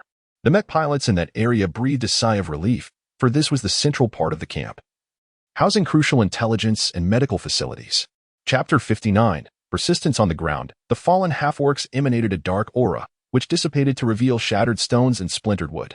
Their movements exhibited a semblance of intelligence, as they recognized my abilities and sought to unite against me. However, their actions could only be deemed demonic, relentlessly probing for weaknesses and attacking without mercy. It is likely that the puppeteer behind this chaos is of a similar ilk. We must defend this position and prevent the magical beasts from causing destruction. Indeed, we are stationed near the medical bay, and we must hold our ground until the beasts are repelled. Otherwise, the injured within will be utterly defenseless. Meanwhile, in the sky, the mechanical troops had nearly eradicated the magical beasts, leaving the ground littered with their carcasses. Among them, the black mech, designated RZ, hovered precariously in the air, appearing to teeter on the brink of collapse, a condition stemming from internal issues. The white squirrel, Nigella, was at the helm, but her piloting skills left much to be desired, leaving the 2 girls beside her in utter confusion. In truth, Nigella herself was unfamiliar with the operation of the mech. Driven by curiosity and her own limited knowledge, she had established a connection with the mech's core, an extraordinary energy crystal, allowing her to perform deeper manipulations. Nevertheless, the operation proved far from smooth. Maneuvering, evading attacks, and launching counterattacks were not executed with precision. Her clumsy handling resulted in the enormous target being frequently targeted by aerial magical beasts. Attacks of fire and explosive projectiles rained down upon it, damaging various components of the mech. The cockpit's display screen was filled with ominous red warning signals. 20 damage to the arm, 25 to the back. Such alerts continued to flash across the screen. Nigella, are you alright? Although her piloting skills were gradually improving, she still required time to adapt. The white squirrel's eyes shimmered with determination as she maintained her connection with the energy crystal, though beads of sweat began to form on her brow. Najira, look ahead. We are being surrounded. What? The display screen revealed the silhouettes of magical beasts encircling the RZ Mech from all directions, transforming it into a prime target. Given Najira's inadequate piloting skills, it was not surprising that they had zeroed in on them. What should we do? Stay calm. We need to carve a path. The right side appears weaker. Let us head that way. Najira instructed, maneuvering the mech to the right, only to be met with a sudden attack from behind. The impact worsened the damage to the back, causing the mech to sway dangerously. Are we done for? The RZ mech failed to break free from the onslaught of the flying magical beasts, which had now taken keen interest in it. Meanwhile, Guanling was engaged on another front and appeared oblivious to the dire situation at hand, just as the magical beasts prepared to annihilate the faltering mech. A brilliant white beam sliced through the sky. The beam radiated power and encompassed a vast area, resembling a meteor streaking across the heavens. This enormous light arrow passed in front of the RZ mech, sending the magical beasts flying in its wake. In an instant, the creatures before the RZ vanished, leaving the air clear. What was that? Najira wondered, perplexed. Under the impact of the white light, the flying magical beasts were left mangled and shattered, some disintegrating completely within the beam's embrace. At that moment, the mech established a communication link. Are you all right? A clear voice emerged, accompanied by the image of a handsome young man with striking green eyes on the display screen. Who are you? Najira inquired. What? Why is there a white squirrel in the cockpit? Is Xingza not present? A voice from the side, Xia Xilan, responded, Senior Qin Liang. Xingza just landed and is engaging the enemy below. The girl Xia Xilan recognized the individual, enabling her to respond. Ah, that explains the fierce battle. You are not adept at piloting the mech, are you? That is correct.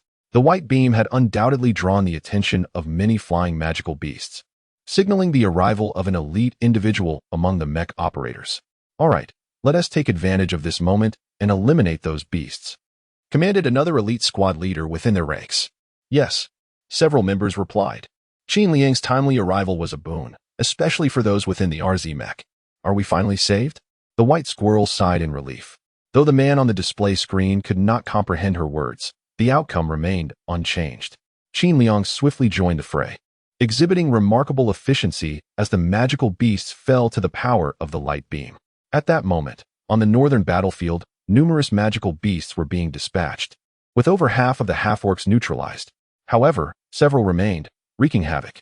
Veteran mech operators found these remaining foes particularly troublesome, as several ground mechs had already been damaged. A number of beast-like magical creatures continued their assault alongside the half-orcs. In a corner of the northern camp, a group of individuals made their way through a thicket. Leading them was a woman draped in a white cloak with deep blue hair. Her name was Xiaoyu. Under her guidance, they arrived at a chaotic scene within the northern camp, which lay in disarray. Suddenly, several dark figures emerged around them, some perched in the trees, others concealed within the underbrush. Another attack? This time, we shall not hold back. Xiaoyu brandished a blue moon blade, striking its hilt against the ground. A faint blue light emanated, forming a large circle that enveloped the surrounding magical beasts. All hidden creatures were now in her grasp. Xiaoyu began to whisper an incantation, and instantly, runes appeared, swirling around her like a snail shell, inscribed with sacred text, rotating from inner to outer rings. The surrounding monsters began to behave erratically, tumbling from the trees and revealing themselves in a frenzied state. Gradually, the dark mist surrounding the creatures dissipated, and soon they transformed into fragments of trees and stones, scattered across the ground. Is that an exorcism spell? It can even dispel the malevolent energy from those creatures. Truly remarkable, Lady Xiaoyu, one of her subordinates marveled. Compared to true experts, this is nothing. However, it is indeed effective against those fiends. Let us advance and cleanse this area of magical beasts as swiftly as possible. Understood. With that, the group pressed onward toward the heart of the northern camp. Chapter 60. The meeting at this moment. The skies above the northern camp were nearly cleared of flying magical beasts, thanks to the collective efforts of the group. The remaining few scattered in disarray, while some were successively shot down. On the ground, the land-based magical beasts continued to arrive in greater numbers, yet a significant portion was eradicated by the mechanized forces on the ground. The commander, along with her troops, entered the camp. only to be approached immediately by someone who reported, "Commander, we were recently ambushed by magical beasts, which has led us to this state. I am aware. We must drive those creatures away and reorganize our subsequent actions," she replied. "Indeed, for the most part, they have been vanquished. Please assist in eliminating the remaining remnants." Understood. With a command from Sheyue, many from behind her stepped forward, some employing special abilities while others maneuvered mechas to subdue the rampaging monsters. After a brief interval, the invading magical beasts were completely annihilated. I reclaimed the black sword and sat upon a nearby rock. At that moment, the camp was strewn with the remains of magical beasts, shattered wood, broken stones, and fallen leaves. These remnants were intermingled, covering the northern camp, while several surrounding structures bore significant damage, having been thoroughly battered. Is this the state of affairs just after stepping outside for a brief moment? Quite disconcerting, remarked Shayue as she approached me. Who could have anticipated the astonishing number of magical beasts that appeared earlier, resembling a flock of birds? Such a situation has never occurred before, though it's not entirely unexpected. Based on the intelligence you provided, it seems the enemy has commenced their actions. Shayue gazed around and inquired, "Where are my sister and another girl?" "The two radiant girls are aboard my RZ unit." "Is that so? Can they pilot it?" "That I cannot say for certain, but the RZ unit is in descent and appears to be functioning adequately." I gestured towards the sky, where the black natural form mecha gradually descended. Although somewhat damaged, it seemed operational overall. "Truly," Sheyue said, shaking her head slightly upon spotting the mecha. As the RZ unit's hatch opened, two girls emerged, Xia Xilan and Su Qing. They seemed relatively unharmed as they touched down from the mecha. The two girls approached and quickly took note of our presence. "Did you come as well, sister?" Xia Xilan inquired upon seeing the commander in her white robe. With Li Xingzhen nodding in acknowledgement. "Yes, we still have much to accomplish. First, we must attend to the injured. Some will likely need to return to the new century capital," the commander stated. "Indeed, even the fearless cannot fight if their mechas are damaged," I concurred. "Shall we commence the treatment immediately?" Xia Xilan asked. "We are currently assessing the condition of the injured. Please prepare near the medical area," came the response. "So, you will remain here for a while?" A gentle, melodious voice interjected. It was the white squirrel, peeking from Xilan's skirt pocket. Understanding, Shayue nodded. "Yes. You are the legendary forest lord, are you not?" "Indeed, though I possess no strength at present and cannot contend with them. I am merely a protected entity," the squirrel replied. "Is that so?" Shayue extended her hand above the squirrel's head, holding a talisman that she gently waved. The squirrel curiously looked around at the talisman. Could it truly be the forest lord, akin to an animal? It was perplexing. After a moment, a faint blue light emanated from the talisman, resembling lake water, as azure droplets fell and were consumed by the squirrel. "This is spiritual water, quite rare. Does it serve a purpose?" Shayue inquired. "Indeed, it slightly restores my strength. However, this water is abundant in the forest spring, and there exists water with even greater efficacy," the squirrel explained. "Oh, I see. Is that your reason for going there?" "Precisely, but it is quite challenging at present. Concerning the recent events, it is best not to linger here too long. The enemy may yet arrive in droves, and the energy sources within the forest have likely been depleted by them." The squirrel continued. "That makes sense, but many are injured. We must at least remain here for a day before requesting reinforcements from above," I articulated. "It is hoped that this will not take too long. For both you and us, our objectives align. To achieve them, we must head to the forest spring," the squirrel added. As discussions progressed, the aftermath operations within the northern camp commenced. Some were tasked with cleanup, others with transporting the injured, while medical efforts were initiated. Approximately 150 individuals labored diligently, and after several hours, they emerged from their plight. Most of the injured had recovered and were no longer in life-threatening conditions. Although the number of damaged buildings and mechas was considerable, following assessments from various teams, it was determined that around 100 individuals would be making the return journey to the new century capital. Many among them were unable to fight. Some had lost their mechas, and others harbored thoughts of retreating due to the dire circumstances. A portion was also responsible for escorting them. As dusk settled, fires began to rise within the northern camp, with a few individuals remaining on watch. The day was drawing to a close, and although personnel were dwindling, there was no time to relocate the camp. About 50 individuals would spend another night here. During their free time, the group deemed it unnecessary to delve deeper into the forest for investigation, as there were already ample matters to address.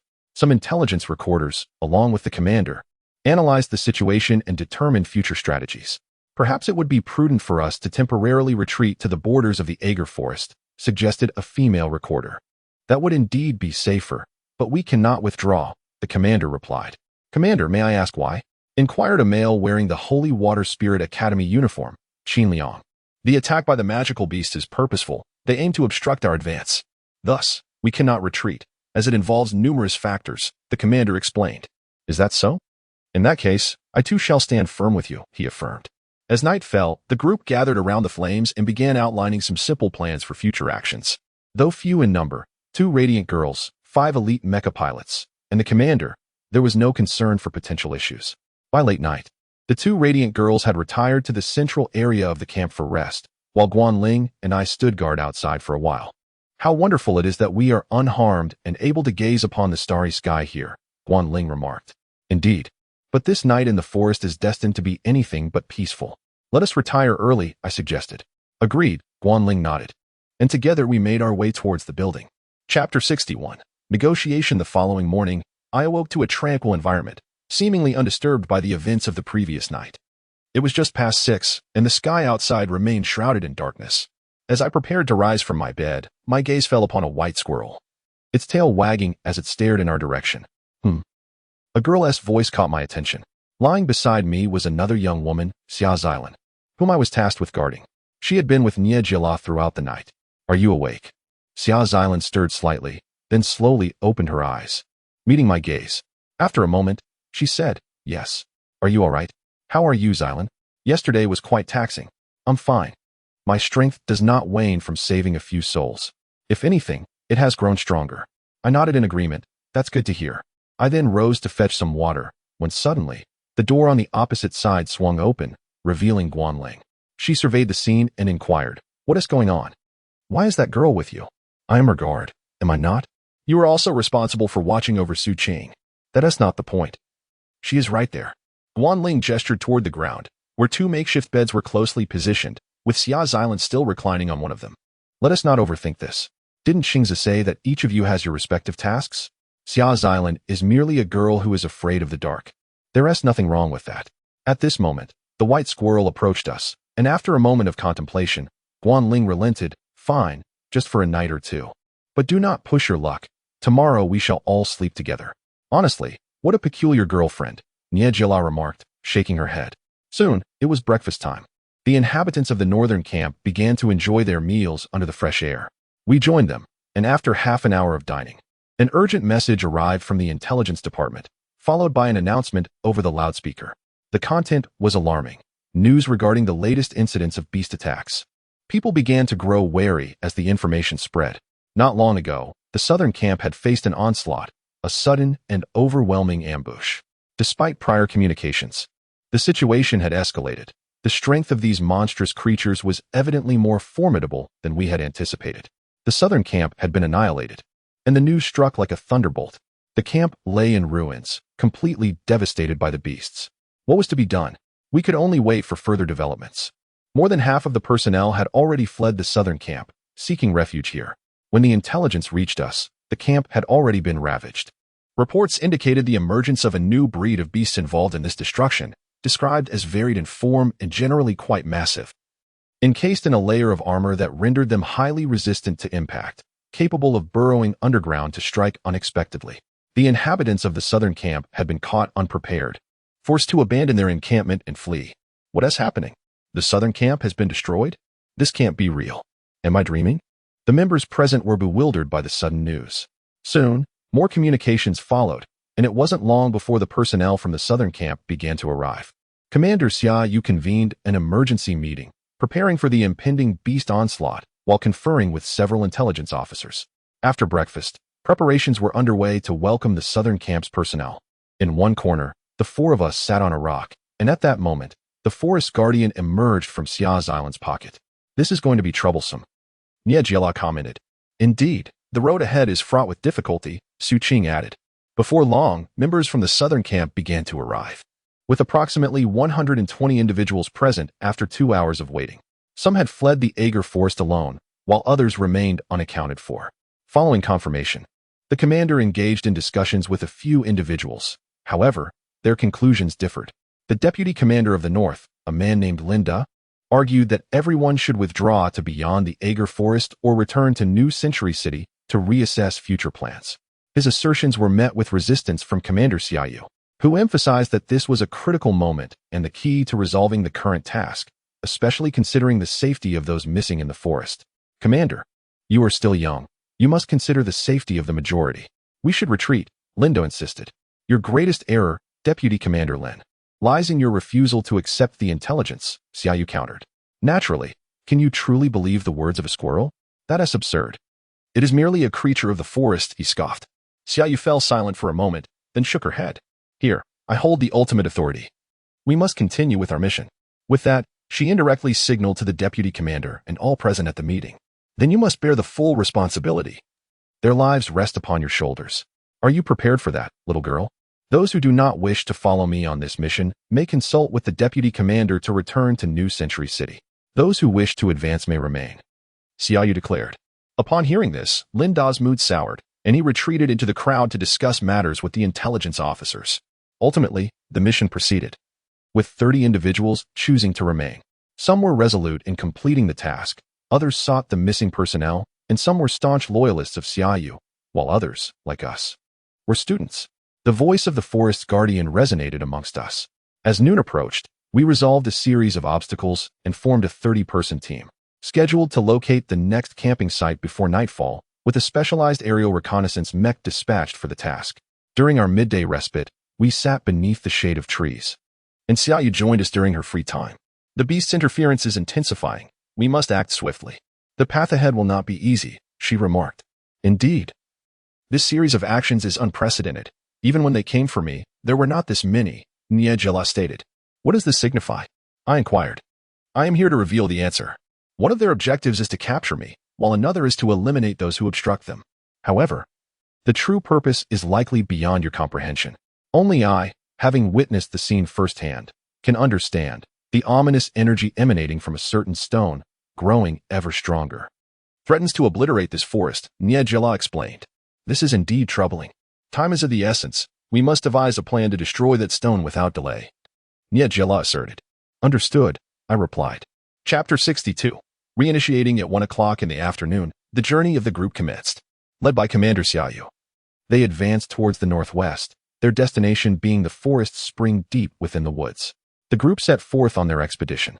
Along the way, one member inquired, Commander, wouldn't it be prudent to request reinforcements from headquarters immediately? No need. Having more people might complicate matters. This number is quite sufficient, though it may seem presumptuous. Let us complete this mission, Xiaoyu replied. Understood. Many of Xiaoyu's supporters responded. The group pressed forward with determination in the northwest direction. The forest spring was situated in a valley deep within the Ager jungle, a realm that could be described as a kingdom, though lacking opulent structures. It bore a royal semblance crafted from stones, featuring a simple yet dimly lit hall with a throne. Upon that throne sat a dark, monstrous figure, shrouded in obscurity. Its features were difficult to discern, yet its dark red gaze and the scepter it held were strikingly prominent. Now, where is the Lord of the Forest headed? Report. It appears the Lord of the Forest is moving towards us from the northwest, following the humans. The exact location remains unconfirmed, replied a figure with black wings and deep blue skin. Is that so? We must locate it swiftly and bring it back here. Yes, my lord. However, this wretched creature possesses shape-shifting abilities and remarkable evasion skills, aided by some human assistance. The time until my master's revival is drawing near. If we cannot capture it, we should eliminate it now. Understood. Then let us deploy greater firepower and ensnare those intruders. Rest assured, I shall personally engage in this endeavor, ensuring they do not return. With that, the winged man bowed and proceeded towards the forest. The Dark Lord silently watched him depart, caressing the skeletal scepter in his grasp. Time flowed swiftly. In the blink of an eye, our group traversed the forest. The sky gradually darkened, the sun setting, heralding yet another night. Is it already dusk? How time flies. I feel as if this day has passed in an instant. Indeed, with one task after another, we scarcely had a moment's respite. The members exchanged. Everyone, we must hasten. The night is not suitable for our continued movement. According to our planned route, there is a cave not far ahead where we can at least spend the night. Xiaoyu instructed. Understood. Many members replied. With that, they quickened their pace. Judging by the journey, The cave was still a short distance away, and they would reach it before darkness enveloped the land. In fact, several aerial mechas awaited them there, including my RZ model, already stationed nearby. It truly feels like an adventure in the jungle, remarked Guan Ling beside me. Indeed, however, we must first prepare for what lies ahead, I replied. You must prioritize your safety. First, proceed to the spring. Once my strength is restored, everything will be manageable, Najila stated from within her violet skirt pocket. Discussing this now bears little significance. Decisions can wait until we arrive, Xiaoyu responded. That is true. Given our circumstances, we must work together, Najila agreed. The group continued to quicken their pace, delving deeper into the forest, where the surroundings grew increasingly dense and shadowy. As they traversed the path, Xia Xilan stepped lightly when suddenly, a flowery serpent emerged, startling her and causing her to retreat a couple of steps. That was frightening. It appeared out of nowhere. I thought it was an enemy. Fear not. It is not an enemy, merely a resident of our jungle, Najila assured. Xia Xilan, having stumbled back, collided with me. I steadied her, saying, Indeed, I do not sense any hostile presence. Senior Xingza, let us proceed. Our resting point is near, where we can find respite. I responded, gazing at the young girl before me. All right, Xia Xilan nodded, and we continued forward. After some time, the sun gradually set, and under the encroaching twilight, we arrived at our intended resting point. Upon rounding a corner, we spotted several mechas ahead, including my RZ model, stationed beside a white poplar tree. At last, we've arrived. How splendid it is to reach here before nightfall, several members expressed, visibly relieved. We approached the cave entrance, where a young male mecha pilot awaited us. One of the individuals responsible for scouting earlier, designated Member 35. Commander, and everyone, thank you for your efforts. This is a suitable location we found, Member 35 reported. Indeed, it is quite an excellent resting spot, nestled close to the rock face, with ample trees for cover. We should be able to hold out here for a while, Xiaoyu assessed. Hearing the commander's approval, the scouts nodded appreciatively. The cave was substantial, flanked by dense trees, with seemingly only one exit, free from surrounding dangers. Let us explore inside, I suggested. Agreed, Xiaoyu concurred, gesturing for Member 35 to lead the way. Please, this way. He indicated towards the cave's entrance. We entered the dim cave, where torches flickered in a corner, revealing that the space was quite expansive. Moments later, we reached the cave's end, which formed a roughly arched area spacious enough for all 30 of us to move freely. The walls were comprised of solid stone. Well done, Scouts, one member remarked, touching the rock to confirm its sturdiness. Others echoed their admiration for the scouts' accomplishment. This is a decent location. Next, before nightfall, let us set up several shelters, gather some water and wood, and prepare dinner, Xiaoyu instructed. Understood. The members responded, each commencing their assigned tasks, some preparing tools for the shelters, others fetching water, and some collecting firewood. The food and additional equipment had been transported via mechas. Together with Xia Xilan and 2 others, we began constructing the shelters within the cave. Given our pivotal roles, it was prudent to avoid unnecessary risks. Building. Guan Ling murmured as she worked. Even though we are inside a cave, it still feels a bit eerie, Xia Xilan noted. No worries, there is no danger here. I can assure you of that, Najila chimed in, having just leaped onto the ground from her concealed spot. Thus, the group commenced their new night. Chapter 63. Progress under the respective divisions of labor. After a period of time, the progress of dinner unfolded quite well. The number of tents had nearly reached 10.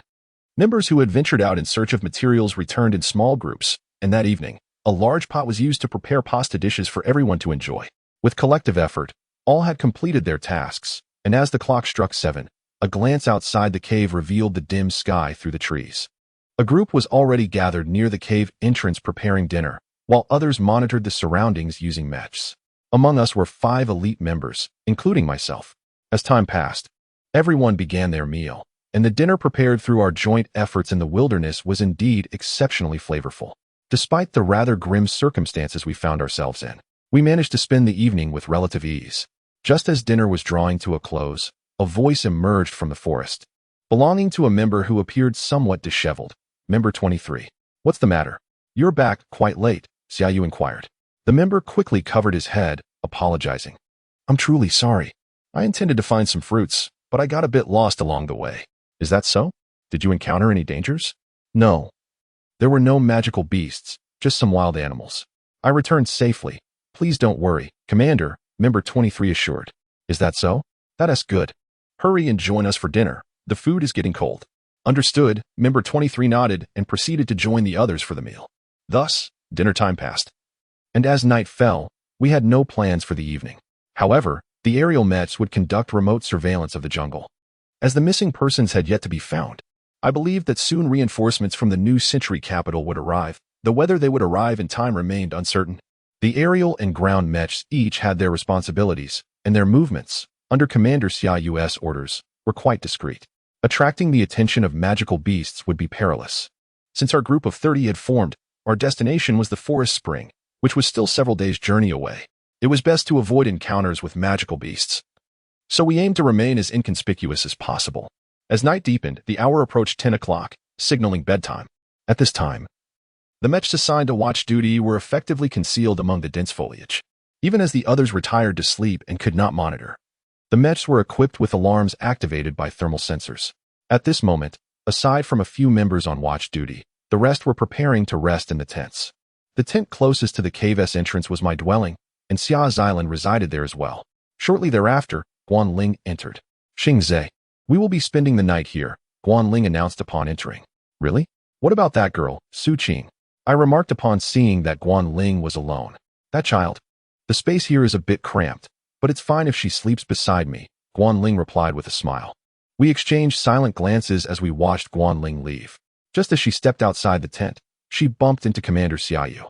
Xiao's hand rested on Guanling's shoulder as she inquired, Are you here to find Su Qing? That is your responsibility.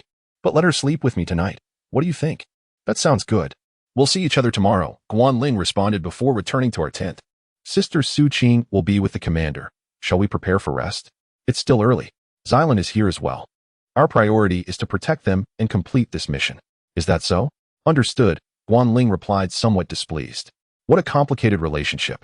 Nigella, perched on Xia Xylan's shoulder, shook her head, while Xia Xylan remained silent, as if anticipating an unusual night ahead.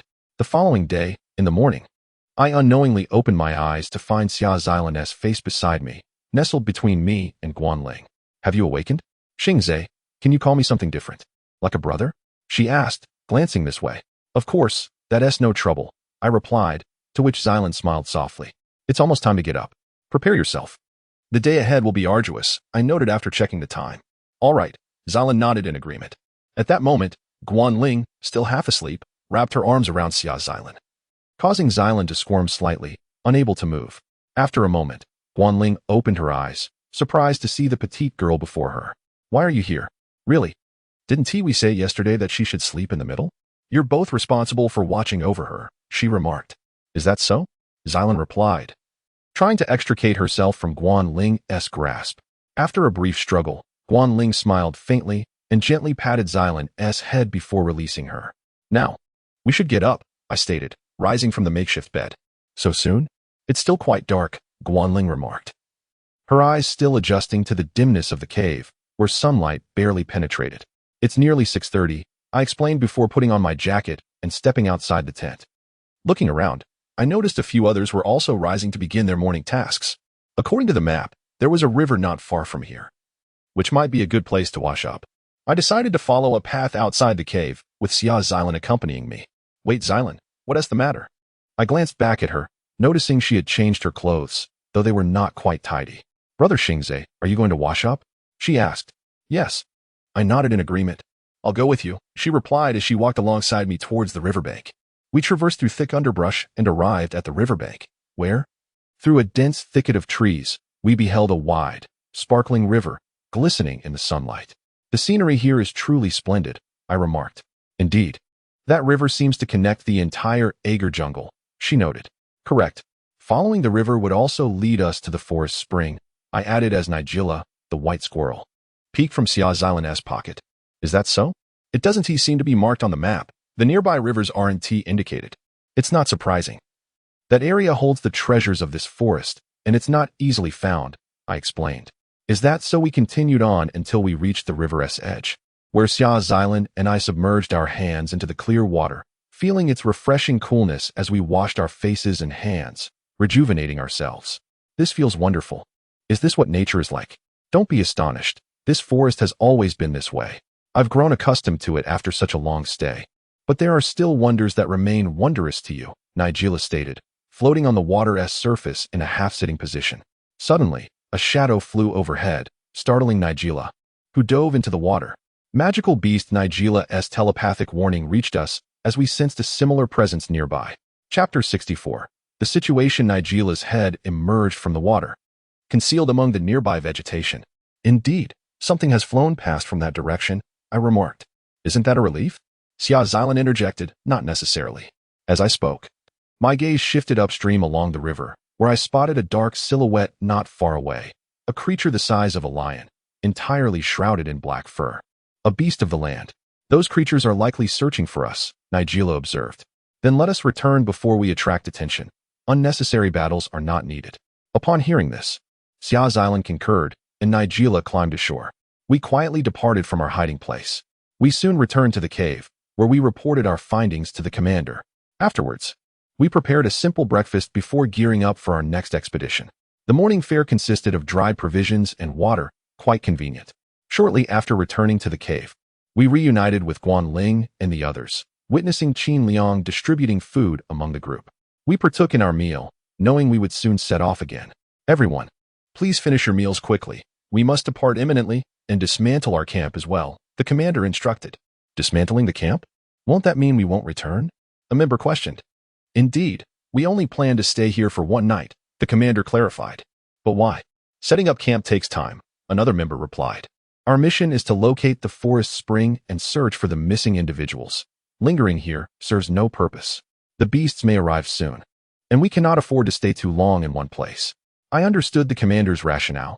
Taking a little more time to find a suitable location could yield significant advantages, preventing us from being surrounded by beasts. Qin Liang agreed. This approach will expedite our mission and broaden our search area.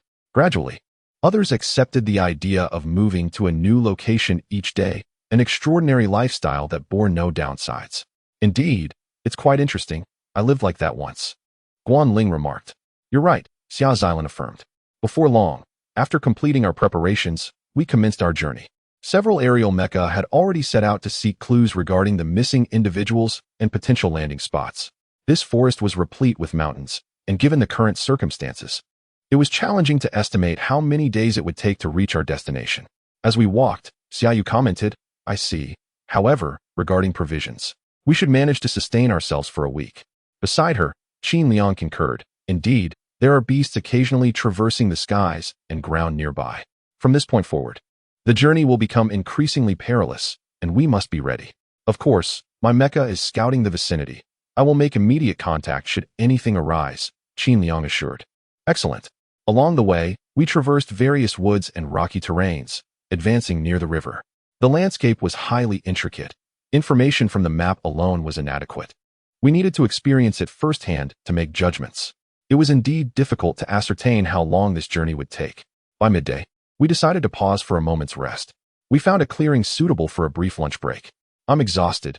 Truly, there are quite a few insects here. And I've been bitten numerous times, a member lamented while sitting on a rock, gazing skyward.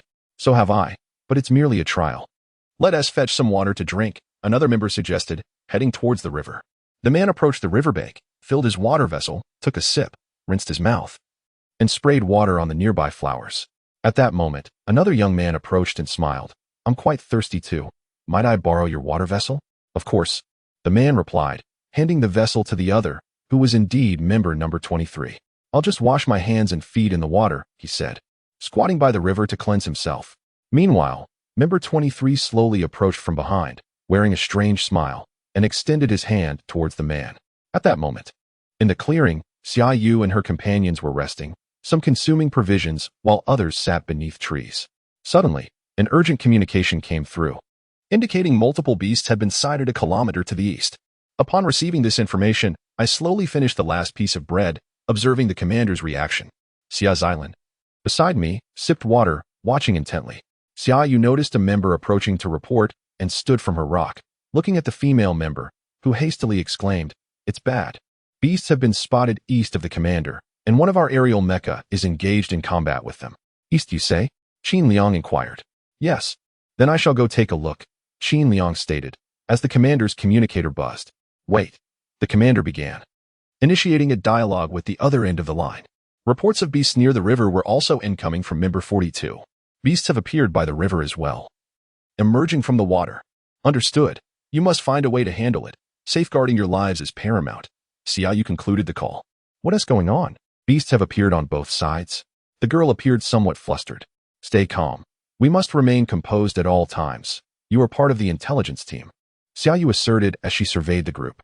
Qin Liang, head east. The elite captain number 15 will take 2 individuals to the river. We'll go. 2 members volunteered. All right. Follow me to the river. Captain 15 instructed as he led the 2 to that direction, while Qin Liang swiftly moved out. The remaining members, including Guan Ling and me, along with the commander and her loyal few, remained in place. As we dispersed, we made our way to the commander's side. Given the current situation, what should we do? I inquired. It's not yet time for us to take action. However, you must prepare for combat, Xiaoyu replied, returning to her seat on a rock. I understand. I responded. Xiao's island and the others nodded in agreement, and we all stationed ourselves near the rocky outcrop. After a while, news arrived from member 23. Our mecha has been destroyed. The situation is dire. What about Qin Liang? He is engaged in a fierce battle. Is that so? Hurry back here, Xiaoyu instructed before ending the call. The surrounding members were intrigued, with one asking, Xiaoyu, what is the situation? Is member 23 all right? Prepare yourselves. The situation will soon yield results, Xiaoyu replied, and everyone obediently remained on standby. Before long, another communication arrived from member 35. Commander, reinforcements have arrived. But they too are in trouble. The enemy is more formidable than before. Prioritize survival. Return swiftly. Losing mecha is inconsequential. Understood, but the situation is grim. I will find a way, Xiaoyu concluded the call. At this point, the attention of those around her shifted back to her, with one member asking, Commander, do you have any orders? None. Why not, Commander? The members were perplexed by Xiaoyu's terse reply. Patience. I've stated there is no need for panic. Endure for a while longer. Many around were profoundly bewildered, yet under the stern and unyielding words of the commander, none dared to utter another word. Particularly those who possessed some understanding of Xiaoyu. Chapter 65. Number 23 is a traitor in an instant. The surroundings fell into a profound silence. Influenced by the commander, everyone awaited the enemy's return, bracing for confrontation. Soon, rustling sounds emerged from the east, where the thickets swayed violently, hinting at an imminent presence. Suddenly, a disheveled young man stumbled out from the foliage, covered in dust and wrinkled clothing. We all recognized him at that moment. He was the former member, number 23, who had encountered the beast in the sky-shaped Mech to the east. At that moment, a dark figure darted through the branches above, closely pursuing number 23. It was a pterosaur-like beast, its sharp claws aimed directly at him. In an instant, several mechs, poised for action, sprang to life, unleashing long-range attacks. Under the barrage of fire, the beast faltered, crashing onto a nearby tree trunk, riddled with multiple blackened wounds. Is that you, number 23? We thought you were done for. Several members rushed to support the disheveled number 23 as he staggered toward the commander. It's a long story. I nearly fell victim to those beasts, but thankfully, as the commander advised, I escaped at all costs, number 23 gasped. That's fortunate. As long as you're alive, we can discuss everything else, a nearby member replied. I'm covered in wounds. Can someone assist me in recovering? Number 23 added. Indeed, Radiant Form, please help him. He's one of our scouts and has contributed significantly. Another member called out. Their gazes turned toward us, and Summers Island, who stood beside me, nodded in agreement, moving toward number 23. Thank you for your hard work. I will help you heal, Summers Island said, extending her hand to treat the man's wounds. However, in that fleeting moment, she seemed to glimpse a dark mist emanating from his injuries. Suddenly, number 23's face contorted into a grotesque snarl as he seized the girl's delicate hand. I've got you. Startled, Summers Island gasped. The man bared his fangs, his other hand gleaming ominously as he aimed his fingers at her.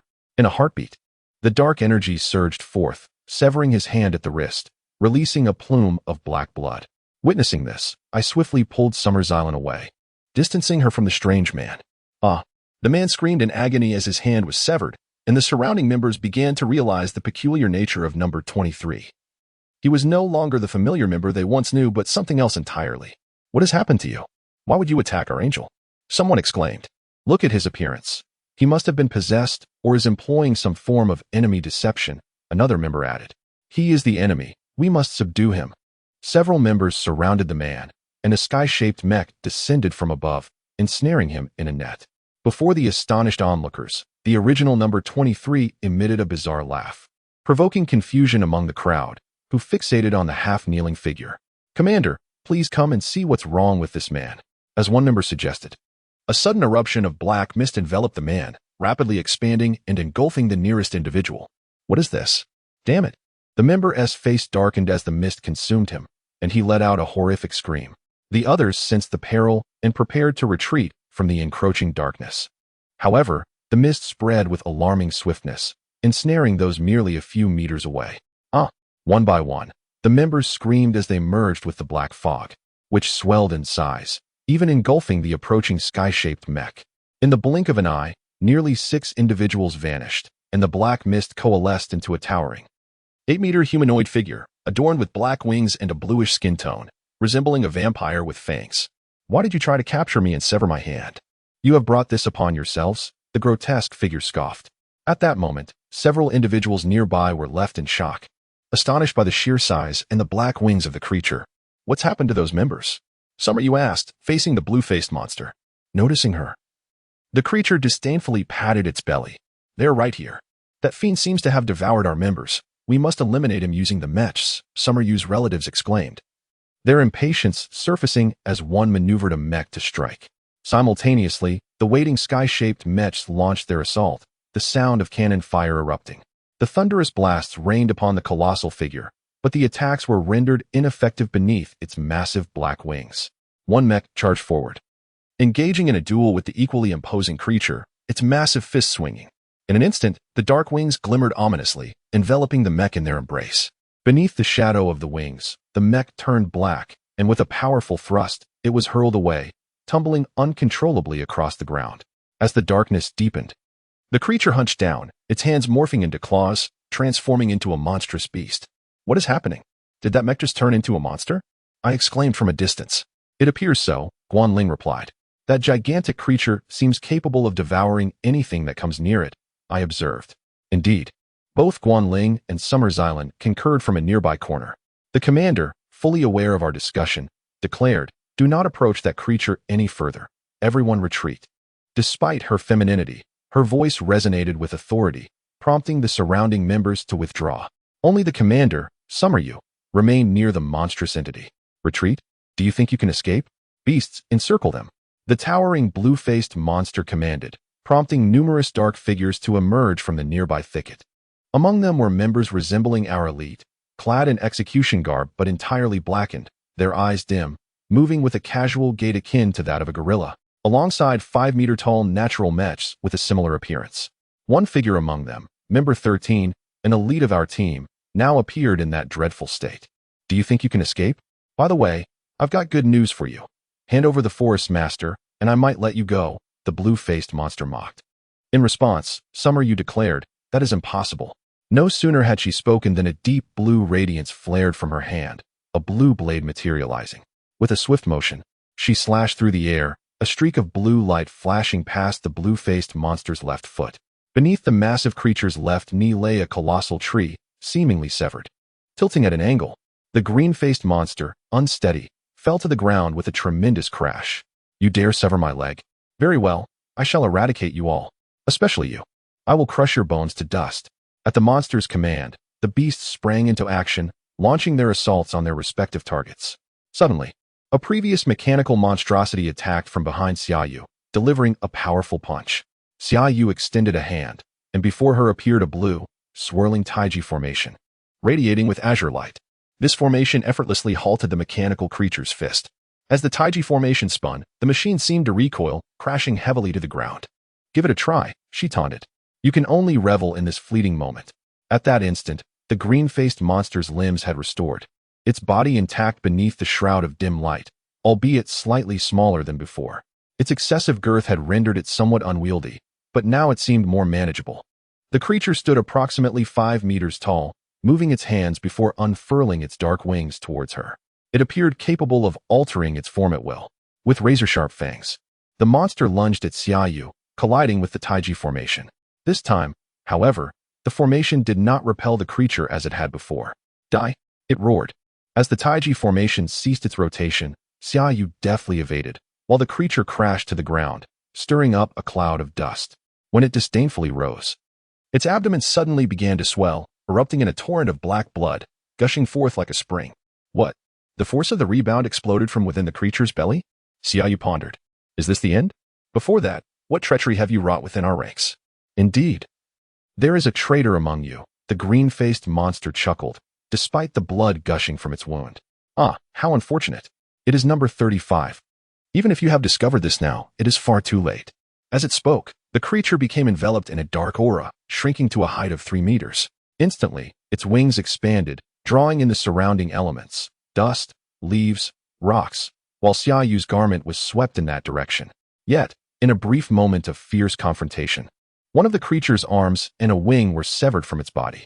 Allow me to assist, I declared, having dealt with the nearby beasts, and resolved to aid Xiaoyu.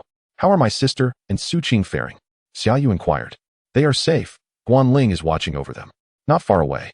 Xia's Island and Su Qing stood behind Guanling. You scoundrel. First, you severed my arm, and now you aim for my hand and wing? Unforgivable. The green-faced monster roared, enveloped in dark light, transforming into a 2-meter-tall humanoid. Behold, this is my true form. Now perish. With that, an immense cloud of black mist erupted from its wings. Extending toward me, I charged forward into the mist, delivering a kick that sent it crashing from the sky. How could this be? That was ineffective. The green-faced creature grumbled as it landed. For some beings, your tactics are futile, like my sister and many others. At that moment, the creature found itself pinned to the ground by Xiaoyu's spell. Numbers 35 and 23, you have both ensnared them, disrupting our morale. Upon hearing this, the creature snarled. And the man by the river, do you truly believe such schemes would succeed? Hasn't it already? The green-faced monster retorted with a sinister grin, as it attempted another assault. Xiaoyu struck, leaving it with no escape. Under the brilliance of blue light, the creature was cleaved in two. From the remnants of the monster, one half transformed into a dissipating black mist, while the other morphed into a diminutive figure, standing at 1.5 meters tall. Have you forgotten? Those I devoured earlier are still within me. Do you dare continue your assault? I remember, I replied, delivering blow after blow to the demon-like creature, relentless in my attack. The air was filled with cries of anguish, lingering voices of resentment echoing around us. Xiaoyu recalled the words of the previous deputy commander, but ultimately, they were inconsequential. You fiend. With each strike, the creature's form began to swell, releasing the bodies of those it had consumed, each one cloaked in darkness, now in a comatose state. It is my fault that our members have fallen into peril, but you cannot deceive me, Xiaoyu asserted. Cursed wretch, mark my words.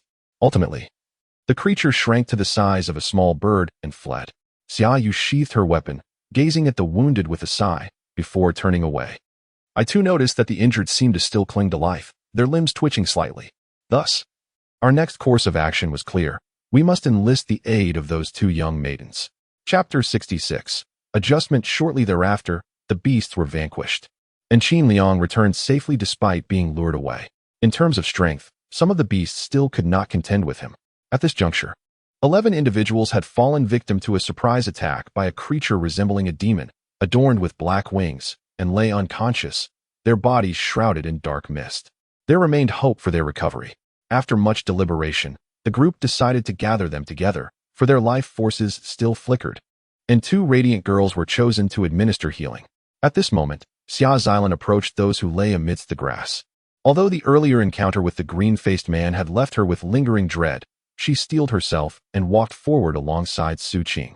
Together, they commenced healing the 11. And under the golden glow that enveloped them, the darkened skin began to regain its luster. However, during the process, the individuals appeared to suffer greatly. Some, who had been nearly devoid of life, now writhed in unexpected agony as if returning from the brink of death.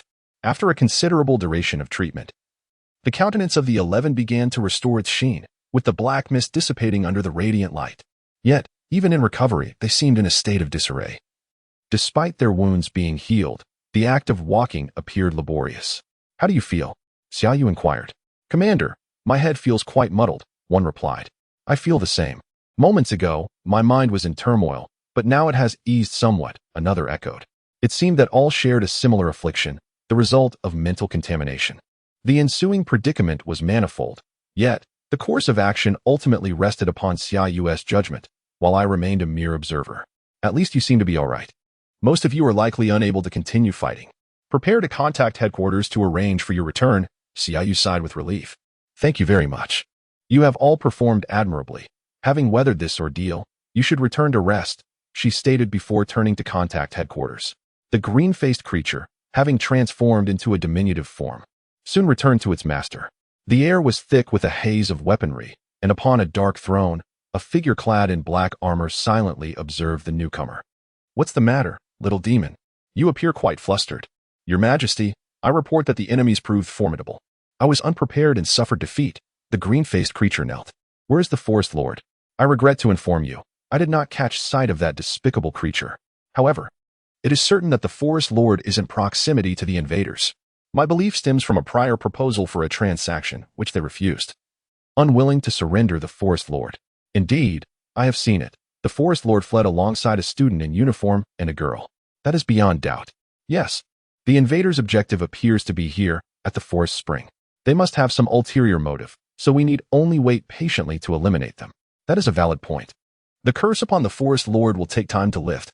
Perhaps they will arrive before that can be accomplished. Indeed, Your Majesty. Regardless, they are merely throwing stones against iron. It is nothing but a farce. I have erected a barrier in the vicinity, absorbing the power of the spring to bolster our strength and sever their retreat. Your wisdom is unparalleled, my lord. We shall bide our time. This is merely a game. The figure seated upon the throne remained immobile, surrounded by the drifting mists. The green-faced creature nodded in acknowledgement before retreating to the side. At this moment, on the opposite side of the Agar Forest, Xiaoyu and her companions found themselves in a predicament. Many were unable to fight, and they needed to report the situation to New Century City and facilitate the return of the injured. This had initially been Xiaoyu's intention. However, an unexpected complication arose. Communication signals had vanished. It seemed that the waves were obstructed, rendering them incapable of contacting the outside world. Uncertain of the cause, the group found themselves at a loss. This is peculiar. Not just the commander, but all of our signals have failed, one remarked. What could be the reason? If this is the case, we must find a way to lead the injured back to New Century City, another suggested. Xiaoyu responded, that is correct. Regardless of the cause, we can only dispatch several Mech to transport those unable to fight back to New Century City.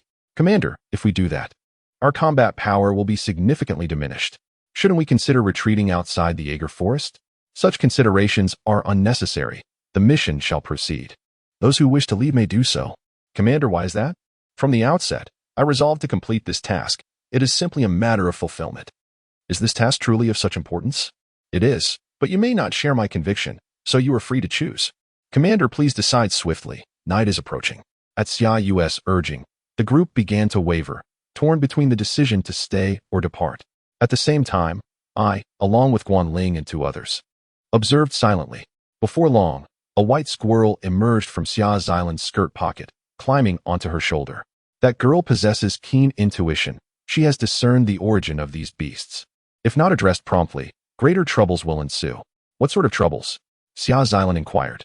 I cannot say for certain, but it is likely that the disturbances will extend beyond this forest and into the surrounding cities, resulting in immeasurable damage. Is it truly that severe? A member interjected. Yes, it may very well lead to a catastrophe. Indeed, I trust in Xiaoyu's judgment. Since you have voiced your concerns, I shall remain to see this through. One member declared. As time passed, after much discussion, the group reached a conclusion. What shall we do next? At the very least, my sister and the man guarding her should remain, one suggested. Is that so? Xia Xilan paused, contemplating. Then let it be so, I affirmed. Very well. Your decision to stay will make this task considerably more perilous. I am grateful for your agreement, Xiaoyu expressed. It is nothing. I had already intended to remain. I replied. Guanling interjected. I shall stay as well. I will stay too, Su Qing, another radiant girl beside her, added. After a brief discussion, the remaining members reached a consensus. 13 individuals would stay behind, while 6 others formed 2 teams to escort the 11 injured back to New Century City. At this juncture, it was evident that few wished to leave. Those 6 were compelled to depart solely due to their escorting duties. Apart from the 4 of us, the remainder were directly loyal to the commander. Excellent. Then let us part ways. May we all proceed smoothly. concluded Xiaoyu, and the group divided into two factions, embarking in different directions. Chapter 67. A Day in the Forest. Originally, the plan was to split into two groups. However, it soon became evident that those heading towards the new century capital received a response. Although radio communication with the outside world was severed, the group, led by Shiyue, situated nearby, was able to converse over the short distance. A total of 17 individuals aiming for the new century capital encountered an obstruction, a dark barrier. This darkness was deeper than the night sky, more chaotic and utterly impenetrable. Within a vast, translucent, oval-shaped space, two Mechs were able to verify their surroundings from above. But only upon reaching the edge of this space did they grasp the situation. The reason radio waves could not penetrate to the outside world was encapsulated in this immense oval black dome. Both the 17 individuals and Shiyue's group, venturing deeper, found themselves ensnared within this dark cocoon. "Why do you believe we are trapped?" Xiaoyu inquired. At that moment, communication was ongoing. "Commander, if you could see our current predicament, you would understand immediately. What is the situation? Desiccated trees, scorched stones, cracked earth, these halted our progress." More telling was a bird that flew into the dark space. Upon contact, it turned entirely black and plummeted down. This fate mirrored that of our members when attacked by the ghastly creature. As the conversation continued, the member communicating with Shiyue described a landscape of lifeless, withered trees and arid ground before her. Though the area was not vast, it perfectly encompassed the space they occupied, trapping all 30 individuals, including Shiyue. "I understand now. Since this has happened, you should return immediately," she commanded. "Understood. We are situated beside a cave in the southwest, where we intend to spend the night." "Got it. We will head over right away. Be cautious not to attract any beasts along the way," she advised.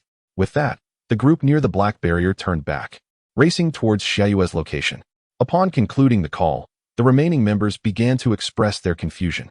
"What is going on? Why are they returning? Look at the shadows beneath that sky. There's not a corner untouched." Shiyue gazed upward. Earlier, it wasn't so apparent, but now the black mist thickens. "It seems we may struggle to traverse that barrier," I remarked. "How could that be? Such a vast jungle must surely have an exit," one argued. "It would be prudent to abandon such naive thoughts. If an exit were deliberately left, there would be no need to construct such a massive barrier. If one exists, it is likely a trap," another reasoned. "Indeed, we are surrounded. This entire mountain region is shrouded in a vast black circle, indicative of the enemy leader's power," Nigella interjected, climbing onto Shiyue's shoulder. "How can you be so certain?" she challenged. "As the forest's sovereign, I possess some understanding of its workings. This situation not only renders our escape difficult, but it also obstructs any rescue efforts," Nigella asserted. "What are you saying? You're merely a squirrel," a member scoffed. "Enough. Stay calm, Nigella. The source of the forest lies somewhere within this mountain range, correct?" Shiyue asked. "Indeed, with effort, we could arrive in 2 to 3 days," Nigella confirmed. "Very well, then. Our goal lies ahead. With our retreat cut off, we shall advance," Xiaoyu declared. "Exactly," Xiaoyu nodded approvingly. "Let us spend the night in this cave. Prepare for the arrival of the 17, and set out early tomorrow," Shiyue instructed as she walked into the cave. Quanling and I began to set up tents inside, while Xiaoyu and Su Qing did the same. The other members remained relatively composed, with Qin Liang responsible for rationing food. "We've been pushed to a dead end," Xiaoyu mused, seated on a nearby rock. "Is that so? But being able to stand firm alongside Lord Xiaoyu, we have nothing to fear," another replied. "Indeed. I feel the same," several echoed, expressing their trust in Xiaoyu. "And us," Xiaoyu added, pulling Su Qing and me forward. "Thank you for your support," she said, a smile lighting her face. Not long after, the 17 arrived at the cave under the protection of their mechs, just as the others began their meal. "Commander, we have returned safely," the leader announced, leaping down from the mech to stand before Shiyue. "Is everyone unharmed?" she queried. "Yes, we encountered few beasts along the way. It was relatively smooth," he replied. "And the state of the 11? For now, they are stable. Quickly, take them to the infirmary," she instructed. "Understood." Subsequently, they began to tackle the next set of issues. There was enough food to last for about 2 more days. As night fell, preparations were complete. Xiaoyu and Su Qing tended to the injured 11, providing treatment that seemed to alleviate their suffering, though complete recovery would require time to overcome the mental taint. As deep night enveloped us, I and Qin Liang took turns keeping watch, while Quanling remained inside with Xiaoyu and Su Qing. "Are you all right, Xingze?" You haven't eaten and are still on watch. You should rest for a while, she suggested. Isn't that what you're doing as well? I'm perfectly fine, I replied. Really? As the night deepened, fatigue overcame everyone, and silence reigned, interrupted only by the occasional chirp of insects. Soon, the patter of rain began to fall upon the jungle. Though it was not yet autumn or winter, a chill crept into the air. Perhaps I was mistaken. We might reach the forest's source by tomorrow. A white squirrel approached us. Tomorrow? That would alleviate our concerns about food, I acknowledged. From the beginning, there was no need for worry. After all, we are in the forest, Nigella chimed in. If Xingza needs nourishment, there is food available here, she added. I'm fine. My condition is good, Qin Liang replied. Honestly, Qin Liang, why not share the food with the forest's inhabitants? Is that so? I understand, he replied, heading towards the forest with a bag of provisions. The white squirrel accompanied him into the woods, stopping after a short distance in an area surrounded by trees. My father once said that food should not be hoarded, it should be shared with others.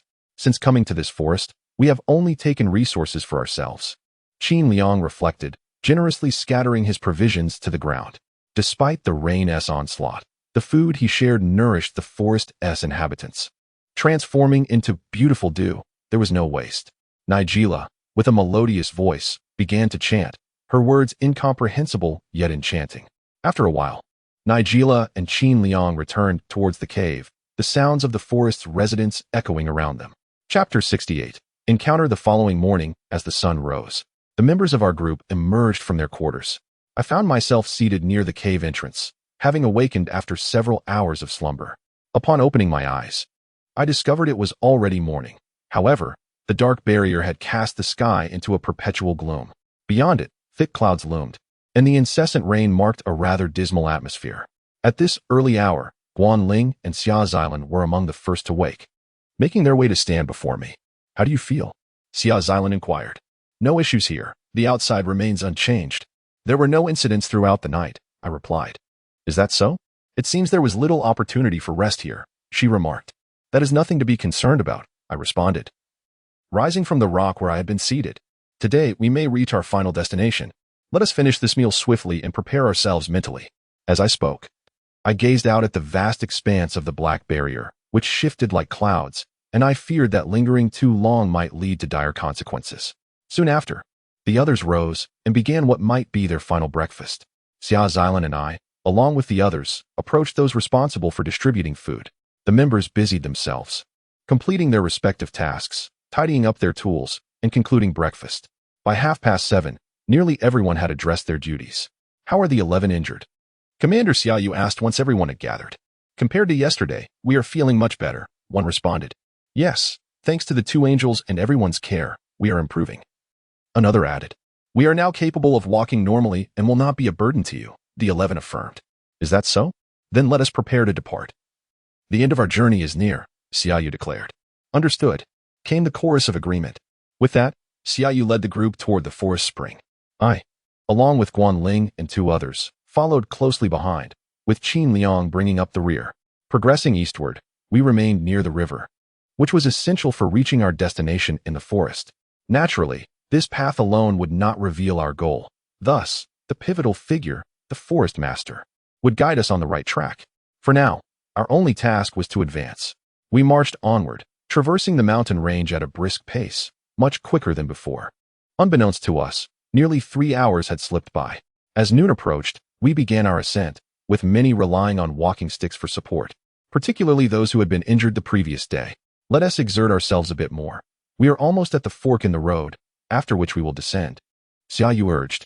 Currently, we have 7 mechs remaining, 1 belonging to Qin Liang, another to me, 1 to Xia Xilan, and 2 ground types alongside 2 aerial types. Only 3 have internal cabins, the rest are smaller mechs suitable for covert reconnaissance. 8 members occupied the mechs while the rest walked or rode on them. As we neared the fork, Nigella suddenly piped up. The road ahead may be perilous. What do you mean? Xia Xilan asked. I refer to the enemies. There are many, and they may be tougher to handle than before, Nigella replied. Can you sense them? I inquired. Yes, she nodded before retreating back into her skirt pocket. It was inevitable. It was merely a matter of time, I responded. Indeed, it might be better to hurry, Xiaoyu added. We continued along the final stretch of our ascent, each member placing 1 foot carefully in front of the other until, Led by Xiaoyu, we reached the flat ground at the top of the slope. Here, the terrain was rocky, with trees growing on either side. This area was marked on our earlier maps as the fork in the road. Before us stood several dark figures blocking the path. At the forefront were beast-like monsters, each as large as a bear or tiger, armed with sharp fangs and claws, emanating hostility as they awaited our approach. Indeed, they are monsters at this fork. Their appearance is not surprising, Xiaoyu observed. However, these beasts seem somewhat different. They bear unusual armor. Exercise caution, she warned. Understood. Mech squad advance, commanded a nearby squad leader. Instantly, several ground-type mechs surged forward, followed by aerial mechs that took to the skies, exploiting their altitude to gain an advantage over the land-bound beasts. In an instant, the sound of artillery erupted as multiple aerial mechs opened fire. Those armored monsters in the front lines were knocked about by the barrage, yet they sustained no fatal injuries. Rising from the ground, they charged forward, resembling wild boars, deflecting or evading our fire as they bore down on our 30-strong team. Ground mech squad, engage. The squad leader ordered. The ground mechs assumed their stances, bracing for the monstrous assault. In this clash, the formidable armor and strength of our ground mechs overshadowed the beasts. Even if they could not be dispatched in a single blow, sustained attacks rendered them immobile. This offensive managed to halt the tide, but soon, a swarm of wyvern-like monsters descended from above, surrounding us from various directions. As if to encircle us, they attacked from multiple fronts. At this moment, a white and blue mech soared into the sky like an arrow of light, obliterating a cluster of wyvern monsters, before deftly maneuvering through the air, wielding a silver blade, swiftly cleaving the foes as they passed. With a ranged weapon in his left hand, Qin Liang dispatched the flying foes in the blink of an eye. Impressive work. You've taken care of my subordinates, he remarked. Just then, a massive bull-headed giant crashed down, shaking the ground with a thunderous sound. Standing about 6 meters tall and clad in deep blue armor, it appeared immensely powerful. You are one of the monsters? Qin Liang questioned as his mech hovered near the bull-headed giant. Indeed, I am General Bullhead. I shall obliterate you here and now. Attack together, the general bellowed, prompting the beastly creatures hidden among the surrounding rocks and trees to leap forth from all directions, some even descending from the sky. The numbers were overwhelming. And as if that weren't enough, another wave of flying monsters joined the fray, with beastly riders atop the wyverns diving down. What a staggering number. Someone gasped. Not only the quantity but also the quality is formidable. These are not easy foes to contend with. At that moment, Xiaoyu let out a soft hum, her blue blade piercing the ground, casting a radiant blue circle around her. With astonishing speed, she chanted an incantation. In the blink of an eye, the approaching monsters, beastly, wyvern-like, and armored, were thrown into disarray, thrashing wildly, before they were enveloped in black smoke, gradually reverting to their original forms. Stay calm. We can withstand this, she urged. With a blue knife in hand, the summer moon turned to address the crowd, which included us. Chapter 69. VS the bull-headed monster at this moment, not far away. The bull-headed creature, witnessing the situation, frowned with displeasure, its brow furrowing in anger. Damn it, how dare they annihilate my subordinates? This grudge shall be avenged by us. The bull-headed beast stomped the ground, a dim aura emanating from its form, gradually spreading and affecting many surrounding monsters, who were enveloped in armor and filled with heightened morale. Eliminate them. The bull-headed general raised its colossal hammer, and the monsters surged forward. Unbeknownst to the onlookers, the creature possessed astonishing strength, far surpassing that of previous beasts. The squad leader remarked, that may be similar to the previous green-faced, fang-toothed one. We must proceed with caution. Xiaoyu replied. On the other side, Qin Liang, having received the information through remote radio, decided to confront the bull-headed general. Just as the monster closed in, the white-blue mech streaked past, leaving a mark on its massive form. Yet, beneath the deep blue armor, it sustained minimal damage. Your attacks might be sufficient to fell my subordinates, but to contend with me is still a matter of a decade away. The bull-headed general roared at the mech. Subsequently, it swung its hammer upwards with great force. The speed of the assault formidable, yet the white-blue mech outmatched it, effortlessly evading. However, the bull-headed monster continued its relentless assault, its hammer dancing vigorously, creating an atmospheric disturbance with each swing, the shockwaves making Qin Liang's task increasingly arduous. This foe was not easily dealt with. Qin Liang had previously felt such power in a duel against another ground-based mech. However, the circumstances had since changed drastically. The bull-headed creature squatted deeply, then leapt into the air, soaring dozens of meters high, its hammer aimed fiercely at the white-blue mech. Instead of dodging, the relatively smaller mech charged forward, its silver blade gleaming as it sliced through the massive creature's side.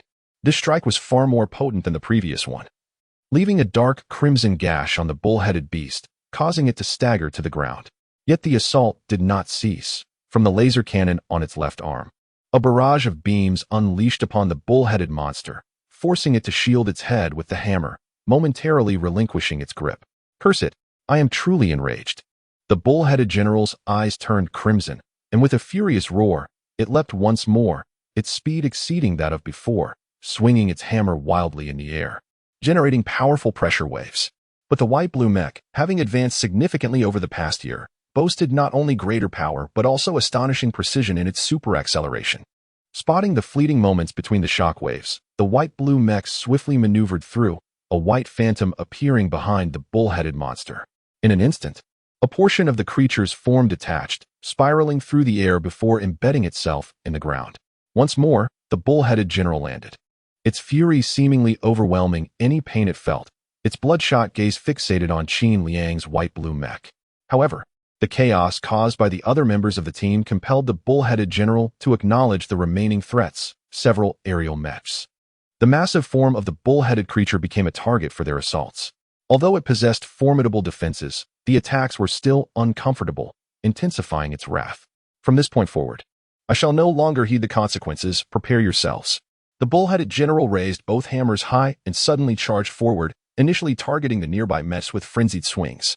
As the latter evaded, the general's sole focus was destruction.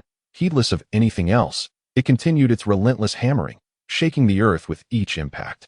Not only the enemies but even its own subordinates were caught in the chaos, sent sprawling through the air with anguished cries. Now, the bull-headed general advanced towards the densest cluster of our ranks, and I found myself right at the forefront. Holding the black sword, I summoned its radiance, gathering energy for a moment before sweeping it through the air. A blue arc of light transformed into a horizontal slash, striking the bull-headed general and forcing its colossal form to retreat a step. However, driven by anger, the bull-headed creature disregarded its wounds and charged forth once again. Another blue slash struck, this time diagonally across its body, inflicting significant damage and splattering black blood from its shoulder. Unfinished, a white shockwave from Qin Liang surged past, striking beneath its knee. The bull-headed general fell to one knee, losing its balance. After a flurry of attacks, the general regained its senses, realizing that many of its own subordinates had been taken down by its own actions. My subordinates. Such a tragedy, Xiaoyu remarked, turning her head away. The bull-headed general, gazing at the formidable humans before it, felt a twinge of retreat. It hurled a hammer to the ground, stirring up a cloud of dust, and seized the opportunity to flee, leaping from a nearby cliff. Has it escaped? The squad leader inquired. Do not concern yourself with it. What is the status of our injuries? Xiaoyu addressed the group. No issues. It appears we are all well. We are too, they affirmed. The mech's damage remained minimal. All 7 units capable of continued operation. As team members reported their conditions, despite the fierce encounter, it seemed that Unity had preserved their well-being. Let us proceed, Xiaoyu declared after confirming their status. The target location was now in sight. I felt no need to hide. At that moment, the white squirrel Nigella emerged, asking, "Is it far?" I replied, "At this pace, we should arrive by evening." My assertion of no need for concealment implies that the enemy's leader is likely awaiting us ahead. Is that so? It aligns with our expectations, Xiaoyu remarked.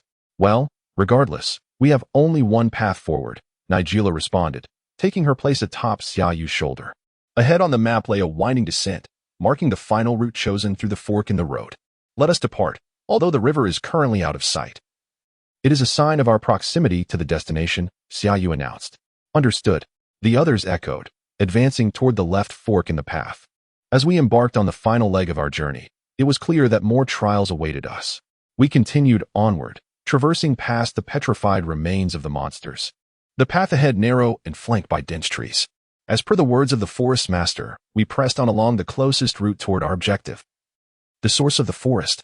After covering a distance along the forest trail, we paused briefly. We still have some provisions left. Is anyone hungry? We can eat now. And it won't hurt to finish everything, the commander suggested. All right. During this journey, we decided to consume the remaining rations to replenish our energy. Do not overindulge just because there is still food left. Moderation is key. Understood. As we spoke, everyone began to eat in the shade of the trees. Chapter 70. The final breach. The incessant rain continued to pour down. As the clock struck 1 in the afternoon, the group completed their meal and reassembled, led by Xiaoyu, to embark on the next leg of our journey. The distance remaining was minimal, and we pressed on. However, after traversing a short distance and reaching a bend, we were met with a sight that sent shivers down our spines, dark silhouettes emerging in the distance. They were a horde of armored beasts, not only in the form of wild creatures, but also in the shape of orc-like monsters, all clad in formidable armor. It was evident that this leg of our journey would prove perilous. Here we go again, one person declared. Spread out and form a formation. Eliminate them, no hesitation. Xiaoyu maintained her usual composure, and soon several mechs surged forward, unleashing a barrage of firepower. The clash of battle was imminent. The mechs, with their size and power, stood their ground against the beasts, yet the sheer number of adversaries was overwhelming. Moreover, unforeseen circumstances loomed, leaving us uncertain of what would transpire next. The armored beasts in front had nearly been vanquished by the initial wave of mech assaults, yet their resilience was formidable, consuming a considerable amount of ammunition and energy. Just as we thought the tide had turned, another wave of trouble descended upon us. A multitude of wyvern-shaped beasts swooped down from the heavens, with orc-like riders unleashing surprise attacks from above. Some engaged in aerial combat, hurling projectiles imbued with a certain degree of magical power, capable of long-range magical assaults. The battlefield grew increasingly chaotic. We had no time to ponder our situation. Our sole task was to eradicate the enemies and continue toward our destination. I positioned myself beside Xia Xilan, vigilant and ready to protect her, while simultaneously dispatching the surrounding monsters. I excelled in both guarding and attacking. Many of the enemy forces were focused on targeting Xia Xilan, and I swiftly dealt with them, achieving dual objectives. Our dispersed formation allowed me greater freedom of movement. The beasts here have been eliminated, Nigella remarked as she stood beside Xia Xilan. Is that so? What is the situation? Xiaoyu inquired. No issues, the squad leader responded. Observing the surrounding individuals, none appeared to have sustained serious injuries. Upon witnessing this, Xiaoyu declared, let us proceed. The team continued toward our ultimate destination. Though a few individuals appeared somewhat disheveled, their spirits likely surpassing their physical exhaustion at this critical juncture. We advanced further, traversing a stretch of ground until, after descending a slope, we encountered another group of armored beasts lying in wait. This time, no further instructions were needed. Everyone instinctively spread out and formed a formation. Be cautious. This will be more troublesome than before, Nigella warned. Understood, I replied. Indeed, aside from Xia Xilan, I was also keenly aware of the white squirrel, Nigella. The battle resumed, and the enemy numbers were no less than before. Our task remained the same, overcome them. The commanding officer exerted considerable effort this time. With the tip of her blade striking the ground, a wide blue circle emerged, locking onto the approaching monsters and annihilating a significant number with her spell. She wielded her blue blade to dispatch many more. In an instant, the ground was littered with the corpses of the beasts, gradually transforming into trees, branches, soil, and stones. We paid them no mind. Before long, the beasts had been nearly eradicated when a colossal figure appeared at the nearby cliff, a familiar visage, the bullhead general. Long time no see, he bellowed, launching his war hammer into the air, which spun with increasing ferocity before hurtling toward us. I swiftly unleashed a strike of azure light, deflecting it to the ground beside us. Simultaneously, the bullhead general leaped down, vanishing into the woods below. I shall be waiting for you down there, he roared. And with that, including his war hammer, the beasts gradually reverted to their original forms, all products of this forest. Are they luring us down? Xiaoyu mused. The enemies here have vanished. We should press onward, Nigella asserted. Agreed, onward we go. Having weathered 2 waves of monsters, though somewhat depleted, we had adapted enough to persist. Thus, we continued. Following the forest path, we descended the slope and arrived on level ground, traversing the rocky terrain and entering the woods. Continuing along the woodland trail. Adhering to the guidance provided by the forest master, we sought the source of the forest deep within. We journeyed through the now familiar dense trees situated in the valley between 2 mountains. Along the way, we encountered numerous beasts, dispatching them as we reached a clearing. In that clearing stood a massive figure, the bullhead giant, adorned in deep blue armor, wielding a colossal blade. It was the same bullhead general, as evidenced by the severed horn on one side. On a small peak nearby stood a humanoid creature with a greenish face and protruding fangs. Dark wings unfurling from its back, brandishing two swords. Behind it loomed a thick shroud of black mist, concealing a multitude of beasts of various types, from the initial wild forms to wyverns and orc-like creatures, all the way to myriad varieties of airborne and subterranean beings. The armored beasts occupied the forefront. Apologies for the wait. Today, we shall breach this place and advance to what lies beyond, Xiaoyu declared, her gaze fixed on the adversaries. Indeed, the time for our decisive battle has arrived, proclaimed the forest's master. His eyes gleamed with an otherworldly light as various humanoid figures emerged from the surrounding foliage. Among them were the green and blue spirits I had previously encountered, the tree spirit, water spirit, and the earth spirit, all my allies, having awaited us nearby. Ah, I see. Is that so? The squad leader remarked. With that, chaos erupted as the bullhead general soared down from the sky, igniting a fierce melee. At this moment, it seemed there was no safe haven nearby. All 30 of us dispersed to confront the beasts. The forest master's elemental allies took aim at various monsters, launching their assaults. Let us find a more concealed location. This place is perilous, I suggested, guiding Xylan toward the battlefield's edge to shield her from enemy attention. At that moment, Qin Liang had already focused on the bullhead general, engaging it to prevent further casualties. Meanwhile, the commanding officer had confronted the green-faced creature she had encountered not long ago, which appeared driven by a thirst for vengeance, compelling Xiaoyu to concentrate solely on this foe. As for me, amidst the chaos of battle, I reached a conclusion with the forest master. Now was the opportune moment to stealthily infiltrate the path leading to the forest's source, unnoticed by anyone else. It was just the three of us. Silently, we advanced along the nearby thicket. Chapter 71. Engagement. The vanguard, comprised of the monstrous entities and their two commanders, were locked in fierce combat with the mechanized forces and several original spirits. Guided by the forest sovereign's telepathic link, Xia Xylan and I ventured toward the jungle path shrouded in dark miasma.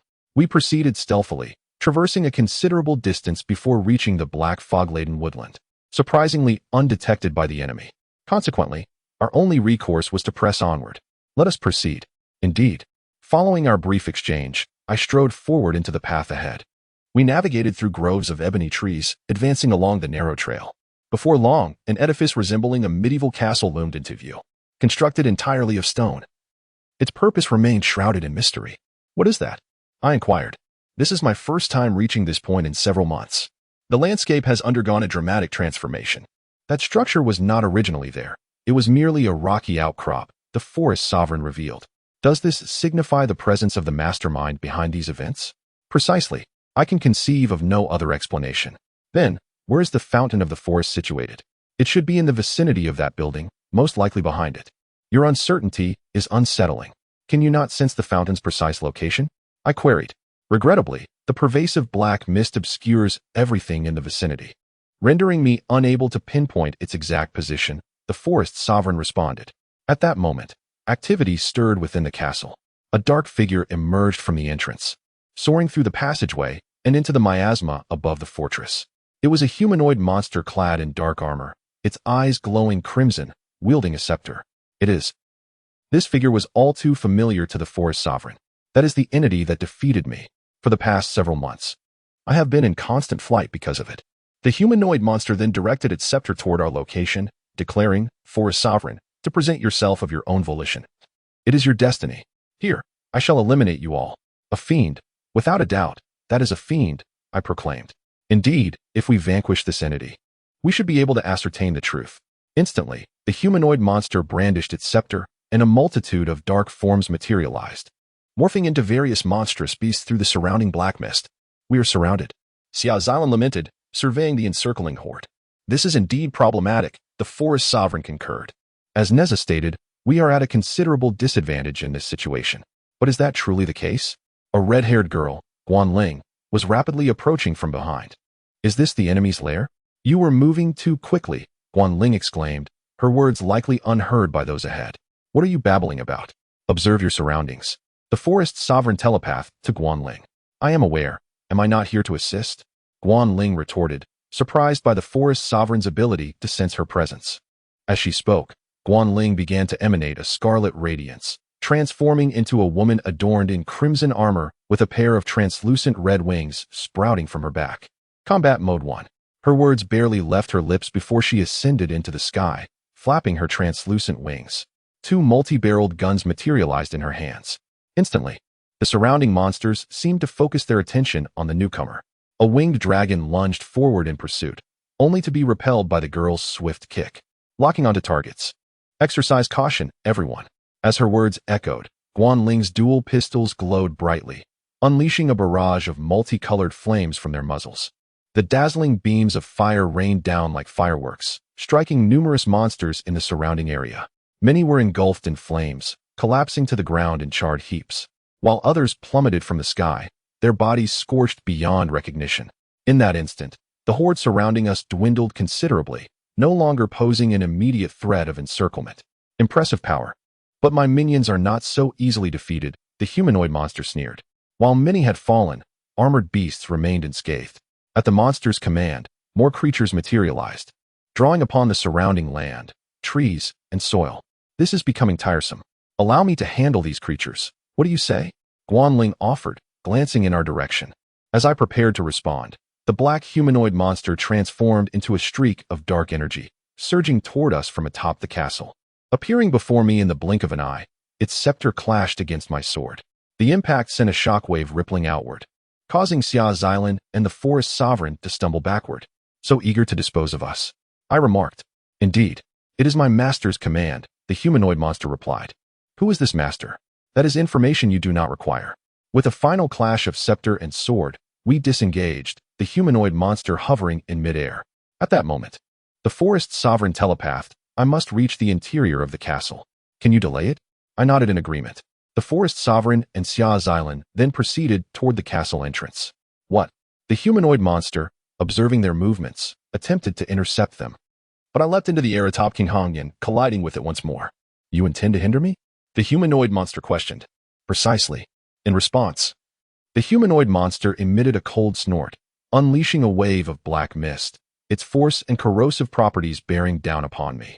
Simultaneously, a cyan radiance emanated from my being, resisting the oppressive forces. We were once again separated. They will not escape, the humanoid monster declared. That remains to be seen, I countered. I shall deal with you first. You arrogant human. The humanoid monster, with a wave of its scepter, conjured countless black flames that assailed me from all directions. However, the attacks proved ineffective against my cyan shield. In the ensuing moment, we clashed again, sword against scepter. The scepter emitted a dark aura that coalesced into a sphere before detonating, forcing me to retreat. It is rare to encounter a human unaffected by my magic. Are you akin to the Forest Sovereign? Then let us settle this with brute force. Come then. The humanoid monster moved with incredible speed, transforming into a dark arrow that hurtled toward me. Its scepter collided with my sword once more. The force of the impact surpassed all previous encounters. I was propelled backward by the overwhelming power, crashing into the ground. The impact of my back against the earth created a crater. This entity's strength rivals that of the Minotaur General, I mused. The humanoid monster, after overpowering me, performed a backflip and landed gracefully on its feet. I would not be so easily defeated. My training with the original spirits and others over the past year had transformed me into a formidable warrior. Persistent, are you? I rose to my feet, facing the humanoid monster. At that moment, another figure emerged from the edge of the fog-laden forest. A woman with blue hair and a white cloak, the commander, approached from the opposite direction. Chapter 72.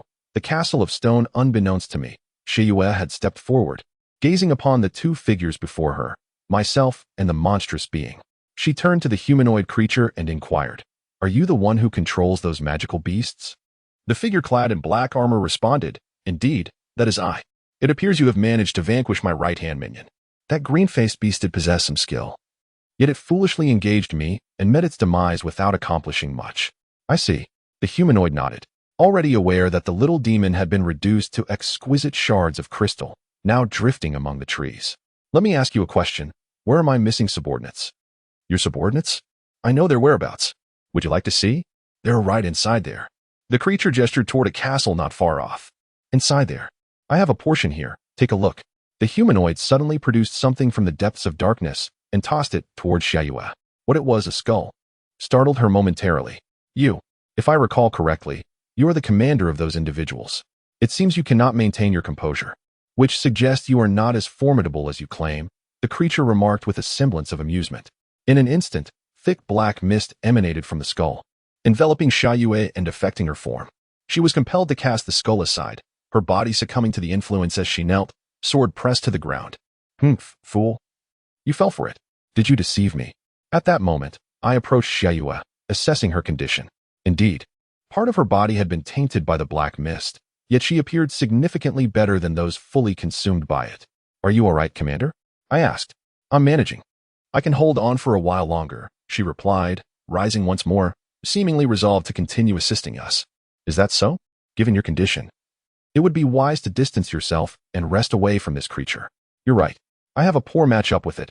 I leave this to you, Xiayue said, stepping aside, her gaze shifting from the creature to the surrounding beasts. As for the minor foes, I shall handle them. I'm not one to retreat when the moment is critical. Despite her arm being partially infected, she wore a demeanor that suggested she was unfazed. Entrusting the primary adversary to me, the humanoid creature turned its attention back to me, and I mirrored its gaze. The second round was about to commence. Next, your opponent remains me, I declared. Very well, I shall deal with you first, and the rest can wait until after, the humanoid replied. The surrounding beasts clashed with Guanling and Xiayue, as flames danced and explosions echoed, transforming the area into a battlefield. At that moment, all my focus was solely on the creature, and the tension escalated to a breaking point. Meanwhile, within the stone castle, the Lord of the Forest and Xia Xilan advanced along the dimly lit corridor. Indeed, no enemy forces pursued from behind. Nigella, do you sense the direction of the forest's source now? Xia Xilan inquired. Yes, I can feel it faintly. Let us continue. It should lie deep within the tunnel. Nigella responded. Understood. Xia Xilan and the white squirrel pressed onward through the shadowy path. As they rounded a corner, a dark figure suddenly emerged ahead. It was a beast, entirely black, comparable in size to a bear, standing guard in their path. Upon seeing the girl and the squirrel, the creature fixated on them, baring its fangs and advancing. Xia Xilan appeared somewhat at a loss. Girl, you are also a human imbued with original spirit, capable of fighting, correct? That is indeed true, Xia Xilan acknowledged, remembering, and nodded. Not only possessing healing powers, but I also have some combat abilities. In an instant, a glimmer sparkled in her gaze, and a golden figure materialized. Taller than Xia Xilan, this golden woman donned simple clothing. Though she had little combat experience, this radiant entity possessed combat capabilities. Moreover, since that incident, Xia Xilan had experienced a boost in her skills. As the beast lunged, the golden figure radiated brilliance, and the approaching creature found itself overwhelmed by the light. It lost its balance mid-attack and crashed to the ground. The light emanating from the golden figure dispelled the black mist surrounding the beast, reducing it to a heap of rubble. You did it. Your type is indeed the bane of magical beasts. The reason I encountered you and journeyed together with you must be for this purpose, the Lord of the Forest exclaimed with joy. Is that so? That's wonderful. But we should continue our journey, Xia Xilan responded. Yes, we must hurry.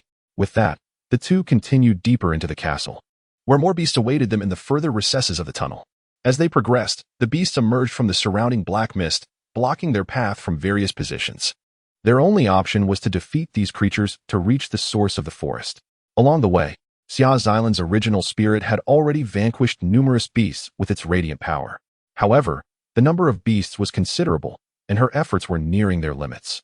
Continuing onward, they encountered yet another passage where beasts materialized from the surrounding rocks. The golden figure soared forth, illuminating and vanquishing two beasts in its path. However, lurking in the shadows was yet another creature, which lunged at them in an instant. At that moment, Nigella's form radiated light, transforming into a massive white lion. Larger than a typical lion, its mane standing proudly, exuding an air of majesty. Aiming for the beast, it charged forward, sending it crashing against the wall. You must be weary. Come rest upon my back. I still possess the final strength to reach our ultimate destination, the Lord of the Forest urged. All right. With those words, Xia Xilan climbed onto the white lion, continuing deeper into the tunnel. The white lion dashed forward, disregarding some of the beasts along the way. After persistent traversing, they finally glimpsed light ahead. Have we arrived? Yes. With the white lion, they leapt beyond the cave, entering another realm. Before them stood a colossal stone, surrounded by a thick shroud of black mist, pulsating as if it possessed a heartbeat. Beside it lay a pool, filled with murky waters. Nigella recognized this place immediately. This is the forest's source, the essence of this forest, Nigella declared. Yet at this moment, the water was nearly dried up, its color exceedingly murky. How could this happen? The Lord of the Forest pondered aloud. This place has been nearly drained, a voice echoed from the stone. The stone spoke. Xiao Xilan questioned in confusion. Indeed, you are the master of those creatures, Nigella stated, recalling the ominous stone that had fallen into this jungle months prior, marking the beginning of the forest's calamity. A resonant laughter emanated from the direction of the stone. This jungle is beyond saving. Relinquish hope and seek new lands to inhabit, O Lord of the Forest. Indeed, as the stone had articulated, the spring was thoroughly muddied, and the surrounding trees appeared to be withering, presenting a dismal sight. However, that was unacceptable. Unlike the migratory creatures of the seasons, I am the guardian of this forest. As long as I bear the title of Lord of the Forest, I shall uphold the tranquility of this realm. The time for conclusion has not yet arrived. Dear stone, the outcome remains uncertain until the very end. With the weight of the Lord of the Forest words, I leaped into the dwindling waters of the spring. Chapter 73. The shimmering golden light before the castle of stone, the flames of battle continued to flicker incessantly. In the air, I collided repeatedly with the dark humanoid creature. Each violent encounter sent shockwaves that affected nearby magical beasts, with Guanling and Xiaoyu positioned at a safe distance. At this moment, there were virtually no third parties capable of intervening. In a contest of sheer strength, this humanoid monster was incomparable to the magical beasts I had previously encountered. What is the matter? Is that all you can muster? The humanoid creature taunted.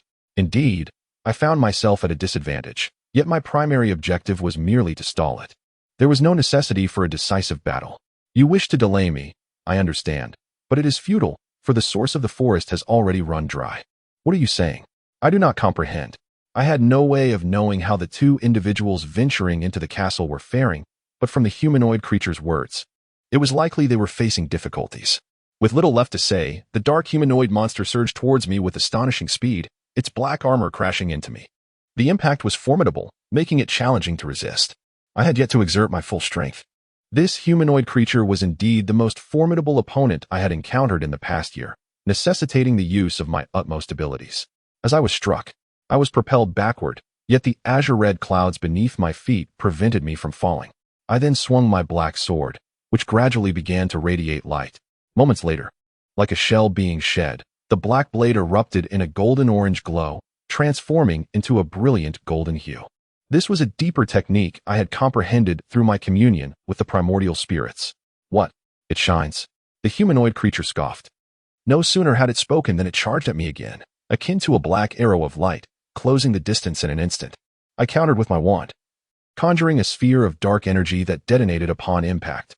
I swung my sword, cleaving through the dark energy and parting it, creating a path as I advanced towards my adversary, delivering a downward strike. The humanoid creature attempted to block with its wand, which shattered into two pieces upon collision. What? It gasped in surprise. However, my assault was not yet finished. I followed up with another strike, leaving a mark on its forearm as it attempted to defend. I delivered successive blows to its abdomen and shoulder, my formidable strikes penetrating its black armor and striking its core. Damn. The humanoid creature was forced to retreat a considerable distance, but soon after, a golden shockwave struck down, sending it crashing into the castle of stone. The castle was breached, and the creature fell within. Yet, it was not long before it broke free from the rubble, soaring back into the fray. That sword can pierce my armor, impressive indeed. It even destroyed my wand. Do you comprehend what that means? How would I know? Precisely. That one was a part of my master. Without it, I am unbound and free. I prefer fighting unarmed rather than relying on that wand, the humanoid creature declared. With those words, it leapt into the air, now unarmed, and unleashed a massive dark energy sphere towards me.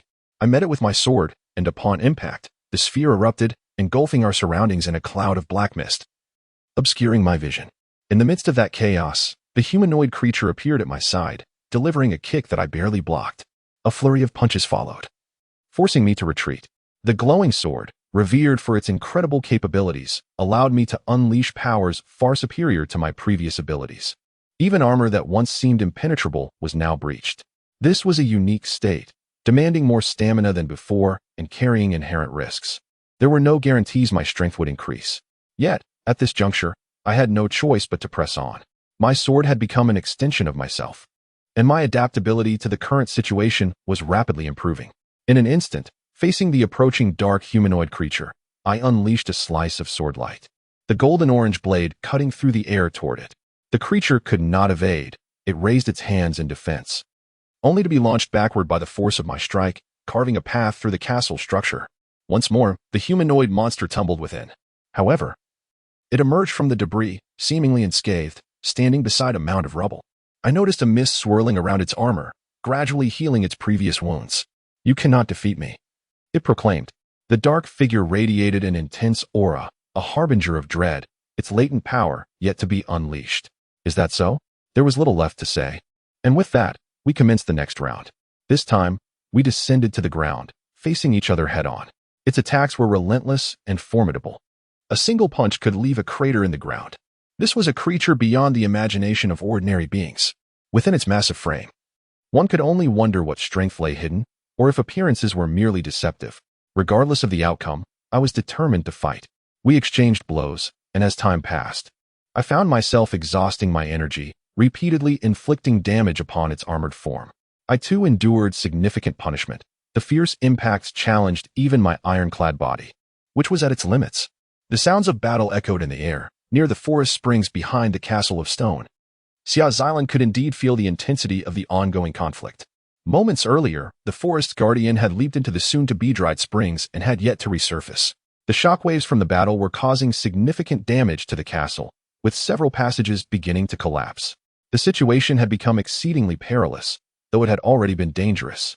It was now even more so. What is that forest guardian doing? She pondered. However, at this point, it mattered little. They could not defeat that armored warrior. Suddenly, the ominous stone spoke. That armored warrior is the one orchestrating the magical beasts. Behind the scenes? Is that not me? If so, then I shall defeat you, Xia Xilan declared, stepping toward the dark stone. At that moment, the stone let out a laugh. Despite the girl's serious demeanor, it found amusement in her resolve. "Perhaps you should reconsider. What can you truly do?" the black stone remarked, its voice possessing a magnetic, feminine quality. Xia Xilan's gaze sparkled as a golden figure materialized, soaring toward the dark stone. In an instant, the golden figure radiated a brilliance that began to disperse the surrounding mist. "You little brat." As the purification took effect, the dark stone understood the threat and involuntarily recoiled. Yet, Xia Xilan showed no signs of relenting, continuing her luminescent assault on the stone. "You are quite bold. Soon enough, you will regret it," the dark stone chuckled ominously. Despite this, the girl remained undeterred, interpreting the stone's taunts as a sign of its current impotence. However, from behind, another dark figure quietly approached Xia Xilan. It was a wolf-like creature, not particularly large, yet remarkably agile. Seizing the opportunity, it charged forward, poised to deliver a devastating strike to the girl from behind. However, in that very moment, a figure descended from above, a spirit of ethereal form, slender and pale, resembling a female. She swiftly subdued the wolf-like beast and illuminated it with radiant light, obliterating it entirely. Xia Xilan, noticing the unfolding situation, cast her gaze towards the passage and spotted another female figure approaching. Indeed, it was Su Qing, one of the luminous girls from the team, the second in command. Chapter 74. The Return of the Forest Sovereign in the midst of a fierce battle. I found myself entangled with a humanoid monstrosity, my attire in tatters and my stamina waning. Fatigue weighed heavily upon me, while my adversary appeared utterly unfazed. There was no denying my disadvantage. My sole strategy now was to wear it down as much as possible. Though exhaustion had set in, it did not equate to a decline in my combat capabilities, not yet. In this extreme state, I had grown increasingly attuned to the nuances of our fight. The humanoid creature began to sense this as well, recognizing a slight surge in my speed and overall abilities. The struggle persisted. Meanwhile, on the opposite side of the stone castle, beside the forest spring, two young maidens combined their powers to radiate light upon the dark stone, striving for its purification. "What bothersome little pests," the dark stone grumbled. "Do you truly believe this will suffice? Your efforts are akin to the sting of a mosquito, futile. Cease your attempts." Yet, Xia Xilan and Su Qing paid no heed to its taunts, resolutely continuing their task. They were simply doing what they believed they could, the outcome remaining uncertain. In the midst of this, the heat intensified. "Continue to fan me," the stone demanded. Ignoring its words, the two girls pressed on. Suddenly, A violent tremor erupted from the stone castle nearby, more intense than before, signaling that a battle was raging outside, with its aftermath reaching this very spot. In an instant, the rock tunnel beside them collapsed, and from the turmoil, a shadowy figure plummeted into the debris, a fully armored humanoid monster, which Xia Xilan and Su Qing could not help but notice. In such circumstances, they had no choice but to shift their attention to the unfolding scene. Just in time.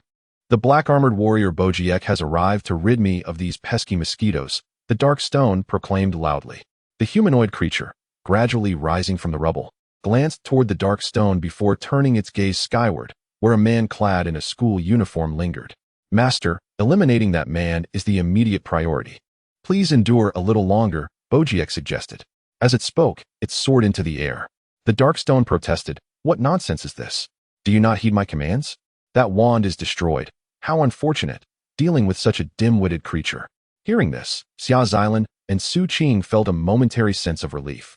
Meanwhile, above the stone castle, I remained locked in confrontation with the humanoid monster, while nearby, a blue and white mech roamed, engaged in combat with surrounding beasts. The commander sat atop the mech's shoulder. It was none other than Qin Liang's machine that had previously delivered Su Qing. "Commander, it seems Xingza is embroiled in a fierce struggle. Shall we assist her?" Qin Liang proposed. "Hold your ground. That creature is beyond our capability. It is better to leave it to him, for we cannot withstand that black mist," Xiaoyu responded. One of her arms bore dark marks, a consequence of the earlier exposure to that ominous presence, severely diminishing her combat prowess. "Is that so? We shall focus on providing support as best as we can," Xiaoyu concluded, and Qin Liang understood her intent. At this moment, only the radiant form and that man could endure the black mist. In the air above the stone castle, I faced off against the humanoid monster. As previously stated, the first to be defeated is not the forest sovereign nor anyone else, but you. The creature replied, "Very well, I shall accompany you to the end." With those words, we clashed once more, entering a phase that would test our endurance. Above, forces were gathering. Below, the two girls at the forest spring continued their efforts. The dark stone fell silent, awaiting the final moments, perhaps sensing that the end was nigh. Despite the situation's grim evolution, the demonic faction remained in an unequivocal position of power. No matter how many beasts were vanquished, they would perpetually breed anew, an endless cycle that continually drained humanity. Before long, due to Bojiek's earlier impact, a large opening appeared in the stone castle, through which numerous flying beasts emerged. "Creatures of the wild, come forth." The dark stone commanded, and the beasts obeyed, converging toward the breach in droves, encircling the two girls. The beasts, the young maidens realized, overwhelmed by their sheer numbers, a situation that would likely lead to their demise in an instant. Despair loomed ominously. At that moment, from the heart of the forest spring, ripples danced upon the water's surface, and a white figure emerged, soaring high above the heads of the girls and beasts. A magnificent white bird, reminiscent of a phoenix and larger than a crane, glided gracefully, clutching a translucent crystal sphere that shimmered with radiant light. "Vanish, beasts," the forest sovereign declared, and with that, a burst of dazzling light radiated from its form, causing the nearby creatures to revert to their original forms, their dark mists dissipating. The ethereal bird then flew to the side of the two maidens. "Are you the forest sovereign?" Su Qing inquired. "Indeed, you both have performed admirably today," it responded. However, the dark stone interjected. "Ah, forest sovereign, it seems you have regained some strength, yet your source is depleted, and you cannot purify my power. It is futile. Soon, you shall be vanquished." "That is not for you to determine, dark stone. Our hope remains," the sovereign retorted, as a disdainful laughter echoed from within the stone. The forest sovereign ascended higher, surveying the surroundings, which had turned foul under the influence of the black mist, with many trees wilting in its wake. The area had truly become a polluted wasteland. At that moment, Najila began to chant loudly, her voice resonating throughout the forest, her form radiating light that dispelled the surrounding mists. The crystal sphere in her grasp gleamed brightly. Numerous figures began to gather, both animals and elemental spirits, birds and beasts alike, all drawn to the forest sovereign's presence. "What is happening? Why are those beings converging here?" Qin Liang wondered from above. Perhaps it is the power of the forest sovereign. Xiaoyu, seated in the blue and white mech, mused as she observed the unfolding scene. Chapter 75, The Sea of Light in the Heart of the Forest. Myriad creatures made their way towards the source of the forest spring, their numbers dazzling to behold. This may merely represent a small fraction of the life within the Agar jungle, perhaps just the denizens residing beyond the black barrier. Attracted by the enchanting melody of the forest sovereign, they gathered here, drawn by an instinct they could not fully comprehend. Even the inhabitants themselves were captivated, gradually beginning to understand the significance of the events unfolding around them. The leaders among the original spirits raised their hands, a radiant, crystalline light ascending towards the heavens. The green tree spirits and water spirits led the charge, their energy being transmitted toward the forest sovereign. A multitude of beings encircled the ground below, their energies merging and flowing upward. What is this madness? Blackstone exclaimed. Power is coalescing in one direction. Gazing upon the astonishing spectacle, Xia Xilan sighed as the vibrant hues of light converged into a singular point. This moment, perhaps, was a rare and breathtaking phenomenon, leaving one at a loss for words. Not just in this locale, but far away on the battlefield, remnants of the jungle lay strewn across the ground, including the colossal bull general, reduced to boulders scattered on the surface. Amidst the chaos, several mechas stood vigilant, engaged in fierce combat. Yet even some magical beasts paused their battles to witness the distant marvel. Above the stone castle, an extraordinary radiance shone, yet my struggle with the humanoid monster persisted. Unabated by the stunning display, my body bore numerous wounds, and time was running short as I approached a critical juncture. We could not afford to be distracted. Our focus remained firmly on the immediate conflict. Under the gleaming golden light, I severed the right arm of the humanoid creature, and with the shattering of its armor, it plummeted from the sky. The resplendent blade pierced through the black armored abdomen, driving forward with force that compelled the creature to retreat. Within the gash, a dark aura emanated, seemingly containing an unfathomable amount of black energy. At that moment, Bojiek turned to behold a wondrous sight nearby, a woman radiating an incredible luminescence. She was breathtakingly beautiful, with long green hair and adorned in exquisite fabric, appearing flawless from every angle. Instantly, countless specks of light converged upon her, culminating in the luminous orb she held, which burst forth in a magnificent display. In an instant, boundless light rippled outward, enveloping every creature in the forest, rendering the surroundings a blinding white. What is happening? What is this power? Blackstone cried out as his form began to fade under the brilliance. The gem you did not foresee is the crystal stone, the root of the forest spring. Upon my touch, the curse was lifted and my true identity restored. You fool. Alas, how I wished to have seen that person before this. Blackstone lamented as the blackness surrounding him dissipated, consumed by the radiant light, returning to nothingness. This was the power of collective will. Submit to it, O sovereign of the forest. Before Blackstone could conclude, the darkness vanished entirely, and under the illuminating radiance, the stone could no longer remain, fracturing into smaller pieces that scattered into the air in various directions. Beneath the light, Bojiek gazed at the blossoming flower at the center and murmured, "That is truly beautiful." As the black armor gradually shattered, I withdrew my sword, and the remnants fell through the sea of light. Xia Yu felt the warmth of the radiance, and the dark energy on her hand vanished in an instant. Guan Ling and the members of the distant combat unit also paused, for the magical beasts had disappeared in that moment. Have we succeeded? Indeed, it must be so. The members conversed, their hearts filled with joy.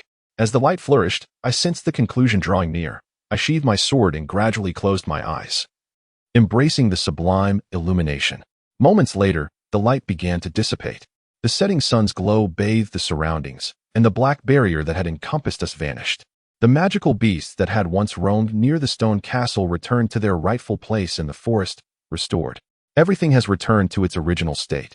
Xia Xilan observed the lush trees around her, feeling the gentle breeze and gazing upon the vibrant spring before her. Indeed, Su Qing agreed softly. This is how the forest should be. Once the brilliance faded, the creatures that had encircled the area quietly departed, their joy evident. Shortly thereafter, the sovereign of the forest descended from the heavens, though transformed into a strikingly different being. Xia Xilan and her companions recognized her as the one with whom they had shared an adventure not long ago. It is over. The monsters have been purified. Though some remnants remain, it is no longer a concern, the forest sovereign declared. From her current appearance, it truly aligns with her voice, Xia Xilan mused. Is that so? How wonderful. Xia Xilan responded. Indeed, Su Qing concurred. At that moment, a figure descended from the sky, wearing a white and green uniform. Fully aware of the conclusion of the events, landing near the stone castle, I approached the place where the light had emanated, seeking to assess the situation, and soon found myself before three young women. Despite their harrowing experiences, they appeared remarkably radiant, just as the armored warrior had described. Upon my arrival, the forest sovereign immediately recognized me, turning to say, "Young man, you have been an immense help during this mission. Thanks to you, we have made significant progress." "No, this is certainly the result of everyone's efforts," I replied. At first glance, I could not ascertain her identity, but with direct contact in her voice, I recognized the girl with long, green-striped hair as the forest sovereign, who had previously taken the form of a white squirrel, a transformation that took some getting used to. "Stars, your condition is quite dire. Are you all right? Do you need treatment?" Xia Xilan inquired, noticing my disheveled state. "I am fine. It appears that the light has healed my wounds, and I do not feel fatigued," I assured her. "Is that so?" "Indeed," I confirmed. Xia Xilan and the others understood, as they too had experienced similar healing. "Is this truly the forest spring?" "It is indeed a remarkable place," I remarked, gazing at the clear, shimmering water nearby. Upon hearing this, the forest sovereign smiled. "Do you think so?" "I share that sentiment. We have all been blessed by its presence." "That is truly fortunate," I said, clapping my hands in appreciation. The forest sovereign reciprocated with applause. Just then, several figures appeared in the sky not far away. Among them, the figure cloaked in red was Guanling. As she descended, she reverted to her original form. Beside her, a blue and white mech landed, and both Xia Yu and Qin Liang emerged from the cockpit in succession. "This is the forest sovereign, a truly exquisite woman," Xia Yu remarked. "Indeed, she is deserving of her title as the mistress of this forest," Qin Liang responded. Guanling approached my side as the forest sovereign displayed a radiant smile, revealing her immaculate white teeth to the assembly. On the other side, several mech members were diligently searching, with some having transformed into monstrous beasts, only to revert after purification. This was indeed the reason for their prior disappearance. Subsequently, the mech squadron discovered numerous missing individuals around the stone castle. Truly, this journey had not been in vain. "It is nearly time to report back to the new century capital, Commander," stated the squad leader nearby. "You speak wisely. We shall depart shortly. Everyone, please prepare," Xia Yu announced. Prior communication with New Century Capital had already been established, and reinforcements would arrive imminently. As the personnel of the unit gathered, the forest sovereign had discreetly departed, for she was not one to linger in public view for long. Before long, I boarded the RZ unit, which, despite having weathered a fierce battle, had emerged relatively unscathed. Xia Xilan and Su Qing also took their seats within the mech, as we were tasked with the continued safeguarding of our charges, while Guanling remained outside the mech. We piloted the mech as usual, our destination set for New Century Capital. "The structure of this machine is indeed intricate," a voice resonated among us. A feminine tone that did not belong to Xia Xilan or Su Qing, but rather the forest sovereign. She emerged from the cockpit, now assuming the appearance of a squirrel. "Nigella, is it? How did you end up here?" Xia Xilan inquired, taken aback. "Curiosity. I once piloted this myself, and should the opportunity arise again, I would relish the chance to try it once more. Let me know when that time comes," I replied. "What lies ahead is merely a fortress of copper and iron with less than fresh air, yet I find it intriguing enough to visit." "Understood. Until we meet again," Nigella said, departing from the mech and transforming into a bird as she took flight. Chapter 76. A new mission on a sunny Monday morning. Heralding the onset of the sweltering summer, I resumed my academic life at the academy following the completion of our forest investigation mission. In retrospect, the outcome of that endeavor was quite commendable. All 30 participants returned safely, and we successfully located 8 missing individuals. We were duly recognized for our efforts, and this journey was indeed worth the toil. As I arrived at the academy, now a third-year student, clad in my summer attire, I quickly encountered familiar faces. Among them was Lin Xin, now the class monitor, her hair significantly longer than the short style she once sported. Another was the red-haired boy, unchanged from a year ago. Nearby was my classmate Li Shuihua, whose appearance remained the same, yet her understanding of mecha had markedly improved over the past year. Beside her was Qian Jiuhua, my sister's close friend, who frequently visited our home. "Long time no see. It's been a while since you've been here. How's your academic life?" Qian Jiuhua inquired. "Yes. Is Xingzi doing well?" Shuihua added.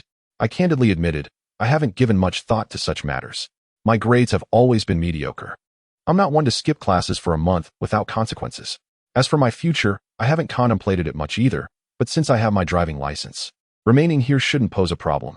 You don't think that merely having an elite-level license suffices, do you? Lin Xin interjected, having caught wind of our conversation. Perhaps, I conceded. Lin Xin shook her head. What an unambitious fellow you are. You possess considerable talent. It would be a pity to squander it. Even so, it's not so bad if I can just pass, right? Qian Jiuhua replied. Indeed, I have no grounds to criticize you, Lin Xin admitted, still at the advanced level. Having made significant progress over the past year, likely nearing elite-level proficiency. You are indeed impressive, class monitor. There will surely be opportunities for you to prove it, I remarked. Yes, our esteemed class monitor, echoed D. Rebo from a distance. Soon after, the class bell rang, and we commenced our lessons.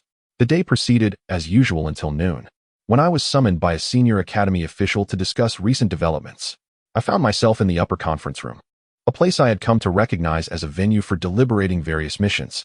The conference room housed advanced computers filled with extensive data, reportedly linked to intelligence agencies nationwide, thus containing ample information regarding mech-related tasks. Having completed several elite-level missions, I had begun to receive special privileges, allowing me to leave the academy for extended periods to undertake assignments, contingent upon personal circumstances. Li Xingze, regarding the recent unexpected occurrences in the Southern District, specifically areas 16 to 18, we need to consult you about this matter, stated a bespectacled middle-aged man. Areas 16 to 18? That region is known as the Water City. What has transpired there? I inquired. Indeed, Water City attracts large crowds during the summer, but recently, mysterious creatures have surfaced in its waters, leading locals to refer to them as sea monsters, he explained. Sea monsters? What do they look like? I asked. They bear a resemblance to octopuses, with thick, dark skin and considerable size. Numerous individuals have fallen victim to their attacks, and some boats have been capsized, resulting in a ban on navigation in the nearby waters. Fortunately, with the assistance of the deep-sea forces, casualties have been minimal, given the urgency of the situation due to the summer season. We hope you can help us resolve this matter, he urged. I understand the gravity of the situation. Shall I accept this mission? I responded affirmatively. The official then handed me a dossier, detailing the location I had long wished to explore. Please review the information regarding the sea monster. It is indeed quite troublesome. The deep-sea forces have struggled to contain it, as its appearances are unpredictable, and it moves swiftly. I will analyze the specifics thoroughly. It shall be no problem, I assured him. Very well. I will also consider assigning one or two of the Academy's outstanding mecha pilots to accompany you, he noted. In that case, might I suggest our class monitor? She excels in water-type marine mecha, I proposed. Noted. I will give her serious consideration, he replied. With that, I took my leave, and the day's classes concluded before I knew it. After school, Shueihua and I walked home together, during which I briefly discussed the upcoming mission with her. Does this mean you're going on another trip, brother? Shueihua asked.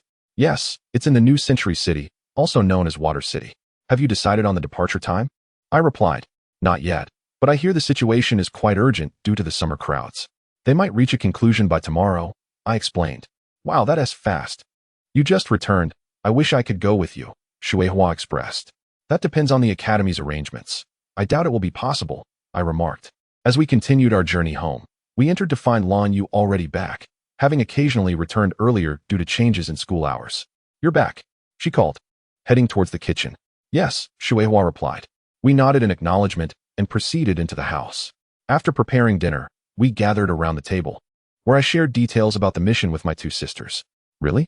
You're off again so soon? You must be quite busy, Lan Yu commented. It's an urgent assignment. It seems that if we do not act swiftly, the citizens there may be affected, I clarified. When do you leave, and how long is the mission expected to last? Lan Yu inquired. Probably tomorrow, but I'm not sure of the duration. It might take about a week, I responded. The location is in the Water City area. Zone 16 to 18, Shueihua added. Water City does become quite lively at this time of year. You won't be going alone to have fun, will you? Lan Yu asked. Certainly not. The mission is of utmost importance, I assured her. I see. Although I would love to see that place. I have some matters to attend to and won't be available, Lan Yu said. Is that so? What about you, sister? Shueihua queried. Such a pity. Lan Yu nodded in agreement. Ah, such is life, ever unpredictable, I lamented. With that, we concluded our dinner, tidied up, and settled on the sofa. What is sister up to? Shueihua asked. She has been requested by the Academy to participate in a certain training session, which is somewhat related to her original spirit. I explained. Is it a class assessment? I asked. Not at all. I'm not interested in that. It's merely a training session, apparently a summer co-training program, she clarified. Is that so? It seemed that each of us had our own commitments, indicating a busy period ahead.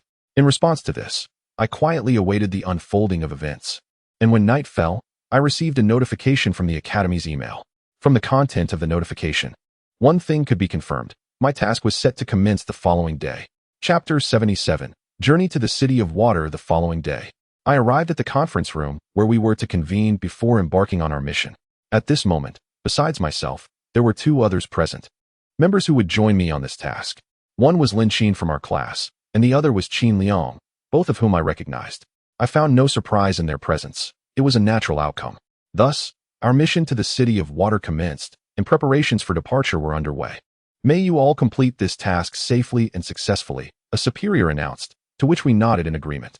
Following this, we stepped out of the conference room and made our way towards the Academy's exit.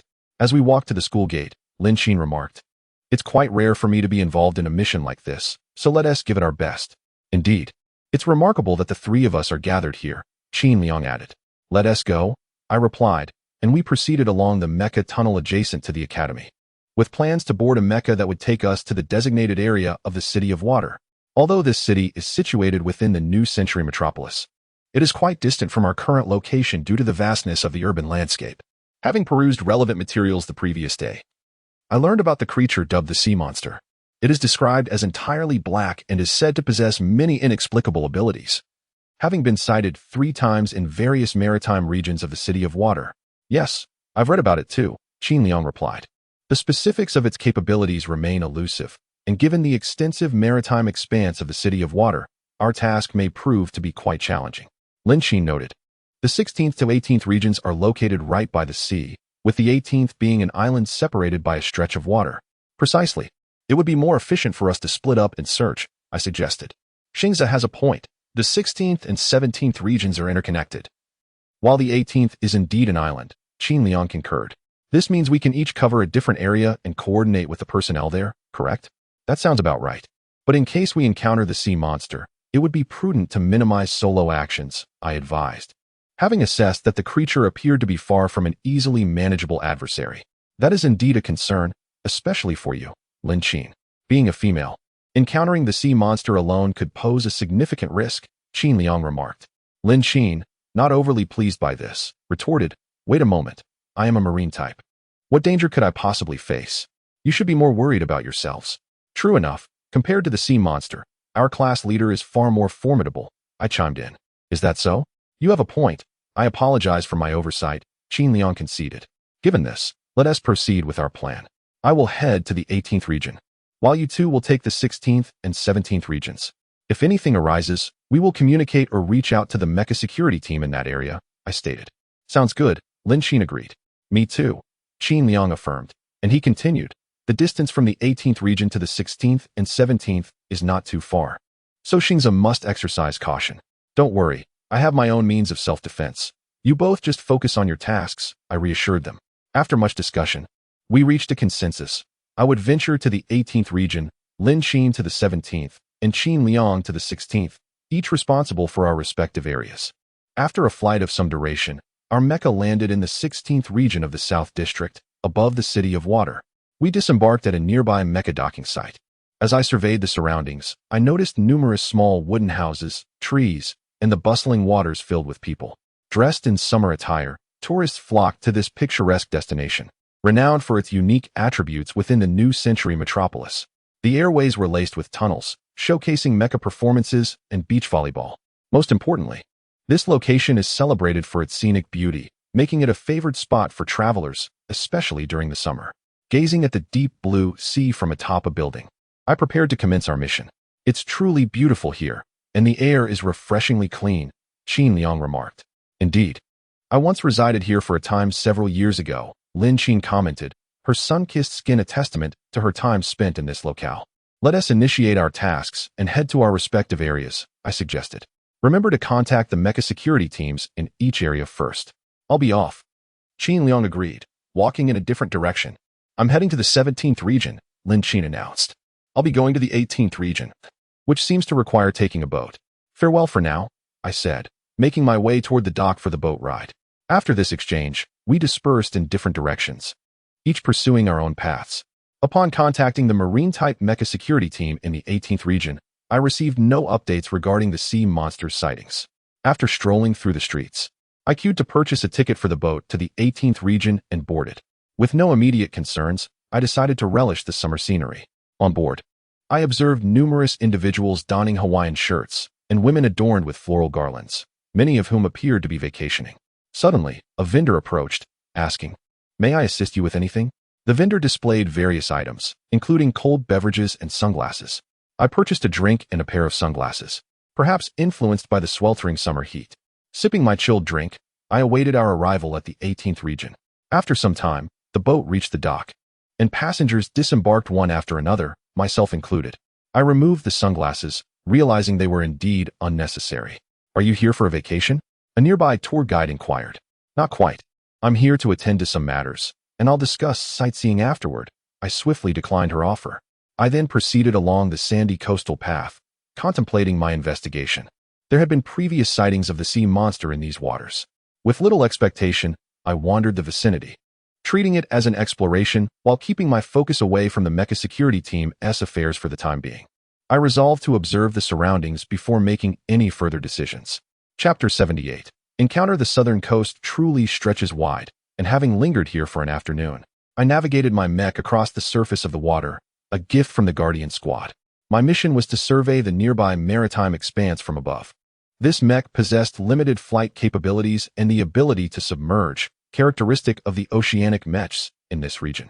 Additionally, deep-sea mechs were conducting investigations beneath the waves, while my responsibility lay upon the surface. As the sun began its descent, the human presence had dwindled significantly, particularly along the coast. The Guardian Squad had entered a phase of rotation, and recent disturbances caused by the sea monster had led to this situation. I found myself unperturbed, drifting in solitude over the azure waters. Thus far, no intelligence regarding the sea monster had surfaced, leaving me without pressing tasks. In the sky, numerous seagulls flitted about, seemingly in search of their evening meal. Before long, I spotted a pleasure boat approaching from a distance, perhaps the last voyage of the afternoon, making its way towards the southern coast. As the boat advanced, the surrounding waves rippled, and suddenly, an unusual pattern of water disturbance emerged nearby, creating large concentric circles. Without warning, a dark figure burst forth from the depths. A colossal cephalopod appeared in an instant. What on earth? The boat swayed violently, its passengers toppling in disarray. Tourists struggled to maintain their footing, some already sprawled on the deck, while tables and chairs were overturned. Is it a tsunami? Look over there. What is that black creature? Isn't that the legendary sea monster? Look! Quickly, grab the camera and capture this moment. The tourists erupted in a frenzy, the vessel rife with chaos. Some were astonished to witness the gigantic beast, others gripped by fear, while a few were inexplicably exhilarated. This is bad. Turn around and flee from that creature. The boat's crew urgently alerted the Guardian Squad. Passengers, please remain calm and crouch down to avoid being thrown. The security personnel shouted. Heeding the advice, many passengers crouched, while others lay incapacitated on the deck. The boat altered its course, attempting to evade the creature.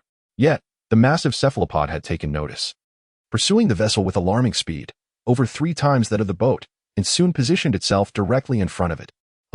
What is that, and why is it chasing us? Those who had glimpsed the creature up close were struck with terror, witnessing its bizarre visage and dark crimson gaze, reminiscent of an octopus, yet distinctly different. Is it a squid? No, it resembles an octopus even more. Some speculated. Perhaps it is a fusion of squid and octopus, a more fitting description. In that moment, a tentacle of the sea monster lashed out, crashing violently onto the deck of the pleasure boat, ensnaring one corner and rendering it incapable of further navigation. The boat rocked violently, causing passengers to struggle to maintain their balance. What a joke! It's attacking us. Where is the Guardian Squad? The tourists cried in panic. In the chaos, some were flung into the water, while others began deploying lifeboats, seeking to abandon ship. Meanwhile, a deep blue mech soared through the air at remarkable speed, wielding a black sword that swiftly severed the tentacle, ensnaring the boat. The vessel was momentarily freed, but the severed tentacle provoked the creature's wrath, sending waves crashing and the boat rocking perilously. The remaining tentacles targeted my mech, thrashing wildly upon the surface, their speed akin to phantoms. With insufficient space to evade the onslaught, my mech was struck by a gigantic tentacle, the force propelling it into the depths. Fortunately, the mech was equipped for submersion, allowing me to approach the creature underwater. Here, I discerned its form clearly, enshrouded in a dark aura, reminiscent of the beasts I had encountered before. Perhaps fragments from those encounters had fallen into these waters, corrupting this creature and causing its mutation. It was imperative to defeat it, for there was no one nearby capable of purifying it, and it was currently wreaking havoc, endangering those aboard the boat. Resolute, I unleashed the power of my sword, which radiated a brilliant golden-orange light, transforming into a resplendent blade. In an instant, my mech surged through the water, launching towards the creature. The deep blue mech emerged from the depths, crashing through the waves and striking the creature's head, causing it to momentarily falter. With a furious roar, the creature gathered dark energy within its maw, unleashing a shockwave. I countered with a golden strike, the two forces colliding in a dazzling display of power. The monster, seemingly disoriented, flailed wildly, sending water spraying in all directions, threatening the pleasure boat with imminent peril. I had to find a way to halt its assault immediately. I pressed forward, my energy blades slicing through the water, leaving a mark upon its flesh. Yet, the creature, undeterred, retaliated with its injured tentacle, which spewed forth black sludge. Obscuring my vision, I unleashed a blast of golden energy, pushing it back slightly. However, its massive form remained largely unyielding, merely swaying aside. This strike only intensified its fury. As it began to whirl, its massive body creating a vortex in the water. The tentacles writhed chaotically, centered around its bulk, forming a colossal whirlpool. The creature's spinning accelerated, resembling a tornado, with blackened winds not only swirling but also ejecting torrents of dark sludge, a formidable assault. My mech sustained continuous hits, yet I remained steadfast, determined to allow the boat to escape. As the monster's rotation intensified, it drew everything within its grasp, including my mech, into its turbulent center. Bombarded by the sludge's relentless impacts, I found myself ensnared, unable to retreat. In that critical moment, I channeled all my strength into my sword. Charging towards the eye of the black storm, I collided with the creature's dark form, a clash of golden brilliance against its shadowy essence, creating a powerful shockwave that gradually slowed its rotation. Just then, the pleasure boat seized its opportunity and successfully evaded the chaos. However, my mech faced a different fate. In the next instant, I was swept into the swirling tempest. In a final effort, I activated my shield to absorb the impact, but it was too late. I was thrown back violently. With a mournful cry, the creature emitted a wail, likely in response to the pain inflicted by my last strike. Regaining its senses and ceasing its tumultuous spinning, like a rocket, it propelled itself downward, expelling dark energy from its rear and swiftly vanishing into the depths of the ocean. As my mech simultaneously plunged into the water, it was besieged by a torrent of attacks, causing its performance to falter in an instant. The screens before me turned a vivid crimson, and the mech began its descent toward the ocean floor. Under duress, I had no choice but to open the hatch, and a surge of seawater rushed in. I barely managed to escape the confines of the mech, watching helplessly as the deep blue machine sank into the abyss. With no other recourse, I struggled in the water, grappling with the realization that I was not a proficient swimmer when I abandoned the craft. As I continued to sink, I seemed to catch a glimpse of something, a blue silhouette, but my vision was somewhat obscured, preventing me from discerning what it was. I felt as though I was being carried away. Chapter 79. Encounter. Somewhere along the way, I found myself in a state of confusion, unable to grasp the situation. At this moment, under the golden glow of the setting sun, a male figure lay upon the rocky shore of the south coast. Beside him rested a petite female figure, a girl appearing to be around 16. Aside from them, the south coast was nearly devoid of any passers-by. The girl's black hair danced in the sea breeze as she gazed out towards the ocean. I seemed to have drifted into a dream, one where I sank into the depths of the sea. Upon opening my eyes, I beheld a sky awash in crimson, signifying the sun's imminent descent. The reason for my presence here eluded me for the moment. "Where's this place?" I inquired, noticing the girl beside me. In response, she turned her gaze toward me and said, "This is the South Coast. That is how it is referred to." "Is that so? The South Coast. Isn't that part of the 18th district?" I mused aloud, my thoughts drifting back to a recent time when I had, unfortunately, plunged into the ocean, and thereafter. My memory had faded. Humanity truly is perplexing. How could I have forgotten? "Do you think I fell into the sea and somehow made it back to shore?" I wondered. "You could say that. I brought you to the shore," the girl replied. She wore a white dress, and her youthful visage appeared barely older than mine. Her complexion fair and delicate. Is that so? I am truly grateful for your assistance. You saved my life. Are you here by yourself? If you require anything, do let me know. I shall be wandering around here for a while, I expressed. Not long ago, I had warned 2 others to be cautious, yet here I was, the first to encounter misfortune. Though I had been granted a second chance at life, it was indeed a situation that elicited both laughter and tears. Do you not remember? It was 10 years ago, the girl questioned. 10 years ago? What was I doing then? I replied, and as I spoke, a fleeting recollection brushed my mind, a dream of a girl, now inexplicably present before me. Did she desire my assistance, or was there something more? 10 years ago, at a certain shore, you saved my life, she stated. I saved you? Is there such a memory? I asked, struggling to recall any instance of rescuing a girl a decade prior. However, my faith in memories had waned. Perhaps it was merely a matter of forgetfulness. Do you not recall? If we were to distinguish by appearance, it would not be surprising, for 10 years have passed, and I am not human. I am a whale. She softly revealed. A whale? I echoed, bewildered. Indeed, I speak plainly. Because of that, there are 3 matters I must help you fulfill. Feel free to ask for anything. She continued. As she mentioned the whale, a distant memory resurfaced. A massive fish stranded upon the shore that I had once struggled to return to the sea. Could it be related? Is that so?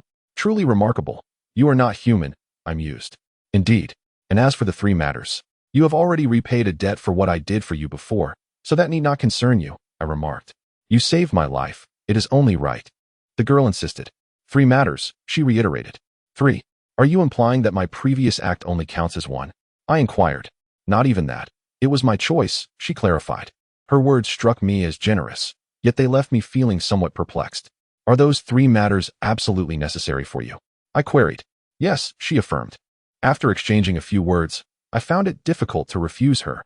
The girl seemed genuinely earnest and sincere, and as a token of gratitude for saving my life, I felt it inappropriate to dismiss her. By the way, are you aware of the recent sightings of a sea monster in these waters? I posed. A sea monster?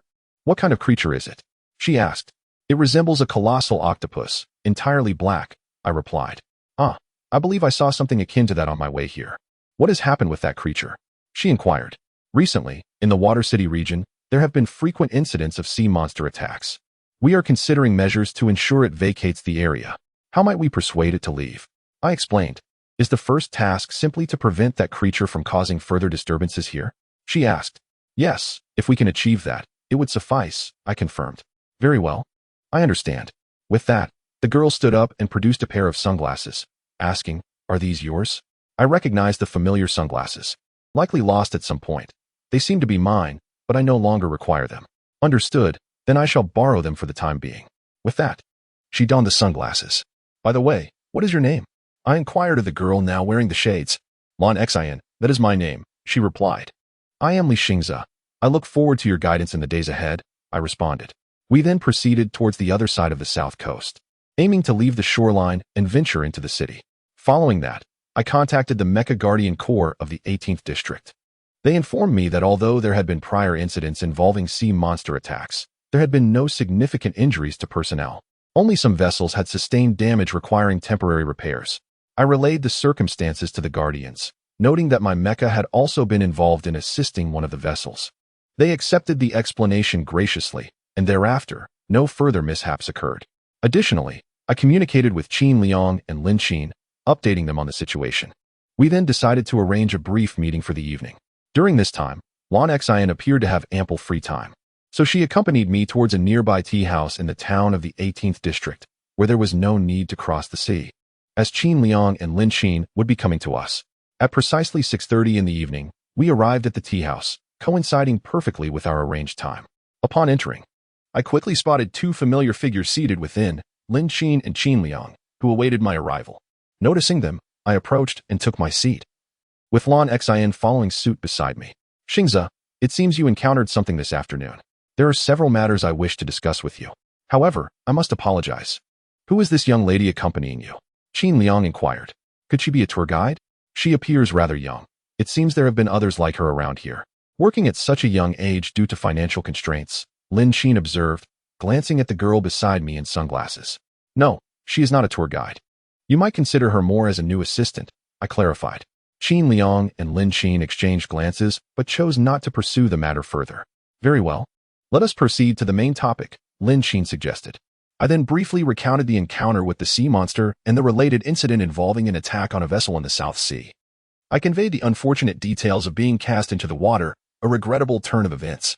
Is that so? Nevertheless, thanks to you, the ship was saved. That is fortunate. You did well, Qin Liang remarked.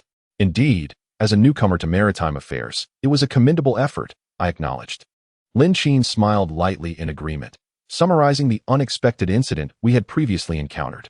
I believe it would be prudent for us to operate in pairs from now on, as this would allow us to support each other in the face of danger. That's right, Qin Liang concurred. So, how shall we divide ourselves into groups? Lin Qin inquired, seemingly in favor of this plan. Previously, I had been rescued by a girl named Mech, so I decided to continue partnering with her. As for you, you are conveniently situated in the 16th and 17th zones, which should make for a suitable team composition, I proposed. We're fine, but what about that girl? She's just a little child, isn't she? Lin Qin remarked. Indeed, as she pointed out, Mech was merely a young girl, yet she had saved my life. This was no ordinary feat, yet I found myself at a loss for words in response. At that moment, Mech, who had been silently seated beside me wearing sunglasses, suddenly spoke up. No problem, I am highly efficient in the water, even faster than typical Mechs. The unexpected declaration left Lin Qin and Qin Liang in silence. They were unaware of the girl's identity and had never witnessed her capabilities, making it difficult for them to comment further, and thus they acquiesced. So it's settled. Our group formation, I announced. All right, let us proceed with this arrangement for now. Remember to stay in touch if anything arises, Lin Qin advised. Exactly, Qin Liang added. Our grouping is complete. Shortly thereafter, we concluded our brief meeting and proceeded to our respective areas of responsibility. Chapter 80. The search on the morning following my arrival in the 18th district of the Water City. I had arranged to meet the girl at the nearby water plaza due to our mission. The plaza was not far from my residence, and as I approached the designated location around 8 o'clock, I quickly spotted her figure. She was not wearing sunglasses, and her long black hair shone brightly in the sunlight. Lin Qin, are you free? You don't have to accompany me if you don't want to, I said as I reached her side. No, I will be staying around here for a while, and I have plenty of time, she replied. Understood. Let's set off, I stated, and Lin Qin nodded in agreement.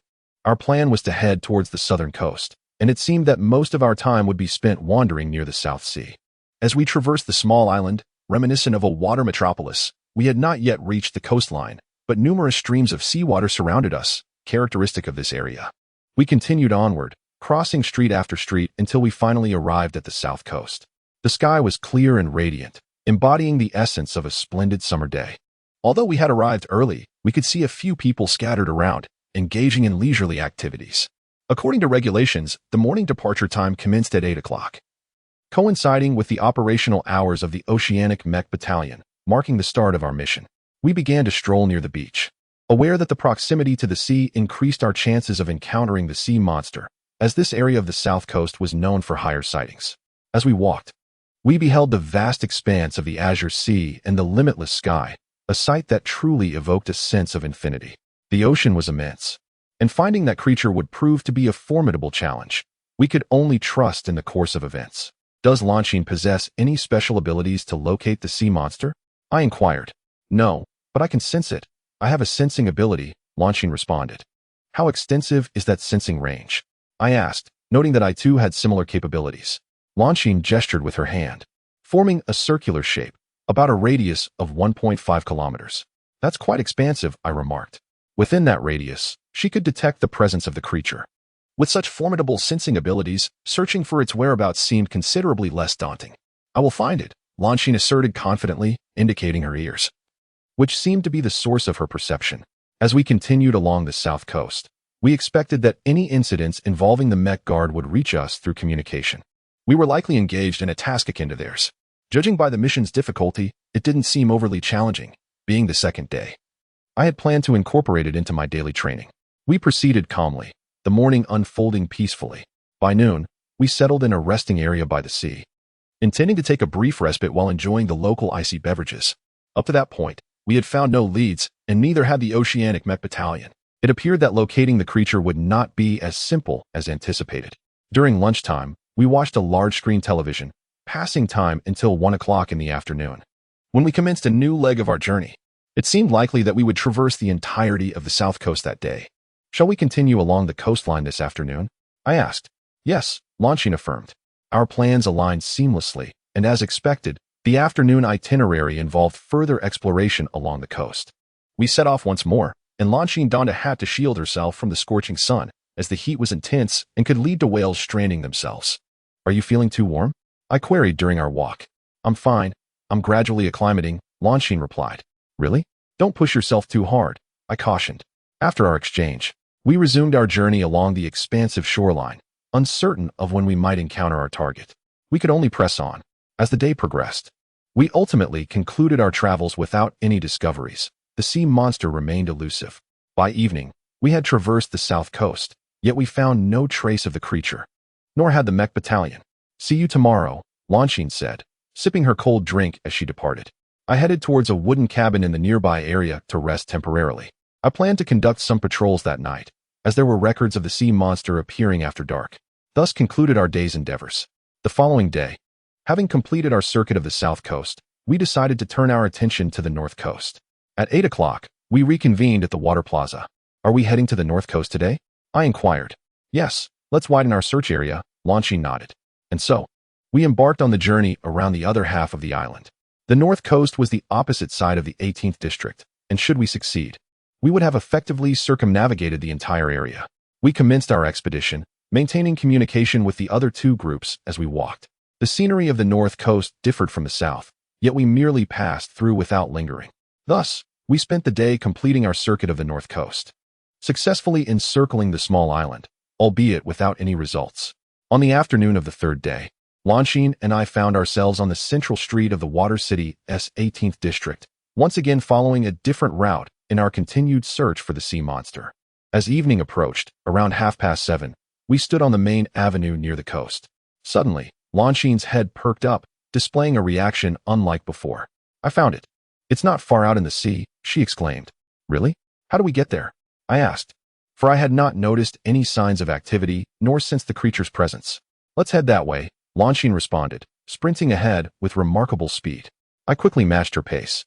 And as we ran, the wind swept her hat away, which I caught just in time. After rounding a corner, we reached the sandy beach. In the distance, I caught sight of a shifting silhouette in the water. Despite the dimming twilight, both Longines and I perceived it clearly. I had thought we would not encounter the creature today, yet here it was, after days of absence. I must see it, Longines declared, plunging into the sea with a leap. I followed, as I was not adept at swimming, choosing instead to soar above the surface, leaping across the sky with agility. I could not maintain the crimson cloud for long, but this method allowed for optimal efficiency as I glided swiftly over the waves. The ocean surged beneath me, the wind whipping around as I felt the exhilarating rush of the sea breeze. Meanwhile, Longines approached the target with remarkable speed, undeterred by the turbulent waves, matching my pace as we closed in on the sea monster. At that moment, the sea monster loomed above the water's surface, not merely observing but exuding an ominous presence. Its pair of crimson eyes glaring intensely, a sight far from ordinary. Longines seemed inclined to approach, yet the creature abruptly undulated its tentacles, churning the waters and sending ripples our way. After several days of absence, what intentions did you harbor in these waters? I inquired of the beast.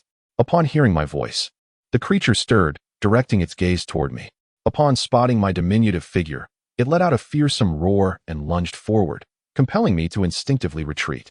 Those red eyes, there was no option but to enter combat mode. In an instant, I summoned my sword, the dark blade glimmering faintly, illuminating the nocturnal sea. The sea monster, upon noticing this, emitted a startled cry, its eyes widening in astonishment as it silently regarded me for a moment before abruptly turning and plunging into the depths, swiftly propelling itself away with its 8 limbs. Both Longines and I found ourselves eager to discern its intentions. Yet beneath the veil of the black smoke that erupted from its tail, our vision was utterly obscured. Progress became exceedingly challenging. Ultimately, the creature escaped. We subsequently made our way ashore. This encounter ended in failure, Longines remarked. Indeed, we shall conclude our endeavors for today. Chapter 81. Submerging into the sea creature from earlier seemed to have taken notice of my presence, as it displayed a peculiar expression, likely due to our previous encounter. In the days preceding this moment, its absence could be attributed to an injury. suggesting it had been recuperating and lacked the opportunity to cause mayhem. The creature's hasty retreat appeared to be linked to you, as it bore an expression of mild panic. Blue Heart remarked. When it attacked the cruise ship a few days prior, I had managed to drive it away. It is probable that it recognized me when I drew my sword, I replied. Is that so? Blue Heart seemed to ponder something. Yet, I must commend your ability to discern that the creature resides in this particular marine area. How did you come to know? I pressed for clarity. It is my ears, Blue Star replied, spreading her hands beside her ears. I can hear and feel. The presence of that colossal creature is unmistakably distinct. Blue Heart possesses the extraordinary ability to sense beings within a radius of approximately 1.5 kilometers. She can filter out unwanted sounds while honing in on those she wishes to hear, thereby pinpointing the location of others. It could be likened to a fragment of divine auditory perception. I acknowledge that I could not match Blue Heart's capabilities. Her perceptive range far exceeds mine. Hence, encircling the small island in search of it is not a futile endeavor. Can you fathom what the creature intends? I inquired once more. Not entirely, but it appears to be in some distress, as inferred from its expression, Blue Heart replied. Based on my prior experiences, it might be due to the surrounding dark aura. I conceded, indeed, that aura does seem rather peculiar. Blue Heart nodded in agreement. Thus, purifying it will undoubtedly require some exceptional talents, a capacity I do not possess. I suggested, if we can avoid confronting it directly, allow me to attempt it. Blue Heart extended a hand, indicating her resolve. I silently accepted her determination. Very well. We shall continue this endeavor tomorrow, I stated. The girl nodded, and we parted ways. After spending another day in Area 18, the following morning, we convened at the water park as previously arranged. Upon arrival, Blue Heart awaited near the entrance. After reuniting, we set forth once more to embark on today's journey. Let us head to the southern coast, where a new mech provided by the Mech Guardian Squad awaits, I proposed. Indeed, the sea creature is often sighted in those waters. Blue Heart concurred. With that, we stepped forward. The summer morning was sweltering, yet a brisk wind offered some relief. We proceeded towards the Mech tunnel near the southern coast. There, I discovered a deep blue mech, which I could quickly utilize after verification. Though I had recently damaged another, the personnel here were quite generous. Consequently, we could conduct an aerial search today, I declared, to which Blue Heart nodded. We boarded the Mech, a medium-sized marine model equipped with a cabin, and settled inside to commence its operation. Is everything satisfactory within the Mech? I inquired. No issues on my end, she assured me. If we detect anything, just signal, and we shall navigate through this marine expanse from above. With that, I activated the Mech and glided along the surface of the southern coast. This time, I had even prepared life jackets for precaution. The Mech propelled us forward above the surface, and we decided to circle the southern coast, as I had not previously explored this area. With this resolution, we traversed the skies above the southern coast, adhering to Blue Heart's exploration range. After nearly an hour, we had thoroughly surveyed the entirety of the southern coast. However, the target remained elusive. We have nearly circumnavigated this marine area. Shall we venture towards the northern coast next? I inquired. No, I believe that the creature is indeed hidden within the southern coast, Blue Heart asserted. Is that so? Yet you have not located its whereabouts, have you? I countered. Correct, but I suspect it lies deep within the ocean, warranting further investigation, Blue Heart remarked. She posited that the sea creature was concealing itself roughly 1.5 kilometers beneath the surface. Understood, I replied. We shall dive below to investigate. I maneuvered the Mech to descend into the water. This marine model was adept at navigating underwater, capable of withstanding significant pressure and descending to depths of approximately 3,000 meters without difficulty. I transitioned the Mech into aquatic mode, allowing it to glide gracefully like a fish beneath the waves. Thus began our latest underwater endeavor. Descending from the center of the southern marine region, diving approximately 1,000 meters deep, the deep blue Mech steadily advanced downward, revealing a plethora of creatures and a diversity of fish on our screens. As we continued our descent, we inadvertently reached a depth of 1,500 meters, then 2,000, and finally 2,500 meters. At that moment, the girl beside me reacted. Her head slightly moved, yet she remained silent. I continued to descend, believing this to be the right course of action. After a moment, I asked, "What is it? Have you found anything? I sensed something just now, but it has since moved beyond my range," she replied. "Is the creature on the move?" I queried. "Indeed," Blue Heart affirmed. Still, no response from the creature was detected as we continued our descent, remaining unsuccessful. Perhaps it has retreated in another direction. Can you discern the path it has taken? I asked. Blueheart quickly pointed to the right, indicating the direction. I promptly followed suit, shifting sideways and accelerating toward that direction. However, the girl beside me exhibited no further reaction, indicating we had yet to locate it. What is the status? I asked. Nothing. The creature's trajectory is difficult to track, and we are now outside the range, she replied. Then we must persist in our search, I stated. The deep blue mech continued its underwater operation, determined to uncover the creature's presence. After a brief while, Blueheart turned towards me and remarked, "This situation seems rather challenging. Let me go outside." Outside? You mean to exit the cabin? I asked, surprised. Yes, I wish to search personally, she nodded. We are already at a depth of 3,000 meters. Is that safe? I queried. I am not an ordinary individual. I shall be fine, she assured, already advancing towards the rear door. Behind it lay a waterproof barrier. Opening it would allow her to exit into the depths. Understood. Exercise caution, I instructed, activating the control switch to open the first door. Blueheart passed through, prompting me to open the second door. All right, I acknowledged, closing the first door and opening the second. As the torrent surged forth, the girl deftly maneuvered into the sea, propelling herself with swift strokes. In that instant, I witnessed her hair transform into deep blue, her eyes reflecting the same hue. Her hair flowed freely as she surged forward, and I followed closely behind. Her speed was remarkable. In this water, the mech struggled to keep pace. Before long, she came to a halt, lingering in the midst of the sea, glancing around her surroundings. It seemed she had not yet located her target, granting me the opportunity to catch up with her. Suddenly, the young girl inhaled deeply and unleashed a roar. The sound waves emanating from her were of such magnitude that the surrounding waters trembled violently, causing the mech I occupied to sway intensely. It resembled the roar of a lion, yet its power was undoubtedly magnitudes greater. After a brief moment, the girl noticed something, directing her gaze towards a specific point. She then turned back to me, gesturing with one hand to indicate a direction. It appeared she was indicating that the target lay in that direction. Subsequently, Longines began to swim towards that point. Chapter 82. Returning to shore, a cascade of deep blue hair flowed as the figure of a young girl advanced through the depths of the ocean, resembling a vessel traversing the waves. My deep blue mech followed closely behind, its engines roaring to life as I pushed to accelerate further, drawing upon the power of the primordial spirit. To avoid losing her, I had no choice but to enhance the mech's speed and chase after her. We navigated through the rocky waters, and after a while, we finally caught up with our target. Before us loomed a monstrous creature, dark as night, situated near a coral reef. The 8-legged aberration lingered there, and we could both see it clearly. We began to approach it, but the creature quickly sensed our presence and emitted a warning growl. The sea monster, entirely black with crimson eyes and a colossal form, sported a pair of horns atop its head, reminiscent of an octopus adorned with bull-like appendages, resembling a cephalopod king. Ignoring the warning, the girl stepped forward, gradually closing the distance to the sea monster. Noticing the approach of the diminutive figure, the beast remained watchful, perhaps perceiving her as a mere nuisance.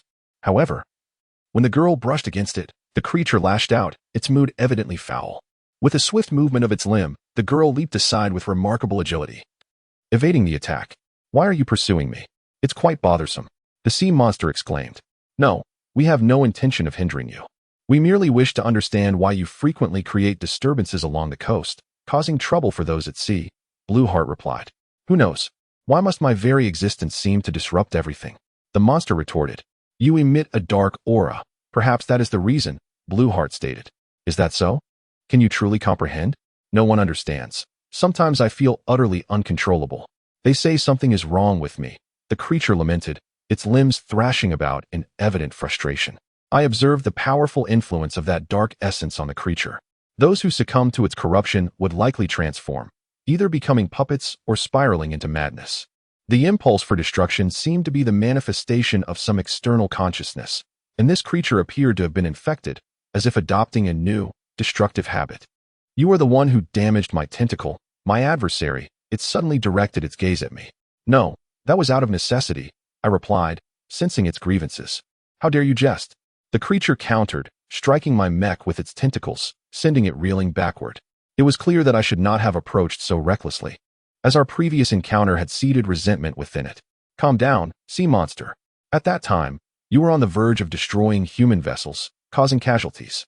Surely, You did not intend to harm them, did you? I reasoned. Indeed, I am a benevolent inhabitant of the depths. You truly understand my plight, the creature sighed. In that case, allow me to assist you in expelling the foreign presence within you. I have learned many spells from my master in Dragon Palace City, Blueheart offered. Very well, I entrust this to you. She nodded, moving closer to the creature. Her limbs glimmered with a deep blue hue, reminiscent of a whale-ass, appearing both radiant and sturdy as she gently placed her hand upon it. Suddenly, the creature erupted into chaos, the dark energy swirling violently around it. Its 8 limbs flailed wildly, pushing the girl away as she was swept up in the currents.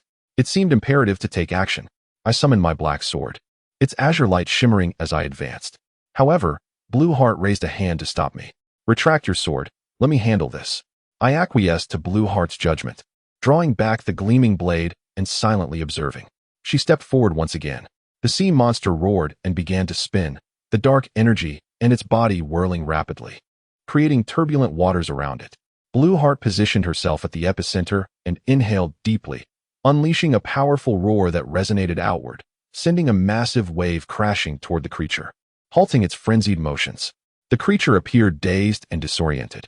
At that moment, Blueheart rushed into its embrace, grasping it firmly. A radiant blue light enveloped her as she began to cover the monster with her luminescence. She chanted softly, the words unclear to me, but beautiful nonetheless, creating ripples in the water that were truly mesmerizing. It was undoubtedly some form of incantation, and though I could not decipher it, the blackness enveloping the creature began to recede. Before long, the monster's form transformed from black to a deep blue hue. Blueheart, have you succeeded? I inquired. Yes, she affirmed with a nod. After a brief interval, the creature stood upright, its gaze now softened and devoid of that ominous red hue. I seem to have recovered. I apologize, my self-control has been lacking, it confessed. With this, I shall cease my disturbances along the coast and retreat to the depths of the ocean. You are correct. Thank you, and to those over there as well. I understand now. You sought me out for the sake of that small island. I will ensure I do not appear in conspicuous places again, the sea monster stated, seemingly offering a gesture of respect before swimming away. Afterward, Blueheart and I ascended towards the surface, and soon the sunlight pierced through the water, illuminating our path. As we neared the surface, my deep blue mech emerged from the sea, with Blueheart taking her place upon its shoulder. It seemed we had completed our mission. I opened the hatch for her to enter. The girl who once bore blue hair now had flowing black locks, her form restored to that of a young maiden, dispelling any prior illusions. That monster likely won't return, I remarked. Indeed, she replied. By the way, what was that creature? I have never encountered such a being before. I mused. I cannot say, she responded. The sun outside shone brightly, and the scenery was quite pleasant, with a refreshing sea breeze. We gazed at the ocean for a moment before returning to the cockpit to resume our journey southward. Regardless, it seemed the incident had reached a temporary resolution. I believed it prudent to contact the other 2 parties. Upon docking the mech at the southern coast and returning it to its designated location, we disembarked in Area 18. After a midday meal, we communicated with both parties. First, the mech security team. From my account, they were unable to confidently ascertain that the sea monster would not return. Without tangible proof, they could not declare the mission complete. Even my status as an elite had little bearing on the matter. On the other hand, I explained the situation to Qin Liang and Lin Qin. They expressed belief in my account, but criticized me for not informing them of the ongoing tasks. Nevertheless, what mattered most was that the mission had concluded successfully. This task's swift resolution is thanks to you, I acknowledged Blueheart. What comes next? Have you made a decision? She inquired. Is there more to be done? I asked, contemplating our next steps. Through this experience, you have come to understand some of my abilities, which will aid in determining our future endeavors. There is nothing more to discuss. I must first return to the 17th district to address matters pertaining to the task. We shall speak of other matters tomorrow. I remarked, until tomorrow. Lon Xian replied, and we subsequently parted ways. Next, I needed to rendezvous with the other 2, while Lon Xian had her own plans as well. Chapter 83. Kindred Spirits. The following day, I convened with Qin Liang and Lin Qin, relaying the developments of the situation to them. Together, we proceeded to the headquarters of the Mecha Guard, where I provided a detailed account to the commanding officer. Unfortunately, the outcome remained unchanged. Without certification, we could not guarantee the safety of the maritime area. However, under our explanation, the other party expressed their trust and agreed to maintain a presence in the area for a period of 1 to 2 weeks. Should no sea monsters manifest during this time, our mission would be deemed complete. This decision received acknowledgement from the Academy as well. Thus, from today onward, we would remain in this water city for some time. This was the conclusion. In the morning, I returned to the waterfront square as promised, where the girl, Mech, was indeed lingering nearby. I quickly met with her and conveyed a series of intelligence updates. Is that so? She inquired. Indeed, I affirmed. Moreover, there are 2 other matters to discuss. What do you intend to do next? Aren't you a whale? Can you remain here indefinitely? What does that have to do with anything? Even as a whale, I can still engage in activities suitable for humans. Then will you continue to accompany me? Yes. Mech replied. Very well. Since we have some leisure time, let us explore this water city together. What do you think? I suggested. That sounds agreeable. But I'm not very familiar with this place, which complicates things, Mech candidly admitted. Not to worry. I am in the same boat, I reassured her with a smile. With that, we embarked on our journey, having completed several days of tasks. Now, it was time to immerse ourselves in the charm of this small island. We consulted a travel guide and discovered that Water City was replete with distinctive attractions. To visit them all would likely require a day or 2. Let us first visit the water amusement park, I proposed. All right, Mech nodded in agreement. We set off towards our destination, commencing our day of exploration at the renowned water amusement park, which featured numerous marine life performances as well as special mecha exhibitions, including mecha competitions and water volleyball. We spent nearly an entire day there. It was an exhilarating place, overall quite enjoyable, and certainly capable of eliciting laughter. Mech seemed to share this sentiment. This is my first time visiting such a place, Mech remarked. It's rather ordinary, I replied. As dusk approached, we departed from the amusement park, marking the end of our day. Although we had spent a delightful day together, I still bore the responsibility of overseeing the maritime area. It was a time-sensitive observation task, yet I felt no particular urgency. Nonetheless, I dutifully executed my responsibilities, quietly watching over the southern coast from a small pavilion. Another day passed. The next day dawned bright and sunny, and we met at the square as usual. We planned to continue our explorations, as there were still many locales left unvisited. Following the map's guidance, we wandered about. Mech sported a single ponytail today, her long, glossy black hair cascading down her back, making it impractical to leave it unbound. We arrived at the coastline, a bustling area filled with people. Yet, it seemed unlikely that anyone would recognize the girl with the long, dark hair as a whale. Mech was busy flying a kite, and I assisted her in getting it airborne. Once that was accomplished, we intended to buy some cold beverages. I volunteered to procure them while Mech, perhaps due to her sensitivity to heat, opted to wade into the water. After purchasing refreshments from a nearby convenience store, I found myself unable to locate the girl amidst the throng of people. Despite my sensing abilities, I could not spot her in the crowd. My skills in that regard paled in comparison to hers. It was akin to losing a child in a bustling crowd, leaving me quite perplexed. It seemed necessary to begin searching for her. She was not a lost child, though she certainly resembled one. I had no intention of alerting the guards. Thus, I resolved to rely on my own abilities to search for her. I scoured the coastline for quite some time, but failed to catch sight of her. Feeling increasingly uncertain, I recalled that we had agreed to meet at the waterfront square. Perhaps it would be more prudent to search there. With that thought in mind, I made my way to the waterfront square. After a considerable journey, I arrived at the square around 2 in the afternoon, only to find it teeming with people. As it was a weekend, and many gathered to pass the time, I did not spot the girl at the entrance, where we had arranged to meet. Nevertheless, I decided to venture deeper into the square. As I traversed the small paths within the square, surrounded by trees, statues, and fountains, I encountered a plethora of people, elders and children alike, but still no sign of the girl I sought. Perhaps she had left. She might have returned to the previous beach. Regardless, I resolved to search this area thoroughly before considering alternatives. Continuing my pursuit, I reached the center of the square, where many were gathered, playing and enjoying themselves. Although there were numerous girls present, none matched my target. I pressed on, moving beyond them to a nearby area that featured swings and a sandbox. There, I spotted a familiar figure clad in a black jacket, her appearance closely resembling that of Mech. To confirm, I approached her, and indeed, she was the person I had been searching for. The aura was unmistakable, save for the jacket she wore. Where have you been? Have you gotten lost? I inquired as I stepped before her. She gazed at me in silence, her expression one of confusion. Who are you? Have you mistaken me for someone else? The girl responded. I don't believe so. If you remove that jacket, you will look just like the person I met before, I asserted. The resemblance was striking, with only subtle differences, likely due to the jacket. Upon hearing this, the girl promptly shed her black jacket, asking, "Is this how your acquaintance appears?" "Indeed," I replied, observing the girl now adorned in a deep blue dress. "How is that possible? Removing the jacket makes me resemble someone you know? What nonsense!" she exclaimed. "What?" Upon reflection, I realized this individual was not the one I sought. Her demeanor was entirely uncharacteristic of Unbeaten. A closer inspection revealed that her hair was different, no single ponytail, but rather long, wavy locks. Not to mention the impracticality of wearing a black jacket in this summer heat. "Whom do you think I resemble? Have you encountered someone who looks remarkably like me?" "Indeed," I replied.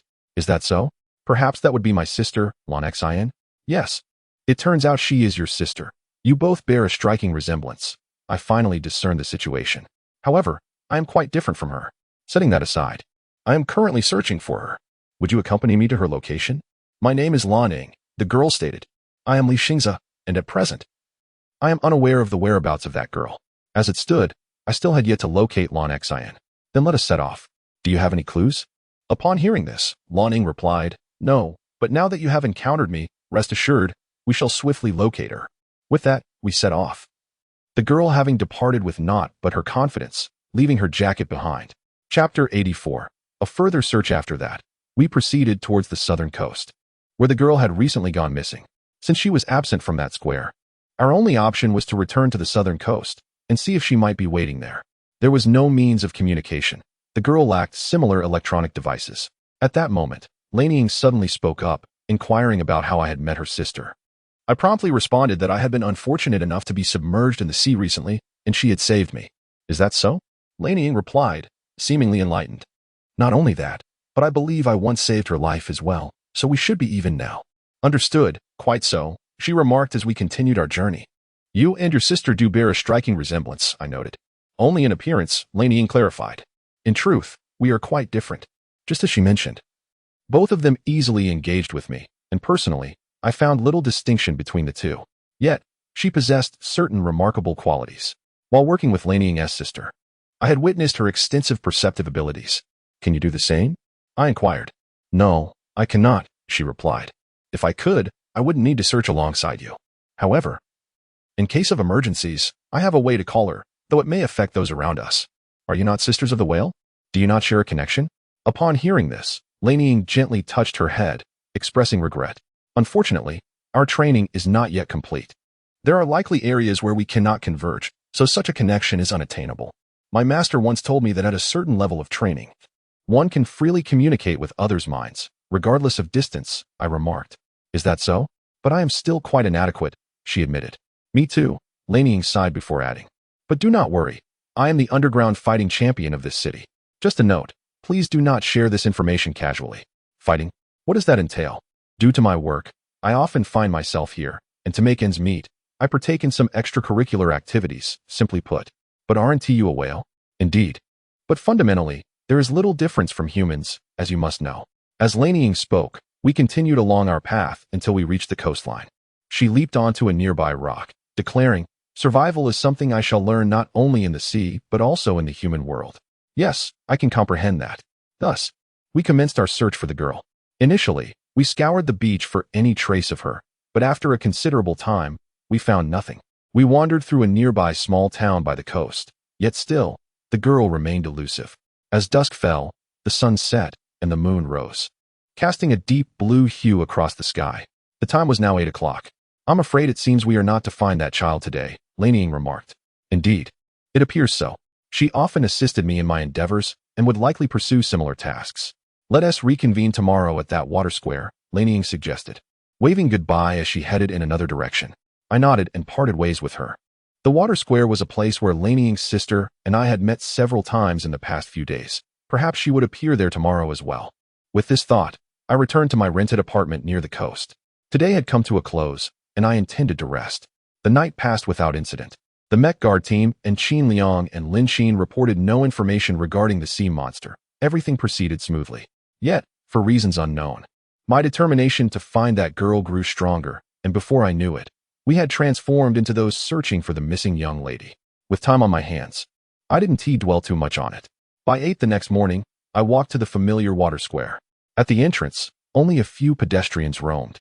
Yet my target was nowhere to be found. The clock indeed struck 8. Typically, she would be waiting nearby at this hour. However, it was certainly unlikely that everything would align perfectly each time. Our previous meetings had already been quite fortunate. The girl's presence was absent. And even if she were not there, I still awaited another person. I lingered at the square's entrance for a moment when a familiar figure approached. At first glance, she bore a striking resemblance to the one I sought, but I soon recognized her as Laneying's sister. "Xingza, you're here quite early," Laneying greeted me. "Not much. Do you have no reservations today?" "None. I generally have little to do during the day." "Then, let us set off." "Do you have any leads?" I asked. "None. But this small island is not particularly large. I believe we will find her soon enough," Laneying replied confidently. With that, we embarked on our search for the day, exploring the towns near the southern coast, questioning numerous passers-by, yet to no avail. This was truly perplexing. By noon, we wandered along the streets nearby. Having searched nearly the entire southern coastal region, it seemed the girl was likely not in this vicinity. At that moment, Laneying stood beside a signpost, deep in thought. After a moment, she spoke. "Perhaps it would be prudent to check the nearby waters. After all, she is a whale." As Laneying said this, she leaped down. And as she approached me, I instinctively raised a hand to catch her. She landed delicately on my palm, maintaining a precarious balance, drawing applause from onlookers. We then moved away from that spot.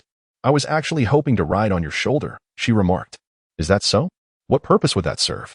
"Better visibility." According to Laneying, we were to head south towards the sea to search for the girl. If we could locate her swiftly, then proceeding in this manner would pose no issue. I agreed. Though a whale's weight was notably light, we soon arrived at the southern coast. Since we were to venture out to sea, I decided to pilot the Mech once more. After a brief period, I retrieved the oceanic Mech, and together with Laneying, we ascended to the surface of the South China Sea. The waters were tranquil, the sun shone brightly, a splendid day, casting the sea in hues of deep blue and beauty. "This is my first time aboard this vessel," Laneying remarked with a light laugh. "Next, we must dive into the ocean. Would you like to join me inside the Mech?" I inquired. "No, that would complicate our search. I'll stay outside." With that, she gracefully leapt from the Mech's shoulder into the sea, and I adjusted the Mech's mode to submerge beneath the water surface. We both plunged into the depths, Laneying swimming ahead while I followed closely. Searching for a young girl amidst the vast ocean would not be an easy task. However, since Laneying seemed confident, she must possess some means to facilitate our search. I followed closely behind her as we ventured deeper into the water, descending below 5,000 meters. The ocean teemed with life, many fish and other species I did not recognize. Laneying appeared to communicate with these creatures as we pressed on. Before long, we arrived at an area of rocky seabed in the deep sea. There, a massive figure loomed not far away, one I recognized well, with 8 limbs and a head resembling that of an octopus with dual horns. That must be the sea monster we encountered previously, and now Laneying was swimming towards it. Chapter 85. New goals. We proceeded towards the rocky area where the sea monster resided, trailing behind Laneying. Moments later, we found ourselves before the creature. Our eyes met, and an unspoken connection formed between us. "Have you ever encountered a girl who bears a striking resemblance to me?" Laneying inquired. "Indeed.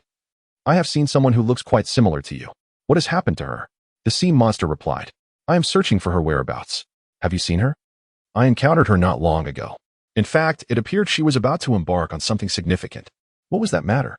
"You do not harbor any ill intentions, do you?" "Not at all. She is my beloved sister." "Given our amicable demeanor, that would be rather unlikely," Laneying assured.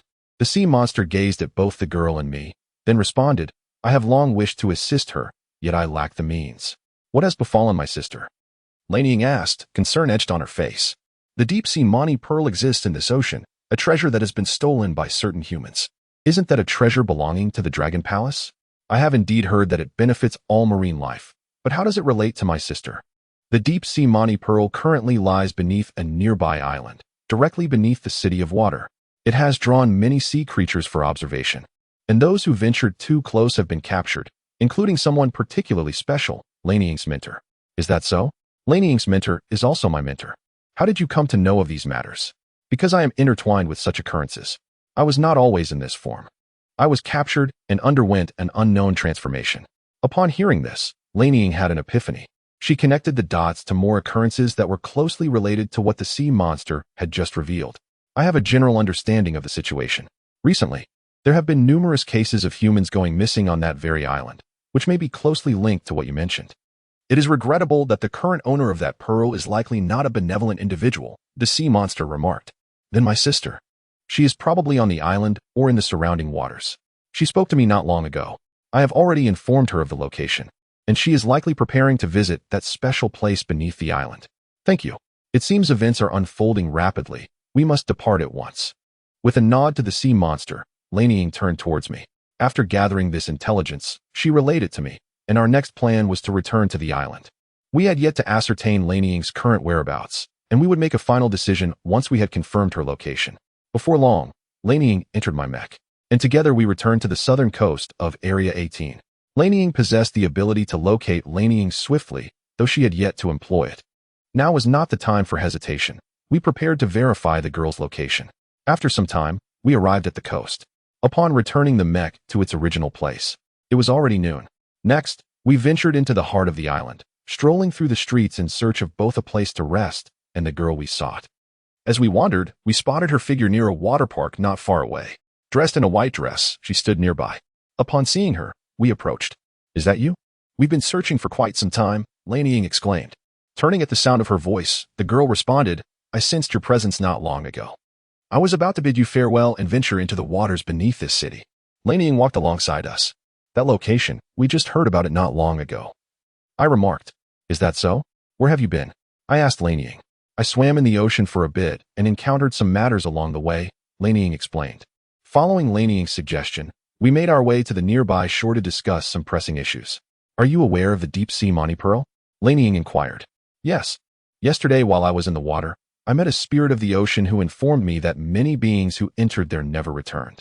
Do you intend to go there? Yes. It seems our mentor is also involved. Is that so? You've stumbled upon quite the predicament, Laneying sighed. Perhaps I should accompany you on your journey, I suggested. I am intrigued by this situation and wish to help, especially considering the debt I owe to that girl. Why? Both girls looked at me in confusion. It's nothing. Laneying saved me, and I have some free time, so I don't mind coming along. Very well, Laneying agreed. Laneying remained silent, then chuckled softly, then it settled. Thus, we made our arrangements, deciding to set out shortly. We spent the afternoon at a seaside shop, enjoying drinks. By 1 o'clock, we made our way to the northern coast, having learned that the hidden region beneath this area, known as the underground city of water, was situated nearby. We would commence our journey from there. The three of us boarded the dark blue mech and headed towards the surface of the northern coast. It should be around here, Laneying stated. Then let us dive into the water and prepare ourselves, I instructed. I took control of the mech and submerged into the ocean. Laneying had previously obtained the approximate location of the secret base from the sea monster and marked it on the map. Now, we simply needed to follow the designated route. This operation involved only the three of us, ensuring thorough preparations. As we descended through the water, moving towards our destination, we eventually arrived at a rocky area, surrounded by numerous stones resembling mountain ranges. According to the sea monster, the entrance should be near here, yet our searches in the vicinity had yielded no results. Xingza, it is time for me to venture out and explore. There are certain locations that cannot be discovered solely by this machine, Laneying stated. Indeed. The ocean contains many unique areas. I shall join you, Laneying agreed.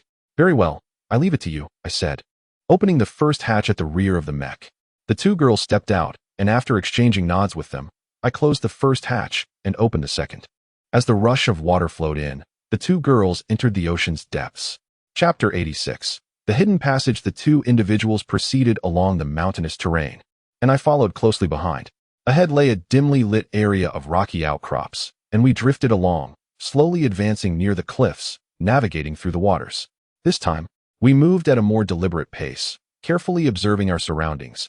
As the area was exceedingly intricate and expansive, perhaps we had overlooked something, prompting our slower progress. As we continued forward, I activated the illumination lights of my mech to their brightest setting, hoping to uncover any hidden details. After some time, we arrived at the central basin of the mountainous region. Yet, still, no entrance was in sight. At this juncture, confusion began to set in. I feared our efforts might yield no results, just as before. Thus, I resolved to remain on the seabed pathway. Any discoveries? I inquired. None. According to the sea creature. There should be something nearby, replied Laneying. I glanced around and cast the light further ahead, where I noticed an underwater passage with an opening. Perhaps that was the way. We haven't explored that opening yet. Let us investigate, I suggested. Both nodded in agreement, and we headed towards that direction. After a brief while, we followed the underwater path and arrived at the entrance of the cave, enveloped in darkness. I illuminated the front with my lights, but the darkness persisted. The light seemed insufficient to penetrate the depths. What is going on? The light can't reach the end, I remarked. Let us proceed further, Laneying suggested. And Langston joined her as they swam ahead. Not long after, they reached a dead end, surrounded by rocky layers. I followed closely behind. Why aren't you continuing? I asked, puzzled. There is no path ahead, she replied. Is that so? Yet the light still does not reveal the end, I expressed. Given that there was supposedly no route forward and the underwater lights failed to illuminate anything, it seemed there was some obstruction hindering our progress. Approaching the two young women, I concentrated my senses and perceived what appeared to be a barrier ahead. It seems there is a special barrier impeding our advance, I concluded. Indeed. It would be strange otherwise. It must be a barrier designed to prevent outsiders from entering, Laneying stated. In an instant, a blue glow radiated around Laneying as she softly chanted an incantation. I observed various hues of light swirling around her, as the blackened fog surrounding the barrier gradually dissipated, revealing a door before us. That must be the entrance, I surmised. There's no doubt about it. Let us prepare to depart, Laneying declared, moving towards the door and pushing it gently. Moments later, it opened automatically. However, the door was relatively small, seemingly inadequate for my mech to pass through. After the two women entered, it became evident that I could not follow. They quickly noticed this and returned. Can't you come in? She asked. Correct, I confirmed. Then come down and join us, Laneying proposed. It was indeed an excellent suggestion. Here, 3,000 meters beneath the sea. I wasn't overly concerned about withstanding the water pressure, yet upon reflection, I realized I had little to fear. A brief period underwater posed no issue. After years of cultivation, I was no longer the same. The harmony I had attained had indeed broadened my capabilities. The fear of the unknown was unnecessary for me. Thus, I opened the first hatch of the mech, then remotely activated the second hatch. Water surged in, and I did my utmost to extricate myself from the mech. At that moment, Langston and Laneying approached my side. Are you all right? They asked. Sort of, I replied. After floating for a moment, I gradually acclimatized. Returning my goggles to the mech, I began to swim forward alongside the two young women into the tunnel. Previously, when I fell into the water, I had forgotten my surroundings, too focused on the battle, and lacked my original spirit. Various factors led to that experience. However, at this moment, as both young women each took my hand, I felt surprisingly at ease in the water. Strange, I don't feel much resistance. I can breathe normally here? I wondered aloud. That's the power of Langston and me. We can share oxygen, Laneying explained. At that moment, a gentle luminescence emanated from them, which had a soothing effect on me, making my underwater experience much more comfortable. Everything seems fine now, I remarked. Good, then let us keep moving, Laneying said. And we quickened our pace, propelling ourselves through the ascending tunnel. Surrounding us was a dim haze, illuminated only by our faint blue glow. After a short while, we reached a barrier blocking our path above, which Laneying broke through with a swift kick. Light flooded in, and the next moment, we entered a realm shimmering with unusual brilliance. In a flash, we crossed through the luminescent circle, arriving in an entirely different place. Upon surfacing, we found ourselves in a vast meadow. Where are we? I pondered aloud, catching sight of a pond nearby as we swiftly made our way to the shore. This location doesn't appear on the map. Could it be outside the known area? I speculated. Somewhat. Such places exist in the ocean or on land, amidst jungles. But most people overlook them, Laneying explained. This must be the underground base, Langston observed. The two seemed to grasp the situation, while I remained perplexed. However, I understood that this place was distinct from where we had previously been. After traversing that tunnel, we had likely arrived in an extraordinary realm. I doubted this location fell within the boundaries of the new century metropolis. Look ahead, that towering iron structure, Laneying pointed out. We all turned our gazes towards a colossal iron tower looming in the distance, shrouded in a thick mist that obscured much of its form. That may very well be where people are confined, Laneying suggested. Is that so? Then let us investigate, I replied, and we began our journey towards the immense tower. The path before us was obscured by fog, reminiscent of a mountainous region. Where exactly were we? Even now, it remained uncertain. We continued towards the iron tower, traversing a plateau adorned with flowers and trees. The gentle breeze carried the fragrance of blossoms. At first glance, it appeared to be a picturesque locale. Those residing here should not be malevolent beings. Yet, One could not judge solely based on such feelings, as we could encounter thieves or kidnappers ahead. More than anything, I yearned to truly understand what this place was all about. With that in mind, we pressed onward towards the towering iron structure. Chapter 87. Above the plateau and the giant tree, we advanced along a narrow path through the grassland, surrounded by a plethora of beautiful flowers. Their fragrance carried by the gentle breeze as we made our way towards the iron tower in the distance. Not long after, we arrived near the tower, where we beheld several formidable guards ahead of us. These were colossal beings, towering over 2 meters in height, with an appearance that was peculiar, though humanoid. Their skin and demeanor were distinctly non-human. As we approached, the guards noticed our presence and began to stride towards us. "Who goes there?" inquired one of the tall, lizard-faced creatures. We fell silent momentarily. "May I ask where this place is?" I ventured to inquire. "This is our kingdom. Do not wander in carelessly." The lizard-faced man replied sternly. "Whose territory is this?" Lawning asked. "The territory of its rightful owners," he answered. "What lies within that enormous tower?" I questioned, intrigued. "That is a peculiar inquiry. It is filled with various treasures," he remarked. "Are there humans like us inside?" I pressed. "Indeed, but you shall not be permitted to enter. Depart at once." The lizard man insisted, and the other guards regarded us with ill intent. Exchanging glances, we deduced it prudent to retreat. Thus, we turned away and headed back, while the guards returned to their previous positions. After retreating to a considerable distance, we paused beneath a large tree at a nearby bend. Feeling we had distanced ourselves from the guards, "What should we do next?" Lawning inquired. "I believe we must find a way to enter the tower," Lon Xian asserted. "Perhaps we should first survey the terrain for alternative passages, as we are unfamiliar with this area," I suggested. "That makes sense," Lon Ing concurred, nodding in agreement. The three of us decided to encircle the vicinity for observation. "Let me take charge of this. I am capable of flight," I proclaimed. With that, I leaped into the air, soaring upwards, my feet alighting upon the azure clouds as I ventured into the sky. "Impressive. You can fly?" Lawning exclaimed. "No, it is largely due to the power of the primordial spirit. I am not so formidable," I replied, ascending higher to survey the surroundings. I sought a vantage point to better observe this ethereal realm. Although I could hover, it was only for a brief moment, as I could not sustain it for long. As I scanned the horizon, amidst the misty expanse, I spotted a colossal tree rising majestically into the clouds, shrouded in a veil of fog.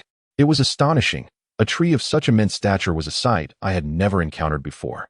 I resolved to approach it in search of a suitable landing spot. Accelerating my pace, I descended beneath the great tree, landing upon one of its immense leaves. From this vantage point, I beheld a cascade of water flowing downward, resembling a waterfall. Gazing upward, the source of the water was nearly obscured by the thick mist, perhaps cascading from the clouds above. Intrigued, I began my ascent along the tree, yearning to uncover the source of this enchanting phenomenon.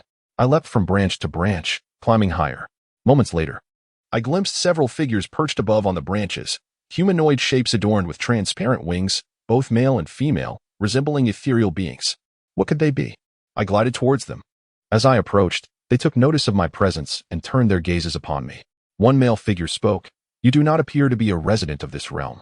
Are you human?" I nodded in affirmation, replying, "Indeed, as you surmised, I seek to understand where I find myself." A poised female figure hovering in midair stated, "You are in the world within the deep blue pearl. To arrive here, there are several means. Did you inadvertently wander into its depths while at sea?" "Yes. My companions and I traversed a tunnel and found ourselves here without realizing it," I recounted. My words piqued the interest of the figures, and several other humanoid beings approached. "What brings you to this realm?" the female inquired. "We seek answers. It is said that a deep-sea Mani pearl was stolen from the waters of the South Sea, and that a malevolent individual has been capturing souls here.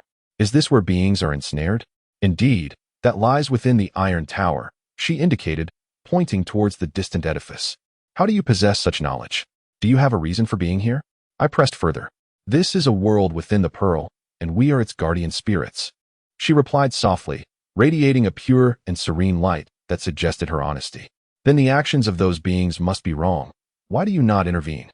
We are the guardians of this realm's order, yet the being who possesses the pearl is its master, and he has placed restrictions upon us. Regrettably, we cannot assist. What must we do to defeat him? My companions and I wish to rescue those trapped within," I implored. "If you are willing to assist, there is indeed hope to vanquish the current master, for you, unlike us, are not bound by his constraints." Please guide us. We are eager to help. May I summon my companions? Certainly. As long as you remain near the ascending tree, you may move freely. Very well, I agreed, promptly descending from the ascending tree to rejoin my two companions, who were not far off. Let us journey to the base of the ascending tree. There reside extraordinary guardian spirits and deities, I urged. Is that so? Then lead us there, Lanning replied, extending her hand towards me. I landed, grasping her hand, and then Lan Xian's, lifting both of them into the air as we soared towards the magnificent tree. They were light, and I effortlessly carried them aloft. In no time, we arrived at the foot of the ascending tree, where I landed on a lower branch. This place is truly vast, Lanning marveled. Soon, their gazes were drawn to several ethereal figures hovering nearby, clad in garments of green, blue, and vibrant colors. The divine beings glimmered with a soft radiance as they gradually approached us. These are the deities, Lanning and Lan Xian whispered in awe. As the divine beings reached us, enveloped in a halo of light, we found ourselves surrounded. Numerous other guardian spirits, differing from the ones before us, observed from a distance. This is, under the kaleidoscopic glow, myriad images flooded my mind, and in that fleeting moment, we comprehended much about this place and the events that had transpired. It was indeed a sorrowful tale. We received the memories of the deities regarding the recent upheavals in this land. Is this truly so? This is what you wish to convey to us, I spoke after a brief silence. The deities nodded solemnly, acknowledging my words. Chapter 88. Within the Iron Tower, having gained a general understanding of the situation, we recalled certain events from the memories of the gods. The land had been seized. To put it simply, the master, having taken the precious gem, acquired the power to dominate this place. The common folk were not the main concern, but this master possessed considerable magical prowess, enabling him to exert control and engage in malevolent deeds. It was said that he conducted inhumane experiments and cast wicked curses upon both the marine creatures and the nearby humans. Given the proximity to the city of water, the local populace occasionally bore the brunt of his wickedness. To resolve this dilemma, we needed to infiltrate the Iron Tower and devise a plan to confront this master. The guardian spirits dwelling within the great tree were powerless in this regard, leaving us as the only potential solution. The interior of the Iron Tower was perilous. Would you be willing to assist us in resolving this predicament? If you wish to leave, we possess the means to facilitate your exit. No need for that. Since we are here, we shall see this through, I replied. Indeed, we will lend our aid, especially since our companions are also caught in this turmoil. Lanning nodded in agreement. Lan Xian concurred as well. The three of us were resolute in our decision. Allow me to share an effective means of entering the Iron Tower, a female guardian spirit announced.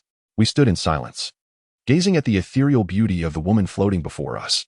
It is not so much a method, but rather a means to teleport you directly to the tower's center. Easily achievable with our power, she explained. Is that so? Then let us proceed. It will save us time in entering the tower, Lanning suggested. We nodded in silent agreement. Please prepare yourselves. You will soon enter the interior, which is fraught with danger. If fortune does not favor you, you may encounter foes immediately, she cautioned. No problem. Understood. Let us begin, we affirmed.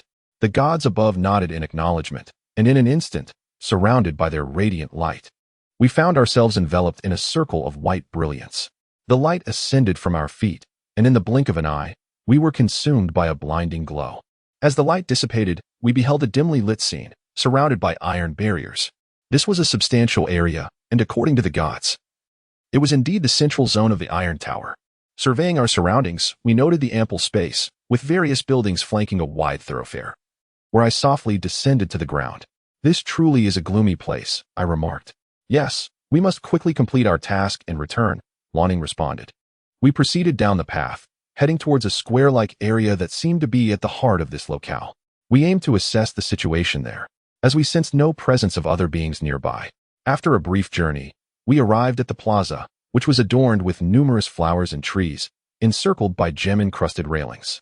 As we stepped into this square, the atmosphere transformed dramatically.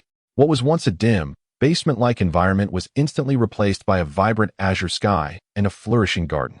We could not help but wonder if we had inadvertently exited the tower and found ourselves outside, yet it was evident that we remained within its confines.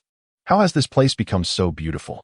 Lanning mused, when suddenly, the scenery around us began to shift unpredictably, akin to clouds morphing in the sky.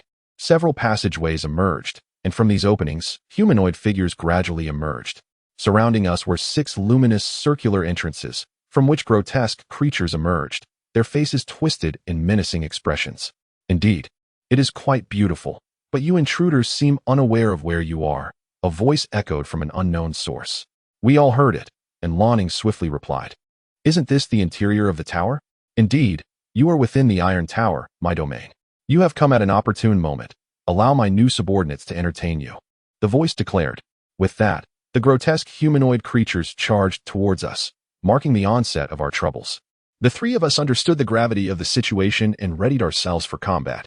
I conjured forth my sword, cleaving through the line of creatures before me with a single stroke, while another, resembling a man with a bull's head, approached rapidly, launching a kick that I deflected with a burst of azure energy. Meanwhile, Xian and Lawning dispatched their own share of the twisted beings, some of which appeared to be grotesque hybrids of humans and animals, exuding a familiar dark aura. We were left pondering the true identity of the master who had spoken to us earlier. These creatures bore a hint of humanity. They could very well be the missing individuals we sought. "Do not strike too hard," Lawning cautioned. Although she recognized the danger, her own strength was formidable, as a single punch could send a creature flying, an outcome that would likely result in severe injury for a normal human. However, these monsters were no ordinary beings. Their bodies were robust, and their speed and power exceeded those of mere mortals, each one a weapon of war in its own right. I see now. The human experiments refer to this, do they not? Very likely. We must locate the master and ensure he is dealt with appropriately, Lawning replied. Just then, laughter echoed from above. You are like caged birds, struggling in vain. From this voice, it seemed the master could perceive and hear our every move and utterance. Such a conclusion was prudent. If this were indeed the case, our situation could become quite precarious. According to our communications with the gods, to shatter the bindings here, we must identify the master, who was likely observing us from the shadows. What should we do next? I inquired. There are many options. However, first, let us survey the terrain, Lawning suggested. Sister, I sense numerous human presences below, Xian remarked, having detected the presence of individuals beneath us. Indeed, those below may very well be the previously missing individuals. We must find a path leading downward, Lawning stated, and we all concurred, continuing forward towards the garden. As we progressed, Lawning whispered something to Xian, her words too soft for even the master to overhear. Perhaps he was not paying close attention. He might not be monitoring us constantly, but I caught her words. It is unfortunate we lack telepathy, I thought. At that moment, Lawning and Xian separated, and we continued side by side, with me positioned in the middle. Before long, Lawning suddenly posed a question. If the master can see us from any corner of this place, what shall we do? It matters not. I shall not dwell on such concerns. We will find a way, I responded. However, I have a rather splendid proposal, Lawning suggested. With that, a radiant light began to emanate from around her, and she chanted incantations with remarkable speed. As her voice resonated, I observed red and blue luminescence encircling us, forming a protective barrier. Within this sphere, we had seemingly transitioned into a unique space. Can he see us now? This should render us invisible to the master, she concluded. A barrier composed of red and blue light. Could it be akin to a protective enchantment? I inquired, can you perceive it? You can even discern its structure. What remarkable skill. I can only see these 2 hues. Let us consider this a protective barrier, by Ing elucidated. It is a technique imparted to us by our master for the sake of our safety. The precision of my sister's barrier is exceedingly high. Those lacking significant prowess should remain oblivious to our presence, by Xian remarked. Somewhere within the Iron Tower, the hidden master of the tower could no longer perceive the existence of the 3 individuals, as if the previously connected channel had lost its signal. Neither sight nor sound reached him. They seemed to have wandered into a frequency beyond his reach, rendering any earnest attempt to locate them unnecessary. Nevertheless, it mattered not. The master remained seated in silence, observing the unfolding events. Meanwhile, we proceeded toward the distant entrance of the tower's staircase. Chapter 89. Ascending to the upper levels as we progressed along the path through the prairie, we unknowingly reached the end, where an exit awaited us. Crossing through the threshold, we beheld the entrance to a staircase. To one side it ascended, while to the other it descended. The vast and expansive steel staircase led us into a dimly lit area, likely a result of traversing a specific zone that altered the surrounding environment significantly. According to our plans, we were to descend.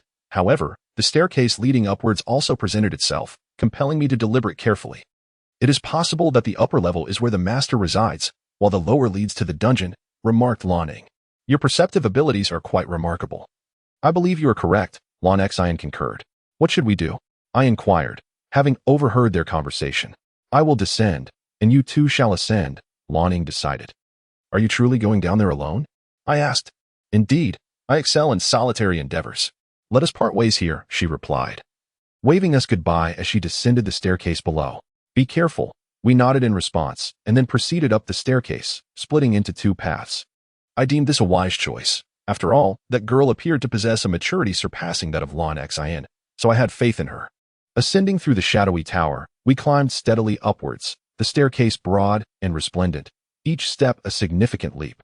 After a considerable duration, akin to scaling a mountain, we finally glimpsed a glimmer of light around the next corner. The exit was near.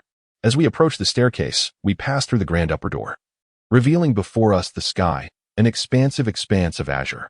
Yet, looming directly above us was an ominous shadow, a colossal structure. What could it be? A closer inspection would soon reveal the truth. Is that part of an iron tower? Lon Xian mused. Yes, but it appears to be floating in midair, I noted. Upon closer examination, we discerned that we were situated approximately in the center of the tower, with each level seemingly harboring suspended regions. It was immense, resembling an aerial fortress. I had previously overlooked this fact, or perhaps it had not manifested until now. The tower floated gently, akin to magnetic levitation. Above us, we observed crystalline platforms suspended in the air, arranged like steps, leading to the higher levels. It seems we must ascend those crystal stairs to reach the next level, I remarked. Indeed, it appears so, Lon Xian nodded in agreement.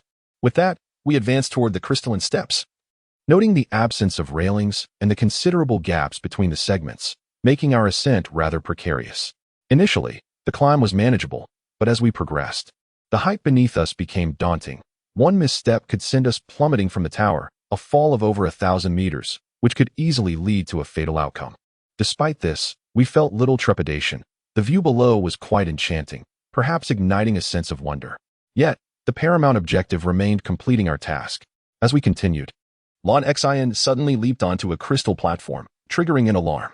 The platform plummeted swiftly, startling her momentarily, prompting an immediate jump toward another nearby crystal. She managed to leap a distance equivalent to 4 platforms, showcasing impressive agility. Fortunately, the crisis was averted, but in the blink of an eye, several figures appeared from various directions, soaring towards us. They were humanoid figures clad in deep blue, adorned with wings upon their backs, converging from the heights. Intruders detected. Over there, shouted one of the deep blue avian guards. Instantly, the airborne figures turned their attention to us, brandishing weapons as they approached menacingly. Their intentions were evidently hostile. In an instant, one of the deep blue guards lunged towards Lon Xian, swinging a staff that she deftly evaded before delivering a kick that sent him spiraling 5 meters away, temporarily destabilized in midair. Meanwhile, 2 deep blue guards advanced toward me. I unleashed a wave of azure light from my palm, sending them reeling back. They did not appear to be formidable foes. However, our initial assaults did not incapacitate them. They quickly regrouped, splitting into 2 groups. 3 guards charged toward me while 2 approached Lon Xian. The trio of guards attacked from different angles. With only a single crystal platform beneath my feet, I leaped into the air, evading their strikes. I then conjured a blade of light, cleaving through the 2 guards below, sending them hurtling away. The remaining guard was similarly dispatched with an additional strike. One of the guards plummeted downward, while the other 2, their forms disrupted by the impact, exhibited a chaotic transformation, their bodies partially dissolving into water, akin to snakes shedding their skin. One guard disintegrated completely under the force, scattering into droplets that fell toward the earth. On Lon Xian's side, the battle concluded swiftly. Her prowess allowed her to dispatch the deep blue guard with remarkable efficiency, sending him crashing from the heights. Have we been discovered? I approached Lon Xian, questioning her. Yes, while the barrier conceals us from distant foes, those nearby can still perceive our presence, Lon Xian explained. Then let us proceed. The crystal platforms are unstable, and we may encounter further challenges ahead. Allow me to assist you in flying to the summit of those stairs, I offered. Lon Xian nodded in agreement, and together we ascended, propelled by my azure-red cloud, gliding along the path of the crystalline platforms. Before long, we arrived at the passage leading to the next level. It shimmered with a faint luminescence, prompting us to advance. Stepping through the entrance, we found ourselves in a corridor. After traversing a short distance, we beheld a stunning vista ahead, a blue sky intertwined with a deep blue sea. Upon reaching the coastal path, the ocean stretched infinitely before us, with bridges spanning its surface, resembling orderly roads upon the water. This environment starkly contrasted with the previous level, perhaps a unique feature of this iron tower. As we surveyed the vast expanse of the ocean, I proposed we should cross the sea and traverse those pathways to reach the other side. Indeed. Let us first ascertain if there is anything peculiar about this level. The master may reside here as well, Lon Exine suggested. Agreed. In that case, let us set forth without delay, I affirmed, and so we proceeded along the coastal path towards the network of maritime roads. Chapter 90. The sea route in the regions of the southern city, specifically in the 16th to 18th sectors of the new century metropolis, lies a beautiful city known as the City of Water. At night, a legend whispers through its streets. Beneath the surface of this city resides an undefeated champion of combat, a figure who has never known defeat, captivating both underground duelists and spectators alike. This enigmatic persona is known as the Iron-Faced Demon. In the underground arena, his specialty is to vanquish foes in the blink of an eye, regardless of whether they are fierce beasts or formidable men. Their fates are invariably the same. The mask he wears has become a symbol of his notoriety, widely sought after in the shops of the city. Yet no one has ever beheld the truth behind his mask. I, alongside Lon Exine, traverse the watery path, knowing that our only option is to advance. The likelihood of encountering our master above is substantial, leaving us with no choice but to follow the sea route. The scenery is undeniably beautiful. However, not far ahead, we spot the figures of the deep blue sentinels. Their presence signals trouble, yet it also suggests that we are on the right path. I glance ahead, and Lon Exine nods in understanding. As we enter the search zone of the deep blue sentinels, they quickly notice our presence and prepare for battle without a moment's hesitation. Several of these sentinels engage us. Although we possess a significant advantage in strength, this is their territory. After swiftly resolving the confrontation, we hasten our pace, aware that lingering here could lead to greater troubles, possibly being surrounded by new adversaries. Our only goal is to reach the Iron Tower's destination or locate our master. Proceeding step by step, uncertain of what lies ahead, we run without uttering unnecessary words, for our objectives are clear. Along the watery path, the surrounding sea occasionally erupts with life. Fish and enemies alike leap forth. The deep blue sentinels react to our passage, springing from the depths to obstruct our way. Thieves, you shall not pass, one sentinel declares, as a multitude of others advances toward us. Combat is unavoidable, as they encircle us. What is your master doing now? Do you understand? I inquire. You need not speak. We are aware. Our master's orders are absolute. We must expel you, they retort. You remain oblivious. Your master is no longer the same as before. Is your order merely to obey? I respond, challenging their convictions. For the invaders, our tasks remain unchanged. The deep blue sentinel asserts. Indeed, the gem heralded as the heart of the world has been seized. You may find it hard to believe, misled beings, I continue. Forward, commands the sentinel, and I cease my words, readying my black sword for combat. Lon Exine prepares as well, and in an instant, the deep blue sentinels surge toward us. Eager to strike, I leap into action, my black sword gleaming as I pierce through the throng of sentinels, akin to an arrow. Those in my path are struck back, some even falling into the sea. Now's our chance, let us go? I call to Lon Exine. She responds by evading one sentinel, using another's shoulder to propel herself toward me. Curse it, what formidable thieves. It seems our strength is insufficient to subdue them, one deep blue sentinel remarks. Retreating from another direction, we pay no heed, for with the enemy's disappearance, we can only continue forward. As we press onward along the sea route, the sky remains brilliantly clear. Yet, gradually, the sea ahead grows tumultuous, waves crashing relentlessly toward us, resembling a mighty current intent on halting our progress. It appears we are confronting some formidable power, perhaps that of the master, I muse. Is the massive wave a problem? Lon Exine asks.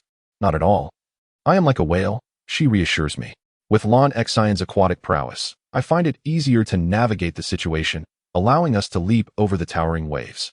Making a swift decision, I grasp Lon Exine's hand, and together we soar into the air, avoiding the impending collision with the great waves below.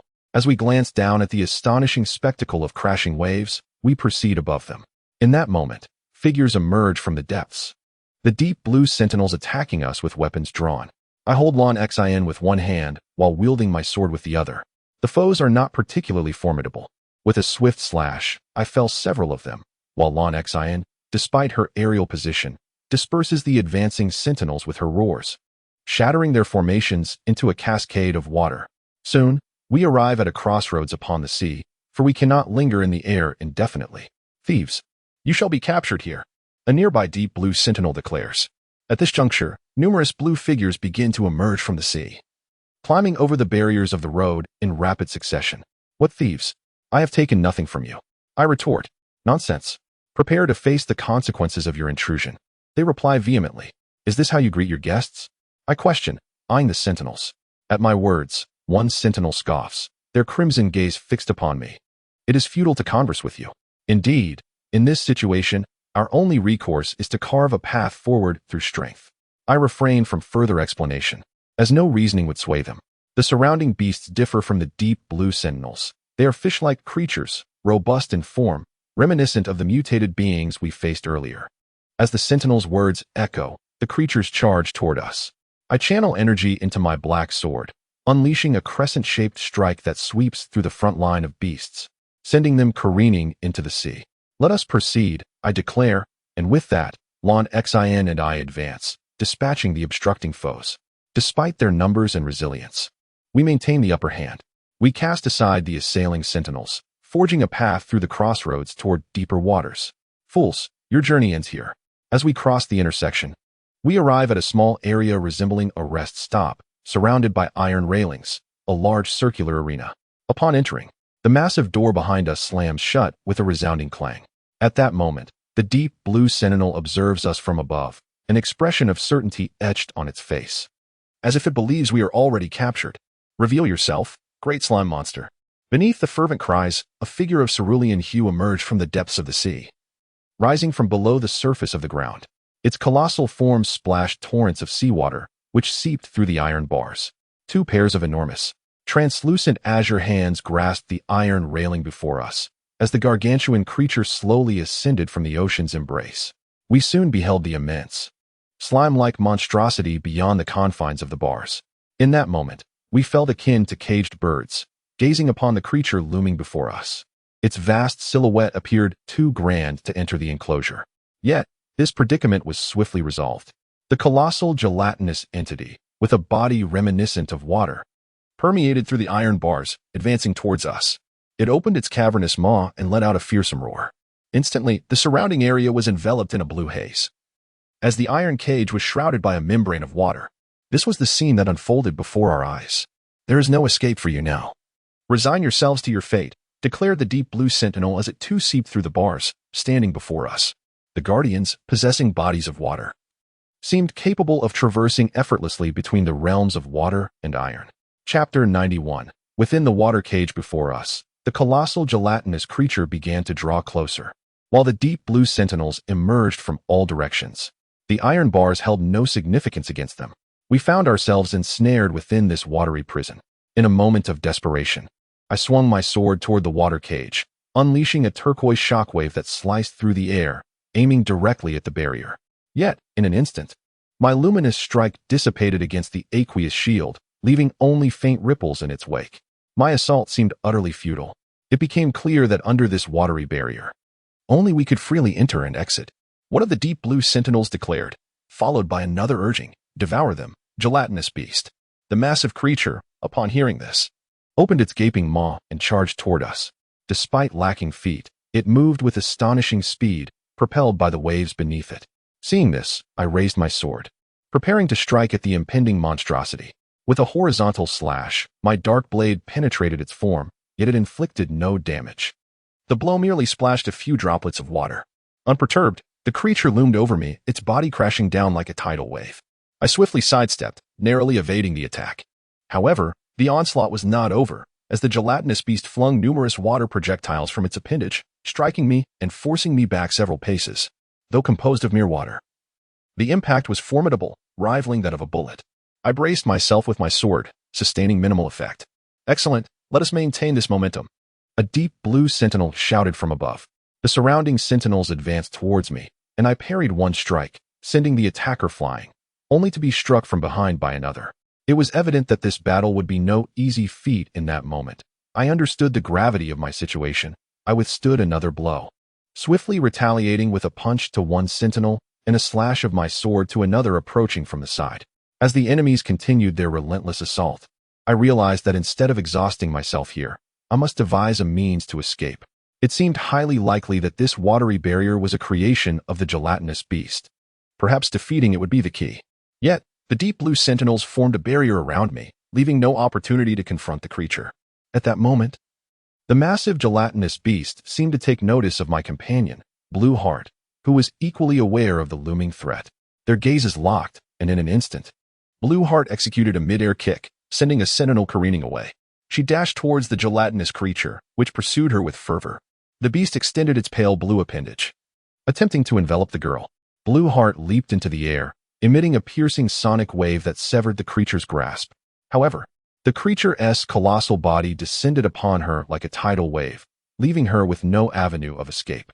In an instant, its vast and transparent form engulfed Blue Heart, swallowing her whole. In that moment, she felt as though she were drowning in the ocean, trapped within the belly of the gelatinous beast, lodged in the upper part of its abdomen. If it were seawater, she could swim to safety, but this was no ordinary water. It was thick and viscous. The dense fluid restricted her movements, rendering it nearly impossible to escape the embrace of the deep blue substance. Blue Heart, I observed from the side, witnessing the girl struggle within the creature's form. In that moment, I summoned all my strength, dispatching several sentinels. Time was of the essence, and I charged towards the gelatinous beast. With each step, I maneuvered through the throng, thrusting my sword toward its abdomen. The blade gleamed brightly, and I hoped to create an opening to rescue her. However, in the next moment, a massive hand descended, crashing down upon its abdomen and blocking my escape. The prison of water felt oppressive, the pressure constricting my movements and leaving me immobilized. In that instant, I comprehended Blue Heart's predicament, yet my own situation appeared dire. Ha ha ha, that fool has thrown herself into the belly of the beast. How utterly foolish. Yet, she dared to strike me with her sword. One sentinel sneered upon witnessing the scene. And that girl, she had the audacity to kick my sacred form with her bare feet, another deep blue sentinel added. It seemed necessary to administer a fitting punishment. The deep blue sentinels stood before us, watching our struggle with perverse delight. Struggle, it must be painful, cry out. I long to hear your anguish. We writhed within the belly of the gelatinous beast, gasping for breath, and even uttering a cry felt nearly impossible. I glanced at Blue Heart, sensing her intent, and tilted my head in inquiry. She extended a finger towards her ear, signaling me to cover it. Understanding her message, I complied. I then signaled to Blue Heart that I was ready. She inhaled deeply, her entire being enveloped in a gentle blue radiance, even her hair shimmering with light. In an instant, her roar erupted like thunder, resonating outward with astonishing power, causing the surrounding earth and water to tremble. What is this? What has that girl done? A nearby sentinel exclaimed, clutching his ears in shock. It's deafening. What is happening? Gelatinous beast, do something. Another sentinel urged, struggling to maintain composure. Under the influence of the sonic waves, the deep blue sentinels appeared fatigued, their forms gradually disintegrating, dripping like melting ice. Curse it, I am dissolving. One lamented. How can such a sound wield such power? Life is so fragile, like water, like clouds. The deep blue sentinels spoke as they transformed into water, scattering upon the ground. Fear not, my comrades, the gelatinous beast and we are one, inseparable. Let us join forces to vanquish those two intruders. As the deep blue sentinels melted away, their essence coalesced toward the gelatinous beast, transforming into shimmering droplets that merged with the monstrous entity. This will surely defeat them, one sentinel declared as it fused with the gelatinous creature, which grew even larger, its grip tightening. Is this an extraordinary unity in the face of adversity? I mused. At that moment, my body was enveloped in a radiant orange-blue glow, shielding me from the surrounding currents, while the sound waves had little effect on me. Just a bit longer, and we shall overcome them. Another deep blue sentinel proclaimed, merging with the gelatinous beast. The binding force of the water around us intensified. Yet Blue Heart's roar persisted, and around her, the water began to exhibit peculiar ripples, resembling fractures in reality. As the gentle azure glow rippled, the enormous gelatinous creature gradually expanded, and at the moment it reached its critical point, it erupted, transforming into countless droplets that scattered in all directions. With the dissolution of the watery prison, we found ourselves descending onto the ground. Your sense of responsibility is truly commendable, yet perhaps you have misinterpreted certain aspects. I exchanged glances with Lanshin to confirm our situation. Once assured that all was well, we continued onward along the path ahead. Beneath the roar, the iron bars had twisted, allowing us to pass through with ease as we ventured forth. How could this be? Murmured the fallen guard, barely clinging to life. Chapter 92. The Guardian of the Iron Tower. We traversed a place resembling a cage, advancing toward the narrow path that stretched across the sea before us. In the distance, shrouded in mist, the outlines of mountains could be faintly discerned. It was likely the path leading to the next level. We continued our relentless sprint, pausing only when the traces of pursuers had nearly vanished. Progressing at a leisurely pace, we observed our surroundings, uncertain of our next direction. Beside me, the girl named Lan Xian remained silent, yet her demeanor belied any confusion. She walked ahead with a clarity of purpose that I could perceive. Lan Xian, do you know where we should go next? I inquired. There, Lan Xian replied, pointing toward a distant section of the mountain range. Is that the path to the next level? I asked. Nodding, Lan Xian affirmed, it should be. Our destination is the very top of the Iron Tower. The top? You mean to say you know where the master resides? I queried. Indeed, just moments ago, I sensed a voice reaching the tower's summit. I felt that the person we seek is up there, including the master, Lan Xian explained. Is that so? If you say so, then it must be true. Let us hasten our journey. Agreed, she replied. After a brief exchange, we quickened our pace, continuing along the coastal path. Our stamina seemed ample, and we maintained a steady speed. With our direction clearly defined, we bypassed any forks or turns, leaping over them directly, striving to close the distance with utmost speed while hoping to evade any interference. Such hopes proved futile. During our rapid flight, we encountered several waves of deep blue guardians pursuing us.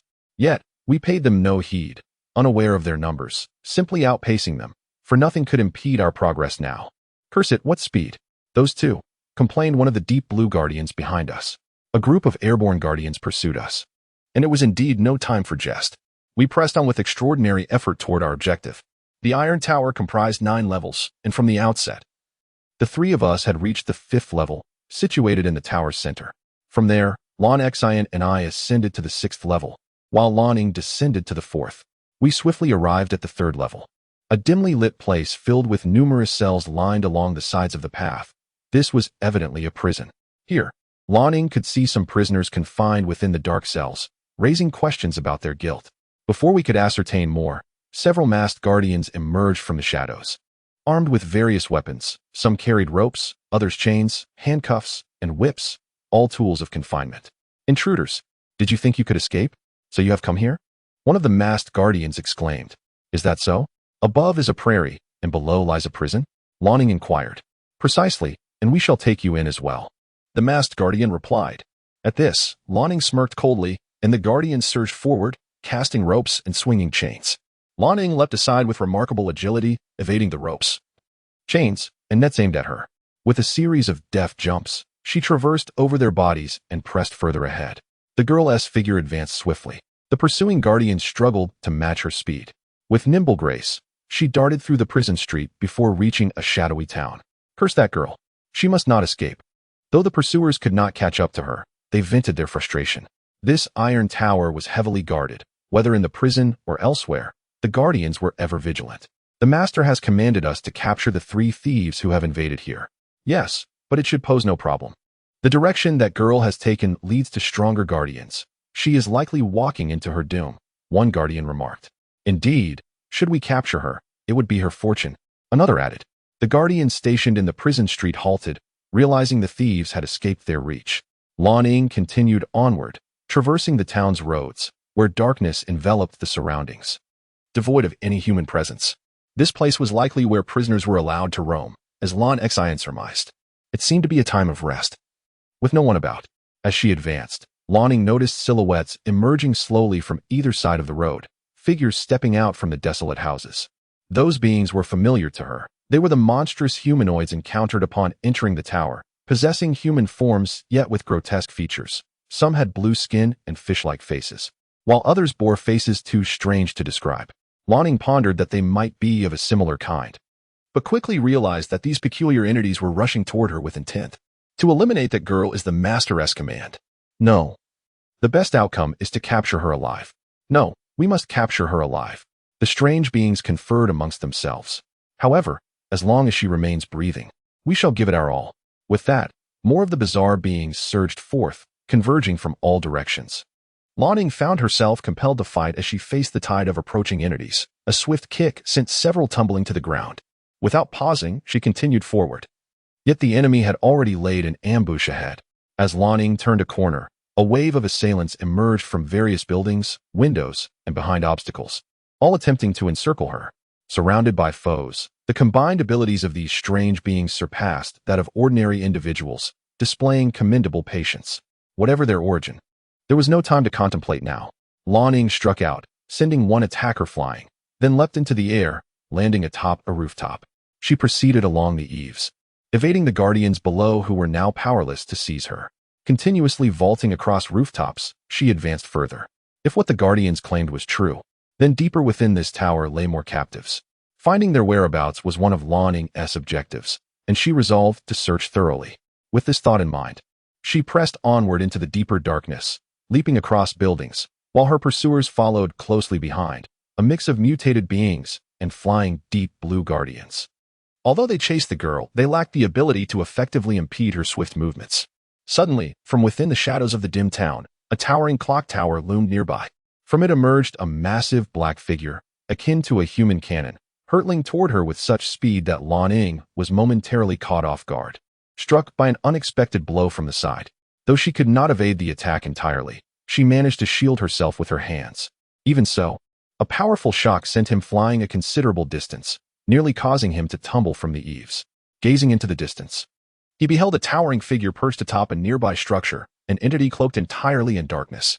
Its formidable stature surpassed 2 meters, exuding a robust presence akin to that of a colossal machine, yet possessing an even greater strength. Within the dimly lit town, the illumination from the high tower gradually pierced through the gloom. The figure became discernible, featuring a conical visage and cylindrical limbs, each segment encased in dark, leathery skin. "Surely, you are not human?" Lanning inquired. "Are you not the same?" "I am the guardian of the Iron Tower, dispatched to subdue you," declared the guardian of the tower. "Come if you possess the courage. Justice shall prevail," Lanning replied, her gaze unwavering upon the adversary looming above.